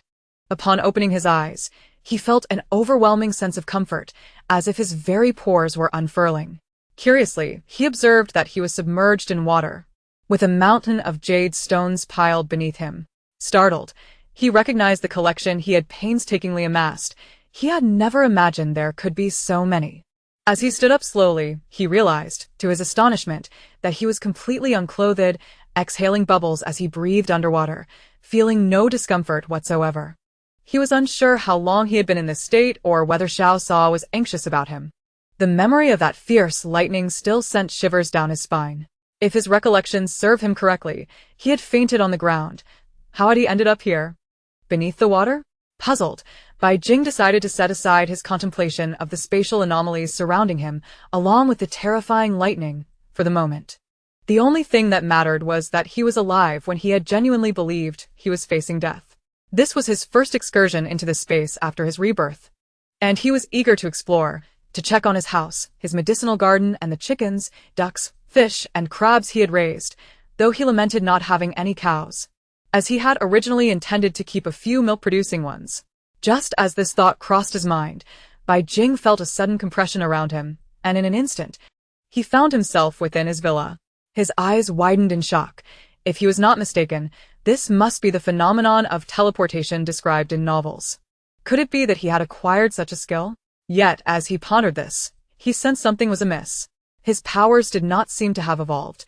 He was on the brink of a breakthrough, but it was merely a matter of time, or perhaps he required a fortuitous opportunity. Determined, Bai Jing focused his mind, attempting to replicate the phenomenon, but to no avail.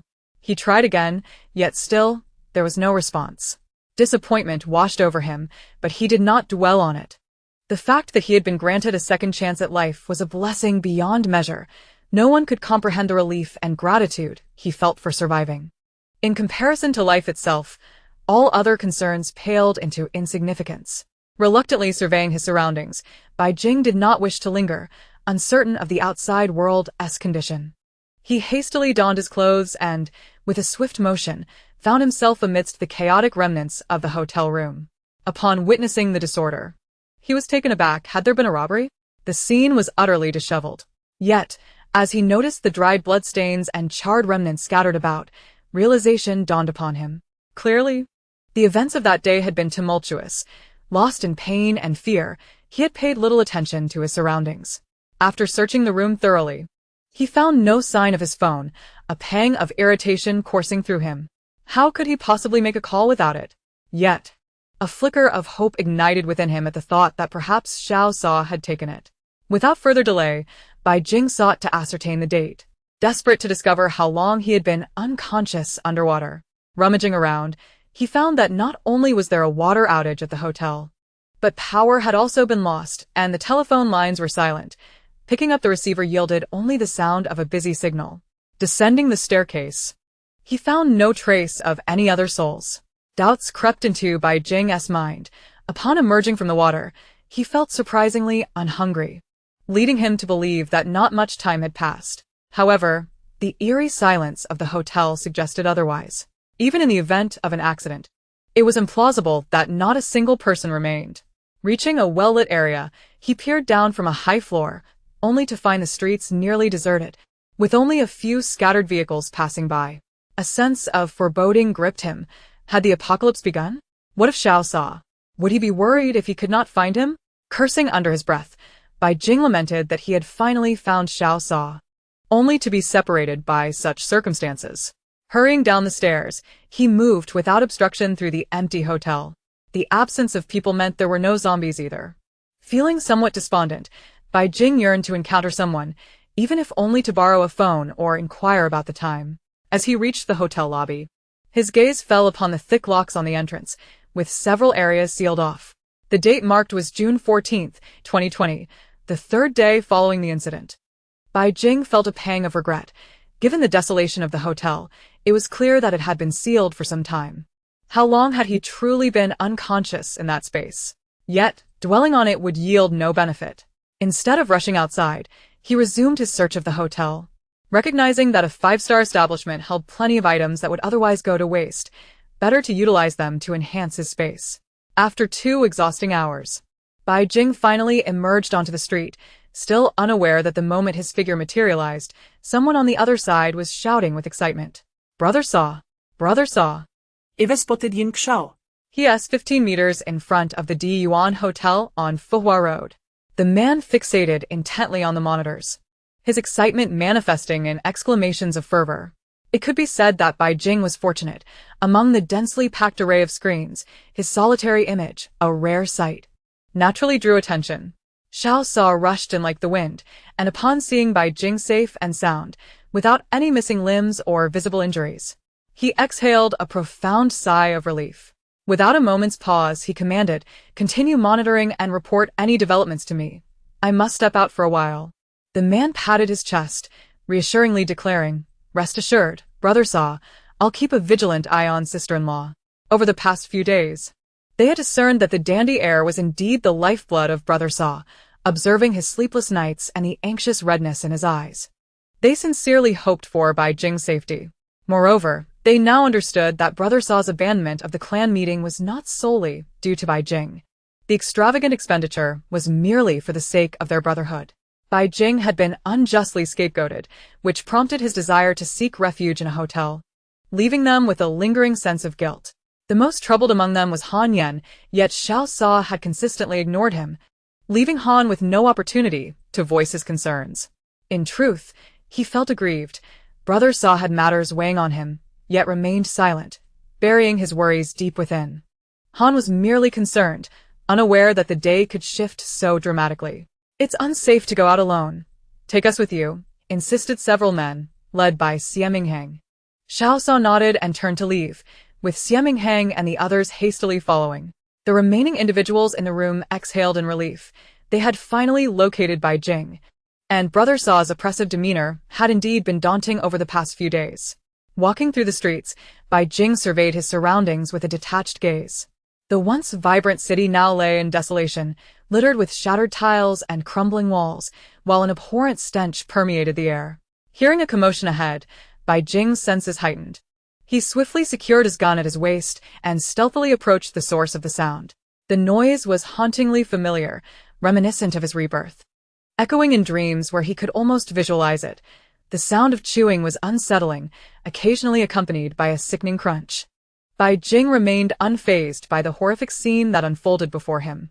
Calmly, he affixed a silencer to his weapon and shot a man who was indulging in a gruesome feast, blood smeared across his face, rendering his features unrecognizable. With a soft thud, the zombie's forehead shattered, brain matter spilling forth, and the unfortunate soul being devoured was left with half his body missing, the ground soaked in blood and entrails, with remnants of chewed bones scattered about. Bai Jing felt no stirrings of revulsion. Instead, he pondered with indifference, has the apocalypse truly arrived? Casting a regretful glance at a shattered phone on the ground, he turned on his heel and departed, speculating on Xiao Sa's whereabouts. Given the current circumstances, it appeared that the end times had only just begun, the situation still under governmental control, as evidenced by the sparse number of zombies on the streets. Without delay, Bai Jing resolved to check on Xiao Sa at his residence. A car sped past, and he quickly stepped forward, calling out, "Hey, wait." The driver didn't spare him a glance, as if seeing a ghost, pressing the accelerator harder, leaving only a cloud of dust in their wake. Damn it! Bai Jing's frustration bubbled within him. Had he not been desperate for the time, he wouldn't have bothered to stop the vehicle. He shot a resentful glare in that direction, scanning the streets and spotting a decent SUV. Without hesitation, He retrieved a steel pipe and smashed it against the car window, not yet wishing to summon his vehicle from storage, opting to commandeer this one for the time being. Hey, hey, hey, that's my car.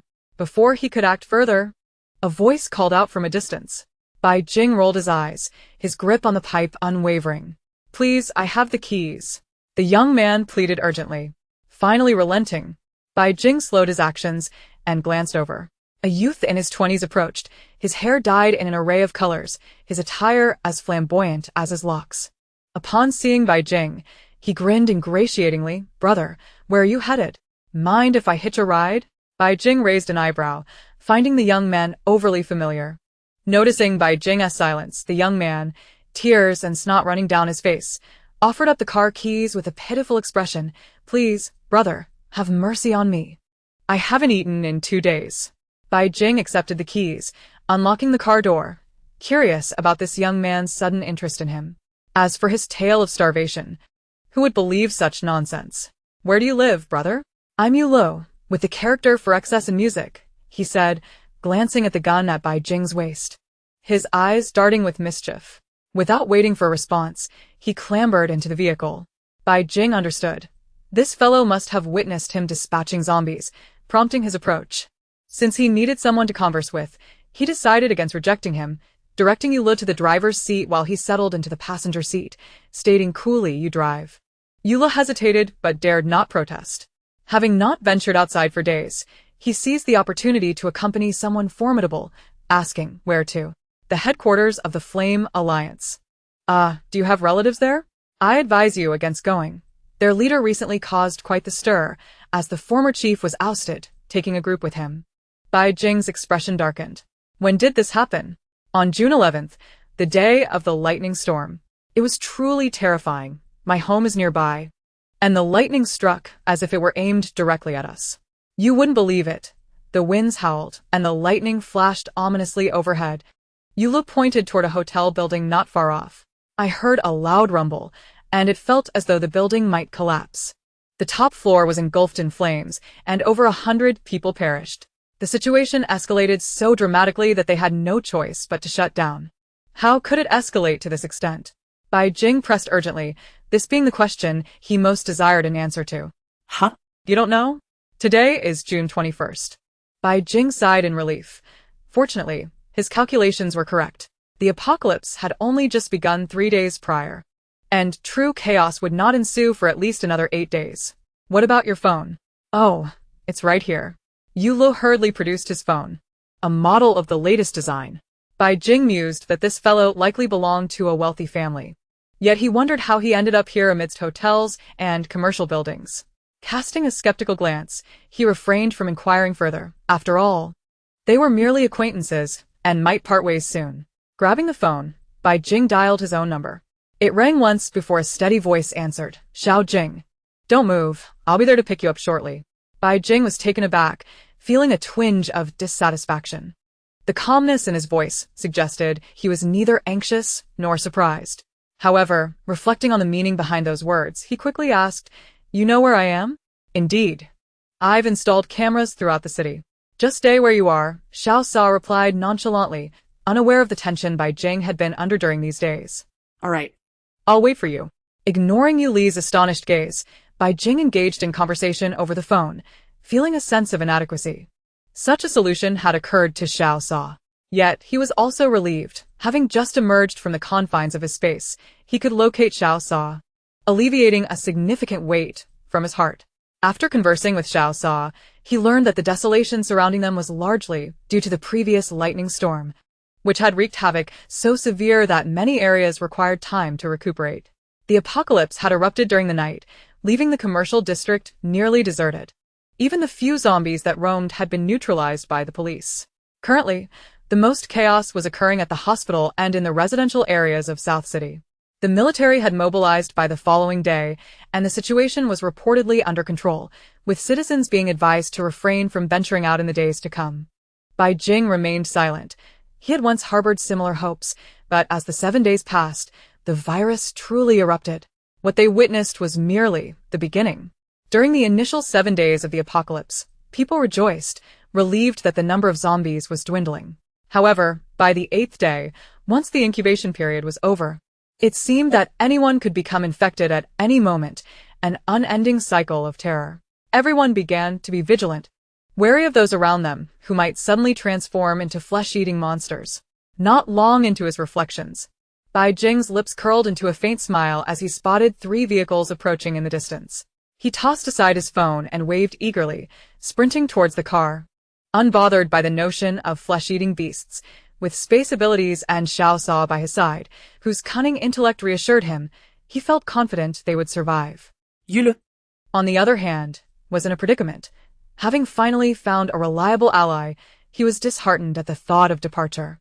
Nevertheless, he resolved to cling stubbornly to them. Exiting the vehicle without hesitation, Xiao Sa appeared haggard and gaunt, his eyes bloodshot. Upon seeing Bai Jing, he quickly approached and enveloped him in a tight embrace. Bai Jing struggled slightly, breathless, but cautious not to resist too forcefully. He must have been frightened these past few days. Easy now, I'm fine. After a lengthy moment, Xiao Sa finally released him, scrutinizing Bai Jing closely, while Yule stood beside them, dumbfounded, his mouth agape as he realized the nature of their relationship. Before either could speak further, Xiam and Hang approached cautiously, phone in hand. Sa Ge, military personnel, are on their way. We shouldn't linger here. Xiao Sa's expression darkened as he pulled Bai Jing into the vehicle. Wait. I know a safe place. Yule shooted urgently, effet aéring abandonnement. Bai Jing glanced back at him, questioning, how do you know? Yule hesitated, stammering, unable to articulate his thoughts. Bai Jing, growing impatient, turned to leave. Yet, seeing this, Yule steeled himself, as if making a significant decision, and declared, it's a gut feeling. I'm not lying. I could tell you two are strong. Especially you and him.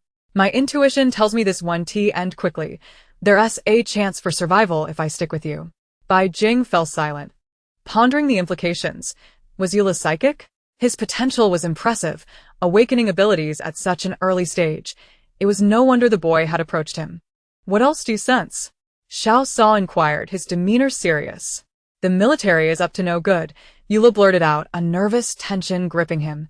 He felt pressured by Xiao Sa's presence. Once the words escaped him, he regretted them, fearing disbelief would leave him in a precarious position. Without glancing back, Xiao Sa simply commanded, keep up. Reluctantly, Yule took one last look at the SUV before diving into the vehicle with Xiao Sa. Bai Jing remained nonchalant. Having a psychic around could prove beneficial. Yet, he harbored an undercurrent of annoyance, his expression darkening as he pondered, is the military targeting me? If Xiao Sa could install cameras, who knew if the military was surveilling them nearby? They had certainly witnessed him retrieving items from his space, and during the early apocalypse, the government had been known to experiment on individuals. Don't worry, Xiao Sa reassured him, patting his back with an air of calm. Bai Jing nodded, understanding. His father still held influence. The military wouldn't dare act against him, especially with Xiao Sa at his side. Over that way, Yule directed anxiously, concerned about his utility. However, he quickly realized that even without his guidance, they wouldn't stray off course. A sense of defeat washed over him. And though still on high alert, he refrained from giving directions, behaving more cautiously. Bai Jing shot him a glance, but remained silent. It was wise to have someone sensible along, if he could withstand the trials ahead. Having an extra person wouldn't hurt, especially considering Xiao Sa seemed to have his own entourage. By the way, give me my phone, Bai Jing suddenly remembered, worrying about Wang Swibing and the others, as well as Qin Yi and the rest at home. Without his presence, would they be in peril? Xiao Sa's expression soured as he retrieved Bai Jing's phone. He had already contacted Wang Swibing and Qin Yi, only to be met with a barrage of curses when Bai Jing went missing. Burdened by guilt, he had endured their harsh words. Explaining the situation in detail because Bai Jing valued them, he felt he deserved their ire. Yet, reflecting on it now, he felt quite displeased. Bai Jing chuckled softly, easily piecing together the scenario. He knew how caustic Xiao could be, and that Xiao Sa's call would yield no favorable outcome.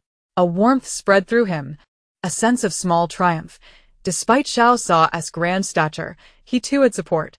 Don't take it to heart, they're just worried about me, he said with a smile. Xiao Sa remained expressionless, nodding sullenly. It was precisely because he understood their concern that he bore it. After all, who had ever dared to speak to him in such a manner throughout his life? Before Bai Jing could place a call, Eula suddenly broke out in a cold sweat, panic flashing in his eyes. Don't go that way. The military is surrounding us. No sooner had he spoken than the vehicle swerved sharply, causing Bai Jing to stumble into Xiao Sa, his once clear gaze now darkened with a fierce resolve. He hadn't anticipated their first confrontation would be with the military rather than the zombies. The three vehicles quickly shifted direction, the driver accelerating wildly as the military vehicles pursued closely behind. Pull over, or we will open fire. A loudspeaker blared through the wind. Bai Jing's expression hardened, fury boiling within him. Nothing irked him more than the thought of being captured, especially for experimentation. He swore that anyone who dared entertain such notions would face utter annihilation. After all, chaos was brewing, and fate would decide the victor. Noticing Bai Jing's dark aura, Xiao Sa furrowed his brows, having never witnessed such a side of him before. The cold, vengeful energy radiated from him like a vengeful spirit rising from the depths of hell. Yet, recalling Bai Jing's past, Xiao Sa felt a twinge of understanding and tenderness. He gently reassured him, "Don't worry. I'm here. I will protect you and ensure you never suffer again." Bai Jing paused, the hostility within him dissipating like a storm clearing, replaced by a gentle smile. He nodded obediently, allowing Xiao Sa to embrace him. "Okay." Xiao Sa's lips curved upward, forming a barely perceptible smile that made him wish to cradle Bai Jing forever. However, the moment of warmth was abruptly shattered by a gunshot, casting a pall over everyone's faces. Yu Lu, shaken, patted his chest, grateful for his foresight. His small SUV lacked any bulletproof features. The thought of being captured sent a chill down his spine, solidifying his resolve to trust his instincts.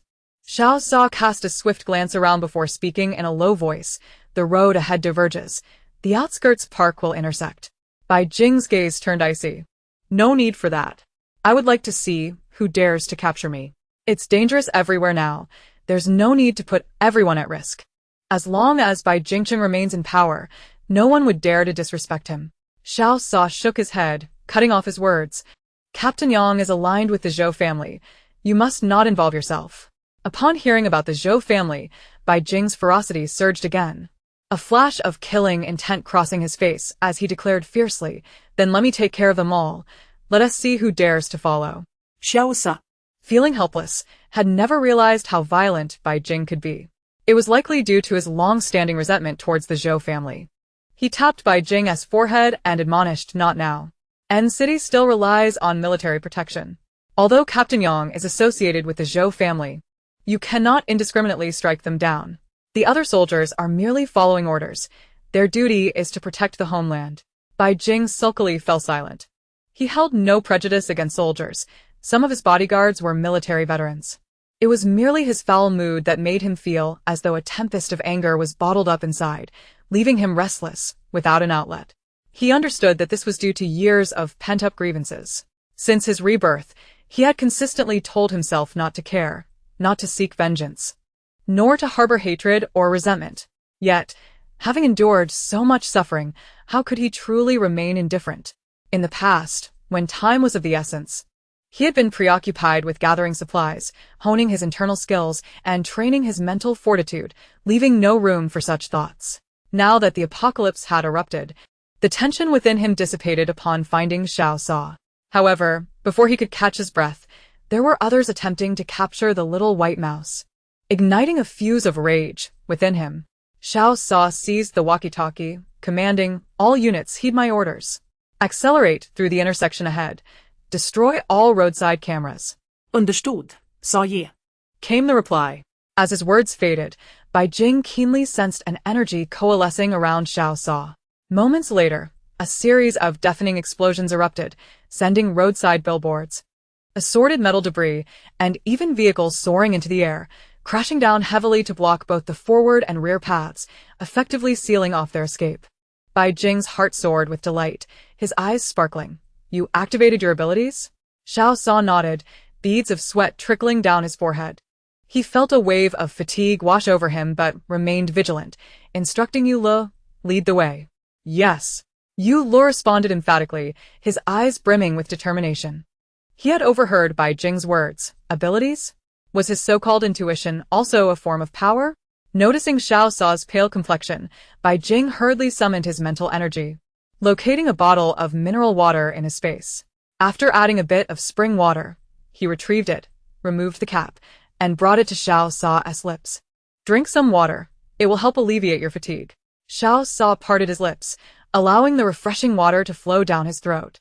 Though he still felt fatigued, his spirit seemed to revive considerably. He cast a surprised glance at Bai Jing, withholding further inquiries, pondering instead about the little one's secrets, which he would eventually uncover. Today. He had intended to test his energy, not anticipating it to be so taxing. Was it truly a strain to mobilize such a large mass of metal? Frowning slightly, he attempted to circulate the internal energy Bai Jing had taught him. The moment he summoned his inner strength, he felt a familiar warmth gradually enter his body from his back, circulating with his energy and bringing a soothing sensation that momentarily dulled his senses. Seeing Xiao Sa enter a meditative state, Bai Jing withdrew his energy. Observing that everyone was preoccupied, the driver was at the wheel, Yu Luo was directing, and two others were dismantling cameras, he picked up his gun. However, before he could pull the trigger, a keen-eyed man quickly blocked his weapon with a hand, exclaiming, "Wait, wait. Young Master Jing, you just rest, we'll handle the heavy lifting." Bai Jing raised an eyebrow, sensing a hint of disdain in their demeanor. The man, with a pained expression, felt immense pressure. He had genuinely been intimidated by Bai Jing's fierce aura. The young man was ruthless enough that even those accustomed to the underworld felt a chill. "Young Master Jing, please don't misunderstand. Some of those cameras were ours, and we only obstructed them to avoid collateral damage." Bai Jing scoffed slightly, conceding that he made a valid point. He slowly lowered his weapon, finding relief in the prospect of tranquility. Yu Luo discreetly cast a glance at him, resolutely deciding to follow young Master Jing in the future. Although Sa Go exuded authority, he always believed that the true power resided in the hands of one's partner. Witnessing the current situation solidified his conviction further. Chapter 39. With Yu Luo directing, the group successfully reached the park. Before long, another vehicle sped towards them. Watching the ice arrows bloom in the distance, Bai Jing realized it was an ice-type ability. Xiao Sa's subordinates were indeed a talented bunch. Upon exiting the vehicle, Bai Jing recognized that the wielder of the ice ability was Xie Minheng, which felt somewhat odd. If his memory served him correctly, Xie Minheng had been an ability user of the mental type in his previous life. How had he transformed into an ice user? Yet, since he could be reborn, the changes in others were inconsequential. He dismissed the thought, recognizing that the more formidable Xiao Sa subordinates were, the more secure their future would be. Run. Yu Luo shouted, trembling as he pointed in a direction. Everyone tensed up. Bai Jing focused his gaze and spotted a vehicle racing towards them, followed by over 100 ravenous zombies. Without hesitation, he drew his handgun and coldly commanded, "Aim for the head. Use silencers." Hearing his orders, those who had intended to board the vehicle hesitated, cold sweat beading on their foreheads as panic surged within them. "Young Master, there are over 100 zombies, not just a few." Before they could voice their thoughts, Bai Jing's aura turned ominous, his killing intent palpable. With a series of precise shots, the sound of gunfire rang out, each shot finding its mark, even earning the respect of those who had previously doubted him. Seeing them in a daze, Bai Jing frowned. "What are you staring at?" Li Yi spread his arms, shaking his gun. "We don't have silencers. Now that we've halted to regroup, firing will definitely attract more attention, or even more zombies." Bai Jing did not conceal his intentions. He directly retrieved several handguns from his space and tossed them into the vehicle. "Distribute them among yourselves." "Thank you, young Master Jing," Li Yi grinned, genuinely grateful. Goodness. Not only are the guns excellent, but I didn't expect young Master Jing to be so straightforward. No secrets between us. Huh? Space ability? A spark of realization flickered in Li Yi's eyes, immediately associating it with the convenience of moving items. Bai Jing dismissed him, focusing solely on steadying his aim at the approaching zombies. The others, unwilling to be outdone, swiftly took action, and soon, sparks of gunfire erupted from the approaching vehicle. Damn. "Someone else developing abilities too?" Lu Wei shouted, his eyes gleaming with envy as he intensified his firepower. Bai Jing remained silent, considering the fire ability. It was no wonder that the underworld had developed such aggressive powers. He shrugged it off, stating casually, "Developing abilities requires not only talent, but also the breaking of mental barriers in life and death situations to unlock one's potential." Li Yi's eyes brightened at this revelation, while the others perked up, their expressions eager, as if ready to charge into battle against the zombies. "Is what you said true, young master?" Bai Jing cast a glance at them, his aim steady on the zombie's head, and he coolly remarked, "Believe it or not, but if you get scratched by a zombie, in 7 days, you will transform into one as well. You should think this through." A chill ran through everyone, silencing them. Some began to reflect on their injured brothers, contemplating Brother Sa's decision, which they initially struggled to comprehend, but now began to understand Bai Jing's reasoning. Yang Wenhao, filled with rage, fired his weapon incessantly, his eyes reddening as he demanded, "How do you know this?" Bai Jing smirked. "Knowing that good intentions often go unrewarded, I tend to have some insider information. Remember to keep your mouths shut. If it weren't for Xiao Sa, I wouldn't care if you lived or died." Li Yi hurriedly attempted to mediate, his actions not pausing. "Don't be angry, Jing Xiao. He's just upset because his brother was scratched by a zombie and is currently locked away in a room recovering. Is there really no other way?" Bai Jing shot him a sidelong glance. "There is, endure. After 7 days, if he develops supernatural abilities, he'll survive. If not, he'll transform into a zombie. It all depends on his willpower. However," Bai Jing's words trailed off as he chose to ignore them, casting a glance at Xiao Sa in the vehicle. Feeling a warmth in his heart. This guy always stood strong, preferring to bear everything alone. The number of zombies dwindled significantly. In a mere 200 meters, their ranks had halved. As the zombies drew nearer, Xie Minghang urged, "Let us get in the vehicle and shoot." Without hesitation, Bai Jing and the others hopped into the car, leaving only a narrow gap in the window. The once tense atmosphere lightened as they observed the overwhelming situation outside, all exhaling in relief. Even Yula couldn't resist the urge and picked up his gun, aiming at a zombie's head. His action surprised everyone, with Lu Wei exclaiming, "Brother, this isn't your first time handling a gun, is it?" Yula was momentarily taken aback, but soon became exhilarated, astonished at his accuracy. He merely followed his instincts, aiming and shooting without hesitation, and boasted, "Of course, it's not my first time." Bai Jing understood, recognizing him as a psychic, naturally more accurate than others. Seeing Yuli's smug demeanor, he felt a twinge of annoyance and quipped, "Did you previously handle a water gun?" Ha! Yule de flatted. Not daring to retort, his instinct warning him that Jing Xiao was well aware of his past, and he chuckled awkwardly, saying, "You flatter me, Jing Xiao. I've also used an electronic gun. I'm fantastic at CS. You little rascal, exposed were you? But for a first-timer, you performed quite well," Lu Wei remarked, laced with admiration. Yula felt relieved when Bai Jing remained silent, thinking to himself that this was a valuable boss he couldn't afford to offend. A true man knows how to bend and stretch. Xiao Sa opened his eyes, alert to the gunfire. Upon seeing the situation unfold, he couldn't help but chuckle. Truth be told, as long as one finds the right method, zombies aren't overly formidable, aside from their immense strength, tirelessness, and hunger for flesh. They could be dispatched with a single shot. He then joined the fray, picking up a gun and aiming out the window. Before long, the zombies were eradicated. Just as Li Yi was about to disembark to speak, Bai Jing wrinkled his brow in disgust. "Move ahead. It's disgusting to linger here." Xiao Sa nodded. Let us heed his advice. Li Yi, upon reflection, agreed and drove the car forward for 300 meters. Bai Jing remained silent, reflecting that had this been his previous life, no matter what he said, there would have been someone to counter him, and he felt a surge of annoyance. Today seemed to evoke memories of the past, and he mentally noted Yang Wei's actions, acknowledging that had it not been for his experiment on the white mouse, he wouldn't be so out of sorts now. After exiting the vehicle, Xiao Sa inquired, "How is it? Is anyone injured?" No, Guang Xiqiang laughed heartily. "You should have seen the military vehicle behind us. They were in dire straits. Following us into the city, they ran into a horde of zombies. Our vehicle is sturdy. Escaping was no easy feat, but they were completely trapped and are probably still calling for help from headquarters." Xiao Sa nodded and then asked, "Who has developed supernatural abilities?" It's me, Brother Sa. Liang La stepped forward, appearing somewhat bashful despite being in his 20s, blushing as he stammered. I was just panicking when I saw the zombies approaching.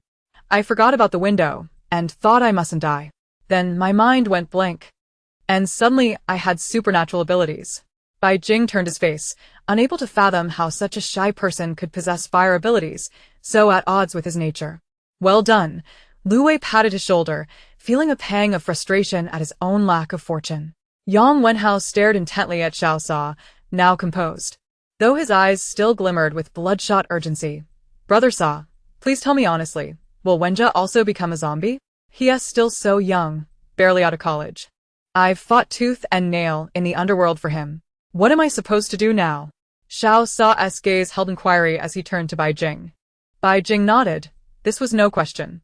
Since Yang Wenhao was unwilling to act, it fell to him to take responsibility. They couldn't keep delaying. As an outburst was inevitable, Yang Wenhao, seeing this, managed a bitter smile, his faith wavering. Brother Sa, why didn't you tell me sooner? My father worked under Uncle Hai back in the day. You've seen my brother grow up. How could you bear to keep this from me? If you had told me earlier, Wenjia wouldn't he have acted impulsively and wouldn't he have gotten scratched? Yes, only 19. Xiao Sa remained silent for a moment. I said it before, no one believed me. In truth, had it not been for Bai Jing, not only his subordinates, but even he would have doubted it. The crowd seemed to awaken, recalling that Brother Sa had indeed mentioned something back then, though they had not fully understood or had grievances that were later suppressed by subsequent events. No one had taken Brother Sa's words seriously. He remembered his brother jokingly saying that this was not a zombie apocalypse, not realizing that his words would prove prophetic. Bai Jing raised an eyebrow. What is going on? Xie Minghang, favoring Bai Jing, tugged at his sleeve, signaling him to discuss this later. Bai Jing nodded, refraining from pressing further. In his previous life, Xie Minghang had been one of the few who treated him well, and in this life, helping him out could be considered a good deed. Understanding his goodwill, Bai Jing chose to remain silent. Seeing the others quiet, Xiao Sa stated mildly, let us head to the repair shop, swap vehicles, and then return. I initially thought we could retrieve supplies while it was still early, but seeing everyone's condition, I've reconsidered. Bai Jing felt a pang of uncertainty. He wasn't afraid of others' opinions, but feared putting Xiao Sa in a difficult position.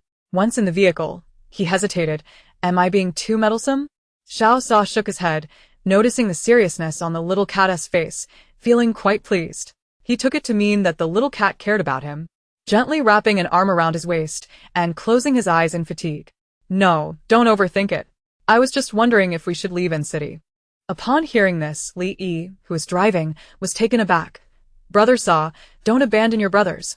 Wenhao is hurting too, so don't hold it against him. Xiao Sa interrupted. I'm not holding anything against him. We'll discuss it when we return.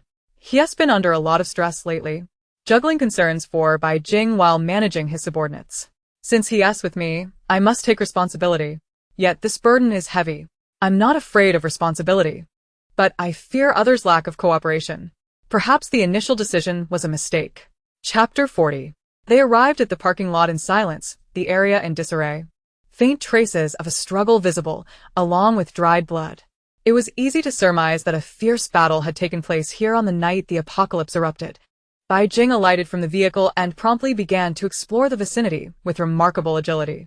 Onlookers merely witnessed the surroundings transform, as what was once a well-equipped repair shop metamorphosed into a parking lot, devoid of any superfluous items save for a few vehicles.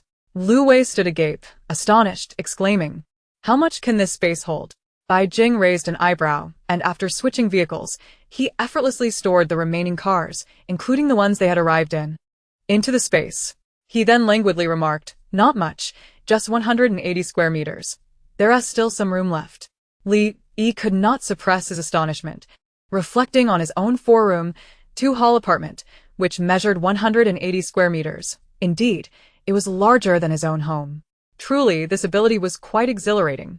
Bai Jing observed their expressions without uttering a word, fully aware that during the early stages of the apocalypse, spatial abilities were highly coveted. His intention in stating the size was to establish a preconceived notion among them. If everyone acknowledged the vastness of his space, then there would be no room for doubt regarding whatever he produced in the future. Xiao Sa regarded him with a hint of amusement. His previously somber mood seemed to lighten somewhat. The little cat had a knack for lying without so much as batting an eyelash. Yet, he sensed an underlying hostility from the little cat towards his subordinates, coupled with a fundamental distrust. Xiao Sa felt somewhat helpless, but did not press the issue, understanding the subordinates' earlier attitudes towards Bai Jing. Had it not been for that, he would not have been on the verge of parting ways with Bai Jing. However, the thought of his subordinates back at the apartment weighed heavily on his heart. He was not made of stone. He had been genuinely moved when a group of subordinates had resolutely followed him away from the main residence. Yet he was but a man, not a deity. Even with his newly developed abilities, bringing everyone to the apartment did not prevent the possibility of his subordinates mutating, nor could it shield their families from the same fate. Faced with such circumstances, what could he do? To be honest, no one would believe him, even if he was the leader. If he were to resort to violence against his own subordinates, slaying their loved ones, and confining the injured, even if his actions were justified, who could truly comprehend his plight? He had been virtually sleepless these past few days. He too was quite fatigued. The group soon returned to the apartment. Bai Jing noticed the installation at the entrance and discreetly cast a glance at Xiao Sa, recognizing the considerable effort he must have exerted. In the early days of the apocalypse, as long as sufficient supplies were stored, residing here for a short period would undoubtedly ensure their safety. Did he truly intend to leave as he had previously suggested? Before he could voice his curiosity, the gate closed behind them, and Bai Jing quickly received his answer. A woman in her 50s burst forth, crying and cursing, "Xiao Sa, you heartless wretch. How could you be so cruel? My son fought tooth and nail for you. And now you've killed his father and locked him away. How can you not put me out of my misery too, so I can reunite with my husband? If you don't give me an explanation today, I will die right here. Forgive me, Brother Sa. I failed to keep an eye on her. I will take her back now." Li Chong approached, feigning an apology, though his eyes betrayed a deep-seated animosity that startled Bai Jing, prompting him to inquire, "Xiao Sa, what is happening?" Xiao Sa remained silent, allowing Li Chong to drag the woman away. It was then that Xiao Sa turned to Bai Jing, his tone heavy with gravity. On the night the virus erupted, Uncle Fong became a zombie. When Brother Sa arrived, Fong Tsong had already been scratched. Brother Sa shot Uncle Fong and locked up Fong Kong. Aunt Fong is a pitiful soul. One family member is locked away, and another is dead. She has been causing a ruckus day in and day out. Brother Sa had no choice but to endure.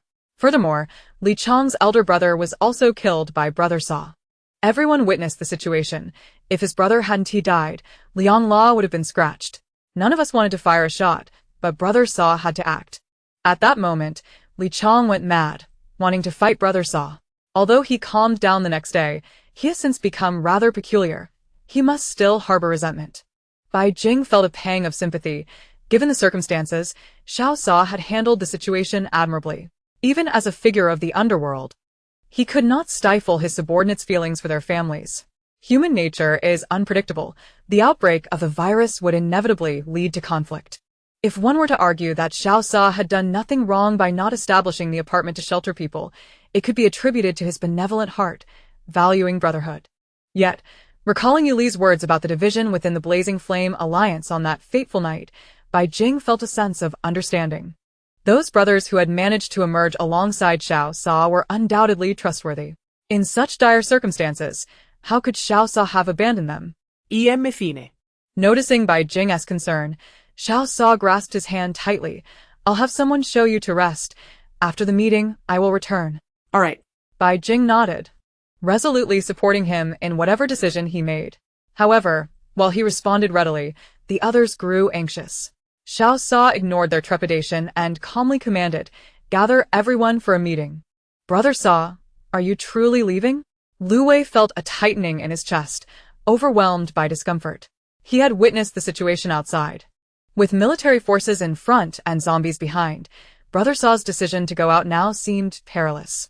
Xiao and the others were taken aback. Since they were not in the same vehicle, they were unaware of Xiao Sa's intentions. Upon hearing Lu Wei's shout, their anxiety heightened, except for Yang Wenhao, who remained silent. Xiao Sa cast a fleeting glance at him, suddenly feeling relieved. In truth, making a decisive choice was not as daunting as it seemed. He was never a paragon of virtue. The Blazing Flame Alliance had recently undergone upheaval, and he felt deeply touched that these individuals remained steadfastly by his side. Thus, he wished to plan thoughtfully. Now that they were no longer on the same path, parting ways sooner rather than later seemed prudent. The apartment and supplies here could be left for them, settling any debts. Xiao Sa felt he had done right by everyone. Seizing an opportunity when Bai Jing was unprepared, he swiftly planted a kiss on him. "Wait for me to return." The unexpected kiss lifted Xiao Sa's spirits, and without waiting for Bai Jing to respond, he hastily departed with a few others. Bai Jing's cheeks flushed, inwardly vexed, and shot a fierce glare at the remaining individuals. "I'm going to rest. Someone show me the way."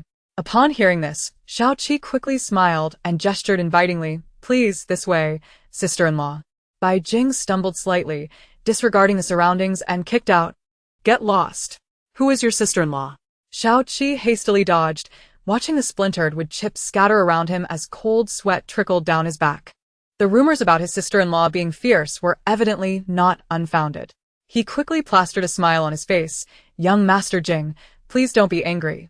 Everyone calls you that, so his explanation only served to incite Bai Jing's wrath further. Everyone calls me that? What does that even mean?" Seeing another kick coming his way, Xiao Qi dared not linger and hastily retreated. "Oh no, my stomach hurts. I need to use the restroom. Sister-in-law, please wait here. I'll send someone to show you the way." Without waiting for Bai Jing's response, he bolted away in a flash. Bai Jing felt a knot in his chest, an unresolved frustration boiling within him, and glared at Yulu as if searching for a target for his ire. "It's not my fault. I didn't," he laughed. Yulu quickly waved his hands. Though he longed to ingratiate himself with the powerful, he certainly did not want to become a target. There's always a reason for grievances. I should have run away sooner. Bai Jing's gaze shifted, opting not to pursue the matter further.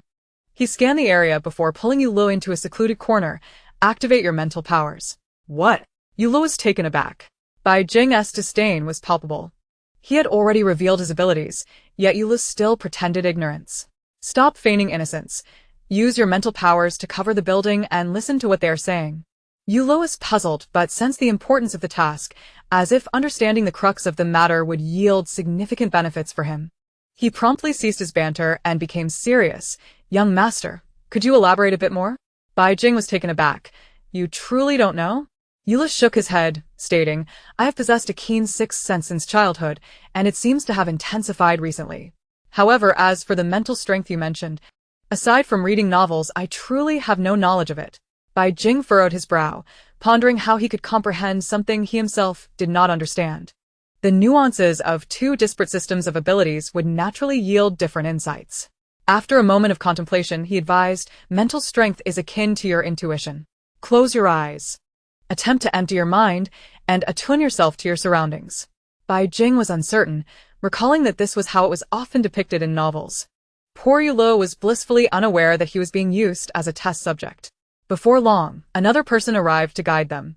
Yulu, drenched in sweat and distracted, hurried back to his room to resume his practice. Bai Jing felt a surge of satisfaction, thinking to himself how teachable this young lad was. Yulu was indeed diligent, and Bai Jing was curious to see whether he could indeed achieve something noteworthy. Unfortunately, Yulu was in quite a predicament, unable to harness his mental strength. He was bombarded by chaotic thoughts and a cacophony of sounds that invaded his mind. It felt as if his head might explode. He tried to retract his focus, but felt powerless to do so. Vaguely, he imagined seeing the rooftop of the building filled with people. Surely this was just a figment of his imagination. His gaze met Xiao Sa's, and his mental strength surged chaotically. Suddenly, a sharp pain pierced his head, causing him to cry out. His chest surged with tumultuous energy, and when he opened his eyes, he tasted the metallic sweetness of blood in his throat, spitting out a mouthful before darkness enveloped him, rendering him unconscious. Bai Jing raised an eyebrow, devoid of sympathy. He consulted a half-read medical book, placing his hand on Yuli's wrist to gauge his pulse. Satisfied, he nodded. It was merely an excessive drain of mental energy, and with a couple of days' rest he would recover. It seemed even novels had their basis in reality. He would let Yulu try again another day. In truth, Yuli's misfortune stemmed from the inherent connection between abilities. When one ability was activated, it often triggered a response in another. His blatant stare at Xiao Sa was bound to raise alarms. Xiao Sa, seasoned in the harsh realities of society, exuded an unmistakable aura of danger. As a fellow ability user, Yu Lu, in his naivete, failed to conceal or evade properly during his initial attempt to wield mental strength, thus falling victim to an attack, resulting in his current state of bleeding and unconsciousness. Overall, it could be said that this child had fallen into Bai Jing's trap. When he awakened, he would undoubtedly express profound gratitude to Bai Jing, for without him, he would not have begun to explore his mental strength. One could argue this was a classic case of being sold, yet still assisting in counting the profits. Meanwhile, on Xiao Sa's side, a contentious discussion was unfolding. Some brothers in the gang were manageable, but the family members were particularly difficult. When Xiao Sa announced his intention to leave, various demands arose: firearms, ammunition, and predominantly money. Without a moment's hesitation, Xiao Sa inquired how much they required, producing a check to place on the table. Money? Very well, he would provide it. He was thoroughly fatigued by their insistence. He should have anticipated that these individuals, accustomed to the underworld, would have few who adhered to reason. He no longer wished to engage in discussions. The fact remained that he had taken lives, and if compensation in the form of money sufficed, he was more than capable of paying, viewing it as a gesture of goodwill for their past companionship in departing from the fiery alliance. Han Yan, standing nearby, was anxious but dared not interject, the memory of their last encounter fresh in his mind. He mentally noted to confront Bai Jing once they found him. Xiao Sa intended to leave. After finally settling down, chaos had erupted outside, and he pondered where they could possibly go. Zhou Ji, feeling helpless, observed that even he could sense Xiao Sa had ulterior motives. Han Yan, stubbornly fixated on his perspective, was unwilling to see that he truly did not wish to witness the deterioration of brotherhood over a man. If he were to voice his thoughts, he would indeed be akin to a dog catching a rat, were it not for his awareness of Han Yan's affections.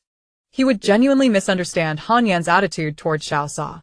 Once the money was distributed, every face lit up with joy. Although the loss of family brought sorrow, the anger seemed to dissipate. Subsequently, Yang Wenhao made a request for a substantial amount of supplies and food, as well as firearms and ammunition. Lu Wei turned his head in anger, incredulous at Yang Wenhao's audacity, which seemed to amount to taking advantage of their misfortune, leveraging their past camaraderie as a threat. Xiao Sa remained unfazed. Aware of Bai Jing's spatial abilities, Yang Wenhao recognized the convenience of transporting goods. Since they intended to leave, Xiao Sa aimed to fulfill his obligations, ensuring that their bond as brothers was not in vain. Afterward, they would part ways amicably, with no regrets voiced. Chapter 41. Exhausted. He returned to find Bai Jing engrossed in a book, with an oblivious Yu Lu nearby. He exhaled a deep breath of frustration. He had never felt so stifled. It was his own oversight, having only intended to take his trusted confidant when he never anticipated Bai Jing's sudden disappearance from the fiery alliance. Truth be told, the brothers were pleased to follow him, yet he had overlooked one crucial element: the fickleness of human hearts, especially when it came to family. At that moment, he was concerned for Bai Jing and needed manpower, preferring to avoid conflict. Now, however, it was evident that one could not afford to be lazy or overly kind-hearted. The division of the fiery alliance, Bai Jing's disappearance, and the onset of the apocalypse had disrupted all his plans. Nonetheless, he realized he required no useless individuals by his side. He would consider this a final act of goodwill, ensuring that the brothers who had accompanied him were honored. Upon their next meeting, Xiao Sa's gaze turned cold. He would never accept betrayal from anyone, regardless of the reasoning behind it. "You're back? Have you resolved the matters?" Bai Jing looked up to see Xiao Sa's face etched with a fierce intensity. A flicker of reassurance washed over him. This was the Xiao Sa he recognized from his previous life. Xiao Sa nodded, softening his expression somewhat as he candidly revealed. "The supplies from the warehouse in the west of the city, I plan to leave for them."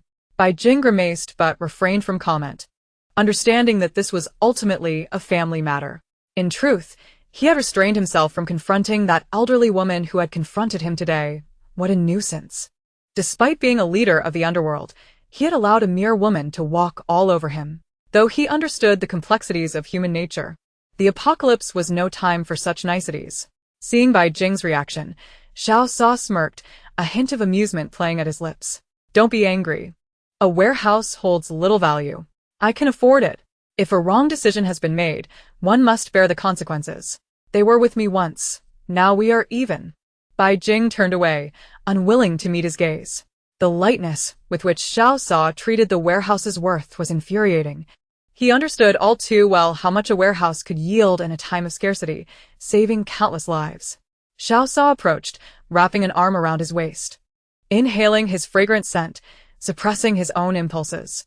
Leaning closer to Bai Jing's ear, he whispered, "The world is not yet in chaos. If they want something, let them have it. I can always gather more later. Their survival is no longer my concern. Since I've already played the villain, why not embrace the role? Ultimately, it was my oversight that led to today's outcome. A generous gesture now is of no consequence." Bai Jing felt a tingling sensation in his ears. Warmth flooding his body, his cheeks slightly flushed. He shrugged off Xiao Sa's grip and slapped his hand away, exclaiming in anger, "You recognize the past. So why bother with them? They followed you out for their own futures. As the leader, they should first and foremost obey orders. It seems there are no rules at all." Xiao Sa found himself in an unusual state of embarrassment, feeling helpless in the face of Bai Jing's frustration. Since leaving the Fiery Alliance, his followers had been unsettled. He had been preoccupied with Bai Jing's safety and the preparations for the apocalypse, neglecting to address the issue at hand. Shifting the topic, he asked, "By the way, have you contacted the bodyguard?" Bai Jing, who had just been fierce, deflated at this question, spreading his hands in dismay. "Don't even mention it. They are less reliable than you. They are busy protecting society at the university. Thankfully, you had warned them beforehand. Otherwise, they would have surely faced death multiple times."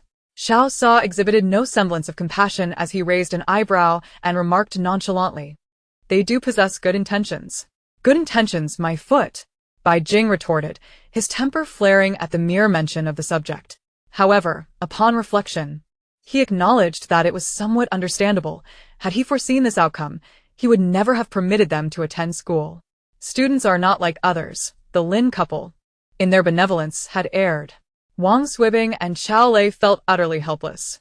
Nowadays, students are so coddled that they take kindness for granted. Were it not for Bai Jing's admonition and the scant rapport they shared with the Lin couple, they would have seriously considered abandoning the situation. As for the present, Bai Jing furrowed his brow. "I have no concerns regarding them. If worst comes to worst, they can return to D City. After all, we have done all that is required. The Lin couple's son is alive, and I am well aware of the nuances of familial ties. I cannot allow their plight to jeopardize those close to me. My relationship with Wang Swibing is far more intimate. I am not so altruistic as to shoulder every burden. If they are to awaken to reality, it will necessitate a lesson steeped in hardship. I refuse to let those I hold dear become mere stepping stones for their epiphanies." Xiao Sa fell silent, letting out a soft sigh, unaware that in the eyes of Xiao Jing, he had become the embodiment of maternal mercy. Noticing his reticence, Bai Jing pressed on, "By the way, where shall we go after we leave? Once we finalize the destination, I will inform them." Tout est province, Xiao Sa replie. A glimmer of determination igniting in his eyes, radiating an aura of resolute ambition. Bai Jing pondered for a moment, then his eyes brightened with realization. He could not ascertain if their thoughts aligned, but if indeed that were the case, it would be an excellent choice. Damn it! He was tempted to crack open Xiao Sa's head to uncover the source of such audacious ideas. El province? Are you referring to the National Maximum Security Prison? Xiao Sa nodded, a flicker of approval crossing his gaze. Precisely, it houses nearly all international criminals and major offenders. None are easy to contend with. There was an attempt to break in once. Despite the 10-meter-high walls and several kilograms of explosives, they only managed to leave a slight mark. The country invested considerable resources into fortifying it. The guards and patrols are exceedingly efficient. The facility is expansive, almost self-sufficient, and with proper organization, it could become an exceptional stronghold. After the initial thrill, Bai Jing regained his composure and shot him a sideways glance, coolly responding, "Indeed, it's a splendid location. However, by the time we arrive, that prison may either resemble a city of the undead or be overrun by others. Do you think everyone is a fool?" Xiao Sa remained unfazed, his tone nonchalant as he spoke of robbery, as if discussing mundane matters. "If someone has taken it over, that would be ideal. We could simply seize it. If it is overrun by the undead, that would pose a problem requiring careful planning. If the future unfolds as you predict, that location is a necessity for me. Bai Jing considered this and found merit in the notion. Moreover, during the early stages of the apocalypse, it was unlikely anyone would occupy the prison, as it lacked resources, and the surrounding area was sparsely populated. To seize such a place, One must first address the issues of sustenance. As for the zombies within, they could be dispatched if they were manageable. Otherwise, luring them out through the main gate would suffice. However, swift action was imperative. If his estimations were correct, upgraded zombies would emerge within a month, making things considerably more challenging. Fine, we shall proceed as you suggest. Tomorrow, ensure your subordinates are prepared, and we will head to L Province. Conveniently, we will pass through D City, and I shall instruct them to await our arrival. Bai Jing plotted the route in his mind and couldn't help but smile, feeling a twinge of regret for the items left behind in D City. Just as he intended to rest, an unexpected presence approached. Xiao Sa's lips curved into a subtle smile, his dark eyes glinting with a fervent intensity as he wrapped his arms around Bai Jing's waist from behind, burying his nose in the smooth expanse of his neck. His tongue flicked out teasingly, eliciting a shiver from Bai Jing, who responded with a satisfied chuckle, intensifying his ministrations. Upon hearing his own low moan, Bai Jing was taken aback, vehemently denying that the sound had emanated from him. He struggled to break free, only to realize that the figure on the floor had stirred slightly, igniting a surge of embarrassment and anger within him. He kicked out in frustration, exclaiming, "Get up! Stop pretending to be dead." Glaring at Xiao Sa, he felt indignation bubble forth. This scoundrel had taken advantage of him when he was unguarded. Little did he know that his own eyes were clouded, glistening with unshed tears, and his cheeks flushed with anger, lacking any semblance of intimidation. Xiao Sa. He appeared more like a kitten than a threat. Casting a cold glance at the now rising Yulo, Xiao Sa sighed inwardly, considering it best not to push the young one too hard. After all, time was on their side. Eut le voir à peine d'expression. Wishing he could retract his head into his neck, he had not intended for this to happen. He mentally chastised himself for waking at the wrong moment. His intuition had hinted that today would bring fortune, yet it seemed he was only beset by misfortune. "What are you doing here?" Xiao Sa frowned, clearly displeased. Yulo rolled his eyes, realizing he had been lying on the ground for quite some time, and it seemed the older brother had only just noticed him. He lowered his head, responding obediently, "I was here all along. Young Master Jing asked me to practice my mental fortitude." Bai Jing's interest piqued at this admission. "And how is your progress?" Yulo nodded eagerly, excitement lighting up his face. "Thank you, young Master Jing. You are my benefactor. I have resolved to repay you by working like a dog." He had gleaned some information about the situation, and upon awakening, he had determined that his first priority was to cling tightly to his benefactor's leg before addressing anything else. A chill coursed through Xiao Sa, his gaze turning icy and dangerous. Yulo shivered, slapping himself to regain composure. "Big brother, please don't misunderstand. I know my place. We can't tackle major issues. But, young master, allow me to carry your shoes." Bai Jing was taken aback. Throughout both his lifetimes, he had never encountered someone so brazen. As Yulo continued to plead his case, almost on the verge of tears, he enumerated his merits. "Look at me. I'm adorable, charming, sociable. I can sing, dance, and play the guitar, and I have a keen intuition. My mental capabilities are developing." "Enough," Bai Jing interjected, overwhelmed by the noise. He scrutinized Yulo with disdain. "Do you have no shame? You think your gaudy appearance is charming? Now, if you wish to follow us, you must clarify your background and how you are faring with your mental abilities. Speak truthfully." Yu Li's face fell, feeling utterly dejected. He had labored long over his carefully crafted persona, only to see it dismissed so easily. Nevertheless, recognizing Bai Jing's authority, he quickly perked up at the subsequent inquiry about his family, his expression dripping with sarcasm. "You might have heard of my father, Yu Manjiang, the president of S Group.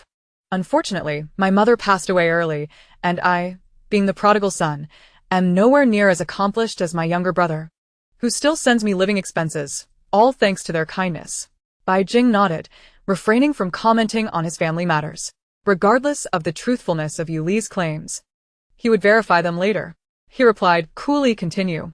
Yula sighed in relief, genuinely fearing that Bai Jing might pry deeper into his family affairs, which he found repugnant. He continued, earlier, I believe I caught a glimpse of the surroundings, but the noise was overwhelming, and my mind was in disarray before I fainted. I still feel somewhat fatigued. Bai Jing frowned upon seeing the signs of excessive mental exertion. It was no wonder he felt weak. Moreover, from the pulse he had sensed, it appeared Yula had sustained some form of attack. However, he kept these thoughts to himself, merely nodding in acknowledgement. Continue your training. Yes, boss. Yula exclaimed, His face lighting up with joy.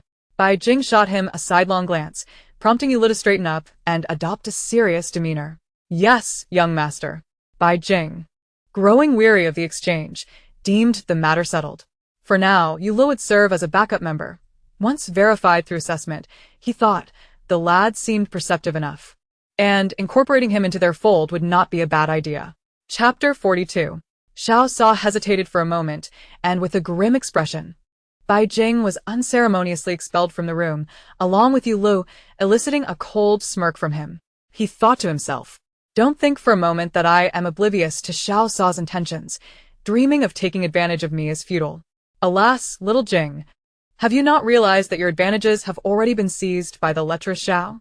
Xiao Sa touched his nose, hesitated to speak, and sighed upon exiting the room. He had wanted to say, that is my room, you know, but feared that the little cat might become embarrassed and angry. Remembering the mist in his eyes and his intoxicated gaze, he decided it was best to avoid further provocation. If they were to cohabitate, he feared he might not be able to contain himself. It wasn't that he lacked self-control, rather, the little cat was simply too alluring. Faced with someone he cherished, any man would wish to become a wolf. For safety's sake, he contemplated gathering his subordinates who had left with him for a meeting. This time, he must establish the rules firmly. Whatever is to be, must be, and anyone who cannot adhere to the rules may leave. Xiao Sa had never been a benevolent person. Making mistakes once was enough. While brotherhood in the underworld held significance, he should have waited for others to seek help rather than being proactive. What was currently unfolding was absurd. He had never felt this stifled in his life. For those who were brothers, naturally, he would consider their needs. For others, why show mercy? Dealing with useless individuals, their scheming was rather transparent. For the sake of reputation, he indeed would not argue with the elderly or women. What transpired today was his own fault, and moving forward, if they wished to follow him, he would make his intentions clear from the outset. That night, Bai Jing enjoyed a peaceful slumber, while Xiao Sa held a meeting until midnight. Originally, he had intended for 56 subordinates to leave with him, along with 16 family members. But after the discussions, only 31 remained. Except for Li Yi, who had brought his family, and an 8-year-old son, the rest were all single men without burdens. Xiao Sa was quite pleased with this outcome. It mattered not how many were present, but rather the quality of those who remained. After several sleepless nights, he finally managed to enjoy a restful sleep. The next morning, he rose early and dragged Bai Jing out of bed, dismissing any companions who wished to follow, and drove directly to a warehouse in the western part of the city. Upon seeing the crammed warehouse, Bai Jing felt a pang of regret and inwardly cursed Xiao Sa, reluctantly pouting as he slowly began to gather the supplies. Xiao Sa merely smiled and remained silent, then took him to another location, a vast warehouse, not only filled to the brim with supplies but also containing several trucks of gasoline, clearly untouched transport vehicles. Bai Jing's eyes widened in disbelief. You're smuggling, he exclaimed. Xiao Sa raised an eyebrow and grinned mischievously. What line of work do you think I'm in? You're not discovering this today, are you? Bai Jing's eyes sparkled with excitement, and he excitedly tapped Xiao Sa on the shoulder before darting off at breakneck speed. The difference in his pace compared to when they were at the warehouse earlier was remarkable. In no time, the warehouse was emptied, and with a look of eager anticipation, Bai Jing turned to Xiao Sa and asked, Is there more? A cunning rabbit has 3 burrows.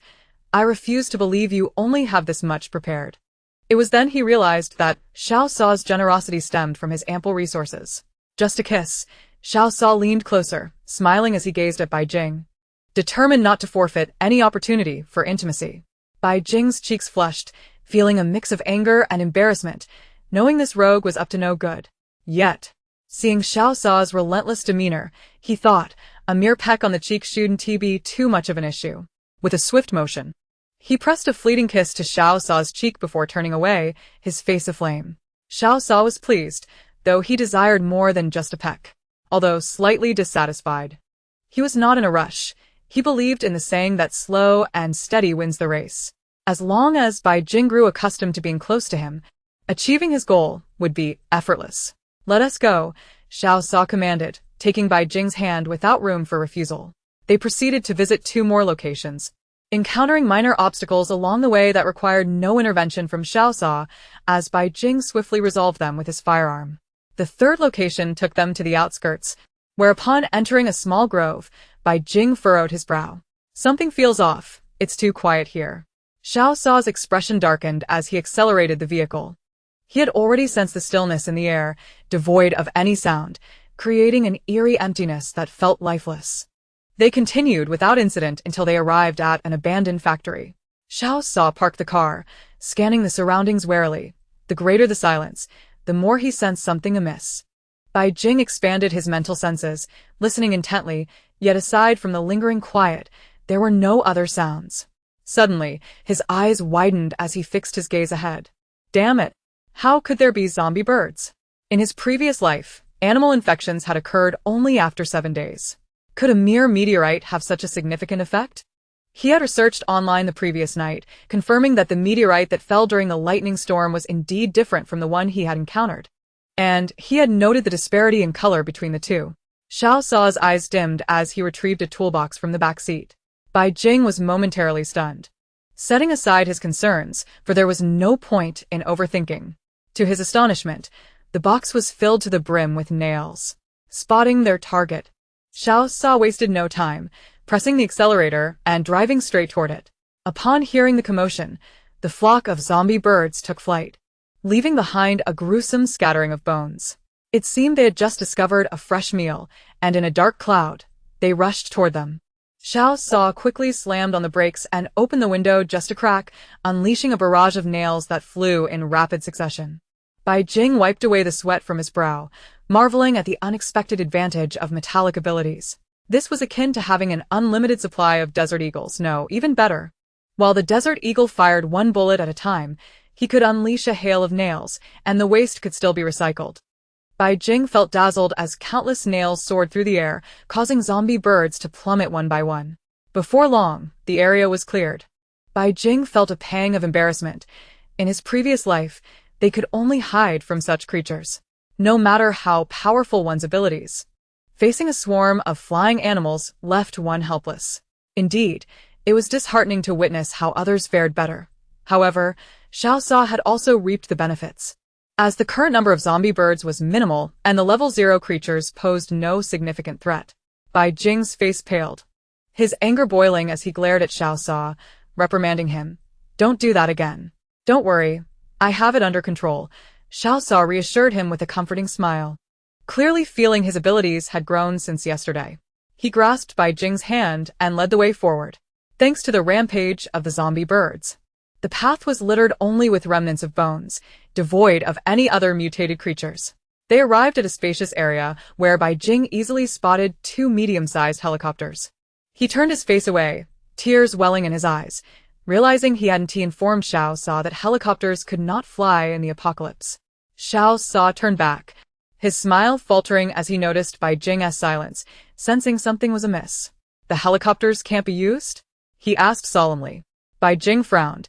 In his previous life, they were indeed unusable, and he was uncertain about this life. After a moment of thought, he suggested, "Let us find someone to test it. By the way, have the airlines ceased operations?" Xiao Sa sighed, reflecting on how he had spent his days hunting birds, never anticipating that recent events would lead to such a predicament. The airlines had halted all flights the night of the lightning storm, initially attributing it to the storm's impact. In the following days, with the onset of high fevers and lockdowns, it was not surprising to see flights grounded. He never imagined there would be another reason behind it. Noticing Bai Jing's apparent disappointment, Xiao Sa shrugged off the matter with a nonchalant smile. "Don't worry, even without these 2 helicopters, we still have plenty of gasoline. It's quite a bargain. Come, I'll take you to another place."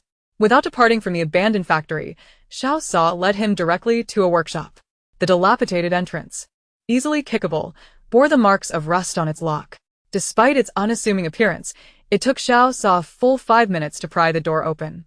Inside, The space was filled to the brim with munitions, featuring 15 artillery pieces, along with rocket launchers, miniature bombs, and timed explosives, an arsenal of heavy weaponry. Bai Jing's pupils constricted, cold sweat breaking out on his palms as his breath quickened. Possessing such formidable resources offered far greater assurance than mere firearms. Without a doubt, their future base, even if not on par with City B, would undoubtedly surpass other outposts. Xiao Sa, satisfied by Bai Jing's reaction, felt content that, aside from his previous misjudgments, he had made considerable preparations for the impending apocalypse. The only regret was that the helicopter was inoperable. Otherwise, they would have been thoroughly fortified. Without hesitation, Bai Jing stored the items in his spatial inventory. If he had previously felt uncertain or lost, the sight of such substantial weaponry dispelled any lingering doubts. Though they had been well supplied before, he had harbored concerns about protecting against both zombies and humans. Now, with such armaments at hand, he felt invincible. When the undead approached, he would combat them, and if humans posed a threat, he would confront them too, firmly believing that might makes right. Upon returning to the apartment, they wasted not a moment and headed straight to the basement. Bai Jing retrieved the supplies from the West City warehouse, and Xiao Sa immediately summoned everyone to witness the distribution, ensuring clarity and transparency. This warehouse was established for the collective, with every item meticulously documented, and Xiao Sa was unperturbed by potential gossip. Should anyone express dissatisfaction, they were welcome to challenge him. Perhaps his recent leniency had allowed some to forget his true nature. Once bound by brotherhood, but now that the time for division had come, sentimentality was irrelevant. Xiao Sa was no pushover. Naturally, Yang Wenhao took the lead, with Li Chong at his side, representing everyone in the acceptance of supplies. The process was smooth, completed in merely 15 minutes. If any elders attempted to voice complaints, they were swiftly silenced under Xiao Sa's formidable presence, his cold gaze devoid of emotion. Yang Wenhao understood all too well that Xiao Sa had always been merciless toward outsiders. Taking a deep breath, he resolved not to regret his choices. The bonds of brotherhood had been severed today. As he surveyed his subordinates and thought of his brother at home, he felt a sense of clarity. After the distribution, Xiao Sa instructed everyone to gather their belongings. Along with Bai Jing and Yu Le, a total of 34 individuals filled 4 vehicles, departing without delay onto the highway toward City D. Along the way, faintly in the background, they could hear a broadcast alerting the public to 3 vehicles numbered X1355, X4556, and X2346. Bai Jing smiled faintly, dismissing the announcement. After spending the day with Xiao Sa, his spirits had lifted considerably. He felt emboldened and less cynical. The pursuit didn't concern him. He couldn't help but feel a sense of schadenfreude, suspecting that the military had suffered significant losses yesterday. Otherwise, why the grandiose manhunt for a single ability user? He then called Wang Swibing and Chao Lei to arrange a meeting in City D. As time was of the essence, with the 8th day approaching, he believed chaos would soon ensue across the world. City D was still a considerable distance from Province L, and every second counted. There was no time to squander. Chapter 43. The journey was fraught with challenges. Many areas had been placed under martial law, and numerous roads were blocked. Even with shifts in driving and continuous travel, they lost a significant amount of time. Fortunately, Bai Jing's identity proved advantageous. They managed to collect ample gasoline and diesel and encountered no government interference at various city checkpoints. During the trip, Bai Jing called, his tone anxious as he inquired about his whereabouts and offered to send someone for him, reminding him to exercise caution. Bai Jing felt indifferent. During the initial outbreak of the apocalypse in his previous life, his father had also been overly concerned. If he hadn't entrusted Bai Jing to the military, it might have been different. However, when conflicting interests became inevitable, Bai Jing had become a liability. He understood his father's choice but could not forgive him. Hearing his father's concern felt surreal, as if a lifetime had passed. Nevertheless, he knew he had to lay down traps. As long as Bai Jing treated him well, he wouldn't sever their ties. Sometimes, a relationship based on mutual benefit proved more robust than blood ties. Bai Jing directly inquired whether the items he needed were prepared. Bai Jingcheng hesitated momentarily, a sense of unease creeping in, but he eventually affirmed that everything was ready, including 2 warehouses. Bai Jing was pleased with this response. At least his father was obedient. He then used Yulo as a shield, claiming to have encountered an ability user and subtly advising that the more supplies they gathered, the better. His subordinates should also recruit more members. Bai Jingcheng's expression darkened as he began to probe about Yulo, clearly intending to undermine him. Yulo, perceptive and sharp, overheard their conversation and broke into a cold sweat, sitting rigidly, fearful that the boss might hand him over. Without a moment's thought, Bai Jing flatly refused, informing Bai Jingcheng that from now on, the military would be in charge. If he wished to avoid living under the scrutiny of others, he should prepare accordingly. With a decisive click, he ended the call. This was not an act of kindness. Bai Jingcheng, despite his faults, was preferable to that woman. He believed that as long as he stayed away from City B, he could either die in obscurity or thrive. If he succeeded, the circumstances would shift. Though the apocalypse bred paranoia, it was unlikely he would attract trouble. However, given his good fortune, he would inevitably attract envy. And the military's intervention was not out of the question. One must always be vigilant. As long as Bai Jingcheng thrived and maintained their mutual interests, It would serve as a restraint on the Zhou family. in truth, he was eager to see whether the Zhou family could still act arrogantly under these new conditions. Traveling day and night, their group journeyed for 2 days and 3 nights, encountering only a few zombie animals along the way, remaining largely unscathed. On the 3rd day, in broad daylight, the air suddenly turned frigid. Despite the sun shining brightly, there was no warmth to be felt. Yu Lu grew restless, nervously tugging at his hair. His agitation palpable as an inexplicable fear began to well up within him, his instincts warning of impending calamity. Xiao Sa's expression was grim, as if encased in ice, his brow furrowing deeper. He urged everyone to accelerate. Both he and Bai Jing understood that today marked the final day. Unfortunately, fate was not on their side. As they glanced at a roadside sign, Lu Hua slammed the steering wheel in frustration, cursing loudly. Damn it. The road ahead is blocked again. On the evening of June 11th, a violent storm had wreaked havoc, destroying numerous structures and severing many roads. Had they not taken detours, they would likely have reached City D by now. Take the national highway, Xiao Sa suggested, tightly embracing Bai Jing to absorb his warmth. Bai Jing remained expressionless, staring blankly out the window, knowing that once midnight struck, the world would descend into madness. There was no tension, no fear. An eerie calm settled within him, devoid of any turbulence. As darkness enveloped the sky, the number of vehicles dwindled, and time slipped away like sand through fingers. The inky sky loomed like a monstrous maw, poised to devour everything within the shadows. Just as the clock struck 11, Yulu jolted awake from a brief nap, his eyes wide with terror. He frantically scanned the interior of the vehicle. Upon seeing nothing amiss, he let out a sigh of relief, wishing to return to sleep, but found it impossible to close his eyes again. Bai Jing regarded him coolly. Be quiet. If you don't rest, others can't either. Midnight is approaching. The time to gather your strength is running out. Yu Lexin's heart raced. And after a brief moment of silence, he suddenly clutched his chest, cold sweat beading on his forehead as if he were enduring immense agony. He cried out in desperation. No, don't go forward. There's danger ahead. The slumbering figures were jolted awake, their vigilance instantly heightened. Bai Jing furrowed his brow and glanced at the time. He was aware that a small county lay ahead. Passing through before midnight posed no issue, and subsequently, they could access the highway from the neighboring county. If the journey proceeded smoothly, they could reach City D by 3 in the morning. Lu Hua abruptly slammed on the brakes, catching everyone off guard as several gigantic mutated dogs lunged at their vehicle from the side, bearing their gaping maws. Among them, one dog exhaled a torrent of flames. Dad. Li Meng, the youngest, trembled as he hid in Li Yi's embrace. Don't be afraid, my dear. Daddy will protect you, Li Yi reassured, though he was uncertain whether he was comforting his son or himself. Such enormous dogs were a first for him on this journey. Unlike zombies, they appeared more agile and ferocious.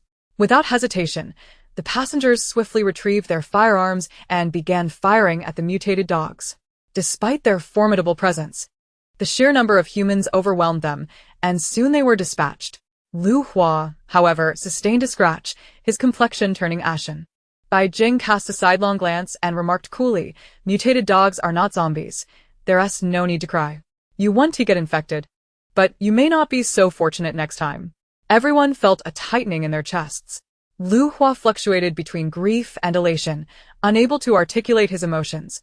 Yet he recognized that this time he had been careless, otherwise, he wouldn't have been so easily injured. "Thank you, young Master Jing. I will be more cautious in the future." Bai Jing nodded, opting for silence, feeling a slight sense of camaraderie with these individuals who could heed advice and understand respect. He gestured to one of them. "Go, smash open their skulls and retrieve what's inside. Be quick about it." Lu Wei pointed to himself, bewildered. Bai Jing's eyes narrowed. Who else would it be? "Hurry, there's no time to waste." Lu Wei grimaced at the thought, finding it repugnant to dig into the brains of corpses, but understanding the urgency of the situation, he complied, knowing that young Master Jing would not assign him a futile task. From the 7 mutated dogs, 3 crystal cores were extracted, and Lu Wei returned to the vehicle promptly. Xiao Sa signaled Lu Hua to resume driving and then picked up the radio. "Everyone remain vigilant, secure the windows, and accelerate. We must reach the highway before midnight." Lu Wei cleaned the crystal cores and handed one to Bai Jing, while the others looked on with curiosity. Bai Jing tossed one to Xiao Sa, saying, "Give it a try. See if it can absorb energy." A spark of realization flickered in Xiao Sa's eyes as he recalled Bai Jing's words. Do mutated animals, like ability users, still retain their animal essence, but possess certain extraordinary capabilities? They have crystal cores in their brains. What about zombies? Bai Jing smiled faintly, admiring Xiao Sa's quick intellect. Noticing everyone's rapt attention, he continued, "Currently, zombies lack crystal cores. As for mutated animals, it depends on probability. However, once they evolve, crystalline substances will appear in their brains, classified by color. This transparent crystal core is the lowest level. Aside from you, Lexin, the 3 of you ability users are perfectly sufficient to share. And you?" Xiao Sa was the first to inquire. Bai Jing replied with a calm smile. "I am of no concern. As combat personnel, you must take precedence. We might face another fierce battle tonight, and exhausted spiritual energy will yield better results." Xiao Sa nodded in understanding, and the others genuinely admired young Master Jing. Shortly thereafter, during a brief 10-minute stretch, they encountered a few more mutated animals. The closer they drew to the county, the fewer mutated creatures they saw, yet an air of caution thickened. A piercing scream shattered the night, echoing hauntingly in the darkness. Bai Jing frowned and checked the time, 11:20. Before they even reached the county, distant cries of terror, weeping, and pleas for help reached their ears. Yu Lexin's face turned pale as he tightly shut his eyes, murmuring, "Animals, animals. Many animals are attacking people, and that man, he threw his son away. How cruel." Overcome with nausea, Yu Lexin abruptly opened his eyes, rolled down the window, and vomited. Bai Jing cast a cold glance at him and scolded sternly. "If this is all you can manage, then you'd best leave now, and shut the window." "I want to do it again. I will adapt quickly," Yu Lexin replied, forcing himself to muster some resolve, his face still bearing the pallor of fear. The jovial demeanor he once had was now replaced by a tight-lipped expression, his body trembling incessantly. The others fell silent. Though Yu Lexin had spoken only a few words, the scene was not difficult to interpret. "Accelerate," Xiao Sa stated calmly. No sooner had he spoken than a disheveled woman emerged ahead, cradling a 3-year-old child in her arms, shouting towards the car's headlights, "Stop, stop, save my son. Hurry." She's being chased by mutated dogs. Yu Lexin quickly regained his composure, surprisingly calm as he spoke. The vehicle fell into a heavy silence, no one protesting the idea of leaving the woman to her fate. As they neared the county, the number of people on the roadside increased, frantically calling for help, while vehicles sped past. The cacophony of barking dogs and crowing roosters filled the air, and Bai Jing remained silent, realizing that the living had not yet turned into zombies, yet were already being slaughtered by mutated animals. Life in this world was indeed far removed from the last. Without any pause, several vehicles charged ahead, colliding with anything in their path. Seeing such chaos, those fleeing the county hurriedly followed suit. Upon reaching the highway, no one was present at the toll booth to collect fees. Xiao Sa issued a decisive command. Break through. Just after they crossed the highway section, piercing screams echoed from behind. Turning back, they clearly saw a vehicle swerving wildly before crashing into the barrier. Those who had once sat in that vehicle, relatives and friends, were now staring blankly, their bloodied mouths gnashing at those around them. Bai Jing glanced at the time. It was precisely midnight. Then, another vehicle came to a halt, with shouts and cries echoing, while some, bloodied and frantic, fled the chaos, others remaining oblivious and terrified, desperately clinging to the vehicles ahead. The highway was thrown into disarray, and those who discovered the accident quickly reversed their vehicles. As for those calling for help, at this point, survival took precedence, who had time to care for others' lives. Finally, when silence enveloped them, everyone exhaled in relief. Bai Jing, with an impassive gaze, looked ahead. We haven't reached City D yet. A tough battle awaits us. Right now, we are merely benefiting from timing. Had we arrived a moment later at the highway, we might have been trapped. Chapter 44. The journey continued smoothly. It was late, and the highway was sparsely populated. Only at the toll booths did they occasionally encounter a few zombies, easily dispatched with weapons. The vehicles trailing behind regarded them as saviors, unwilling to leave their side. As they neared City D, the number of vehicles increased, with some escaping from the city, while others rushed towards it in search of refuge. Upon reaching the highway exit, they spotted a long line of cars ahead, the scene mirroring previous chaos. Vehicles were overturned, zombies roamed freely biting people, and several cars had collided. The air filled with terrified screams and curses, while some had simply abandoned their vehicles to flee. Head to the gas station, Bai Jing commanded. Xiao Sa spoke softly, His brow inadvertently furrowing. On this highway, there were no traffic regulations. Vehicles weaved in and out at will. A few cars had collided, effectively blocking the road, making it impossible for them to pass unless they abandoned their vehicles. Since they were inevitably going to waste time, it would be more prudent to gather gasoline first. All right.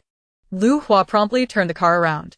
After adapting to the situation, the group's morale significantly improved, and their fear began to dissipate. Zombies were merely a threat. As long as they avoided capture, they could dispatch them with a single shot. However, just as a few vehicles had turned around, Lu Hua was taken aback when the cars trailing them suddenly changed direction, effectively sealing off their path ahead. Lu Wei spat in frustration. What is wrong with these people? They're such a nuisance. Xiao Sa frowned and instructed, park the car by the roadside. A few of you come with me, the rest stay behind. If anyone causes trouble, you know what to do. Rest assured, Brother Sa, Lu Hua assured, thumping his chest. Subsequently, 2 individuals disembarked from each vehicle, with Bai Jing naturally following Xiao Sa. Noticing their descent, a keen-eyed occupant from a nearby car quickly grabbed 2 empty barrels and hurriedly followed suit. Han Yan, Irritable after days of pent-up frustration, began shooting in the air while angrily shouting, "Get lost." Bai Jing shot him a glance, but chose to ignore him, while the others wisely remained silent. Before the gunfire could reach its target, someone behind hollered, "Murder!" Others, emboldened by the chaos, shouted back, "This road isn't yours. I'll report you for armed assault." Han Yan, irate, found himself momentarily at a loss for words. Bai Jing smirked, reflecting on human nature. Faced with zombies, people were terrified, yet in the presence of fellow humans, their basest instincts emerged. Xiao Sa, disinterested in their antics, pulled Bai Jing along. Seeing this, some became anxious. Despite their tough words, they dared not make a move under Han Yan's gunpoint. "Boss, I'm not with them. Take me with you." "I'll pay you anything once we reach City D." Another called out desperately. "Include me too. Times are tough. We should help each other out. I only want a bit of gasoline. I swear I won't ask for more." His words, though heartfelt, were overshadowed by the 2 empty barrels he clutched, presenting a rather sentimental facade. Han Yan's frustration was palpable. Seeing Xiao Sa not waiting for him, he stomped his foot and hurried to catch up. Disregarding the group behind him, the gas station was chaotic, a scene of bloodshed, corpses, and overturned vehicles. The only thing conspicuously absent was any sign of zombies. Everyone heightened their vigilance. Xiao Sa scanned the surroundings, his body tensing. Bai Jing cast a sidelong glance, furrowing his brow at the gruesome signs of death on the ground. "These are the marks of clawed creatures. Everyone, be cautious. After a thorough inspection and finding no immediate danger, Xiao Sa declared, "3 of you stay outside. The rest follow me inside." His objective had always been the warehouse. Under the leadership of Xieming Heng, Han Yan eventually caught up, leaving Zhou Ji outside. Xiao Sa and Bai Jing headed straight for the warehouse. Upon reaching the tightly shut warehouse door, Xiao Sa's heart raced, and he swiftly fired a shot. A fierce meow echoed, and without a hint of hesitation, a creature lunged at them, moving with lightning speed, devoid of the usual zombie's stiffness. Xiao Sa quickly retreated, tossing an iron pipe in its direction. Crack! The creature's claws were remarkably sharp, effortlessly piercing the iron barrel before it lunged toward the group. Its claws glinting ominously in the light, the bloodstains on them appearing even more vivid. The others, quick to react, raised their weapons and opened fire. The creature's movements were agile, seemingly fixated on Xiao Sa as it viciously charged again. "Aim for its head," Bai Jing shouted, concentrating his mental energy to take aim. Bang! Bang! Bang! After several shots, the creature let out a wail and collapsed, lifeless on the ground. It was a mutated zombie cat. Bai Jing's expression darkened slightly. Mutated zombie cats were on par with first-level zombies, but were far more agile and vicious. After dispatching the creature, Bai Jing extracted the crystal core, its faint hue shimmering with a purplish glow. He examined it briefly before tossing it to Xiao Sa. The group fell silent, realizing how smoothly their journey had progressed, almost forgetting the lurking dangers. It was only at this moment that they felt a chilling sense of dread. Had they encountered a mutated zombie cat alone, they might have had no chance of survival. Lin's Haifei clutched his head in distress, shouting as if to vent his fear, overwhelmed by the weight of their experiences and the looming specter of death. Suddenly, a loud bang erupted, and sparks flew around him. Bai Jing raised an eyebrow, remarking lightly, "Congratulations." Fear, after all, was an emotion that could trigger latent abilities. Whether to deem him lucky or cowardly was debatable, but in any case, it was fortunate. Lin's Haifei looked around blankly, still bewildered by the unfolding events. He remembered the mutated cat being mere inches away, its claws poised to tear at his face. Overwhelmed by fear, he reacted instinctively, and upon hearing Bai Jing's comment, he felt an uncontrollable urge to release his pent-up emotions, inadvertently awakening his powers. Good job. Wang Tao patted him on the shoulder, unable to hide his envy. Xiao Sa was also pleased. Their team had gained another ability user. However, amidst the joy, they could not afford to delay their mission. A few shots aimed at the door lock, and he instructed, "Let us move." Upon entering the warehouse, Bai Jing wasted no time, swiftly collecting all the gasoline into his spatial storage. He had no intention of altruistically leaving any behind for future travelers. One could never know if they were good or bad. After finishing with the gasoline, Bai Jing clapped his hands, ready to call everyone back when he suddenly turned around. "Xiao Jing!"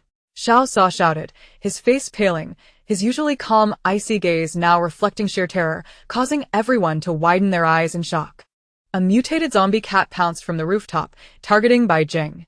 There was no time to react or evade.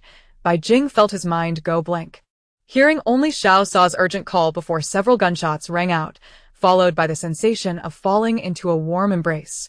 Dazed, Bai Jing looked around to find everyone staring at him in astonishment, the zombie cat now lying motionless on the ground. "What just happened?" he stammered, still feeling his heart racing erratically. Yang Jun pointed at the cat, then at Xiao Sa, shrugging his shoulders. "I saw you there, then you suddenly vanished. Next thing I know, Brother Sa goes wild, and the cat is dead. As for how you ended up behind us..." Yang Yun shrugged again, leaving Bai Jing puzzled, for he himself had no clue. Bai Jing stood in a daze, recalling his moment of sheer terror when he only wished to find a safe place to hide. Reflecting on his previous experience in the spatial realm, it seemed he had also suddenly shifted locations. Could it be teleportation? As the thought crossed his mind, excitement bubbled within him, and he wondered if he could attempt it again. However, the outcome was predictable. He felt no reaction whatsoever.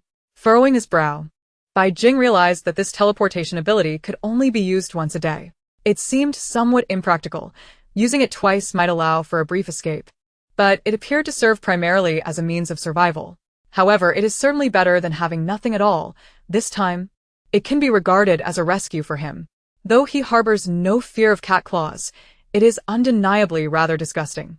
Furthermore, he has no intention of revealing the spring water from his face for the time being. He must exercise caution in the future. Xiao Sa embraced him for a long while before finally releasing him, subsequently holding his hand tightly and refusing to let go. Bai Jing, fully aware of his own shortcomings, did not protest, as in the eyes of that group, they were already a couple. Holding hands was merely an extension of that, so where was the need for shyness? After retrieving the crystal cores, the group swiftly retreated. As soon as they exited, they were met with a cacophony of noise. Someone was attempting to enter the warehouse, but Han Yen and the others stood guard, refusing entry.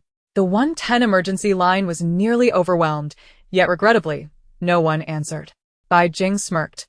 Had he been in their shoes, he would have fired a few shots to silence any dissenters. Han Yen's ruckus was merely a paper tiger. Empty threats meant to intimidate who truly feared them. What's going on? As Xiao Sa emerged, the scene fell into silence. Although the previous trio wielded firearms, they posed no genuine threat. They preferred dealing with humans over zombies. Having just emerged from a fierce battle, Xiao Sa and his 5 companions exuded a fierce aura, each brandishing weapons and appearing fearsome, which immediately intimidated the onlookers. Han Yen felt aggrieved, wanting to voice his frustrations but refraining. This was the first sentence Xiao Sa had directed at him in half a month. Even on the road, Xiao Sa had sent him off to another vehicle. He recognized his own faults, but since Bai Jing had found him, even if he felt discontented internally, he had tolerated it for the sake of his brother. What more did Xiao Sa want? Xiao Sa nodded slightly, coolly stating, "Let us go." In truth, he had calmed down long ago. He merely understood Han Yen's temperament. He could not afford to forget his lessons. Thus, for the sake of his beloved, he had no choice but to let his brother endure a little longer. Observing the crowd, they also decided against entering the warehouse. Upon seeing them leave, they hastily tidied up and followed suit. While gasoline was important, preserving their lives took precedence. Han Yen and the others were left infuriated. This group had truly lost all semblance of shame. Chapter 45. Upon returning to the parking area, the entrance was already in disarray. As for the line of vehicles behind, they had all, as if by agreement, turned around and cleared a path on the left side. Once Xiao Sa and the others entered their vehicles, those in the rear hurriedly followed suit, their feet pressing down on the accelerator, yet none dared to drive away. Bai Jing's lips twitched at the sight of these individuals, who had suddenly grown clever, no longer requiring them to forcefully clear a path. Xiao Sa wasted no time, directly instructing Lu Hua to drive. As their 4 vehicles departed, the trailing cars jostled for position, eager not to miss out. With a loud bang, 2 cars collided, followed by a cacophony of curses from the rear. Bai Jing found it rather uncharitable to laugh at the scene, while the occupants of the vehicles exchanged exasperated glances. Nonetheless, this commotion effectively blocked the paths of many, and while those at the back fared better, those at the front were nearly on the verge of a brawl. "Let us find a place to rest. We'll set off at dawn," Xiao Sa remarked nonchalantly, glancing at the time, which read 3:40. With more than 2 hours until dawn, and according to Bai Jing and the recent news reports, zombies were supposedly averse to sunlight. With the night's disturbances, he surmised that the military would dispatch personnel to maintain order at dawn. Rather than forcing their way through now, it was wiser to wait until morning, especially with D-City in chaos. Bai Jing nodded, retrieving provisions from his space to share with everyone. After a long night of travel and only a hasty meal in the afternoon, they were undoubtedly famished. "Little Meng, here has some chocolate from your brother." Bai Jing had taken quite a liking to the only child in the vehicle, primarily because the child was well-behaved, not causing any ruckus. "Thank you, brother," Li Meng replied, glancing at his father for approval.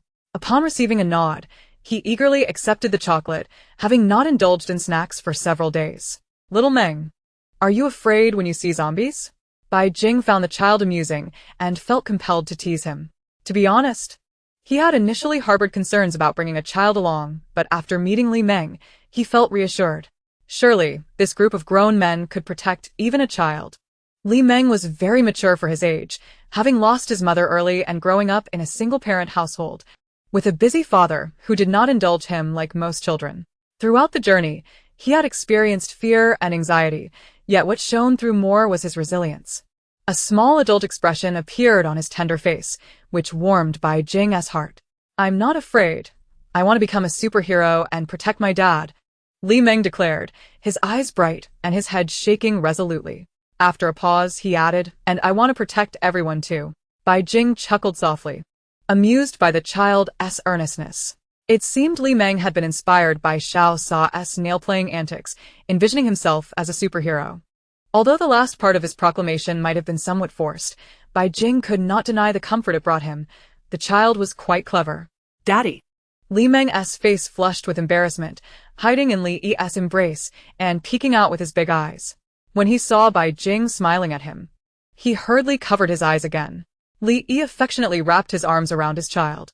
"Be good and eat your chocolate, then you can sleep for a bit. Tomorrow. We'll visit your brother's house."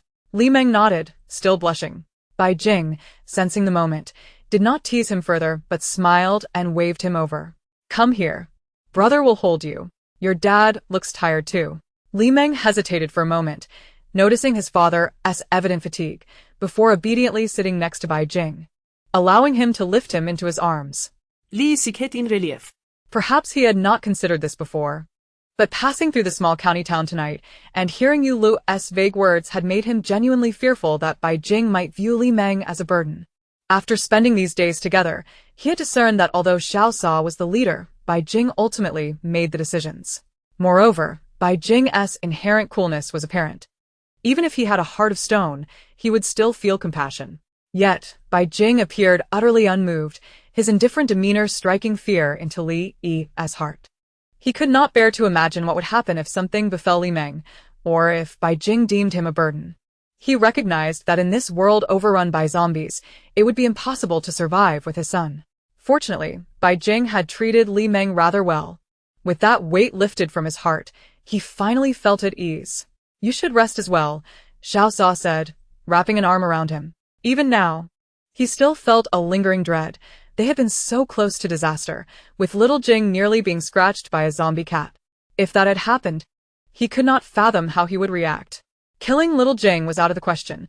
Perhaps he would be like Yang Wenhao who, knowing his brother would turn into a zombie, still insisted on saving him. Bai Jing nodded, lazily leaning against Xiao Sa, while still holding Li Meng close.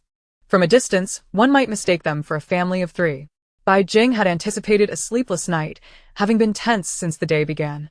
Yet, as he leaned against Xiao Sa, he found himself dozing off.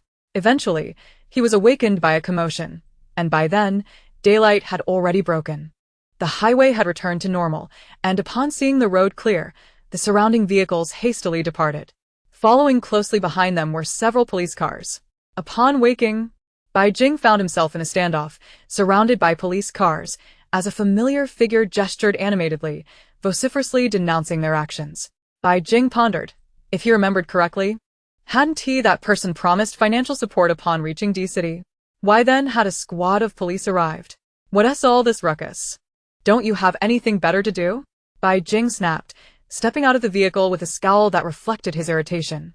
It was evident that the police were weary, with some displaying a pallor of fatigue. "Ah, Mr. Jing, it is indeed you. Please forgive our intrusion. This morning, we received reports of gunfire and murder in this vicinity, and we had no choice but to investigate. After a long night of exhausting work yesterday, we hoped for some respite, but alas, here we are. If it weren't for the fact that this individual is acquainted with the director, we would have thought twice about this visit." Upon spotting him, the captain greeted with a smile, though internally, he harbored his own grievances. Last night, chaos reigned as monsters ran amok. After all, policemen are human too, and fear is a natural response. Several of our brothers perished. And it was only with the military's intervention that we managed to stabilize the situation. We hadn't even had a moment to catch our breath when we heard of this new incident. What on earth is happening? Indeed, Bai Jing nodded, his gaze nonchalantly drifting towards the portly man. The world is in disarray. My father has dispatched personnel for protection. Though they may appear menacing, having dispatched several zombies, they have yet to take a human life. If this gentleman wishes to partake, I could offer him a taste of lead. How does that sound? The informant was taken aback. He merely sought to vent his frustrations from last night, thinking he could leverage his brother-in-law's position as the police chief. He never anticipated encountering such formidable resistance. Bai Jing's reputation was as thunderous as it was well known.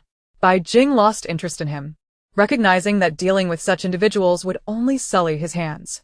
Given his character, he wouldn't survive long anyway. What is the situation in the city? Bai Jing inquired, turning to the captain, his gaze inadvertently sweeping over several injured officers. No need to mention it, the captain lamented, his face contorted in anguish. Given the rare opportunity to converse with Bai Jing, he poured out his woes. If the young master were in good spirits, perhaps a few kind words from him could aid his cause. Last night, inexplicably, after 11 o'clock, we were inundated with distress calls. I cannot speak for other teams, but in ours, you have no idea. We were engaged in a mission, and everything seemed fine, only for chaos to erupt suddenly, with people turning rabid. Many of my men suffered bites, and several brothers lost their lives. Monsters appeared on the streets, and we toiled through the night. It was only when the military arrived that we barely managed to regain control. We didn't even have time to tend to our wounds before we were called out again. Bai Jing offered a faint smile. Those injured should return to rest. I will speak to your director and grant you a 10-day leave. Hey. Thank you. The captain's eyes glimmered with hope, but he quickly shook his head. No, it's just minor injuries. With the recent turmoil, this is an opportunity to earn some merit. If the young master is in a good mood, perhaps you could speak a few kind words for our chief? Of course, Bai Jing replied succinctly, a subtle flicker of regret in his eyes. In truth, his intention to grant a respite was to save their lives, but if they were ungrateful, that was of no concern to him. Be cautious on your way back. These monsters are unpredictable and seem to diminish only at dawn. Exercise prudence. Bai Jing nodded and turned back towards his vehicle. His subordinates, led by Xiao Sa, watched in admiration. This was what true power looked like. Even the police kept their distance. They had narrowly avoided a confrontation, realizing that mere words held more sway than their weapons. Contemplating this, they felt a wave of inferiority wash over them, but it quickly faded. Their team boasted 4 supernatural abilities, regardless of Bai Jing's distinguished background. They would still need to rely on one another in this chaotic world. However, upon arriving at Bai Jing's villa and seeing Wang Swibing, Chao Lei, and the Qin family, their confidence crumbled. Perhaps Xiao Sa sought Bai Jing for his own benefit. The journey ahead was relatively smooth, with police cars clearing the way. Occasionally, zombies appeared, but the officers handled them without requiring their assistance. Bai Jing understood well that zombies were not inherently afraid of sunlight. Rather, they were merely biding their time in dark corners, preparing to strike. In 3 days, the streets would undoubtedly become a paradise for the undead. Even now, instances of cannibalism seemed to be on the rise, and despite the military's vigilant patrols, who could predict when a comrade might suddenly turn on them? This was the greatest dilemma faced by the armed forces at present. As they traveled, they encountered several cries for help. The captain exchanged greetings before resuming his duties. Bai Jing, observing the desolate streets and the hurried vehicles, chose not to return home immediately. Instead, he directed the driver to the warehouse. It was imperative to gather supplies. The longer they delayed, the more complicated matters would become. Upon reaching the warehouse, he instructed only Xiao Sa to accompany him, wishing to maintain discretion regarding the true scale of his operations. The warehouse's location was somewhat isolated, and there were few patrolling soldiers, thus minimizing the risk of encountering zombies. After dispatching a few bothersome undead, the two quickly retrieved the supplies and proceeded to their next destination. Seeing the expressions of surprise on the faces of those in the vehicle, Bai Jing couldn't help but smile with satisfaction. Resources would become crucial in the future. Let us see who would dare to cross him. While no one currently bore animosity towards him, their astonished expressions delighted him. He needed them to recognize that encountering Xiao Sa was indeed a stroke of fortune, rather than him clinging desperately to Xiao Sa. Especially when he saw Han Yan's dumbfounded expression, it filled him with a sense of triumph. Chapter 46. His good mood lasted only until he reached his doorstep. Just as in previous lives, once the riot commenced, many had taken to guarding the community. While this should have been a positive development, Bai Jing never anticipated being barred from entry, which left him feeling quite humiliated. Stop. Present your identification. No unauthorized vehicles are permitted entry. A young soldier in military attire ordered, his insignia indicating he was a mere recruit. Bai Jing frowned, but did not press the matter. He casually retrieved his access card from his pocket. The recruit took one look and, with a dismissive glare, replied, "Please leave. Building B. Apartment 3 has been verified by the military and is currently unoccupied, having been requisitioned by the government." "What did you say?" Bai Jing's face darkened, fury surging within him. He opened the car door, intent on entering. The recruit attempted to block his path, but Bai Jing delivered a swift kick. Seething with rage, "Who dares to seize my property?" Bai Jing's kick was forceful, sending the recruit sprawling to the ground. The surrounding soldiers rushed to assist him, promptly activating their radios. "There's a disturbance at the entrance of Building B. We request immediate backup." Bai Jing's expression soured. His chest felt constricted with pent-up anger. If it were only him, he could have dealt with the commotion later, but now he was with Xiao Sa and his crew, making the situation all the more uncomfortable. Being humiliated at his own doorstep was intolerable. "What is happening?" A stern voice soon approached, accompanied by a group of individuals, including the security personnel who had once been stationed in the community. Upon seeing Bai Jing, their smiles faltered, and before the leading officer could speak, Bai Jing hastily greeted them, his forced smile more agonizing than sorrow. "Young Master Jing." Bai Jing's expression remained impassive as he shot them a cold glance, his eyes glinting with menace. Without uttering a word, he returned to his vehicle and commanded, "Open the gate." "Ah, it seems the captain wishes to inquire." The security officer quickly shook his head and rushed to the security room to unlock the gate. Once the vehicles passed, he let out a heavy sigh and turned to the captain, "Quickly call the city party secretary. Young Master Jing has returned, and he is not to be trifled with." "Who is young Master Jing?" The captain pondered, but upon witnessing the security officer's demeanor, he dared not delay. He was well aware of the status of the residents in this community. Otherwise, the military would not have been stationed here. Yet, the thought of the ruckus caused by the family earlier filled him with an inexplicable sense of foreboding. Upon returning to the entrance of his home, Bai Jing heard a commotion within, dominated by a woman's voice, while a line of soldiers stood guard outside. "Hurry and leave. There are houses available in the west of the city for you. If you do not vacate promptly, I shall take matters into my own hands." "Oh, take action? Very well. Shall we confront one by one, or all at once? Do you dare?" "My son is the secretary of the municipal committee. My husband is a state councillor. Sir, I implore you to cooperate with the authorities. After military verification, the premises are currently uninhabited. We are in extraordinary times. It is not merely your family that has been requisitioned. My young master will return shortly. Depart as far as you can. How dare you trespass into private property? When did the military acquire such audacity?" Cao lây spốc phai sơ ly, ve phung to ao an in. Upon hearing this, Bai Jing felt a flicker of satisfaction. Thankfully, his bodyguard was holding his ground. A cold voice permeated through the door. "Who dares to requisition my territory?" "My young master." Wang Swibing's face brightened. The previous night's turmoil had him genuinely worried for his young master's safety. "My young master."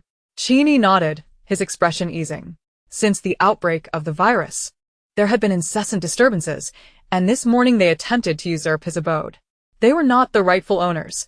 It was a relief that his young master had returned. The leading man froze, caught off guard by the unexpected return of the rightful heir. Before he could devise a resolution, the woman erupted into a tirade, dismissing Bai Jing entirely, exuding an air of superiority as if the return of the rightful owner was a mere inconvenience. "Is this the scion of the Bai family?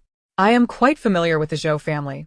The house was allocated by the government, and since I occupy it now, I will not hold it against you. Should I encounter Madame Bai in the future, I may even speak kindly on your behalf."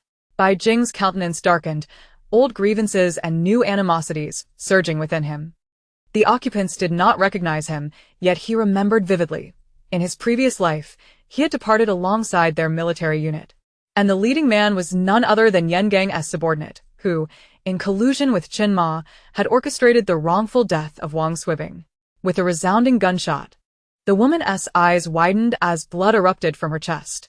She gazed incredulously at Bai Jing, who stood armed before her, and crumpled to the ground. Disbelief etched upon her face. "Ah, a murder! The woman's family screamed, while a child wailed uncontrollably. Soldiers rushed in, encircling Bai Jing with their weapons drawn.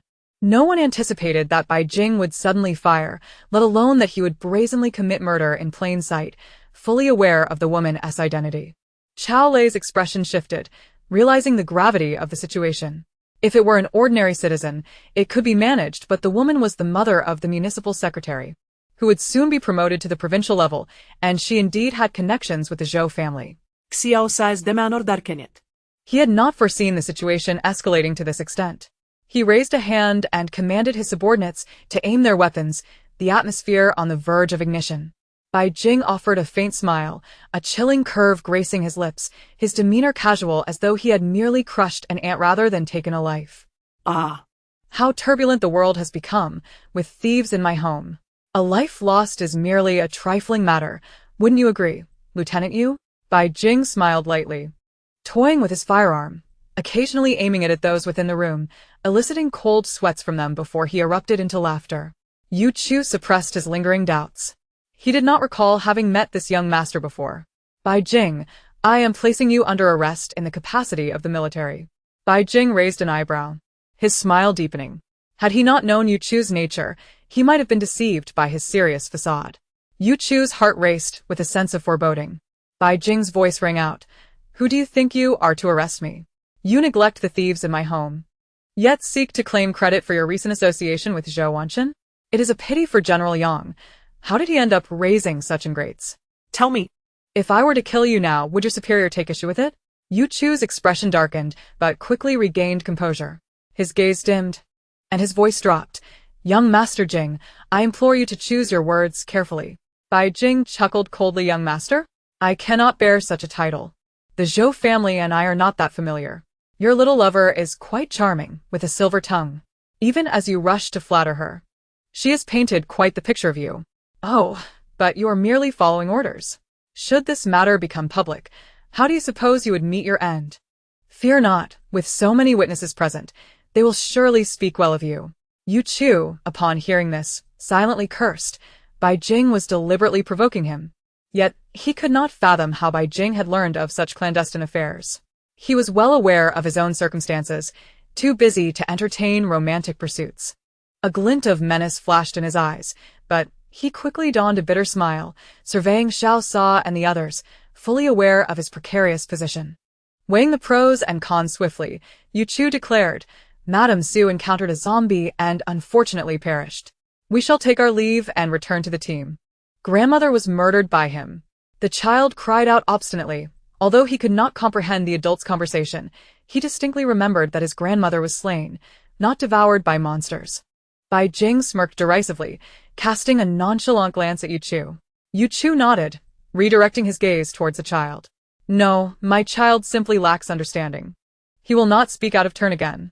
The young woman was in a panic. Upon hearing the previous exchange, she realized the impending trouble.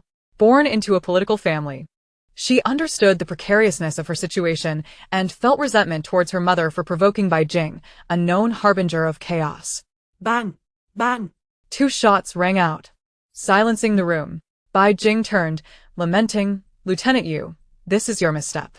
The child is utterly innocent. Why resort to such brutality? Take him away. Do not soil my premises. Oh, and by the way, I killed one today, and you have 2 to account for. I trust you will manage the secretary's affairs. Yu Chu's face darkened as he ordered the body to be removed, while several members of the Su family were forcibly detained. Before departing, he hesitated to inquire, what of the Zhou family? Bai Jing merely smiled faintly. What concern could the Zhou family pose to you, Lieutenant Yu? However, it would be wise to note that Major General Yan has been unwell lately. Do not choose the wrong side. For a talent like you is indeed a loss if extinguished. With a heart as ruthless as his, willing to employ any means necessary to achieve his goals. Even commanding his subordinates with absolute authority, Bai Jing knew that, without Xiao Sa and his company, the Su family would surely have been silenced. Nevertheless, Yu Chu was fortunate. Had he dared to kill and silence, Bai Jing thought with a cold smirk, he would have immediately executed Yu Chu on the spot. He possessed undeniable leverage. And even without Bai Jingchen's support, in times of chaos, might dictated law. In his previous life, he had fallen into a trap. In this life, even if he could not reclaim it, he would not let slip any opportunity to lay a trap, however slight. After Yu Chu departed, the atmosphere in the room grew heavy. Even Wang Swibing stood in stunned silence. He had witnessed murder before, yet the child was merely a few years old. Though the young master had not delivered the fatal blow, it was his actions that led to the child's demise. A sudden weight settled in his heart. When had the young master transformed into this? Bai Jing's gaze swept across the room, instantly discerning their thoughts. Ignoring Wang Swibing and the others, he turned to Xiao Sa. While he could disregard the rest, he needed to know how Xiao Sa perceived him. As if sensing his gaze, Xiao Sa met his eyes and calmly remarked, "Even if you do not die now, your time is limited. Better to perish now than to become a zombie. Do not dwell on it." Bai Jing smiled, and in that moment, he knew that Xiao Sa would not hold any grudges against him nor chastise him for his callousness. Bai Jing completely forgot the anxiety that had previously gripped his heart, as it was instantly filled with the comforting words of Xiao Sa. The expressions of those in the room shifted, and a solemnity enveloped them. Upon reflection, it became clear that this was indeed the case. Bai Jing offered a faint smile, lounging lazily on the sofa. Only now did the tension he had maintained for several days finally begin to dissipate.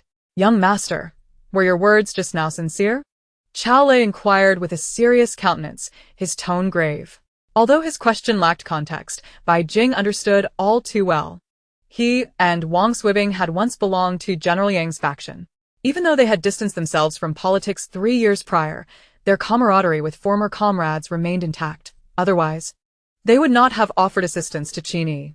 Bai Jing nodded and gestured dismissively. Of course, why would a fraud be so anxious? He was not entirely privy to the intricacies of the matter, but it was evident that with the recent shifts in military power, even a fool could deduce that today's events had unfolded favorably for him. Previously, he had only possessed a 6 out of 10 certainty. But now it was a perfect 10. Xiao Sa, his face darkened, suddenly recalled a rather serious issue. What of the little lover?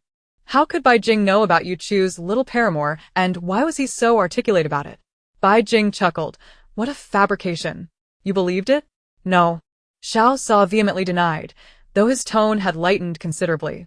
Bai Jing smirked, clearly unconvinced. He gestured towards the house, aside from the occupied rooms. Feel free to choose any other space. If you're tired, rest first.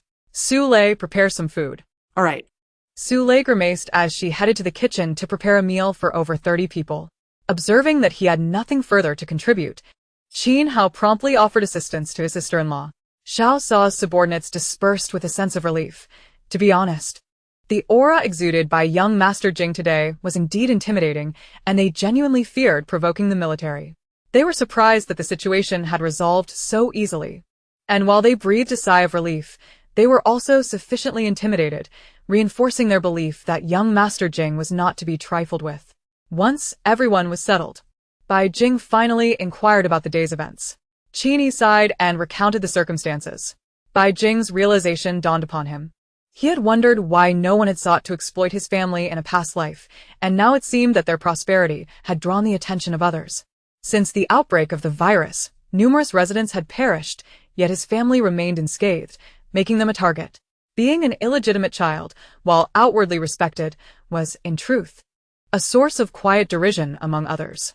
The delay of a week, coupled with the escalating situation, had prompted them to resort to coercion. However, what was to be done now? The state councillor was far removed, and if Wang Swibing were to be put in a difficult position, his wrath would be swift and fierce. Recognizing the validity of Xiao Sa's observations, Bai Jing chose not to dwell on the matter any longer. Though a twinge of discomfort lingered in his heart, the immediate priority remained the current predicament. The municipal secretary was in D City, and that was where true power resided. Bai Jing frowned, glaring at him. Even though he understood Wang Swibing's good intentions, he was still displeased with his earlier demeanor. He spoke coolly, while the chaos is fresh. We should rest for a day and then depart. If we truly confront the party and the military, I fear there will be nothing left of us. Take a gamble. Within a month, the national army will withdraw, and the lives of the common people hold little significance to those in power. Wang Swibing faltered, recognizing that young Master Jing was being petty. His brows knitted together. He wanted to refute Bai Jing's words, yet deep down, he understood that what Bai Jing said was indeed the truth. Chapter 47. Humph. Bai Jing turned away, choosing to disregard him. Not genuinely angry, but aware that Wang Swibing's good heart had saved him in a previous life. However, this flaw of his must be rectified. Thankfully, Wang Swibing was simply soft-hearted rather than a fool, discerning the weight of matters. Otherwise, Bai Jing would feel quite overwhelmed. By the way, how are the Lin elders? Upon mentioning the Lin couple, Chao Lei's anger flared up. Wang Swibing kept tugging at his sleeve as Chao Lei exclaimed, "If it weren't for you awakening your powers and me sensing it in time, would you have left me behind?" "Not at all," Wang Swibing replied, his voice clear and resolute, sitting up straight with conviction. Yet, Bai Jing could not shake the feeling that he seemed somewhat guilty. Chao Lei expressed his grievances. "If it weren't for you, how would I have ended up in a horde of zombies?" Wang Swibing was left speechless, his bravado deflated. Bai Jing quickly grasped the situation and asked, "What are your abilities?" Wang Swibing was eager to change the subject, hastily responding, "I am of the earth element." Before he could finish, Chao Lei interjected with a sarcastic remark, "Indeed, you are earth element. You fell into a pile of zombies and buried yourself, proving quite effective in escaping." Wang Swibing fell silent, sulking. Bai Jing stifled a laugh, imagining the scene, finding it rather amusing. Chao Lei continued, "We were at school when the virus suddenly erupted. Granny Lin, with her exceptional medical skills, sought to save people, so Wang and I accompanied her. Damn it. Today as students are truly useless. When danger struck, they pushed Wang to take the hit. If I hadn't spotted the situation from afar and rushed in, he would have either been devoured by zombies or suffocated by dirt." Wang Swibing still bore the pallor of that moment, haunted by the memory of it, though it was due to asphyxiation rather than any fault of Chao Lei's. Bai Jing remained indifferent, feeling no particular sympathy. If one wished to save others, one must first be prepared to face death.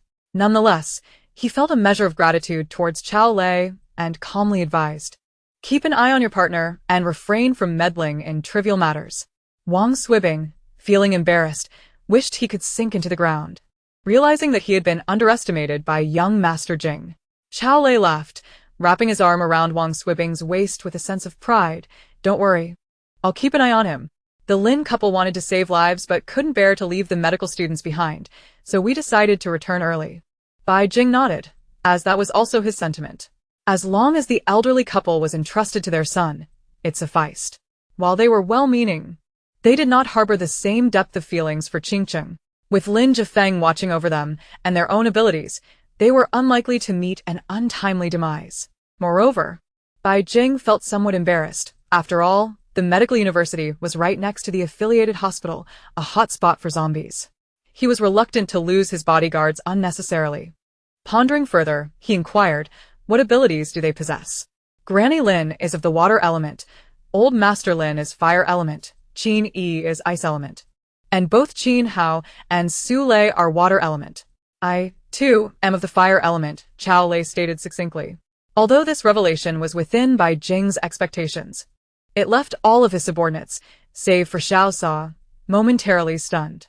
Initially proud of their 4 abilities, they were taken aback to learn that young Master Jing had 5 bodyguards, himself included, all possessing unique powers, not to mention the unexpected addition of Yule. Even Han Yen regarded Bai Jing with a complex gaze, feeling a significant blow to his self-esteem and secretly cursing himself for lacking powers. Even a small ability to assist Brother Sa would have sufficed. Bai Jing laughed heartily, appreciating Chao Lei's perceptiveness in knowing when to speak. His earlier frustrations evaporated as he watched them stare in astonishment, feeling a sense of pride at having reclaimed his dignity. In truth, Bai Jing was unaware that he had already regained his standing long before his outburst, not only frightening others, but also establishing a formidable presence. After some time, Su Lei finally finished the meal, and the group of men devoured it ravenously. Bai Jing refrained from joining them, instead idly turning on the television. Since last night, temperatures have significantly dropped, and a viral infection has emerged globally. Citizens are advised to refrain from walking on the streets for safety. Experts have begun researching treatment plans. We ask for your patience. Now, please listen to this broadcast from last night at midnight. What do you think? Will this virus be resolved? Who knows? In the short term, I doubt it. As the temperature plummets, one cannot help but wonder if it will mirror the recent past. After all, it is June. Who can say? The weather has become so unpredictable. May was scorching, and now June has brought an unexpected chill, leaving one to feel quite exasperated. Listening to their incessant chatter, Bai Jing felt a chill wash over him. If his memory served him correctly, in just 15 days, the government would abandon City D. What are you thinking? Xiao Sa approached leisurely, disregarding Wang Swibing's resentful glare, and boldly sat beside Bai Jing, casually draping an arm around him as if to assert dominance. We leave tomorrow morning. I suspect the weather will indeed change. If heavy snow blocks the mountains, it will become quite troublesome. The sooner we depart, the sooner we can resolve this. Heavy snow? Is it that serious? Wang Swibing paused, momentarily forgetting his animosity towards Xiao Sa, and inquired with urgency. Just a speculation. Bai Jing furrowed his brow. In his previous life, it had never turned cold. This time, he was uncertain, but it was always wise to prepare for contingencies. Where are we headed? Chao Lei, ever the one to grasp the crux of the matter, posed the question directly. Bai Jing smiled with satisfaction. He believed that in this apocalyptic world, Chao Lei was truly the most adept at survival. Misguided by love in his past life, this time, escape from his grasp was out of the question. We're going to Province L. Chao Lei fell silent for a moment, his mind racing as he immediately grasped the implication. The maximum security prison? Bai Jing nodded, the corners of his lips curving upward. Correct. Chao Lei's heart sank. He felt no joy in being correct, and instead asked gravely, is the situation dire? Bai Jing shook his head. Not just dire. It is exceedingly grave. The zombie virus is infectious, with an incubation period of 7 days. Since last night, reports of outbreaks have begun to trickle in. Soon not just City D, but the entire world will be engulfed. I cannot predict how long we will survive. We can only do our utmost to prepare. I will accompany you. Xiao Sa felt a knot in his heart, disliking the current demeanor of Xiao Jing. Bai Jing turned back, suddenly smiling brightly, and gently nodded, yes. The thought of having Xiao Sa by his side in this apocalyptic world made his rebirth feel worthwhile. I want to invite a few others. Chao Lei hesitated for a moment before casually asking, seeking affirmation. Bai Jing, knowing his character, felt assured about his decision, but we leave tomorrow. He did not wish to waste any time. Chao Lei contemplated for a moment, understanding the young master's predicament. After some thought, he said, we can go to Province L and rendezvous. Rest assured, they are all trustworthy. Qin Yi chimed in, I vouch for them. Wang Swibing weakly raised his hand. Count me in. Bai Jing regarded them with a calm demeanor. All right, I trust you, and naturally, I trust your friends as well. In a few days, the mobile network will be disrupted. Make your arrangements swiftly. Yes, young master. Wang Swibing chuckled, although he had long known the young master trusted them. Hearing it spoken was a first and brought him a sense of comfort. Chao Lei maintained a stoic expression, but his lips involuntarily curled into a smile. I will get busy first. You all continue your discussion. By the way, young master, what is your ability? Bai Jing, filled with pride, tilted his chin slightly. Space. Chao Lei's gaze flickered, immediately seizing the point. How large? 180 square meters. You need not worry. I will cover all expenses for food and drink on the journey. 180. Wang Swibing exclaimed in astonishment. How peculiar. Bai Jing feigned surprise, raising an eyebrow. In truth, he understood that 180 was not only peculiar, but utterly unique. Chao Lei expressed mild astonishment, explaining, previously at school, I encountered a space ability user whose maximum was only 30 square meters. Bai Jing hesitated, frowning as he inquired, were there many ability users at school? Was the military not involved? If memory served, the military had captured quite a few individuals back then. Chao Lei spoke in a remarkably indifferent tone. Not many. Just a few had been seen. There were 3 space ability users, the smallest being only 5 square meters. After all, a medical university is a school. The military dared not act recklessly. As for other areas, I heard of some disappearances, but with so many deaths, who would care if a few went missing? Bai Jing fell silent, and Wang Swibing too became quiet. Witnessing this, Chao Lei kissed his beloved gently. Do not dwell on it, all right? We will be fine. Wang Swibing looked despondent, I know, but back when I was in the military, who would dare to act so recklessly? It troubles me. The world has descended into chaos. And there is no law to speak of. Please do not burden me with worry. I understand. I will adapt. Bai Jing was disinterested in their romantic exchanges and promptly summoned Yu Lo, introducing, "This is my newly recruited junior. I will leave him in your care for training. He is a psychic ability user and temporarily classified as a reserve team member. Brother Lei, Brother Bing, Brother Yi, Sister Lei, Brother Hao, I am Yu Lo." Pleased to meet you. Yu Lo performed a deep bow, filled with enthusiasm, vowing to earn his place. Witnessing Bai Jing's outburst today was exhilarating, reinforcing his intuition that relying on others was quite normal. Clenching his fists, he resolved to continue striving. "Stop, you are older than me. Do not call me brother. It gives me goosebumps." Qin Hao was the first to voice his disdain, looking at Yu Lo's colorful attire with great contempt. Brother Hao. Yu Lo climbed the hierarchy smoothly. Pa, we are not that familiar. Qin Hao's face flushed, caught in a bind. Bai Jing, suppressing a laugh, remarked, "Do not mind him. I have observed Yu Lo. Apart from being a bit thick-skinned, timid, and having a sharp tongue, he is not entirely without merit." Yu Lo covered his face. Hearing Bai Jing's introduction, he felt he had lost all redeeming qualities. He elongated his tone, pleading. Young Master Xiao Lei raised an eyebrow. This fellow was quite perceptive, calling him young master so swiftly. It should be noted that outsiders only referred to Bai Jing as young Master Bai. Bai Jing waved his hand dismissively. "Go teach him the rules and also conduct physical training. Create a schedule and ensure he exercises whenever possible." Reluctantly, Yu Lo was led away. Xiao Lei exchanged greetings before returning to his tasks. If the young master was correct, the mobile network would soon be disrupted, and certain matters needed to be expedited. Although he understood that perhaps the young master intended to undermine the Zhou family, should the news prove true, he felt compelled to heed the call. Moreover, Gao Lei Sai. It seemed he was bound to the young master as ship for this lifetime, and what frustrated him most was that he was willingly ensnared. Chapter 48 That night.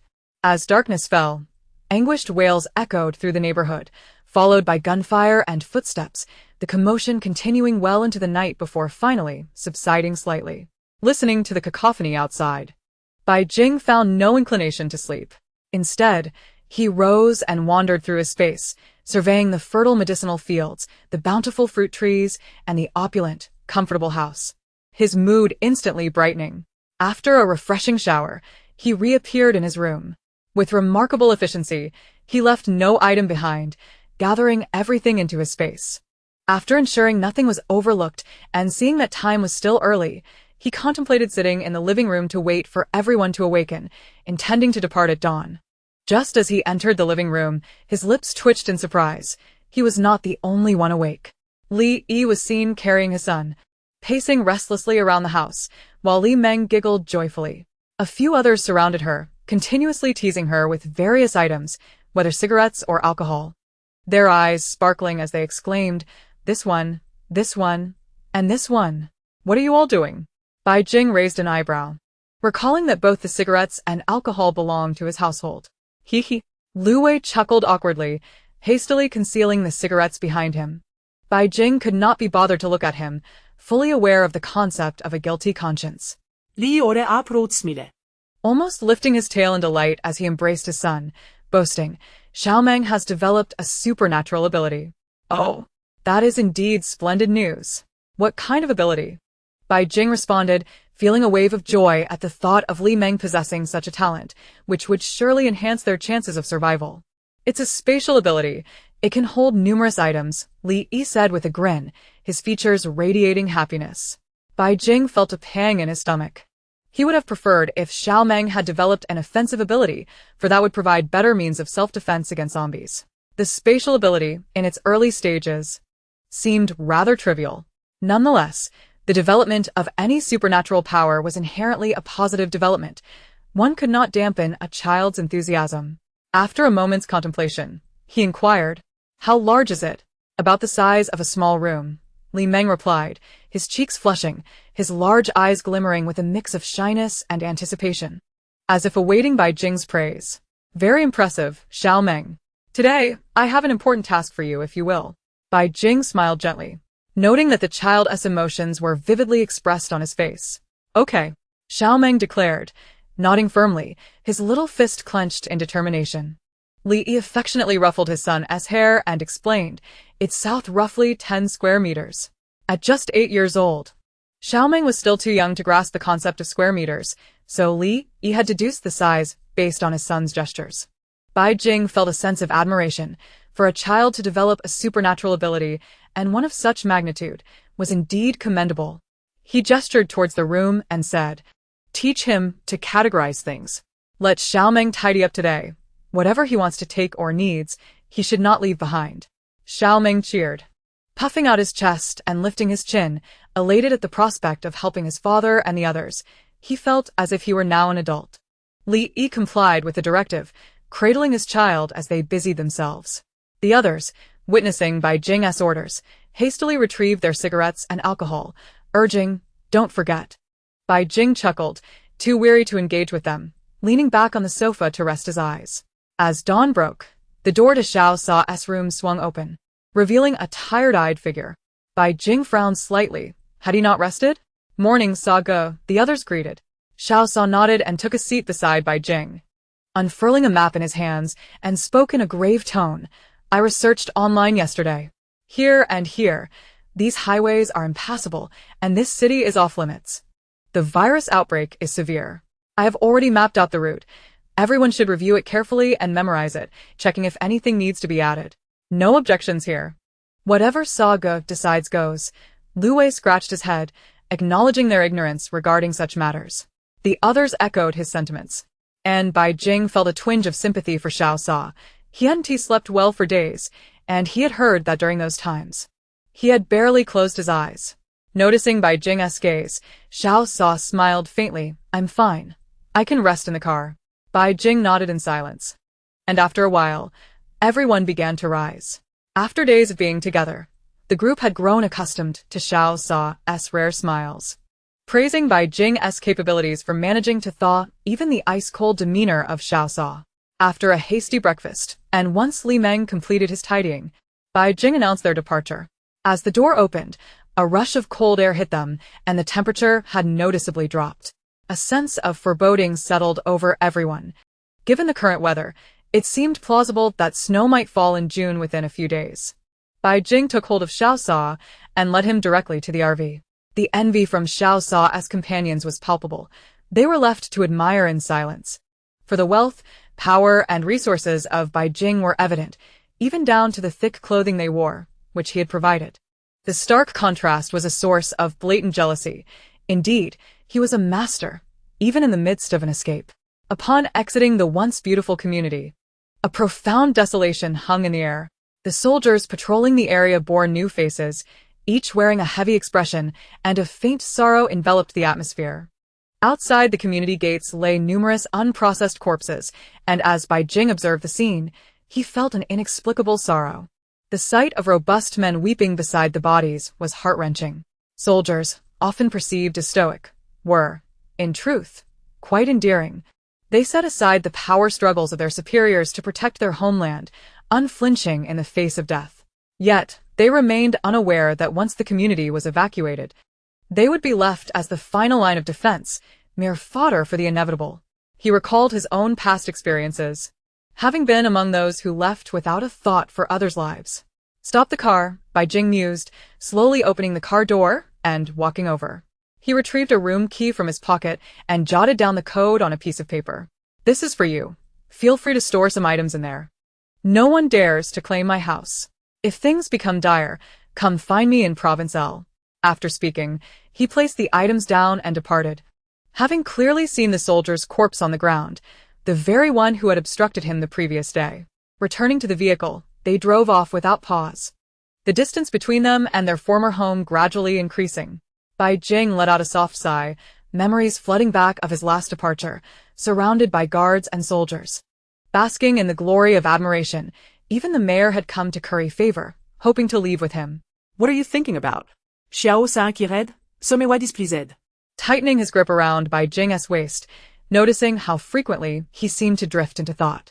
Nothing, just feeling a bit sentimental, Bai Jing replied with a faint smile. admiring Xiao Sa's perceptiveness. Don't worry, I will protect you. Once we settle down, we will build a home together. All right. Bai Jing tilted his head, appraising Xiao Sa, and suddenly realized how adept he was at sweet talk. He felt a surge of emotion, wishing to steal a kiss. Without hesitation, Bai Jing rose on his toes and pecked him. It wasn't tea on his cheek or forehead, but a kiss that overwhelmed Xiao Sa with joy. This was the first time Bai Jing had taken the initiative. Their lips intertwined, sweet and intoxicating. Xiao Jing was as delightful as he had imagined, and he longed for more. A voice of discontent broke the moment. Wang Swibing scoffed, casting a look at Xiao Sa that suggested he had stolen a precious daughter-in-law. Yule, ever quick to seize the moment, feigned navigation to hide in the front seat. Qin Hao, being a child, blushed furiously, unsure where to place his hands and feet, while Su Lei watched with keen interest, her eyes sparkling, complaining about Wang Swibing's stinginess for wanting to keep their affection hidden. Wang Swibing, exasperated, chose not to engage with the woman, yet felt a pang of heartache. How had his young master allowed Xiao Sa to sweep him away? D City was under strict martial law. The difference between today and yesterday was stark. Yesterday, there had been a few pedestrians and vehicles, but today, aside from patrolling soldiers, not a soul could be seen. Upon reaching the city's entrance, the roads were sealed off, with military forces heavily fortified. All vehicles and pedestrians were permitted to leave, but not to enter. Any attempt at unrest would be met with severe repercussions. Exiting the city was straightforward. They simply needed to register their vehicle's license plate, and the group left without issue. With the zombies scarce during daylight, the group felt invigorated and hastened their pace. Thanks to Li Meng, Bai Jing felt considerably relieved, no longer worrying about food for everyone. Once on the highway, he lay down and drifted into sleep, while Xiao Sa rested beside him. Wang Swibing sighed, covering them with a blanket. Despite his reluctance, he recognized that given the current circumstances, his young master was undoubtedly destined to leave him behind. The two slumbered peacefully until the afternoon, despite the modest single bed, which felt surprisingly spacious. As Xiao Sa opened his eyes, a wave of anxiety washed over him at the thought of having slept soundly in such an environment. Yet, upon feeling the softness of the hand in his grasp, he gradually relaxed. Turning to gaze at the sleeping visage beside him, he felt a profound sense of fulfillment in life. Recalling the passionate kiss they had shared earlier ignited a warmth in his heart. He was determined to navigate life alongside the little cat. He gently embraced Bai Jing, cautious not to stir the sweet soul in his arms. Qin Hao, with a flushed face, brought over a loaf of bread, placing it on the table before hastily retreating, saying, "Brother said you should eat something first." Xiao Sa, speechless, glanced at the bread and then at the person nestled in his embrace, and without a moment's hesitation, made a swift decision. He would eat later. The question of the time lingered in his mind. Wang Swibing, understanding the situation, mused that Xiao Sa was quite considerate and perhaps would be less troublesome in the future. Checking the time, he casually remarked, "It's 4:20. Xiao Sa was slightly taken aback, then chuckled, realizing he had slept for a full 7 hours, a rare deep slumber for him. What's the situation outside? Various cities have begun imposing martial law. Experts believe the virus may be contagious, and the injured are temporarily isolated. For now, there's no major chaos. It sounded like things were progressing in a favorable direction. After a brief silence, Xiao Sa inquired, "Where are we now?" "We are in Wun County, having exited the expressway. From here to City C, we will continue along the National Highway, expected to arrive by tomorrow morning." "How did we only make it to Wun County?" Bai Jing, still groggy, stirred in Xiao Sa's embrace, his nasal voice tinged with discontent. "You're awake." The simultaneous utterance from two voices contrasted sharply with Wang Swibing's demeanor towards Bai Jing, which was filled with concern, as if he had encountered a savior. He immediately began to chatter, "It's good that you're awake. Please help us quickly. Little Meng's space is overflowing." Bai Jing, taken aback, quickly climbed out of Xiao Sa's arms, exclaiming, "Did you commit murder and theft? Little Meng's space is only 10 square meters. Even if we tidy up the villa, it can't hold that much." "No murder or theft. Merely a misunderstanding," Wang Swibing replied with a serious expression. Bai Jing felt exasperated, secretly wishing to hasten their journey before the chaos escalated. However, He quickly deduced that it must have been Xiao Lei's idea and weakly asked, "How much did you take?" Qin Hao, now unembarrassed, leaned forward, his face alight with pride as if flaunting a great achievement.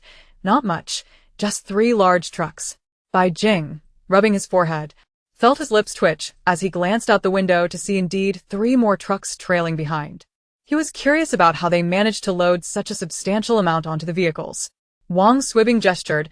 "Little Meng is very obedient." Realizing that they had a free labor force, Bai Jing appreciated the effectiveness of space abilities in transporting goods. Xiao Sa sighed, a hint of secret delight swelling within him. His thoughts mirrored Bai Jing's desire to travel faster, yet he recognized Xiao Lei's concerns were valid. No one knew the true extent of Bai Jing's spatial abilities, nor were they aware of their prior preparations to gather resources along the way, which was ultimately for everyone's benefit. Knowing that only he was privy to Bai Jing's secret filled Xiao Sa with pride. Stop at the intersection ahead. Bai Jing, resigned, understood that since time had already been delayed, it would be wise to secure their belongings. While trucks were advantageous, they had not been modified, and encountering zombies on the road could spell trouble. Safety remained paramount. After securing the supplies, Bai Jing noted that Xiao Lei had made a clever choice. Most of their haul consisted of gasoline. In truth, he was unaware that the highway had only gas stations and small convenience stores remaining, making it impractical to gather other items. As for the trucks, they were abundantly available along the roadside, and breaking a lock posed minimal challenge. Next, Bai Jing instructed Little Meng to extract the items from the space, leaving only a few daily necessities and some food, ensuring future resource collection would be convenient. After resting for about 10 minutes, Bai Jing distributed boxed lunches to everyone, and the group resumed their journey. After their meal, it was nearly 5 o'clock. Xiao Sa promptly commanded, "No stops on the road. Accelerate." Xiao Lei, having collected a decent amount of supplies, saw no reason to object. After a long day of driving and a restless night, he collapsed onto Wang Swibing's shoulder and fell asleep. With nothing to occupy his time, Bai Jing suddenly remembered the crystal nuclei they had acquired yesterday and turned to Xiao Sa, saying, "By the way, you should try absorbing the energy from the crystal nuclei now." Xiao Sa nodded, retrieving a crystal nucleus to hand to Bai Jing, calmly stating, "Together. Aside from the mutated dog, we also obtained 2 nuclei from the zombie cat." Bai Jing's heart warmed at this, gently shaking his head. "You should use it. As long as you grow stronger, you can protect me." Deep down, he understood that the crystal nuclei were merely a fleeting hope for him. Having used numerous ones in his past life, he had seen no significant results and found no reason to waste them now. Xiao Sa insisted, gazing intently at Bai Jing. With no other option, Bai Jing spoke the truth, smiling softly. "The crystal nuclei are of no use to me. Do not worry. All I need are jade stones." Xiao Sa frowned, though he remained silent. In the days to come, he developed a habit of lingering in jade shops and became increasingly attentive to jade stones. It was already known that young Master Jing had a fondness for jade, and soon, Xiao Sa's reputation for his love of jade would spread far and wide. Xiao Sa, feeling no need for modesty, immersed himself in the crystal nucleus upon hearing Bai Jing's words. He understood that only by becoming stronger could he better protect Bai Jing. As he sensed the gentle waves of energy, he remained vigilant, absorbing the energy incrementally, filtering it before finally integrating it into his body. In no time, a crystalline nucleus crumbled into powder in his hand. Subsequently, Xiao Sa activated his internal energy, and after a full cycle, he felt a notable increase in vitality and slowly opened his eyes. "How was it?" Bai Jing inquired with a smile, having already noticed the change as soon as Xiao Sa regained consciousness. "Not bad. With a few more nuclei, I believe I could advance." Xiao Sa nodded, his eyes brightening as he looked at Bai Jing. "You've been watching over me all this time?" Bai Jing smiled gently, choosing not to respond, allowing Xiao Sa to speculate freely.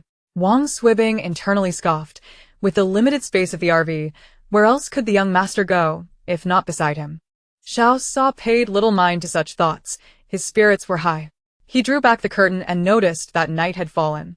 A frown creased his brow as he sensed something was amiss. "How long did I take?" "An hour. It's just 6, and it's already dark." This realization weighed heavily on Bai Jing. Nightfall signified the emergence of zombies, and the journey ahead would undoubtedly be perilous. Just as he contemplated asking Xiao Sa to use another crystal nucleus, the vehicle suddenly slammed to a halt, causing their bodies to lurch forward. Xiao Sa quickly wrapped his arms around Bai Jing, turning to the driver's seat. What happened? Qin Yi, at a loss for words, shot a glance at Yu Lo. Yu Lo, with a woeful expression, lamented, I honestly didn't know. The bridge is out. He had assumed this route was secure and devoid of danger, never suspecting that it was impassable. With no vehicles, there would naturally be no one around, ensuring their safety. I'll go take a look. Stay in the car and don't get out. Xiao Sa swiftly pressed a kiss to Bai Jing's lips, grabbed a flashlight, and dashed out of the vehicle. Bai Jing's cheeks flushed, and he felt a pang of sadness as he realized that, in the face of Xiao Sa's kiss, he had no desire to retreat. A mix of reluctance and resignation filled his heart, accompanied by a premonition that he would soon lose his ground. Wang Swibing curled his lip and turned away from the vehicle. Upon glimpsing the young master's demeanor, he realized that he was caught in a moment of youthful exuberance. Rather than allowing his irritation to fester, he thought it best to avert his gaze. Young master, you must muster some resolve. Once, he was a promising youth, yet he had been overshadowed by Chao Lei, unable to rise from the depths of despair. He sincerely wished that the young master would not follow in his footsteps. At the very least, one ought to be the one who exerts dominance. Xiao Sa gazed coldly upon the river surface. The current was not particularly swift, and the river itself was narrow, spanning merely a dozen meters, with the bridge's rupture measuring 8 meters. Brother Sa, what do we do now? A voice called from the car behind, where Xie Minheng wore a furrowed brow. If it were merely 2 or 3 meters, he would have confidence in making the leap. But 8 meters posed a considerable challenge. There is something in the water, Liang Lao keenly observed, noting movement beneath the surface. Wang Swibing's expression darkened as he exclaimed, Mutant creatures. No, wait, they're zombie fish. The atmosphere grew heavy with dread. Lin's Haifei felt his body tremble. What about drinking water? He stammered. My ice ability can convert to water, he added. Xie Minheng, slightly displeased, gave Lin's Haifei a forceful pat and admonished, Pull yourself together. Lin's Haifei nodded eagerly, trying to maintain composure. I'm just a bit frightened. I'll be fine shortly. It was well known that he was timid by nature, and his awakening abilities had been entirely accidental. Faced with a series of terrifying events, he required time to acclimate. He was frightened. Wang Swibing dismissed this fear with indifference, stating that trepidation was a natural human response, and added nonchalantly, My family possesses 2 water-based abilities. There is no need to worry about drinking water. The pressing concern is how to cross. Xiao Sa fixated on the broken bridge for a moment before declaring, I will devise a solution. With that, he turned and returned to the vehicle, leaving the others exchanging glances. What does Brother Sa mean? Lin's Haifei asked timidly. Wang Swibing shot him a glance, already harboring dissatisfaction with Xiao Sa, and retorted, If you ask me, who should I inquire? Xie Minheng was speechless, recalling how Bai Jing had been treated coldly in N City. It seemed they were not the only ones displeased with Brother Sa. Others harbored similar sentiments. As a subordinate, even if he held some affection for Bai Jing, his loyalty undoubtedly lay with Xiao Sa.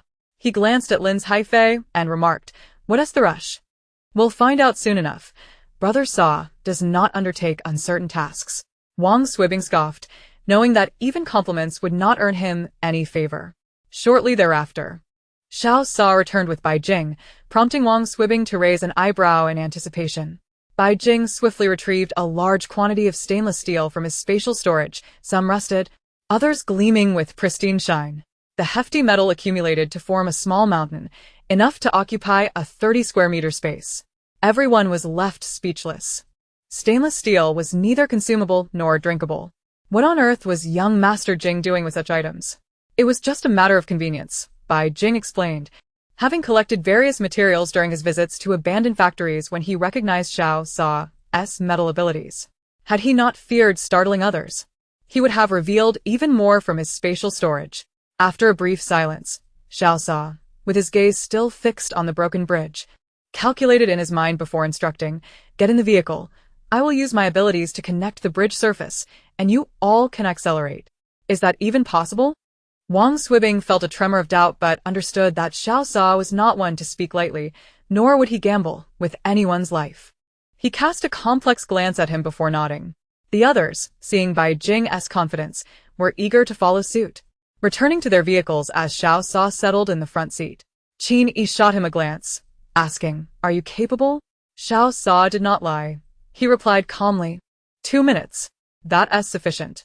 Had Xiao Sa confidently declared it, Qin Yi might have hesitated. However, 2 minutes was ample time to cross the bridge. On the count of 3, accelerate immediately, Xiao Sa instructed, channeling his abilities while focusing intently on the broken bridge. He watched as the steel on the ground rapidly arranged itself into a makeshift surface, unevenly connecting. The zombie fish in the water multiplied, some even leaping, their gaping mouths revealing sharp teeth, seemingly anticipating their next meal. 1, 2, 3.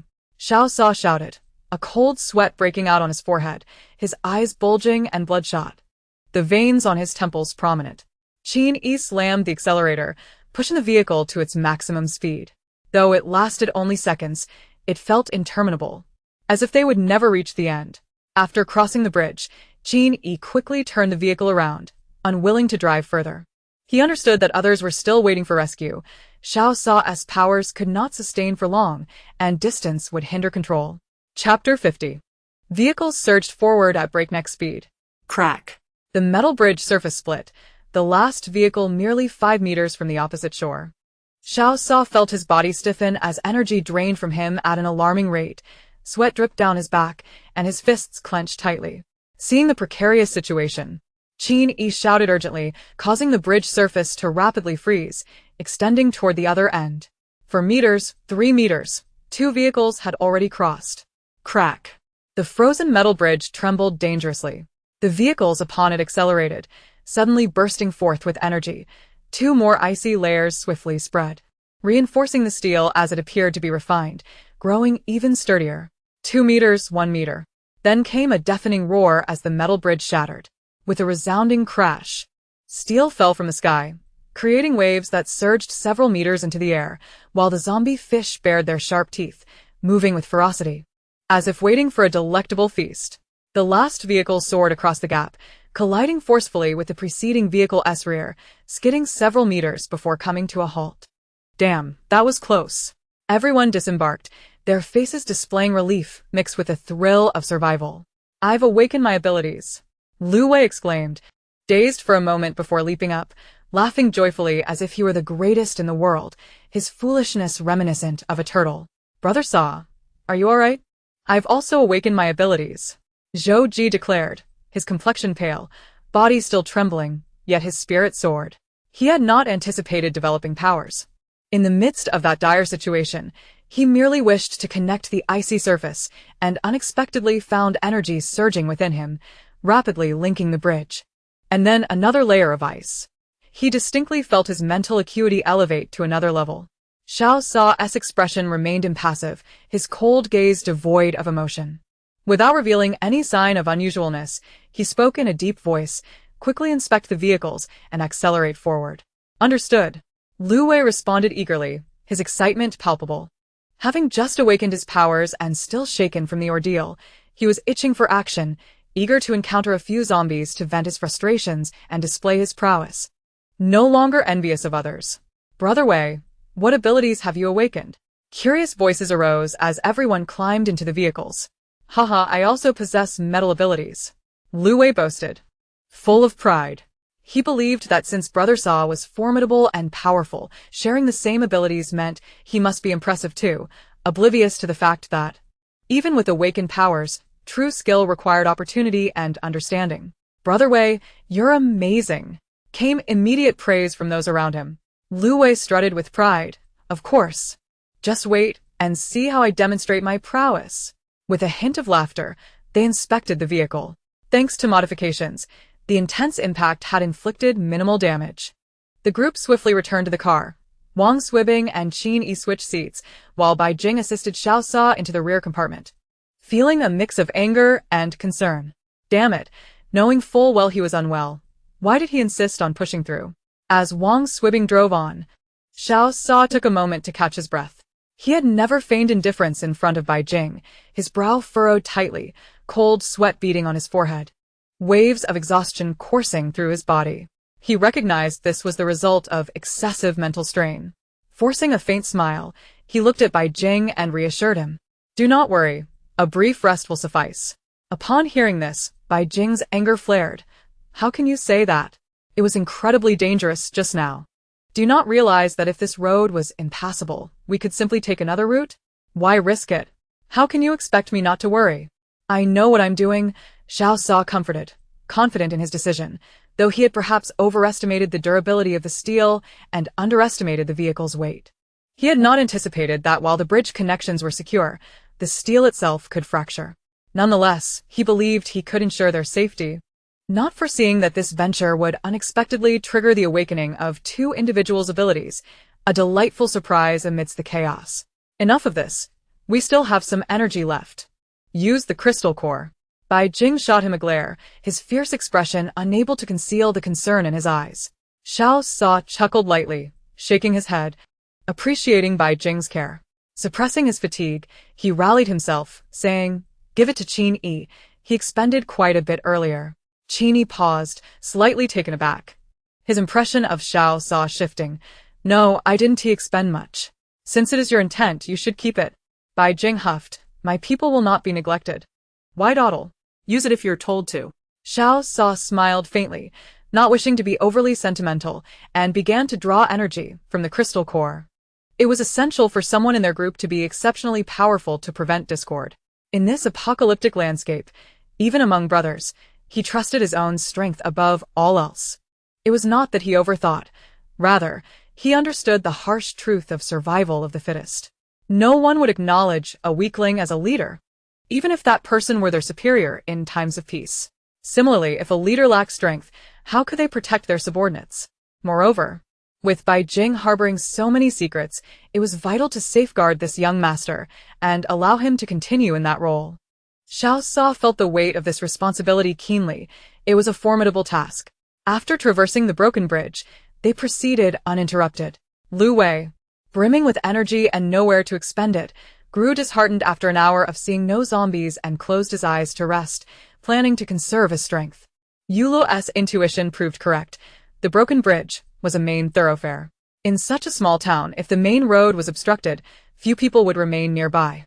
Xiao Sa had insisted on passing through, aware that if they took a detour, their journey would likely not be as smooth, only encountering a few stray zombies which they swiftly dealt with. For those they could not handle, Xiao Sa resolutely ordered them not to linger, much to the group's regret. By 11 o'clock that night, the temperature plummeted.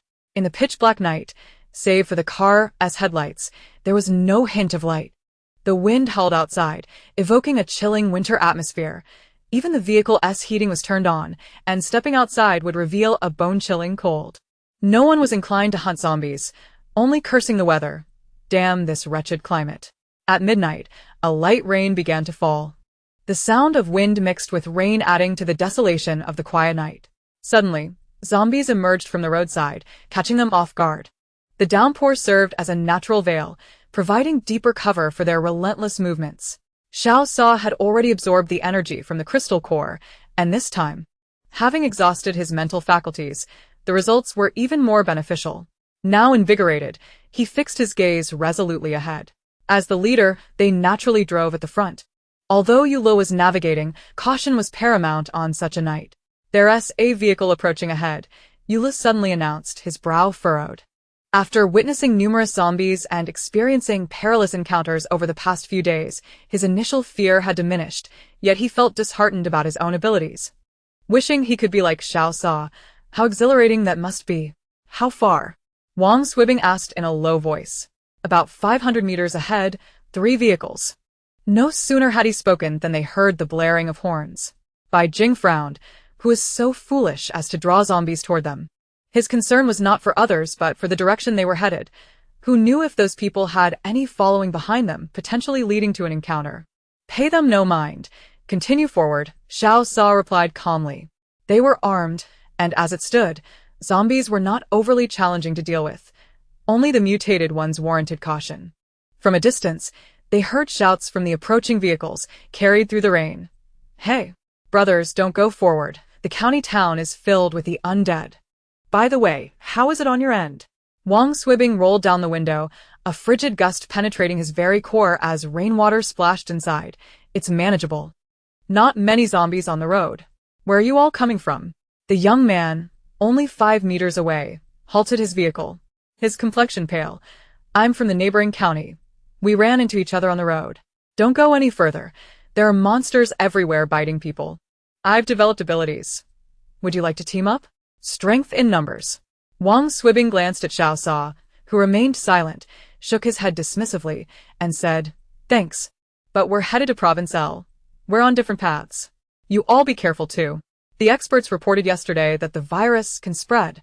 So ensure no one near you is injured, and remember not to drink tap water. We just passed a river filled with zombie fish. It was terrifying. Luckily, the fish can't fly. Otherwise, we'd be in real trouble. Shut up. You talk nonsense. The virus doesn't spread. My mother only has a minor injury. As soon as Wang Swibing finished speaking, a commotion erupted from the other side, and soon the 3 vehicles were in disarray. They heard a woman scream. Ah, you'll turn into monsters. Get out of the car, get away. Then a cacophony of voices erupted. Hurry, get out. Don't drag everyone down. Ridiculous. I want to turn into a monster. Look, his wound is turning black. You're talking nonsense. Get away from me. Ah, It hurts. I'll fight you. The young man suddenly found himself at a loss. Wang Swibing stood stunned. He had only wanted to offer a friendly warning, rare as it was to encounter someone on the road. The young man appeared earnest, with good intentions, alerting them not to proceed, and Wang Swibing had merely reciprocated. He never expected it would lead to such chaos. Bai Jing glanced at him, thinking it was a good lesson for Wang Swibing. Qiao Lei, having awakened, sighed. His beloved was always so kind-hearted, yet he was unsure if the young man appreciated it. Qiao Lei felt helpless, but couldn't change his nature. He was utterly enamored. Chapter 51. Amidst the chaos, Yu Li's heart tightened as he urgently shouted, Retreat. A horde of zombies is approaching. Wang Swibing's mind barely had time to process this before he swiftly turned the vehicle around. Yu Li hurriedly grabbed the walkie-talkie, immediately retreat down the eastern path. After days of coordination, everyone had developed a tacit understanding, and the vehicles sped backward in unison. Meanwhile, the commotion behind them escalated into a brawl. Wang Swibing watched silently through the rearview mirror, lost in thought. Shortly after, having only driven 100 meters, they heard piercing screams followed by a flurry of curses. Then several vehicles surged forward, the abandoned companions' furious roars quickly drowned out by the tide of zombies. Alas, they have drawn the zombies nearer. Yu Li exclaimed anxiously. Becoming increasingly restless. His mental fortitude was still only half-formed. With the torrential rain and enveloping darkness, he could scarcely discern his surroundings, only knowing that the undead were hot on his heels. Help! Help! The occupants of the nearby vehicle shouted as they rushed forward, desperately calling for assistance from the cars ahead, recklessly driving into danger. The zombies, drawn by the sound, followed closely, and it seemed as if the horde from all directions was responding to the commotion. Even Wang Swibing, usually good-natured, felt a flicker of frustration rising within him. What is this? It's like being stuck to chewing gum. Xiao Sa glanced at the vehicles trailing behind, a cold glimmer flashing in his eyes as he asked in a low voice, How many zombies are there in total? Yu Li broke into a cold sweat. Though his courage had grown from previous skirmishes, the enormity of this situation still filled him with dread, causing his voice to tremble as he replied, A lot. At least 300. I can't be sure of the exact number. It's too dark outside, and I can only see a mass of zombies approaching. They have a distinct odor of blood. After a moment of contemplation, Xiao Sa decisively commanded, We need to turn back, to the county town. Yu Li was momentarily stunned, his body shivering. Saw ye. Xiao Sa shot him a cold glance, his imposing presence emanating authority without anger as he admonished. If you shy away from a little difficulty, how will you survive in the future? The brothers need training and so do you. Don't think about holding us back. I concur. Bai Jing chimed in immediately, his thoughts diverging from Xiao Sa's. Returning was not an option. The few vehicles could hardly escape, and the zombies, guided by their sense of smell, would be drawn to their scent of blood. If they could divert most of the zombies, the remaining few could serve as practice for everyone. Reflecting on his past life, it seemed a similar fate awaited him. Xiao Sa had callously thrust him into the horde. But now it was others who would bear the brunt. Casting an indignant glare at Xiao Sa, Bai Jing felt a swell of anger despite understanding that Xiao Sa meant well. Heaven knew how miserable he had been in his previous life. Back when he was just a pampered young master, Xiao Sa, feeling innocent and perplexed, couldn't he help but find Bai Jing's angry expression captivating. With his flushed cheeks and watery eyes, he looked almost endearing. Were it not for the circumstances, he might have been tempted to steal a kiss. Yul remained silent. His heart trembling as he recognized the validity in Xiao Sa's words. He had once fantasized about being a formidable warrior, yet when faced with the reality of the moment, fear still gripped him. Wang Swibing, having no objections, tossed the walkie-talkie to Xiao Sa. Regardless of his feelings towards him, he had to admit that Xiao Sa was more astute and considerate than he was.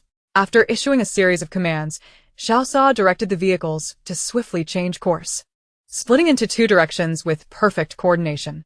The vehicles trailing behind were taken aback to see three cars fleeing in separate directions, each disregarding the other's safety.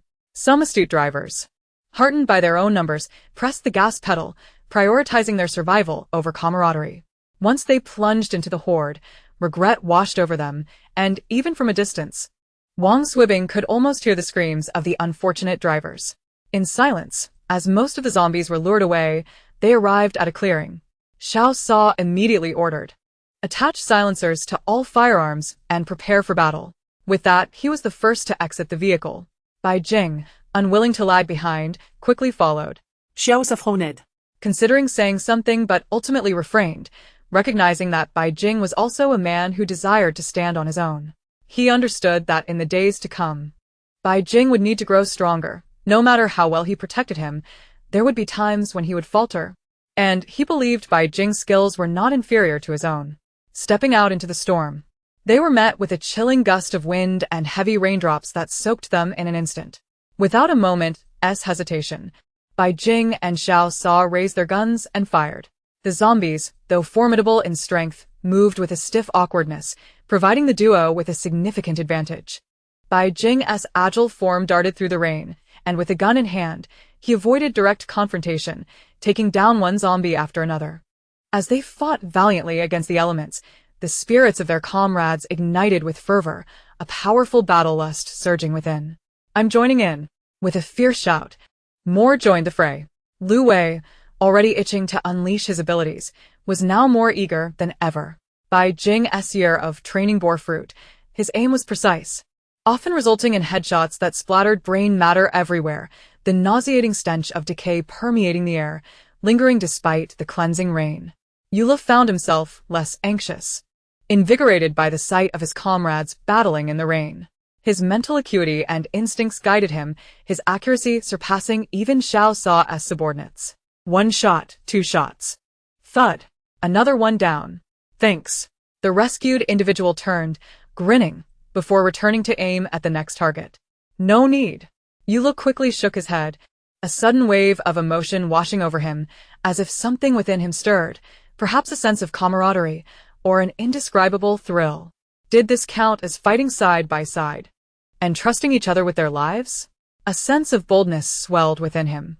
In a moment of distraction, a zombie's claw lunged toward him, and the specter of death loomed over Yula. In that close encounter, he could see the grotesque patches of decay on the creature's face, the foul pus oozing from its features, its sharp teeth reeking of rot. Boom! The zombie collapsed. Lu Hua, gun in hand, shot him a sideways glance. "Hey, kid. Be careful. You might not be so lucky next time." Yula nodded vigorously, having barely escaped the grip of fear. He steeled himself. Channeling his terror into fury, with a primal roar, he unleashed a torrent of mental energy, sharpening his focus. His movements became instinctual, intuitive, as he leapt, dodged, and shot, each bullet finding its mark. In that moment, he felt invincible, like a superhero. Some onlookers were taken aback. "That kid is incredible." Others scoffed. "Looks like he has just been spurred on." As the horde of zombies approached, Bai Jing turned, his voice laced with fury. "Shut up. If you keep yelling, I'll cut out your tongue." Yu Lu immediately deflated, shrinking his neck, ceasing his cries. Yet, he felt perplexed. As the moment paused, The exhilarating combat mode he had just experienced faded away, and fatigue began to set in, his aim faltering. Bai Jing, noticing the foolishness of the situation, recognized that Yu Lu had exhausted his mental energy. Meeting Xiao Sa's gaze, they both sensed a new wave of zombies approaching and promptly declared, "Retreat. The crisis has passed. And the stench here is too overwhelming to linger." Without hesitation, they scrambled into the vehicles, still dripping water. Once inside, Bai Jing retrieved several alarm clocks from his storage space, set the timers, and tossed them out the window before turning to face forward, stating calmly, "Drive." Drawing from his past experiences, he had stocked up on alarm clocks, essential for diverting zombies. As another wave of zombies bore down on them, the sound of ringing alarms suddenly redirected their attention. Even Xiao Lei had to give a thumbs up, acknowledging the brilliance of the young master. Bai Jing, in this moment, found himself in a rather dismal mood. The year of indulgence had undoubtedly rendered him somewhat pampered. The dampness clung unpleasantly to his skin, and his already heavy clothing felt even more burdensome. The garments were sullied with both rainwater and the filth of the undead, leaving him in a state of discomfort. After dispatching a few zombies along the way, they arrived within 500 meters of the county town. Wang Swibing halted the vehicle, took out a cigarette, and lit it. The weight of recent pressures bore heavily upon him, not only due to the transformation of the young master, but also the inherent selfishness of humanity. "Do not overthink it. It is not your concern. Even without you, those people would not survive," he advised. Upon noticing his partner's silence, Xiao Lei understood the turmoil in his thoughts. Wang Swibing shot him a glance, "I know." Yet he felt a twinge of discomfort. He had not anticipated that a well-meaning reminder could incite discord among others. Observing the group pushing their companions to the brink, he felt a sense of fortune. At least they had a robust team with ample firepower, free from the fear of betrayal. His worries lay not with his own fate, but with the potential harm that could come to Xiao Lei and the young master due to reckless passion and impulse. Bai Jing, possessing a measure of understanding towards Wang Swibing, replied calmly, "Simply remember to obey orders and refrain from meddling in trivial matters. Focus on your partner, and all will be well." Wang Swibing was momentarily taken aback. The fleeting melancholy he felt was instantly dispelled by Bai Jing's words. He realized he had recently been subjected to disdain, as he was not a foolhardy do-gooder, but simply possessed a soft heart at times.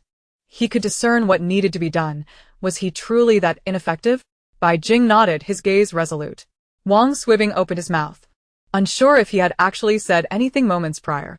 Xiao Lei chuckled, pinching Wang Swibing's cheek. "Fear not. I am watching over you.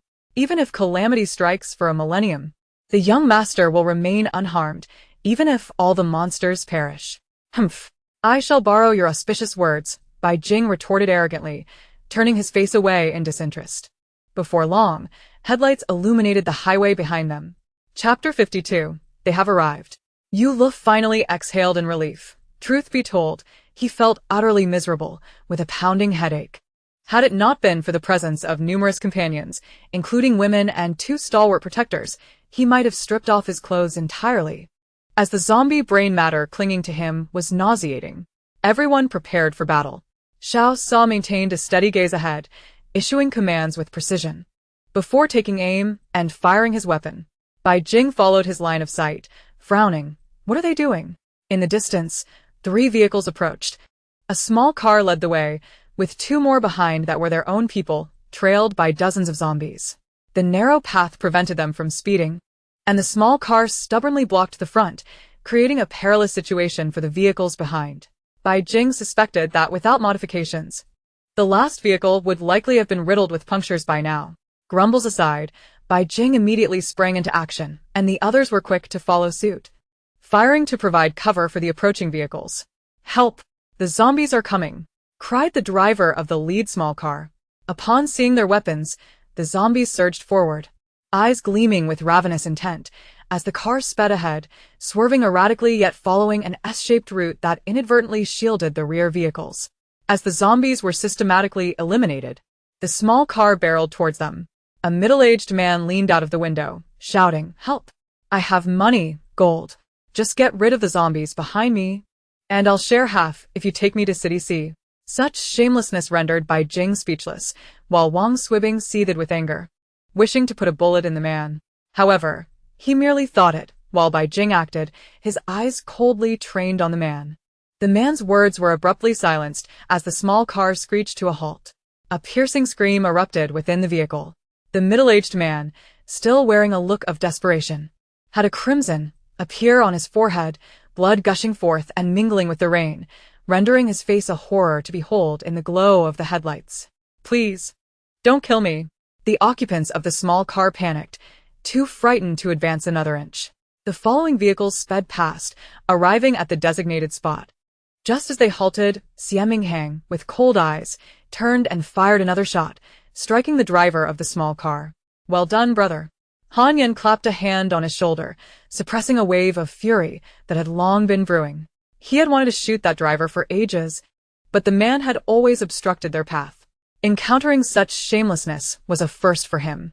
Originally, they had aimed to regroup after dispatching the zombies. But two unexpected vehicles had appeared, accompanied by a throng of zombies.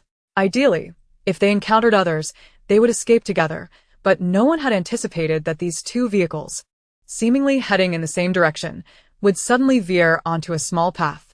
Soon after, shouts of anger erupted from one vehicle as it rapidly reversed. At first, the group paid little heed, assuming it was merely a disagreement among others. They continued for several dozen meters until they encountered a massive tree blocking the road. Surrounded by several wrecked cars and the stench of blood, the sight of severed limbs scattered about confirmed their suspicions. Someone had fled here, only to be trapped by the tree. Before they could ponder further, a horde of zombies surged towards them. Utilizing their abilities and firearms, they fought their way through. While the vehicle that had turned back was already engulfed by the undead, its occupants reduced to mere fragments. The group quickly dashed onto the small path, pursued by zombies. While the small car ahead swerved nervously, they had to clear a path for the front vehicle while also keeping an eye on their rear, leading to an excruciatingly frustrating journey. They were seething with anger, but could not fire their weapons due to the narrow road, which could accommodate only one vehicle at a time. Bai Jing's shot had garnered unanimous praise. All the men were incensed. Wang Swibing opened his mouth, only to have his words swallowed by the cheers of his companions. In truth, he had been equally enraged, though he did not believe killing was necessary. However, he had been schooled by the young master that the majority must prevail, and seeing the relief on everyone's faces, he wisely chose to remain silent. Bai Jing cast a sidelong glance at him and then at the women in the vehicle, raising his gun to take aim. In the midst of their escape, he believed that the two selfish men accompanying them were not to be underestimated. The woman, despite her beauty, was not to be trifled with. Although he felt confident and did not regard her with disdain, it was prudent to eliminate any potential threats early on. "Please, don't kill me. I want to follow you.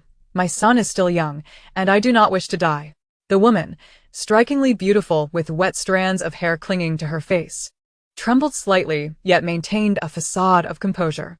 Her words struck a chord, revealing her vulnerability before the hardened Bai Jing, who would not tolerate any disruption.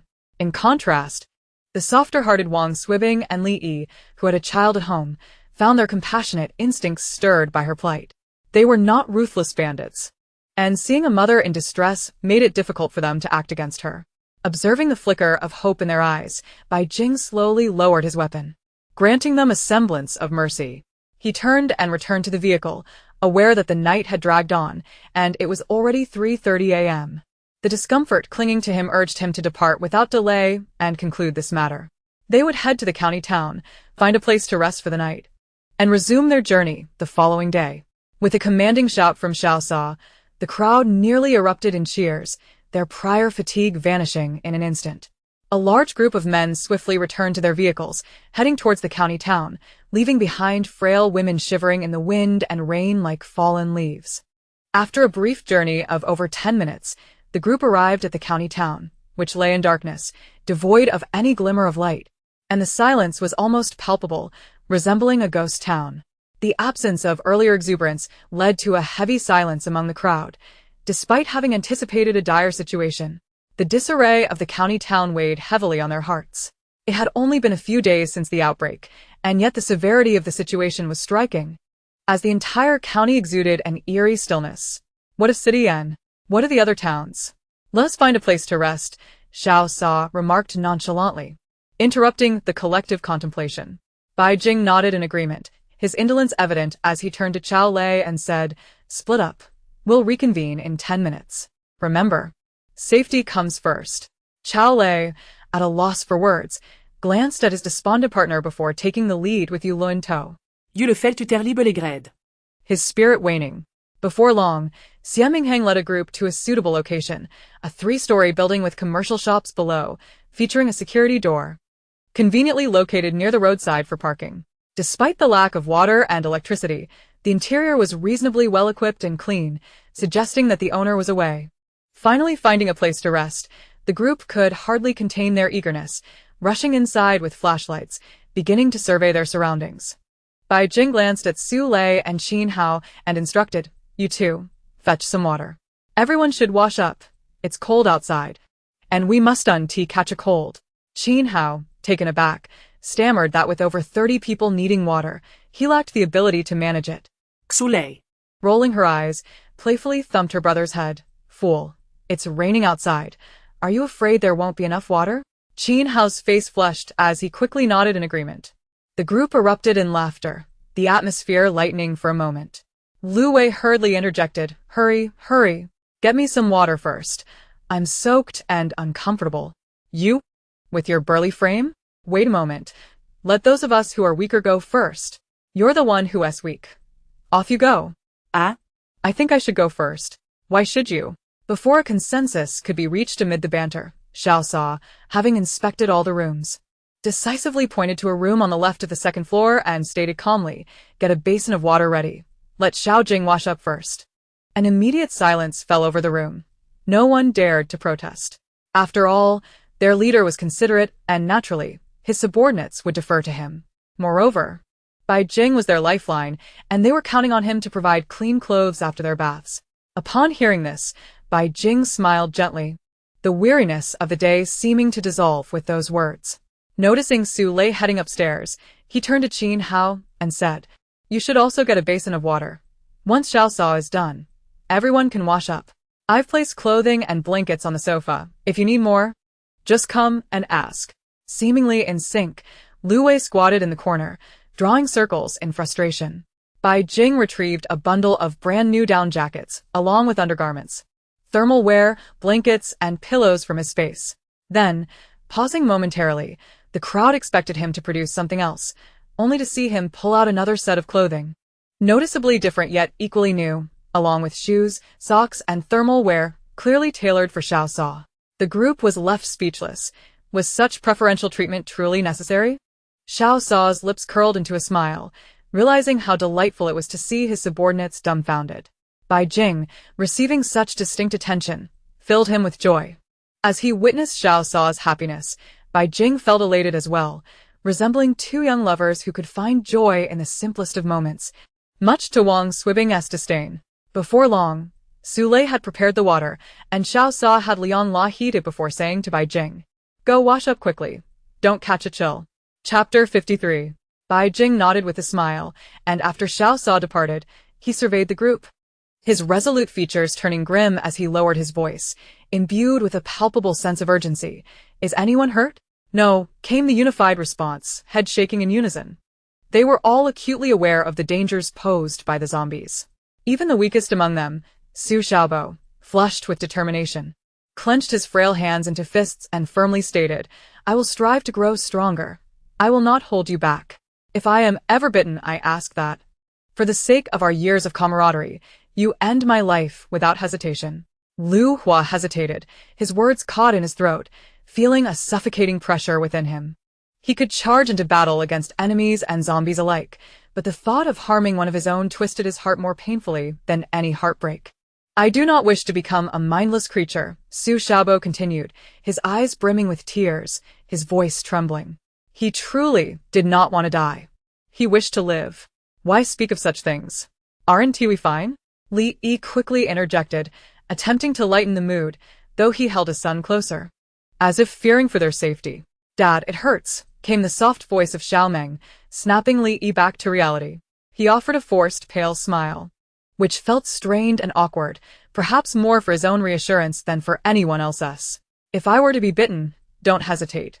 Just shoot me, Lu Wei blurted, pointing to his heart with a casual demeanor that belied the pain in his eyes. Damn it, why should we fear pain?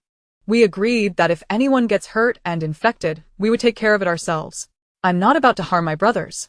Since we're all fine now, let us not dwell on sorrow.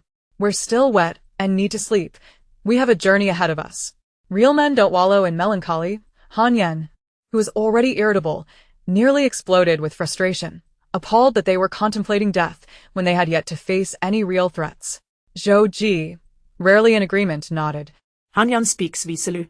Instead of dwelling on such matters, let us focus on rejuvenating our spirits. United, there is no obstacle we cannot overcome. Our minds are sharper than zombies, and our reflexes quicker. If brute force doesn't work, we can always evade. We have guns at our disposal. Yule, Moved by their words, was taken aback by the camaraderie displayed among them, quickly chiming in, Indeed.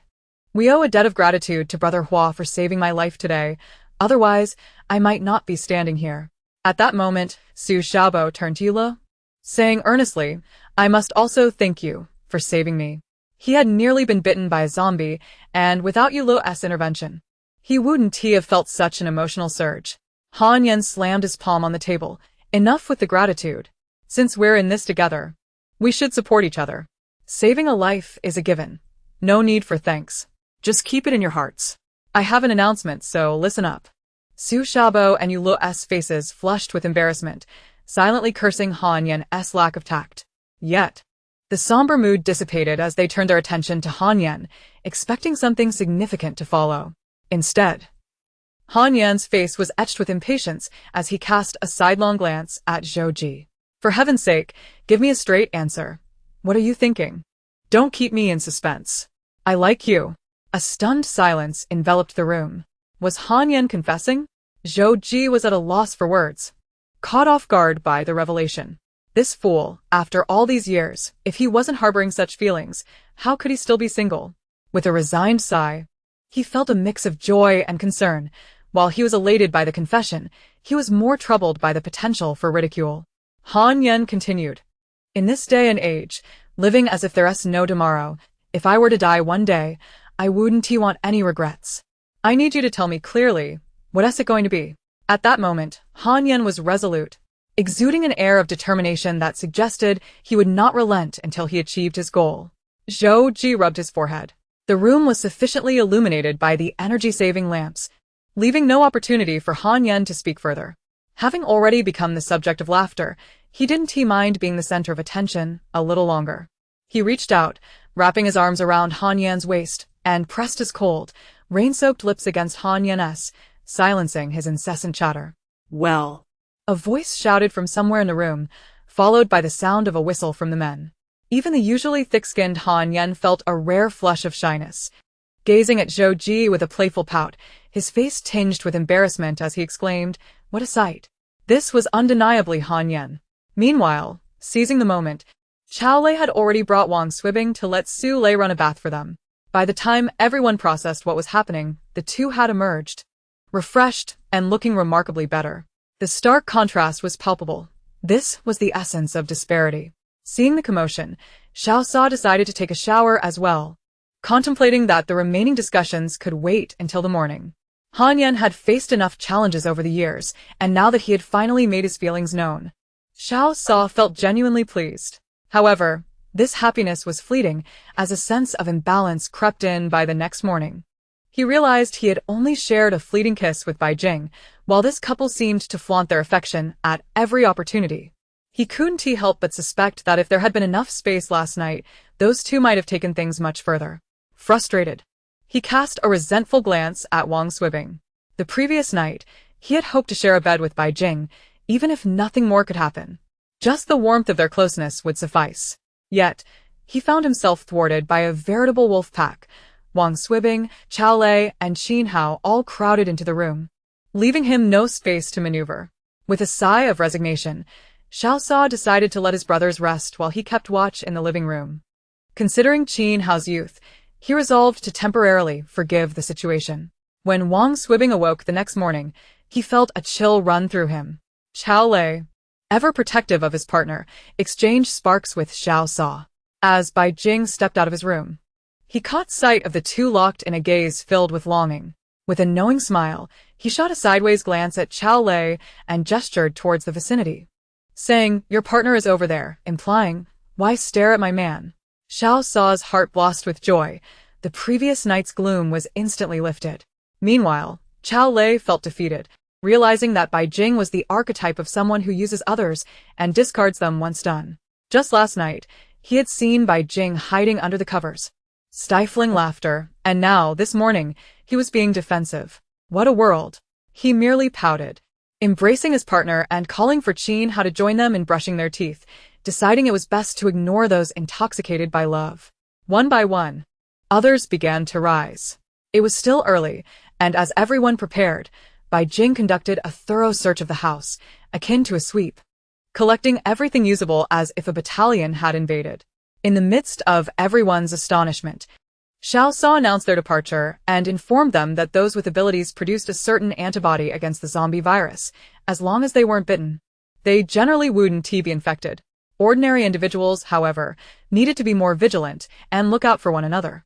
Upon hearing this, the group felt a collective sigh of relief.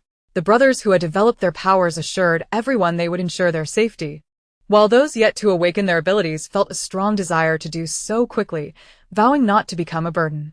After boarding the vehicle, they didn't immediately drive off. At Xiao Sa's command, they began collecting supplies in the county town. Those zombies were typically scarce during the day. This town felt eerily different. As they ventured outside, the unmistakable sounds of thumping reached their ears, as dozens of zombies pursued a man and a woman heading west. Xiao Sa promptly ordered, "Head south. Those in the vehicle will provide cover, while the empowered ones gather supplies. I will accompany Bai Jing, and another group will take Li Meng with them." Li Yi, filled with concern, fear, and reluctance, finally let go, gently patting his son's head and reminding him, "Listen to your uncle, all right?"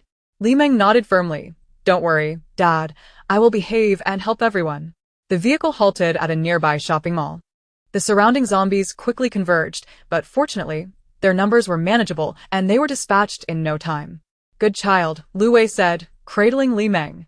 Everyone swiftly exited the vehicle. The mall doors stood wide open, revealing a chaotic interior, many items already cleared out. Knowing that zombie claws wouldn't infect those with abilities, Yu Lu felt emboldened and took the lead. Relying on instinct and mental acuity, he fired his weapon just before danger struck, hitting the target with precision as they navigated through relatively smooth terrain. Bai Jing's eyes were immediately drawn to the jewelry counter on the first floor. Xiao Sa understood his intentions. "You all head to the upstairs supermarket, Bai Jing, and I will check the warehouse." Xie Mingheng nodded in agreement, and without hesitation, several of them, carrying little Meng, rushed upstairs. Bai Jing dashed towards the jade counter. Although the quality of the jade was mostly mediocre, it was better than nothing. Xiao Sa smashed the glass, and Bai Jing collected the jade, their teamwork seamless. After finishing, they made their way to the back warehouse. Upon opening the warehouse door, Bai Jing furrowed his brow, sensing something was amiss. Xiao Sa scanned the area. "Someone got here first. It's not unusual. Hurry up and collect. There's a hardware store ahead that we need to visit." Bai Jing contemplated this, but didn't dwell on it. He merely felt that the outbreak in this county had escalated too rapidly. From the evidence here, it seemed to have been several days since it began. If chaos had erupted earlier, how could it not have been reported in the news? Moreover, having passed through so many towns in the last few days, this one resembled a ghost town, with even the living scarcely seen. The virus had only been rampant for a few days. Surely, other places wouldn't be as grave. As the two swiftly gathered their supplies and noticed others still hadn't emerged, they hurried to the neighboring store. Bai Jing collected anything he could find, regardless of its usefulness, knowing they had ample space. Before long, the upstairs group descended, and aside from Lu Wei carrying little Meng, everyone was laden with bundles wrapped in bed sheets. "That's all we could gather. Everything else in the supermarket looks like it was ransacked, bottles and cans strewn everywhere. Rice and grains spilled all over. We haven't even checked the third floor yet. Let us move these items first. Meng's area is already full." Xiao Sa nodded, permitting Bai Jing to load part of the supplies while the rest went into the vehicle. Even with spatial abilities, they couldn't afford to be unprepared outside. Bai Jing felt a flush of embarrassment, realizing these had been considerations he had never contemplated. They vacated Little Meng's space, while the others returned to the mall. Xiao Sa and Bai Jing then engaged in a series of hit-and-run tactics at roadside shops, repeating the process thrice until the mall was nearly cleared. Only then did they return to the vehicle to continue their journey. As we meandered along the road, we only quickened our pace upon exiting the county town. Passing by a gas station, we intended to procure some fuel, but, to our dismay, not a single drop was available. The storage was empty, and even the fuel nozzles appeared to be cloaked in a thick layer of dust. With a collective sigh of disappointment, we were about to return to the vehicle when Yu Lo was the first to detect the sounds of a scuffle. Turning back, he spotted a couple that seemed to be the same individuals encountered earlier that morning. Bai Jing raised an eyebrow, slightly taken aback. It was quite impressive that they had managed to escape from a horde of zombies. Xiao Sa paused for a moment before suggesting, "Let us wait a moment. This county town is indeed peculiar. It would be beneficial to inquire further." Not long after, the distant sound of a motorcycle approached. The woman rode ahead while the man followed, utilizing his abilities to dispatch the zombies that had trailed them, swiftly eliminating them all. Yet, instead of feeling relief upon seeing the vehicles ahead, they displayed caution, as if expecting trouble. The woman halted the motorcycle at a distance, refusing to advance. The man removed his helmet and looked over, appearing to wait quietly yet with a palpable wariness. Observing this, Xiao Sa picked up the walkie-talkie and instructed, "Zhou Ji, go and inquire about the situation." Zhou Ji acknowledged the command and approached the couple alone. Upon noticing just one person approaching, the duo's vigilance visibly lessened. Although they maintained a defensive stance, ready to flee at the slightest hint of danger. After a brief conversation, their wariness seemed to dissipate. The woman exhibited a range of emotions, from anger to sorrow, before collapsing into the man's arms, weeping uncontrollably. After a moment of comforting her, the man regained his composure. It was unclear what Zhou Ji had discussed with them, but a flicker of joy passed through their eyes.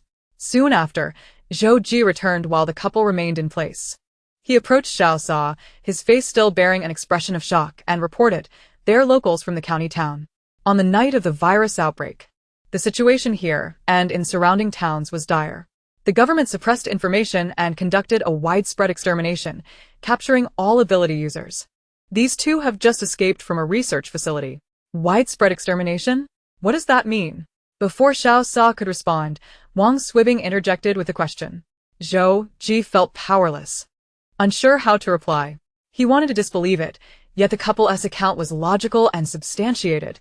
In such dire circumstances, who would joke about such matters? Bai Jing snorted coldly, finally grasping the crux of the situation. No wonder the county town had so few zombies, and no wonder the gas station was covered in dust. If it weren't for the subsequent chaos even within the government, exterminating a county would be trivial. Even an entire city or province could be wiped out. To those in power, sacrificing a few for the many was a foregone conclusion, and such scandals would never reach foreign shores. Is there a meteorite that has fallen nearby? If that were the case, it would explain the severe outbreak in the county town. Xiao Sa nodded, stating, aside from the northern regions and coastal areas, Gaoping County indeed has meteorite falls. I noticed while checking the route that this meteorite fall was nearly global in scale. China has experienced 3 such occurrences. Bai Jing felt a pang of regret. He had researched online but overlooked these details. In his previous life, a meteorite had also fallen in K province, but the location was not here. Xiao Sa glanced at him without pressing further. He could read Bai Jing's expressions with ease. It was evident that the severe outbreak was likely linked to the meteorite, or that this global calamity was somehow connected to it. Zhou Ji hesitated before asking. One of them has wind abilities, and the other has water abilities. What do you think, Brother Sa? Without a moment's hesitation, Xiao Sa shot Zhou Ji a glance. Ask them where they are headed. If it aligns with our path, we shall take them along. If not, we cannot assist further. However, it would be advantageous to incorporate them into our group. If we aspire to grow stronger in the future, we must be open to newcomers. One with wind abilities and another with water abilities. These two have proven their loyalty by escaping from zombies. For now, we can observe their character. I'll go ask them. Zhou replied resolutely. The words of the couple had rung alarm bells for him. Their journey thus far had been devoid of substantial harm due to their early departure. sufficient firepower, and Bai Jing's background, which deterred any official interference. Presently, this was acceptable, but when the world truly descends into chaos, their group of over 30 would be but a trivial number against formidable forces. The necessity of integrating new members into the team was becoming increasingly clear. Without a doubt, it wasn't too long before Zhou Ji returned with the couple in tow. Xiao Sa regarded them with a measured glance, instructing, "Get in the vehicle. We must continue on our journey. We can discuss matters in transit."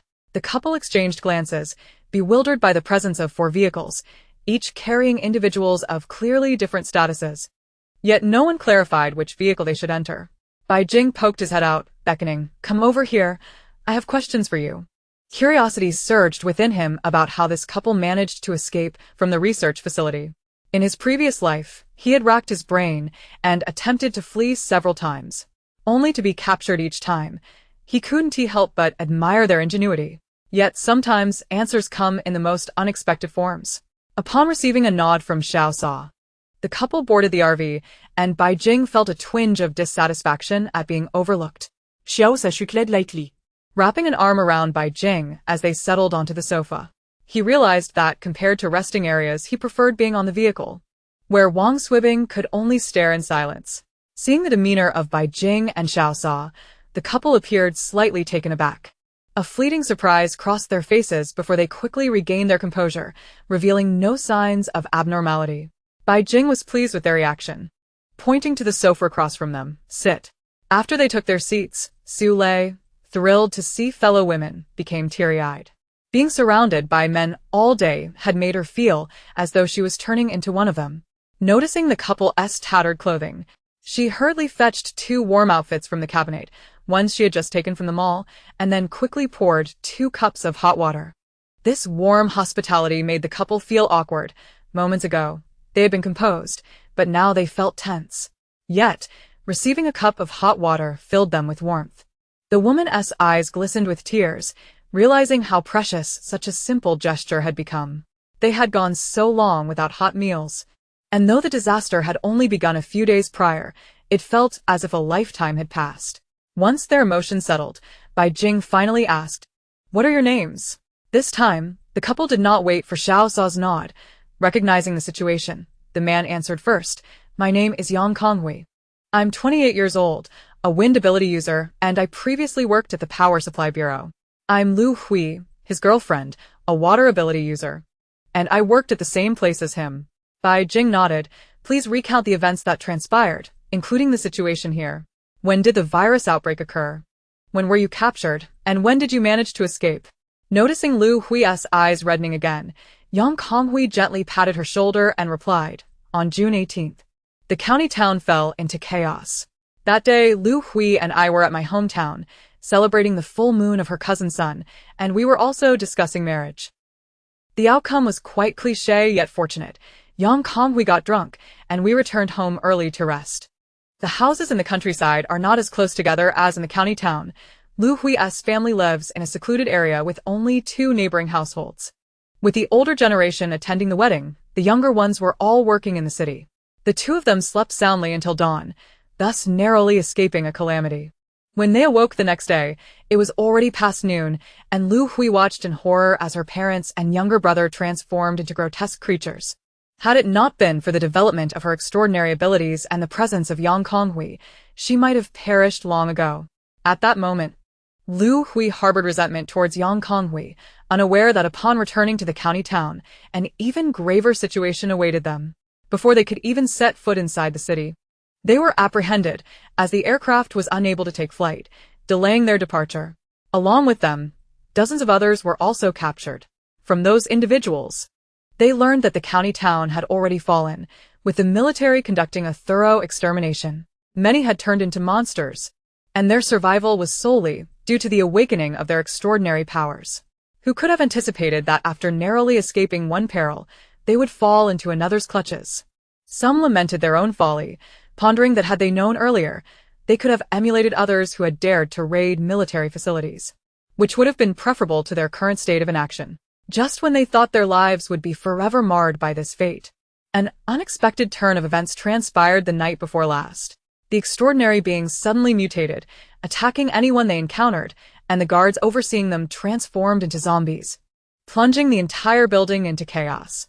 The steel doors proved as feeble as scrap metal against the assault of the mutated beings, and amidst the turmoil, the two seized the opportunity to flee, hiding and dodging as they emerged to find the entire county town shrouded in an eerie silence. Yang Konghui could not even locate the remains of his parents. Upon spotting them, both remained on high alert, for their vehicle was far too pristine and luxurious, instilling a sense of fear within them. Little did they know that once they boarded, their trepidation would only intensify in their lives. They had never ridden in such an opulent vehicle. Wang Swibing remained silent, perhaps overwhelmed by the tumultuous events of the past few days. Although he felt a heaviness in his heart upon hearing their accounts, it was not unbearable. Xiao Sa and Bai Jing exchanged glances, their dark eyes sharpening in intensity. "Are you suggesting that the extraordinary beings have also turned into zombies?" Yang Konghui's heart tightened as he instinctively heightened his vigilance, sitting up straighter and nodding. Lu Hui pressed closely to her boyfriend, her eyes scanning the area as if searching for an escape route. After days of conflict, vigilance had become second nature. Seeing their apprehension, Su Lei smiled gently and reassured them. "Do not be alarmed. Brother Sa is merely inquiring. He was once involved in the underworld." Brimming with a menacing aura, "There is no need to fear." The two exhaled in relief, yet Bai Jing felt a sinking sensation in his heart, according to their accounts. First-level zombies had likely already emerged. Thankfully, they had not encountered any, or else the previous day's division of forces would have been even more perilous. After a moment of contemplation, Xiao Sa inquired about the direction the zombies had taken. "And the people in the city? If I am not mistaken, many must have escaped the county town?" Yang Konghui shook his head. "I am not certain. We only focused on fleeing when we encountered several hordes of zombies, leaving no room for us to observe their movements. By the time we escaped the county town, it was already deserted. I only heard from the captured extraordinary beings that Yu Hai had organized a group to raid the police station, leading a resistance. Beyond that, I know nothing." Xiao Sa fell silent for a moment, observing that the two maintained an upright posture. He glanced at Su Lei and said, "Please brief them on the situation. We shall pause shortly for introductions." Su Lei smiled and agreed, having longed to converse. It was rare to encounter another woman, especially one who possessed water-based abilities. After days surrounded by a group of men who frequently cursed, she truly needed someone to stand in solidarity with her, lest she too succumb to the temptation of foul language. Chapter 55 Bai Jing remained silent. The urgency that had just dissipated now resurfacing as he turned back to his bed to practice his internal energy. Since acquiring the jade stones, he had yet to examine them. He was aware that his spatial abilities were on the verge of advancement, yet a barrier stood between him and the breakthrough, causing him considerable vexation and impatience. The vehicle continued to sway along the road. Although the rain had ceased, the weather grew increasingly frigid. The biting cold wind pierced through, and the branches and leaves along the roadside seemed to have turned yellow overnight. The barren branches evoked a sense of midwinter, and after 3 hours of travel, they encountered nary a soul. A profound sense of desolation and bleakness enveloped them. Rather than feeling elated at the smooth journey, they felt a heaviness in their hearts as they surveyed the remnants of what had once been a bustling area, now reduced to ruins. A sense of sorrow for the fallen permeated their thoughts. How much longer could they survive? Having been warmly welcomed by Su Lei, Yang Konghui, and Lu Hui had relaxed, basking in the warmth of the vehicle's heating and sipping on hot water. It felt as though it had been ages since they had experienced such comfort.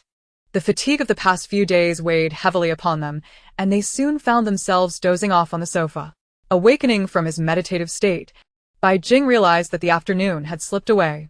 With a soft sigh, he concealed his disappointment. He could feel his mental energy was brimming, but the jade stones he had collected had scarcely contributed to his progress.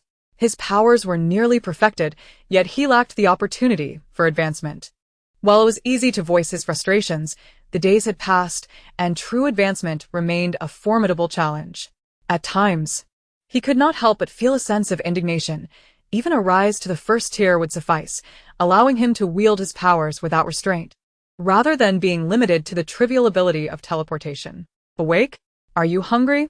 Xiao Sa inquired softly, lazily reclining on the bed, one hand resting on Bai Jing's leg. "Did I disturb you?" Bai Jing shook his head, noticing that Xiao Sa appeared as though he had just awakened. A twinge of guilt washed over him, recalling that Xiao Sa had not rested at all the previous night. "No, a brief nap is sufficient. The weather outside is inclement, making it hard to sleep soundly." Xiao Sa replied nonchalantly, sitting up from the bed.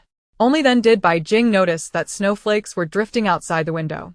The gloomy weather cast a pall over the surroundings, and glancing at the time, he realized it was only 5 in the afternoon, yet darkness had already descended. The fierce wind stirred up debris, causing the branches along the roadside to sway precariously. "How far have we traveled?" Bai Jing felt a sense of dread. He feared that given such weather conditions, it would not be long before the vehicle could no longer proceed, escalating their peril. Xiao Sa remained silent, clearly sharing the same concern as Bai Jing. Qiao Lei, overhearing their conversation, turned his head, the typically nonchalant expression on his face replaced with a somber tone. "We have covered half the distance. If we access the highway from Huan, we should reach Province L within 2 days. And then?" Bai Jing asked, his tone flat, his gaze fixed on the window, fully aware that Qiao Lei had more to disclose. "The highway is riddled with ruptures, and landslides have occurred in the mountains. The Hongjiang Bridge has also collapsed." Bai Jing dismissed him with a glance, finding his words pointless. In essence, the highway was impassable, and the bridge was out of the question. Qiao Lei shrugged off the dismissal and turned to Xiao Sa. "How much metal can you manipulate?" Xiao Sa furrowed his brow, pondering for a moment before shaking his head. "Not much. I can control metal over a wide area, but my precision is lacking." Gao Lei Sai, Filing Si Len. Engaging with intelligent individuals was straightforward. A few words sufficed for mutual understanding. Bai Jing, feeling both curious and dissatisfied, could not fathom the enigmatic exchange taking place. Xiao Sa chuckled, explaining, "The vehicle is also made of metal." Bai Jing's mind shifted gears, quickly grasping the implication. Yet, he understood the intricacies of Xiao Sa's notion of precision control, while it would be trivial for Xiao Sa to send the vehicle careening chaotically. Ensuring it traversed the bridge intact and landed safely involved balancing weight, speed, and gravity, an entirely different challenge. Even if the vehicle had been modified, who could guarantee that it would withstand the impact upon landing, especially with passengers on board? This risk was unacceptable. As this thought crossed his mind, Bai Jing was struck by another idea, glancing at the bleak weather outside with a flicker of hope. What about traveling by water? As the chill of winter envelopes the landscape, the prospect of traversing the frozen waterways seems increasingly prudent. Bai Jing, pondering this notion, feels a growing sense of correctness in his reasoning. He adds, "Moreover, we possess 2 ice-related abilities. Even if the ice were to crack, these powers would ensure our safety." Xiao Sa deliberates for a moment, refraining from making an immediate decision. Not to mention that the water surface is not yet frozen. Even once it is, one must consider the integrity of the ice, whether it can withstand the rigors of combat. Furthermore, there is the concern of losing fish. He harbors a lingering suspicion that the situation is not as straightforward as it appears. Should there be other mutated creatures lurking beneath the water, their position on the surface could spell certain doom. He pinches Bai Jing's nose playfully, chuckling, "Let us wait and see.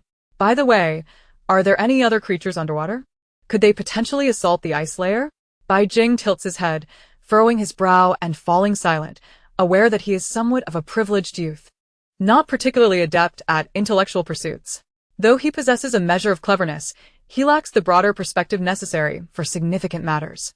Even the experiences of his past life do not equip him fully. He overestimates the simplicity of his thoughts. In his previous life, he had traversed icy surfaces. Yet the small fish and shrimp in rivers are merely abundant, not comparable to the formidable fish and crabs found in larger waterways. The emergence of a giant crab could prove quite perilous. Xiao Sa chuckled softly. "Do not overthink it. I shall protect you." His little Jing is best suited to act spontaneously and straightforwardly. A young master must be indulged, while the strategic considerations can be entrusted to him. Bai Jing's perspective holds merit, yet observation is still required. If the cold persists and they reach the river, then they may consider utilizing the waterway. Ahead lies danger. Just as Bai Jing is about to speak, Eula suddenly displays an expression more grotesque than that of despair. As darkness descends, A throng of zombies appears in the distance, a thick, ominous mass that seems to stretch endlessly.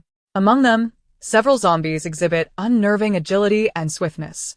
Qin Yi's gaze sharpens like a blade as he swiftly turns the vehicle, casting a cold glance at Yu Lu, who had assured him of the safety of this route. I cannot fathom it. It felt devoid of danger, Yu Lu exclaims, grasping his head in agitation. The current situation seems as if all the zombies have congregated in one place, which explains the absence of prior threats. Yet zombies are devoid of thought. Could they possibly be gathering for a meeting? Retreat immediately. Qin Yi shouts into the intercom, accelerating the vehicle with urgency. This morning, he had taken heed of the young master's words regarding nearby mutant zombies. While he remains uncertain, the dense crowd ahead is clearly beyond their capacity to handle. Relying solely on their mountain-sea tactics would be insufficient to stave off such numbers. To the left, Yu Lu urgently cries, beads of cold sweat forming on his forehead, his mind throbbing with pain. The vehicle sways violently, jolting as several cars bump along the bumpy terrain, hastily veering towards the left path. Originally the lead vehicle, Qin Yi now finds himself at the rear, with the horde of zombies drawing ever closer. Yang Konghui and Lu Hui are jolted awake, glancing back in alarm, their pupils dilating in shock. It's Wang Qi, Lu Hui exclaims, covering her mouth in disbelief. Bai Jing's heart sinks. Is he a mutant? Urino fervently. I recognize him. He was the one who smashed through the iron gate of the building that day. Bai Jing squints into the distance, observing that the figure's eyes are vacant, his face a ghastly shade of gray, yet somehow more intact than the surrounding zombies, devoid of decay. No. Something is amiss. There are a dozen zombies resembling Wang Qi. Suddenly, Yu Lu spews blood, his face contorting in pain, his pupils narrowing to a golden hue, as if rays of light emanate from his eyes in all directions. Qiao Lei swiftly strikes Yu Li's neck, while Xiao Sa's voice darkens. Take a detour. Veer to the right. Qin Yi, with no time for contemplation, obeys the command and hastily redirects the vehicle to the right. The vehicles ahead also pivot, recklessly charging rightward. Bai Jing's complexion turns ashen, a fleeting glimmer of ruthlessness flashing in his eyes as he asserts, this is deliberate. They possess a level 1 mutant. Who could possibly know our whereabouts? Xiao Lei queries, perplexed. Their journey thus far has been conducted with utmost caution, and their chosen path was determined spontaneously. Who could have set an ambush? Bai Jing turns to Wang Swibing, while Xiao Sa directs his gaze towards him as well. Wang Swibing points to himself in bewilderment. Su Lei, however, has a sudden realization. Someone must know we are headed to Province L. This is a critical juncture. Yet she cannot comprehend how a throng of zombies could be orchestrated. Could it be that someone is controlling them? Wang Swibing's mouth opens, recalling that he indeed might have disclosed their destination to others. Qiao Lei sighs, grasping his partner's hand, wary of his overthinking. Knowing that the young master would not hold grudges, he quickly shifts the topic. They have a psychic. Wang Swibing looks on, stunned, at the unconscious Yu Lu. You mean? Qiao Lei nods, explaining, Yu Li's instinctive misjudgment indicates the presence of a psychic shielding him. His earlier state resembled one under attack. Wang Swibing's expression darkens. Are you suggesting that someone lured the zombies here and then manipulated Yu Lu into a false sense of security, leading us into a trap? For no reason at all. Why would they do this? The horde is closing in. Qin Hao, struggling to maintain composure, is on the verge of tears, cold sweat trickling from his palms. His body trembling in fear. After all, he is still a mere child of under 18. Though their vehicle is currently at the forefront, the ones behind are nearly overtaken by the encroaching zombies. Silence, you coward! Bai Jing barks, too pressed for time to act.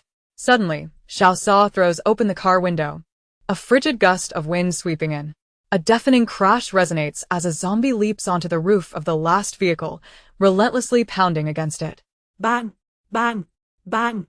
The vehicle sways perilously, careening this way and that, its speed compromised. Another zombie lands on the roof. Chapter 56. Zombies on both sides besiege the vehicle, incessantly battering the doors. Over the intercom, Lu Wei's furious shouts can be heard. I'll take them on. Following a cacophony of chaos, Xian Mingheng coldly reprimands, shut it. Do not open the windows. Do you wish to endanger us all? Time is of the essence. The vehicle has been battered into a dented wreck as the zombies swarm closer. Qin Hao stares wide-eyed at the rear, his heart racing as if it might leap from his chest. Yang Konghui and Lu Hui, their faces pale, clutch each other as hands tightly, their expressions resolute, as if they are prepared to face death together. Steel, gasoline, guns. Xiao Lei readies to ignite the flames, while the others prepare to fire. Xiao Sa specuridlai. And without hesitation, he vaults onto the roof of the vehicle. Bai Jing swiftly tosses a submachine gun to him, which Xiao Sa deftly catches. With a thunderous boom, a massive pile of steel appears roadside, remnants from the county town earlier that day, towering several rooms high and stretching 30 meters long. If utilized as a barricade, it would suffice to block the road entirely and then some. Yet Bai Jing knows that mere steel will not halt the advance of the zombies. Fortunately, this rural area is comprised of narrow paths flanked by mountains. Otherwise, even a blockade would be futile. Wang Swibing, undeterred, clears out a cabinet beneath the bed, revealing an array of neatly organized firearms and ammunition. He quickly retrieves a powerful grenade launcher and swiftly climbs to the window to fire. Boom. Explosions resound in the distance. While they may not stop the zombies, they will buy precious time. Qin Hao and Su Lei, unwilling to fall behind, aware of their inaccuracy with firearms, retrieved grenades and, emulating Wang Swibing, indiscriminately fired into the horde of zombies, believing that even one kill would be a victory. Yang Konghui and Lu Hui, witnessing this, were momentarily taken aback. But once they regained their composure, they hastily followed suit, only to realize that as ordinary citizens, they had only ever seen such weaponry on television.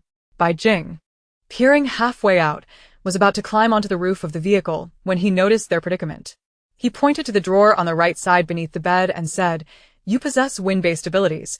There are grenades. Throw them with all your might." Yang Konghui clicked his tongue, finally grasping the true meaning of the underworld. Xiao Lei demonstrated the usage method, and as men, they all harbored dreams of heroism. Wielding weapons stirred their spirits. Yang Konghui, adeptly grasping the grenades, utilized his wind powers to hurl them towards the densest cluster of zombies, and as explosions resounded, he couldn't help but think that perhaps they would survive this ordeal. Boom. Boom. The thunderous sounds reverberated, sparks flying and dust billowing into the air. Bai Jing and Xiao Lei swiftly ascended to the vehicle's roof, both exhibiting remarkable marksmanship, their shots almost always finding their mark. By the time they cleared the vicinity of the last vehicle, only a few first-tier zombies remained, yet this was insufficient. A first-tier zombie, swift as lightning, leaped onto the third-to-last vehicle, targeting the living individuals standing outside. Bang. Bang. 2 shots were fired, but the creature evaded them. He possesses wind-based abilities. Bai Jing's expression darkened. With a first-tier mutant zombie attacking from the front and ordinary zombies relentlessly advancing from the back, the onslaught seemed endless. For every one they felled, another would charge forth. Even those with severed arms or legs continued their relentless pursuit. If this continued, it wouldn't be long before the zombies overwhelmed them. Quick, gasoline. Xiao Sa shooted. And steel from the roadside lifted into the air, swirling above the last vehicle, perfectly positioned between 2 mountains. Bai Jing understood immediately, rapidly tossing dozens of gasoline barrels, which landed precisely behind the steel barrier, bullets piercing the barrels and soaking the ground in gasoline. Ignite. Xiao Sa commanded. And Xiao Lei wasted no time unleashing his fire-based abilities in full force. With a thunderous roar, a raging inferno erupted, and the steel descended from the sky, creating a barrier against the flames. Before they could even catch their breath, a first-tier zombie leaped towards them, its sharp claws leaving long scratches on the vehicle's surface. Switch weapons, fire with full force. Xiao Sa ordered calmly. Wang Swibing and Xiao Lei understood the gravity of the situation, although they longed to fire a grenade. The potential for collateral damage to their comrades was too great, which was precisely why Xiao Sa refrained from using grenades for ignition and instead relied on Xiao Lei. The first-tier zombie leaped swiftly, followed closely by wind blades. Xiao Lei quickly erected a layer of fire shield, but the vehicle still shook from the impact. Back in the car, Xiao Sa shielded Bai Jing, while a barrage of nails flew outward. Wang Swibing, Su Lei, and Qin Hao continued firing their weapons, and the vehicle directly behind them opened its windows, unleashing a volley of bullets. Yang Konghui activated his wind blades, eager to prove himself. He began to realize that he was amidst a group of formidable individuals. Initially, upon seeing thousands of zombies, he had assumed death was inevitable, but now, having carved a path forward, he yearned to stick with them, to join their ranks, knowing he had to demonstrate his worth. With the cover of others, the three quickly returned to the vehicle. Bai Jing gazed at the first-tier zombie, his eyes gleaming with determination. Let them come one by one. I refuse to believe it can evade us. Upon hearing this, the group immediately opened fire from all directions. The foremost zombie, dodging and weaving, charged towards them. Yet, no matter how formidable it was, faced with a storm of bullets, it was destined for a grim fate. As the first-tier zombie's skull shattered, the group seemed to gain newfound vigor, their shooting becoming even more fervent. After dispatching the first two zombies, the third vehicle also opened its windows, unleashing a torrent of gunfire, as if to expel the pent-up frustration within them, each person pouring their energy into the fight. As zombies fell one by one, the vehicle distanced itself further, but Bai Jing's eyes flashed with cold resolve. This was not his aim. With the presence of other abilities nearby, the priority was to facilitate Xiao Sa's power advancement. I'll be right back, Bai Jing declared without hesitation, leaping from the vehicle and rushing towards the fallen corpses. Xiao Sa's face turned ashen. He had never looked this grim, even in the face of zombies. Frustration and urgency surged within him as he grasped Bai Jing's clothing. But Bai Jing had already opened the door and jumped down. You provide cover, he coldly commanded, an aura of chill emanating from him. Still, he couldn't shake his concern and followed suit out of the vehicle. Ignoring the storm of bullets outside, Bai Jing approached the corpses, swiftly extracting the crystal cores. As he turned to target the next, he was met with a dark, twisted face. What are you doing here? What do you think? Why wouldn't I come? Xiao Sa replied through gritted teeth, glaring at him with frustration. If circumstances allowed, he would have loved to spank him. Was the crystal core more important than his life? The inferno behind them could only temporarily hold back the horde. It wouldn't be long before the steel barrier was breached, and the zombies would surge forth. Xiao Sa's fierce words did not intimidate Bai Jing. Rather, they sweetened his resolve. Then come help. We need to be quick. Xiao Sa, Seething with anger yet unable to dismiss his concern, reluctantly assisted in collecting the crystal cores. He understood that to get Bai Jing to return willingly, they needed to achieve their objective, and he cursed inwardly at how he had grown fond of such a headstrong individual. You stay put, I'll go. Bai Jing smiled, offering no rebuttal as he provided cover with his gun. Xiao Sa moved swiftly, protected by his powers, his actions more decisive than Bai Jing's. At that moment, they had already dispatched 7 out of 12 zombies. Apart from Xia Minheng and Lu Wei sustaining injuries, the others remained unscathed. As the 8th zombie neared its demise, a thunderous crash echoed from ahead, as if a landslide had occurred, with massive boulders tumbling down the mountainside, blocking the road. Had they been a moment faster, they might have been buried along with the zombies in the debris, a truly sinister trap. All vehicles came to a halt. Seizing the opportunity, Qin Yi slammed his hands on the steering wheel, hurriedly exited, and shot an ice arrow towards one of the zombies behind them.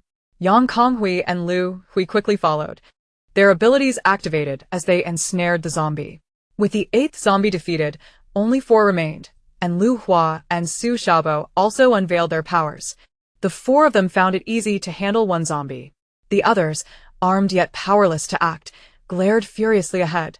They were not snipers, and though they wished to shoot, they feared hitting their own. With the sound of explosions ringing in their ears, it became clear to everyone that today's events were orchestrated by human hands. The zombies would not wield explosives.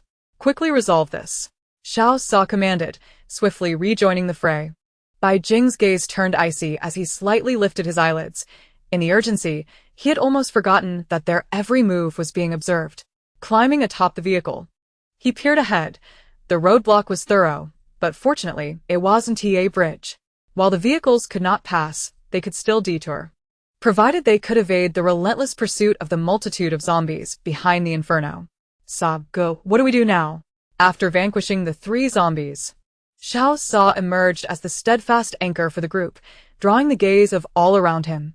He cast a calm glance ahead, delivering a chilling remark. Even though this was the only path, it resonated in the hearts of the others as the road they all envisioned. and his words seemed to soothe the palpable tension in the air. Suddenly, a zombie charged forward. Xiao Sa shouted, and in the distance, amidst a sea of flames, a grotesquely charred zombie, engulfed in fire and exuding a nauseating stench, emerged, its body trailing dark smoke, moving sluggishly as the flames took their toll. Bang! Bai Jing fired a shot, striking true to its target. Xiao Sa scanned the surroundings and Su Xiaobo, understanding the unspoken cue, hurried to retrieve the crystal core. Feeling its heat in his palm, pack the vehicle and bring Yu Lo.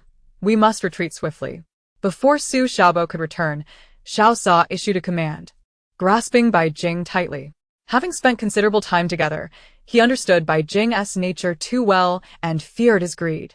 Xiao Sa's concerns proved valid.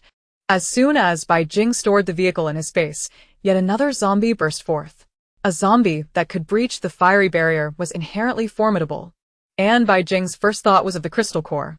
With the emergence of a level 1 ability user, their team needed to fortify itself. And today's events would not simply be brushed aside. If someone dared to scheme against them, they must possess the courage to face the consequences. Chapter 57. Bai Jing believed that if a trap had been laid, it would not end so simply. Surely, there were further moves to anticipate. They were in the dark while the enemy remained in the light. Even if they escaped, they would be under scrutiny. As long as the mental ability users remained, safety would be an elusive dream. You all go ahead. I will catch up shortly, Bai Jing said coldly, his gaze fixed on the fiery inferno behind them. A flash of determination sparking in his eyes. Since a level 1 zombie had presented itself, he was determined to seize every crystal core. Absurd. Xiao Sa's face darkened.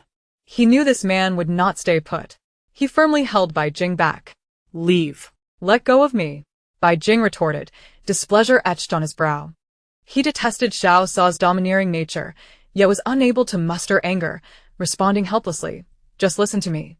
That won't do, Xiao Sa replied sternly, leaving no room for negotiation. This time, not only he, but even Wang Swibing and Chao Lei disagreed. Chao Lei directly stated, we can gather the cores later, right now. We need to leave quickly. A horde of zombies is not a joke. Bai Jing felt exasperated. Did they really think him so reckless? Having been given a second chance at life, he valued his existence immensely.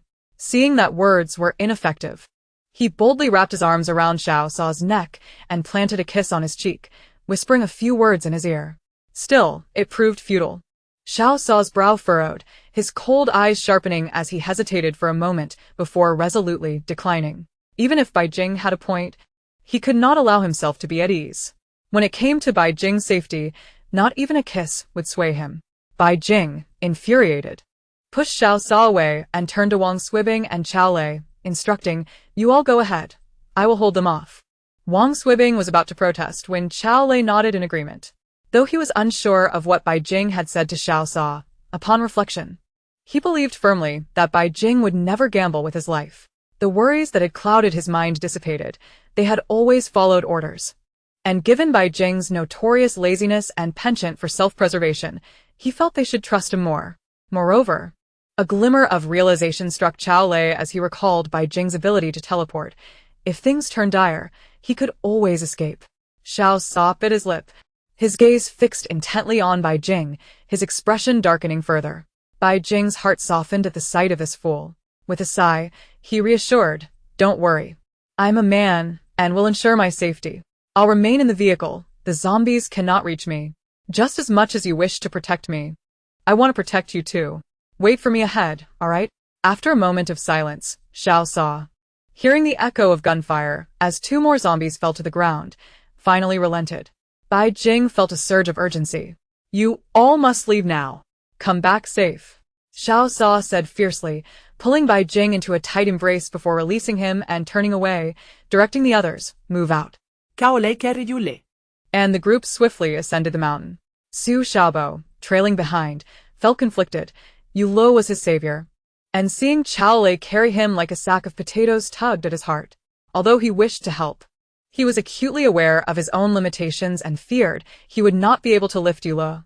Just as he pondered what to do, an unexpected weight pressed down on him, and instinctively, he caught it, only to find himself stunned. He was holding a living person. When had he grown so strong? In truth, Chao Lei had merely tossed Yulu aside, having grown weary of the burden. Noticing Su Xiao's expression, he understood that his friend had developed his abilities today and that carrying someone was no issue. Treating Yulu like a ball, Chao Lei felt no pressure whatsoever. Meanwhile, after the others had departed, Bai Jing immediately retrieved the most damaged vehicle from his space. He quickly gathered the supplies, opened the sunroof, and aimed a grenade launcher at the zombies emerging from the flames. As the horde grew larger, Bai Jing retreated into the vehicle, sealing the windows. Though the car was severely damaged, Xiao Sa had invested a substantial amount in it, and despite the ferocity of the zombies, it had not been breached. Bai Jing steered the vehicle straight into the inferno, an act that appeared almost suicidal. As the flames drew nearer, Bai Jing wore an enigmatic smile, as if greeting someone unseen. Then, he slammed the accelerator, charging into the fire. Boom, boom, boom. The sound of explosions reverberated, shaking the very earth. A blinding light shot skyward, illuminating the surroundings in stark white close by and golden hues further away. The reflected light appeared turquoise, and the immense shockwave created a tempest, causing rocks to crumble and the ground to fracture, leveling everything within a 500-meter radius. Even those who had already fled felt the scorching wave wash over them, the ground quaking and the rocks trembling. They nearly lost their footing, and when they regained their senses, they were left utterly dumbfounded by the scene before them. Seeing this, Xiao Sa immediately scanned the area, undeterred by the heat wave, and upon spotting the disheveled figures in the distance, he finally relaxed, allowing a smile to break across his face. Bai Jing shot him a glare, having tumbled to the ground, his pale cheeks smeared with ash, his entire body a canvas of soot, save for his eyes. Rest here. I need a shower. Once the fire is out, we will gather every last crystal core. None shall be left behind. Bai Jing fumed, his temper flaring. Damn it. That was close. The impact was overwhelming, and I almost didn't make it. He then glared at Xiao Sa, indignantly demanding, "What are you standing there for? Come help me." Xiao Sa stiflat alef. Undeterred by Bai Jing's dirtiness, and walked over slowly, lifting Bai Jing effortlessly. He instructed Su Lei and Qin Hao, "Follow me." Finding a hollow in the mountain, Bai Jing produced a bathing tub and 2 buckets, filling them with water. Xiao Sa then requested Liang La to heat the water before dismissing everyone else. Holding Bai Jing, his throat dry, he asked, "Shall I help you wash?" "Get lost," as if. Bai Jing retorted, swatting him away. He struggled a bit, but as Xiao Sa placed him down, he began to remove his outer garments. Just as he was left in his undergarments, Bai Jing turned and snapped, "Aren't you leaving? By the way, send someone to scout the area. Those who dared to scheme against us must be eradicated." Xiao Sa felt a deep sense of regret. It appeared that today would not afford him the opportunity to indulge his eyes. "Fear not," he reassured himself. "Chao Lei and Qin Yi have already set out. Their backgrounds as scouts render them far more experienced than us. Zhou Ji has also dispatched personnel to scour the area. News will arrive shortly." Prior to the explosion, everyone had conspired to reclaim their losses from the significant blow they had suffered today. However, Xiao Sa was taken aback by Bai Jing's decision to employ such a contraption. It was a rare item, and he had managed to procure only 5 pieces, yet they were certainly put to good use. Bai Jing nodded. The collar of his undergarment unfastened, revealing his alabaster neck. His face, smeared and dirty, bore stark contrasts between light and dark, yet he remained silent, merely raising an eyebrow and casting a faint, indifferent gaze upon Xiao Sa. Xiao Sa rubbed his nose, turned, and left without delay, methodically instructing his subordinates to clear the scene. He also summoned Wang Swibing and Su Xiaobo, both possessing earth-based abilities, ensuring that tasks would be executed with remarkable efficiency. Meanwhile, unbeknownst to them, at the former military encampment, 2 men with closed eyes suddenly shrieked, collapsing to the ground, frothing at the mouth and convulsing. One of them, gravely injured, bled from his eyes, while the other, less severely wounded, appeared pale and incoherent, his tongue tripping over itself. Explosion, the leader in the room, darkened his expression, inquired, "What has transpired?" "Brother, they've fainted." A young man stepped forward to check the fallen men's pulse. The leader's gaze turned fierce as he directed his attention towards a striking woman in the room. "Speak," he commanded.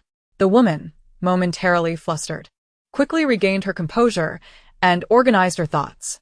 I have long warned that they possess weaponry and abilities, and I suspect they may even have spatial powers. The leader scrutinized her, seemingly assessing her credibility.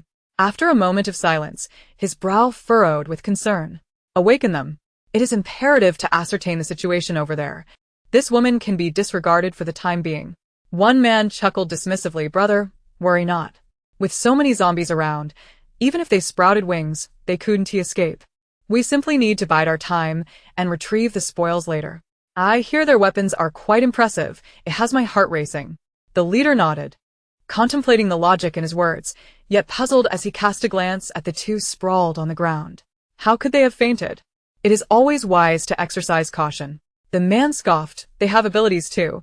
It is no surprise they were affected. Initially caught off guard, we detonated their escape route, and they undoubtedly sensed our approach. They were merely unfortunate. I've said it before, they were easy prey. No need to observe them. Who told them not to trust us?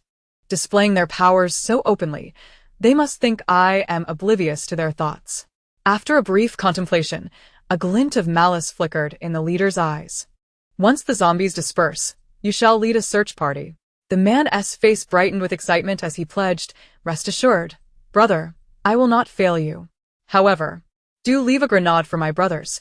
Damn it, they are all fierce fighters. Nearby, others chimed in, what does it matter if they are fierce? It is still you, brother, who is cunning and strategic. It is a pity we cannot capture a spatial ability user. The leader, listening to their banter, felt a sense of relief wash over him. He chuckled, enough. Do not be greedy. With their weapons and this batch of military ammunition, as long as we secure our base, what is there to fear? What you say is true. Your foresight is commendable. We need only to sit back and reap the rewards without taking unnecessary risks. Moreover, as long as we have a first-tier ability user who could stand against us. They brimmed with confidence, oblivious to the impending danger. After washing up, Bai Jing stowed away the bucket and basin, returning to the resting area where the others were. Aside from the ability users who had gone to scout, a portion of the group was engaged in clearing the explosion site, while the rest tended to the wounded. Some bandaging their injuries, others gathering firewood to ignite a flame. The heat wave had passed, and the temperature had plummeted. Snowflakes began to fall from the sky, the chills seeping into their bones. Bai Jing retrieved pots, bowls, and vegetables, finding a spot to ponder. He firmly believed that the explosion had severely injured the enemy's mental ability user due to the blinding light. They would either be incapacitated or gravely hurt. Yet, he could not fathom how they had been targeted. He filtered through all the events that had transpired on the road, but could not derive any conclusion. As darkness descended and a cold wind swept through, Bai Jing shivered, noticing that the others had begun to prepare dinner. He could no longer remain idle and gazed longingly into the distance. Jing Xiao, come warm yourself by the fire, Tan Jiabing said with a smile, carrying a large bundle of firewood. Although not an ability user, he contributed in his own way. Bai Jing nodded, accepting the invitation, feeling the chill settle into his bones. He truly dreaded spending the night out here. To be frank, he despised the idea of roughing it outdoors. However, leaving now would make it significantly more challenging to retrieve the crystal cores tomorrow, especially with the impending snowfall. Where is Xiao Sa? Bai Jing inquired, a sense of discontent brewing within him at the absence of his companion after such a lengthy separation. Brother Sa went to lend a hand. The weather is growing colder. The sooner we finish, the sooner we can leave, Tan Jiabing replied amiably, unfazed by Bai Jing's demeanor, fully aware of his notorious temperament. Bai Jing grimaced, surveying his surroundings with a tinge of guilt. Suddenly, he realized that aside from the unconscious Yulo, he was the only one idling. Even the 8-year-old Xiaomeng was helping, scurrying about to gather firewood with her petite frame. Bai Jing was self-aware. He did not enjoy laborious tasks or dirty work. And with someone else already tending to those chores, he preferred not to add to his troubles. Glancing around, he realized he might be here for a while. So he set about erecting a tent in a flat area, pulling out sleeping bags and blankets to provide a more comfortable environment in the frigid wilderness. Once he completed these preparations, dinner was ready. The group, starved for warm food, eagerly served themselves, nearly drooling at the sight. Before long, Xiao Sa and the others returned, covered in mud and seemingly dusted with frost, as the snow continued to fall heavily, accumulating in various places nearby. Bai Jing filled a bowl with hot soup, disregarding the gazes of others as he approached Xiao Sa. "Here," he offered. "Thank you." Xiao Sa accepted the bowl and drank it down in one go, feeling as if the warmth had seeped into his very soul upon seeing Bai Jing's flushed cheeks. "Don't mention it." Bai Jing feigned nonchalance, cursing himself for his weakness. Had he not just been irritated? The group, famished, began to serve themselves heartily. The fire never extinguished. The frigid air made it imperative to eat quickly, lest the food cool before they could savor it. Has Zhou Ji not returned? After finishing his meal, Xiao Sa gazed at the falling snow with a furrowed brow.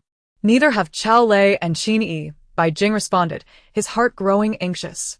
The ability to ensnare them in such a precarious situation and exploit the zombies to their fullest extent made him regard such adversaries with utmost seriousness. The longer they lingered outside, the greater the risk.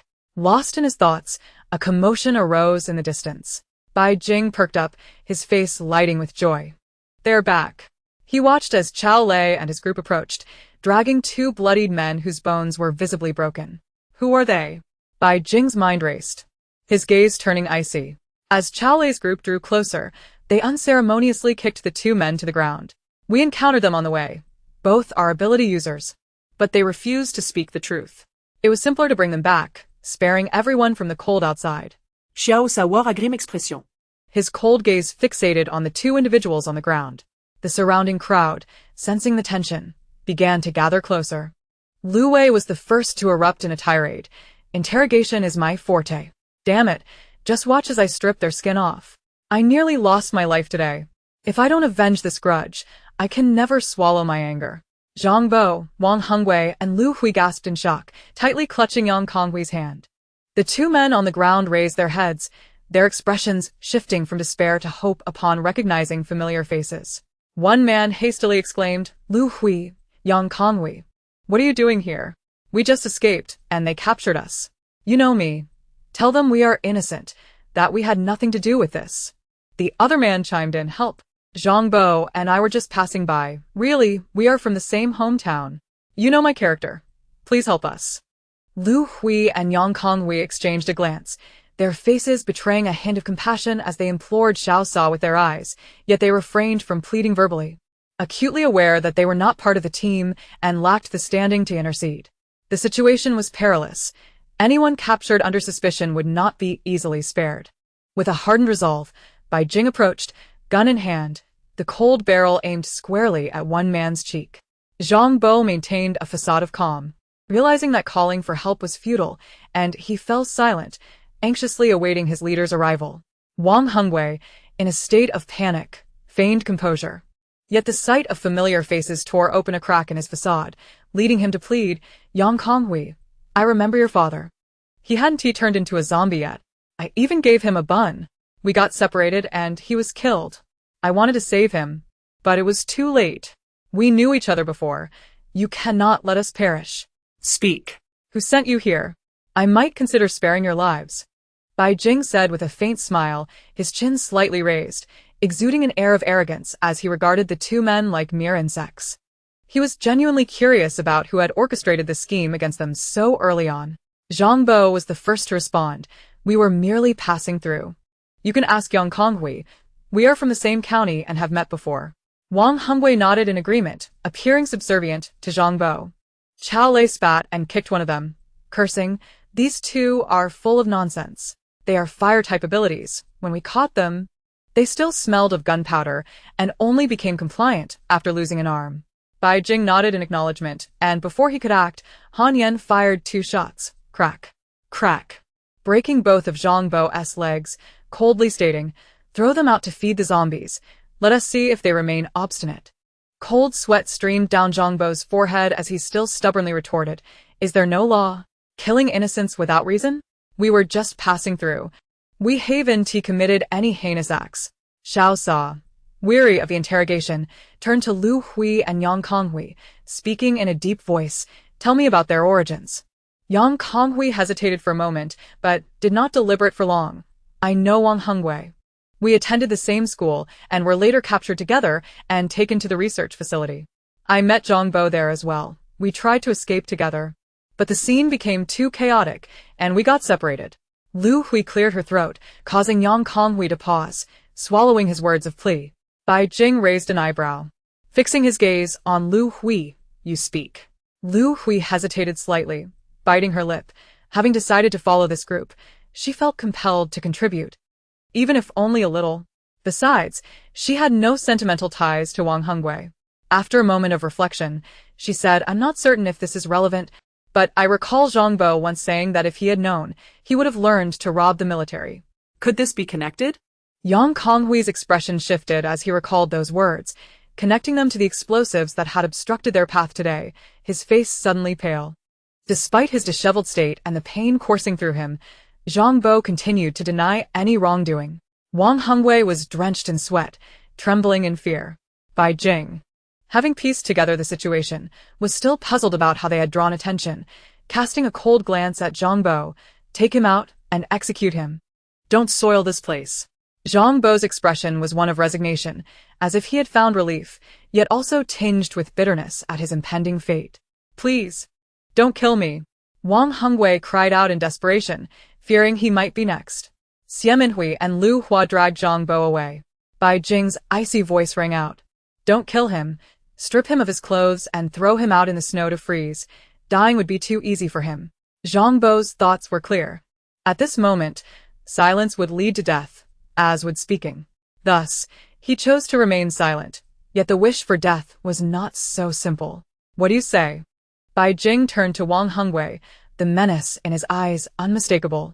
I'll tell you everything, just don't kill me. Wang Hengwei, already timid, had only held his ground because of Zhang Bo. Witnessing Zhang Bo's fate shattered his courage, and he was willing to do anything to save himself. Xiao Sa replie nonchalantly. I agree, I want to kill you. As for the others, that's not my concern. Wang Hengwei, sensing who held the power in this group, trembled as he made a request. Just don't break my legs. Otherwise, I want to be able to run and I'll be finished. Bai Jing scoffed. Surprised by the cowardice yet cunning nature of this man, be honest and speak quickly. If you dare to lie, I want to kill you but will instead use you to feed the zombies. I'll talk. Wang Hengwei furtively glanced at Lu Hui and Yang Konghui before divulging. We escaped from the research facility and encountered our leader.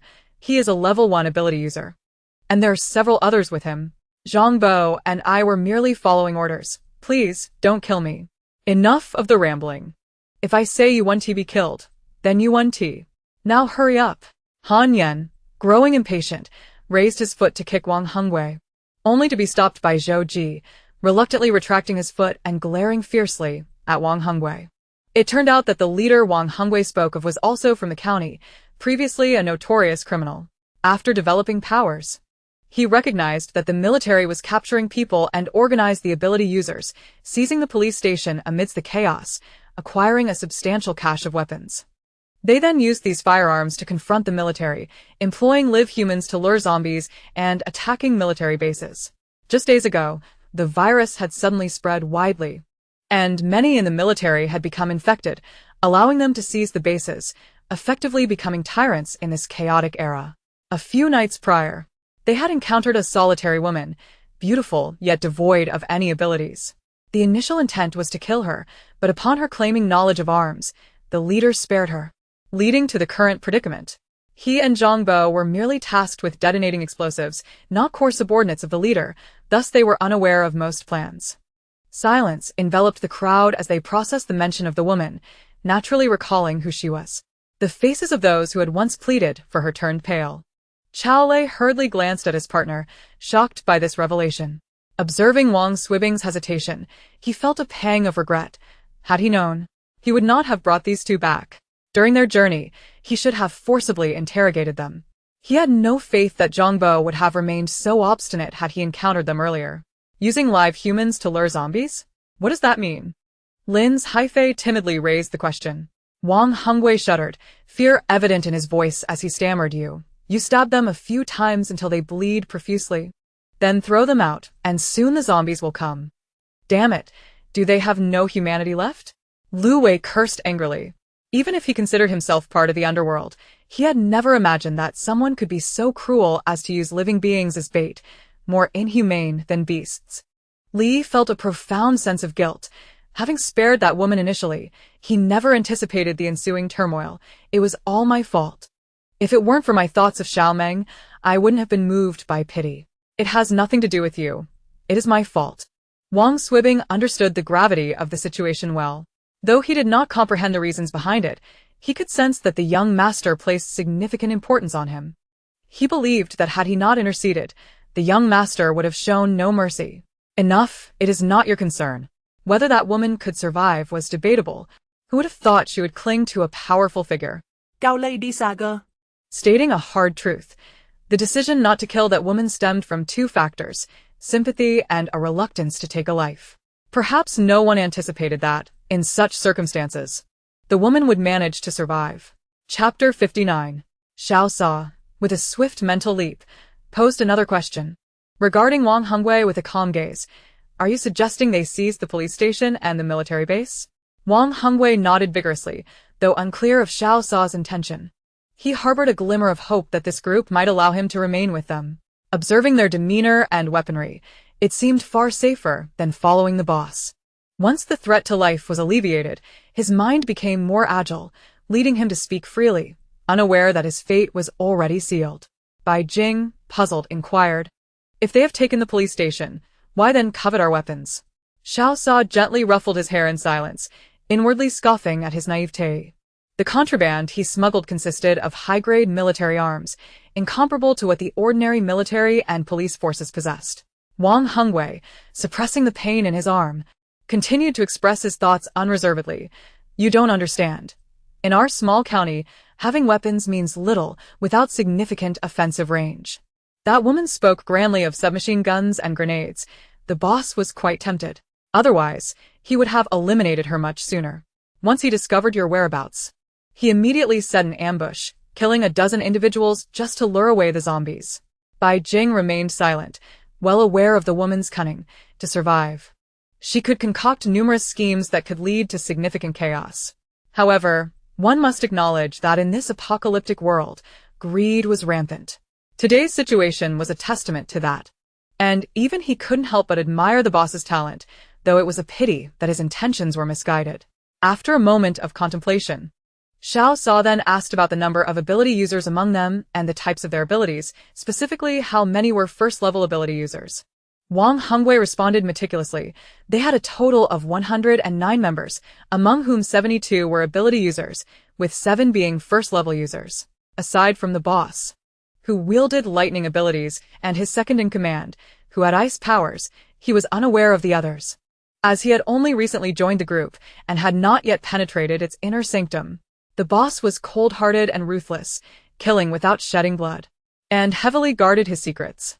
What began as an interrogation devolved into a lamentation about his own plight, detailing how he reluctantly joined the band of thieves and how wicked the boss was, portraying himself as the innocent party. No one paid heed to his ramblings. They were all astonished that such a small group could boast 72 ability users.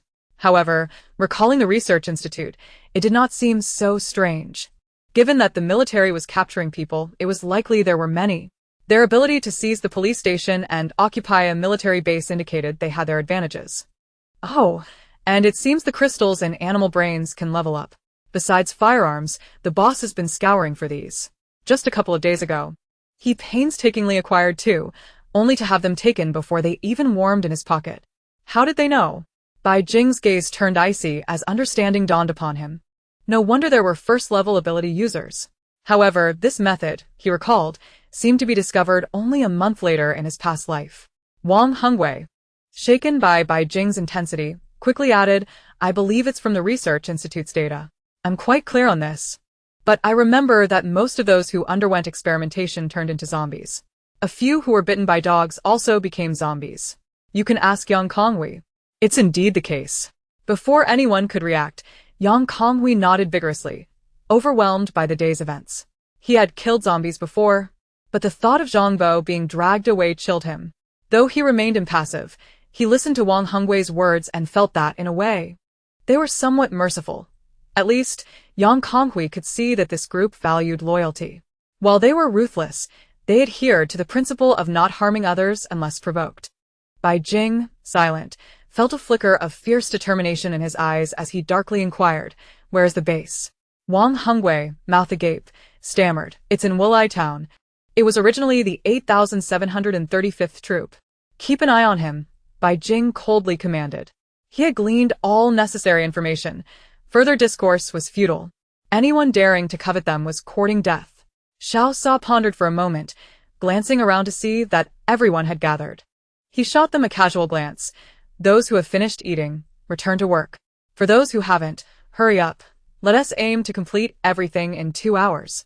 Yes. Brother Sa. The crowd dispersed in a hurry. Only then did Xiao Sa turn to Bai Jing, expressing concern. "You should rest first. I'll attend to things and come back once I'm done."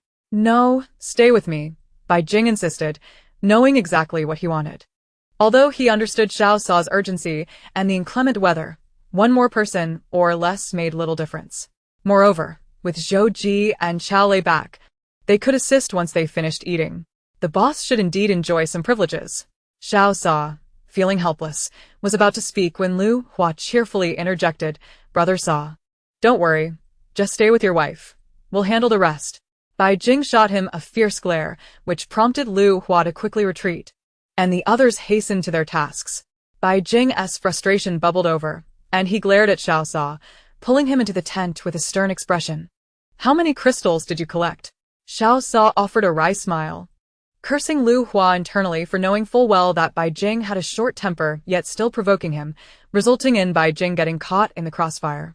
Although he cherished the term sister-in-law, he believed it should remain a private sentiment. Bai Jing was sensitive and would one day make that title a reality. He pulled out the crystals, honest as a husband presenting his earnings to his wife, handing them all over to Bai Jing. 13. Humph. Bai Jing shot him a sidelong glance, dissatisfied. Xiao Sa should consider for whom he was collecting these crystals. He glared back, saying, "I have no use for them. Why give them to me? You need to upgrade your abilities quickly, do you hear?" Xiao Sa smiled lightly, delighting in Bai Jing's nagging demeanor. His heart warmed slightly as he recalled their kiss earlier that day. Leaning in, he boldly pushed Bai Jing down, not worried about anyone seeing them in the tent. "Hey. What are you doing?" Bai Jing's heart raced, feeling defensive as his eyes widened. "Don't be nervous," Xiao Sa murmured, tightening his embrace while gazing into Bai Jing's startled face. Suddenly, he felt compelled to take the initiative, otherwise, he might never savor the sweetness of intimacy. "Give me a kiss," Xiao Sa whispered, and before Bai Jing could react, his lips descended possessively, invading his mouth. Their tongues danced in a passionate exchange, savoring each other's essence as if it were an exquisite delicacy. After what felt like an eternity, only when Bai Jing's cheeks flushed crimson and he struggled to breathe did Xiao Sa reluctantly release him. Bai Jing, flustered and vexed with himself, felt frustrated that despite his apparent resistance, he had succumbed to the moment. The heat radiating from Xiao Sa ignited a fire within him, and the fluttering in his heart was undeniable. The suffocating sensation left him dizzy, and he realized, perhaps, he secretly enjoyed it. Bai Jing was beset by dark thoughts, his countenance marred by frustration. It was precisely because of his affection that he felt utterly exasperated. Xiao Sa was far too cunning, and he had no desire to be ensnared in a muddle. Just as he was about to unleash his anger, a wave of irritation washed over him. It was evident that someone as astute as Xiao Sa would surely anticipate Bai Jing's reaction. At that moment, Xiao Sa was absorbed in the process of drawing energy from the crystal cores, leaving Bai Jing with no recourse but to stare helplessly. As for what would transpire once Xiao Sa awakened, he was confident that he would find a way to make Bai Jing forget the entire affair. Bai Jing, feeling resigned, sat beside him, eyeing the remaining 12 crystal cores. He extracted the 7 cores he had in his pocket, calculating their numbers. Upgrading 4 ability users was certainly feasible, yet it would not suffice. Considering Yu Lo was a mental power user, he had to prioritize Chao Lei and Qini. On Xiao Sa's side, 11e Manang, Liang La, Lu Wei and Zhou Ji were all commendable. Since they formed a significant collective, he couldn't be selfish. After a moment of deliberation, Bai Jing decided to wait for Xiao Sa to awaken. He knew that Xiao Sa would acquiesce to his requests. However, advancement in abilities depended not only on fortune but also on innate talent. Some individuals could progress with merely 3 crystal cores, while others might require 10, 20, or perhaps even more. Furthermore, some relied solely on their gifts, rendering comparisons futile. Nevertheless, Bai Jing pondered that perhaps they could experiment later to see who could advance more swiftly, focusing their efforts on the faster ones. After all, once they advanced, first-level crystal cores would become obsolete, leaving them available for others. Individual strength was not the ultimate goal. It was imperative for the entire team to be formidable. This was the standard they aspired to. Little did Bai Jing anticipate that plans would be swiftly overturned. Xiao Sa was still absorbing energy and would not be finished for at least an hour. Bored in the tent, he had initially intended to patrol, but with everyone occupied, he felt reluctant to be idle. As he found himself unable to contain the 19 crystal cores in his pocket, he waved his hand to store them in his spatial realm. Suddenly, his body stiffened, and he felt a tumult in his mind as energy surged uncontrollably within him. His meridians raced to accommodate the influx, expanding rapidly, and blood flowed with increasing ferocity. Positive and negative energies clashed violently within him, creating a sensation akin to an impending explosion in his head. His body's meridians expanded rapidly, leaving him no time to react before darkness engulfed him.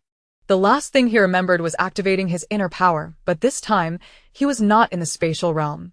He had no desire for his life to be extinguished due to an energy overload.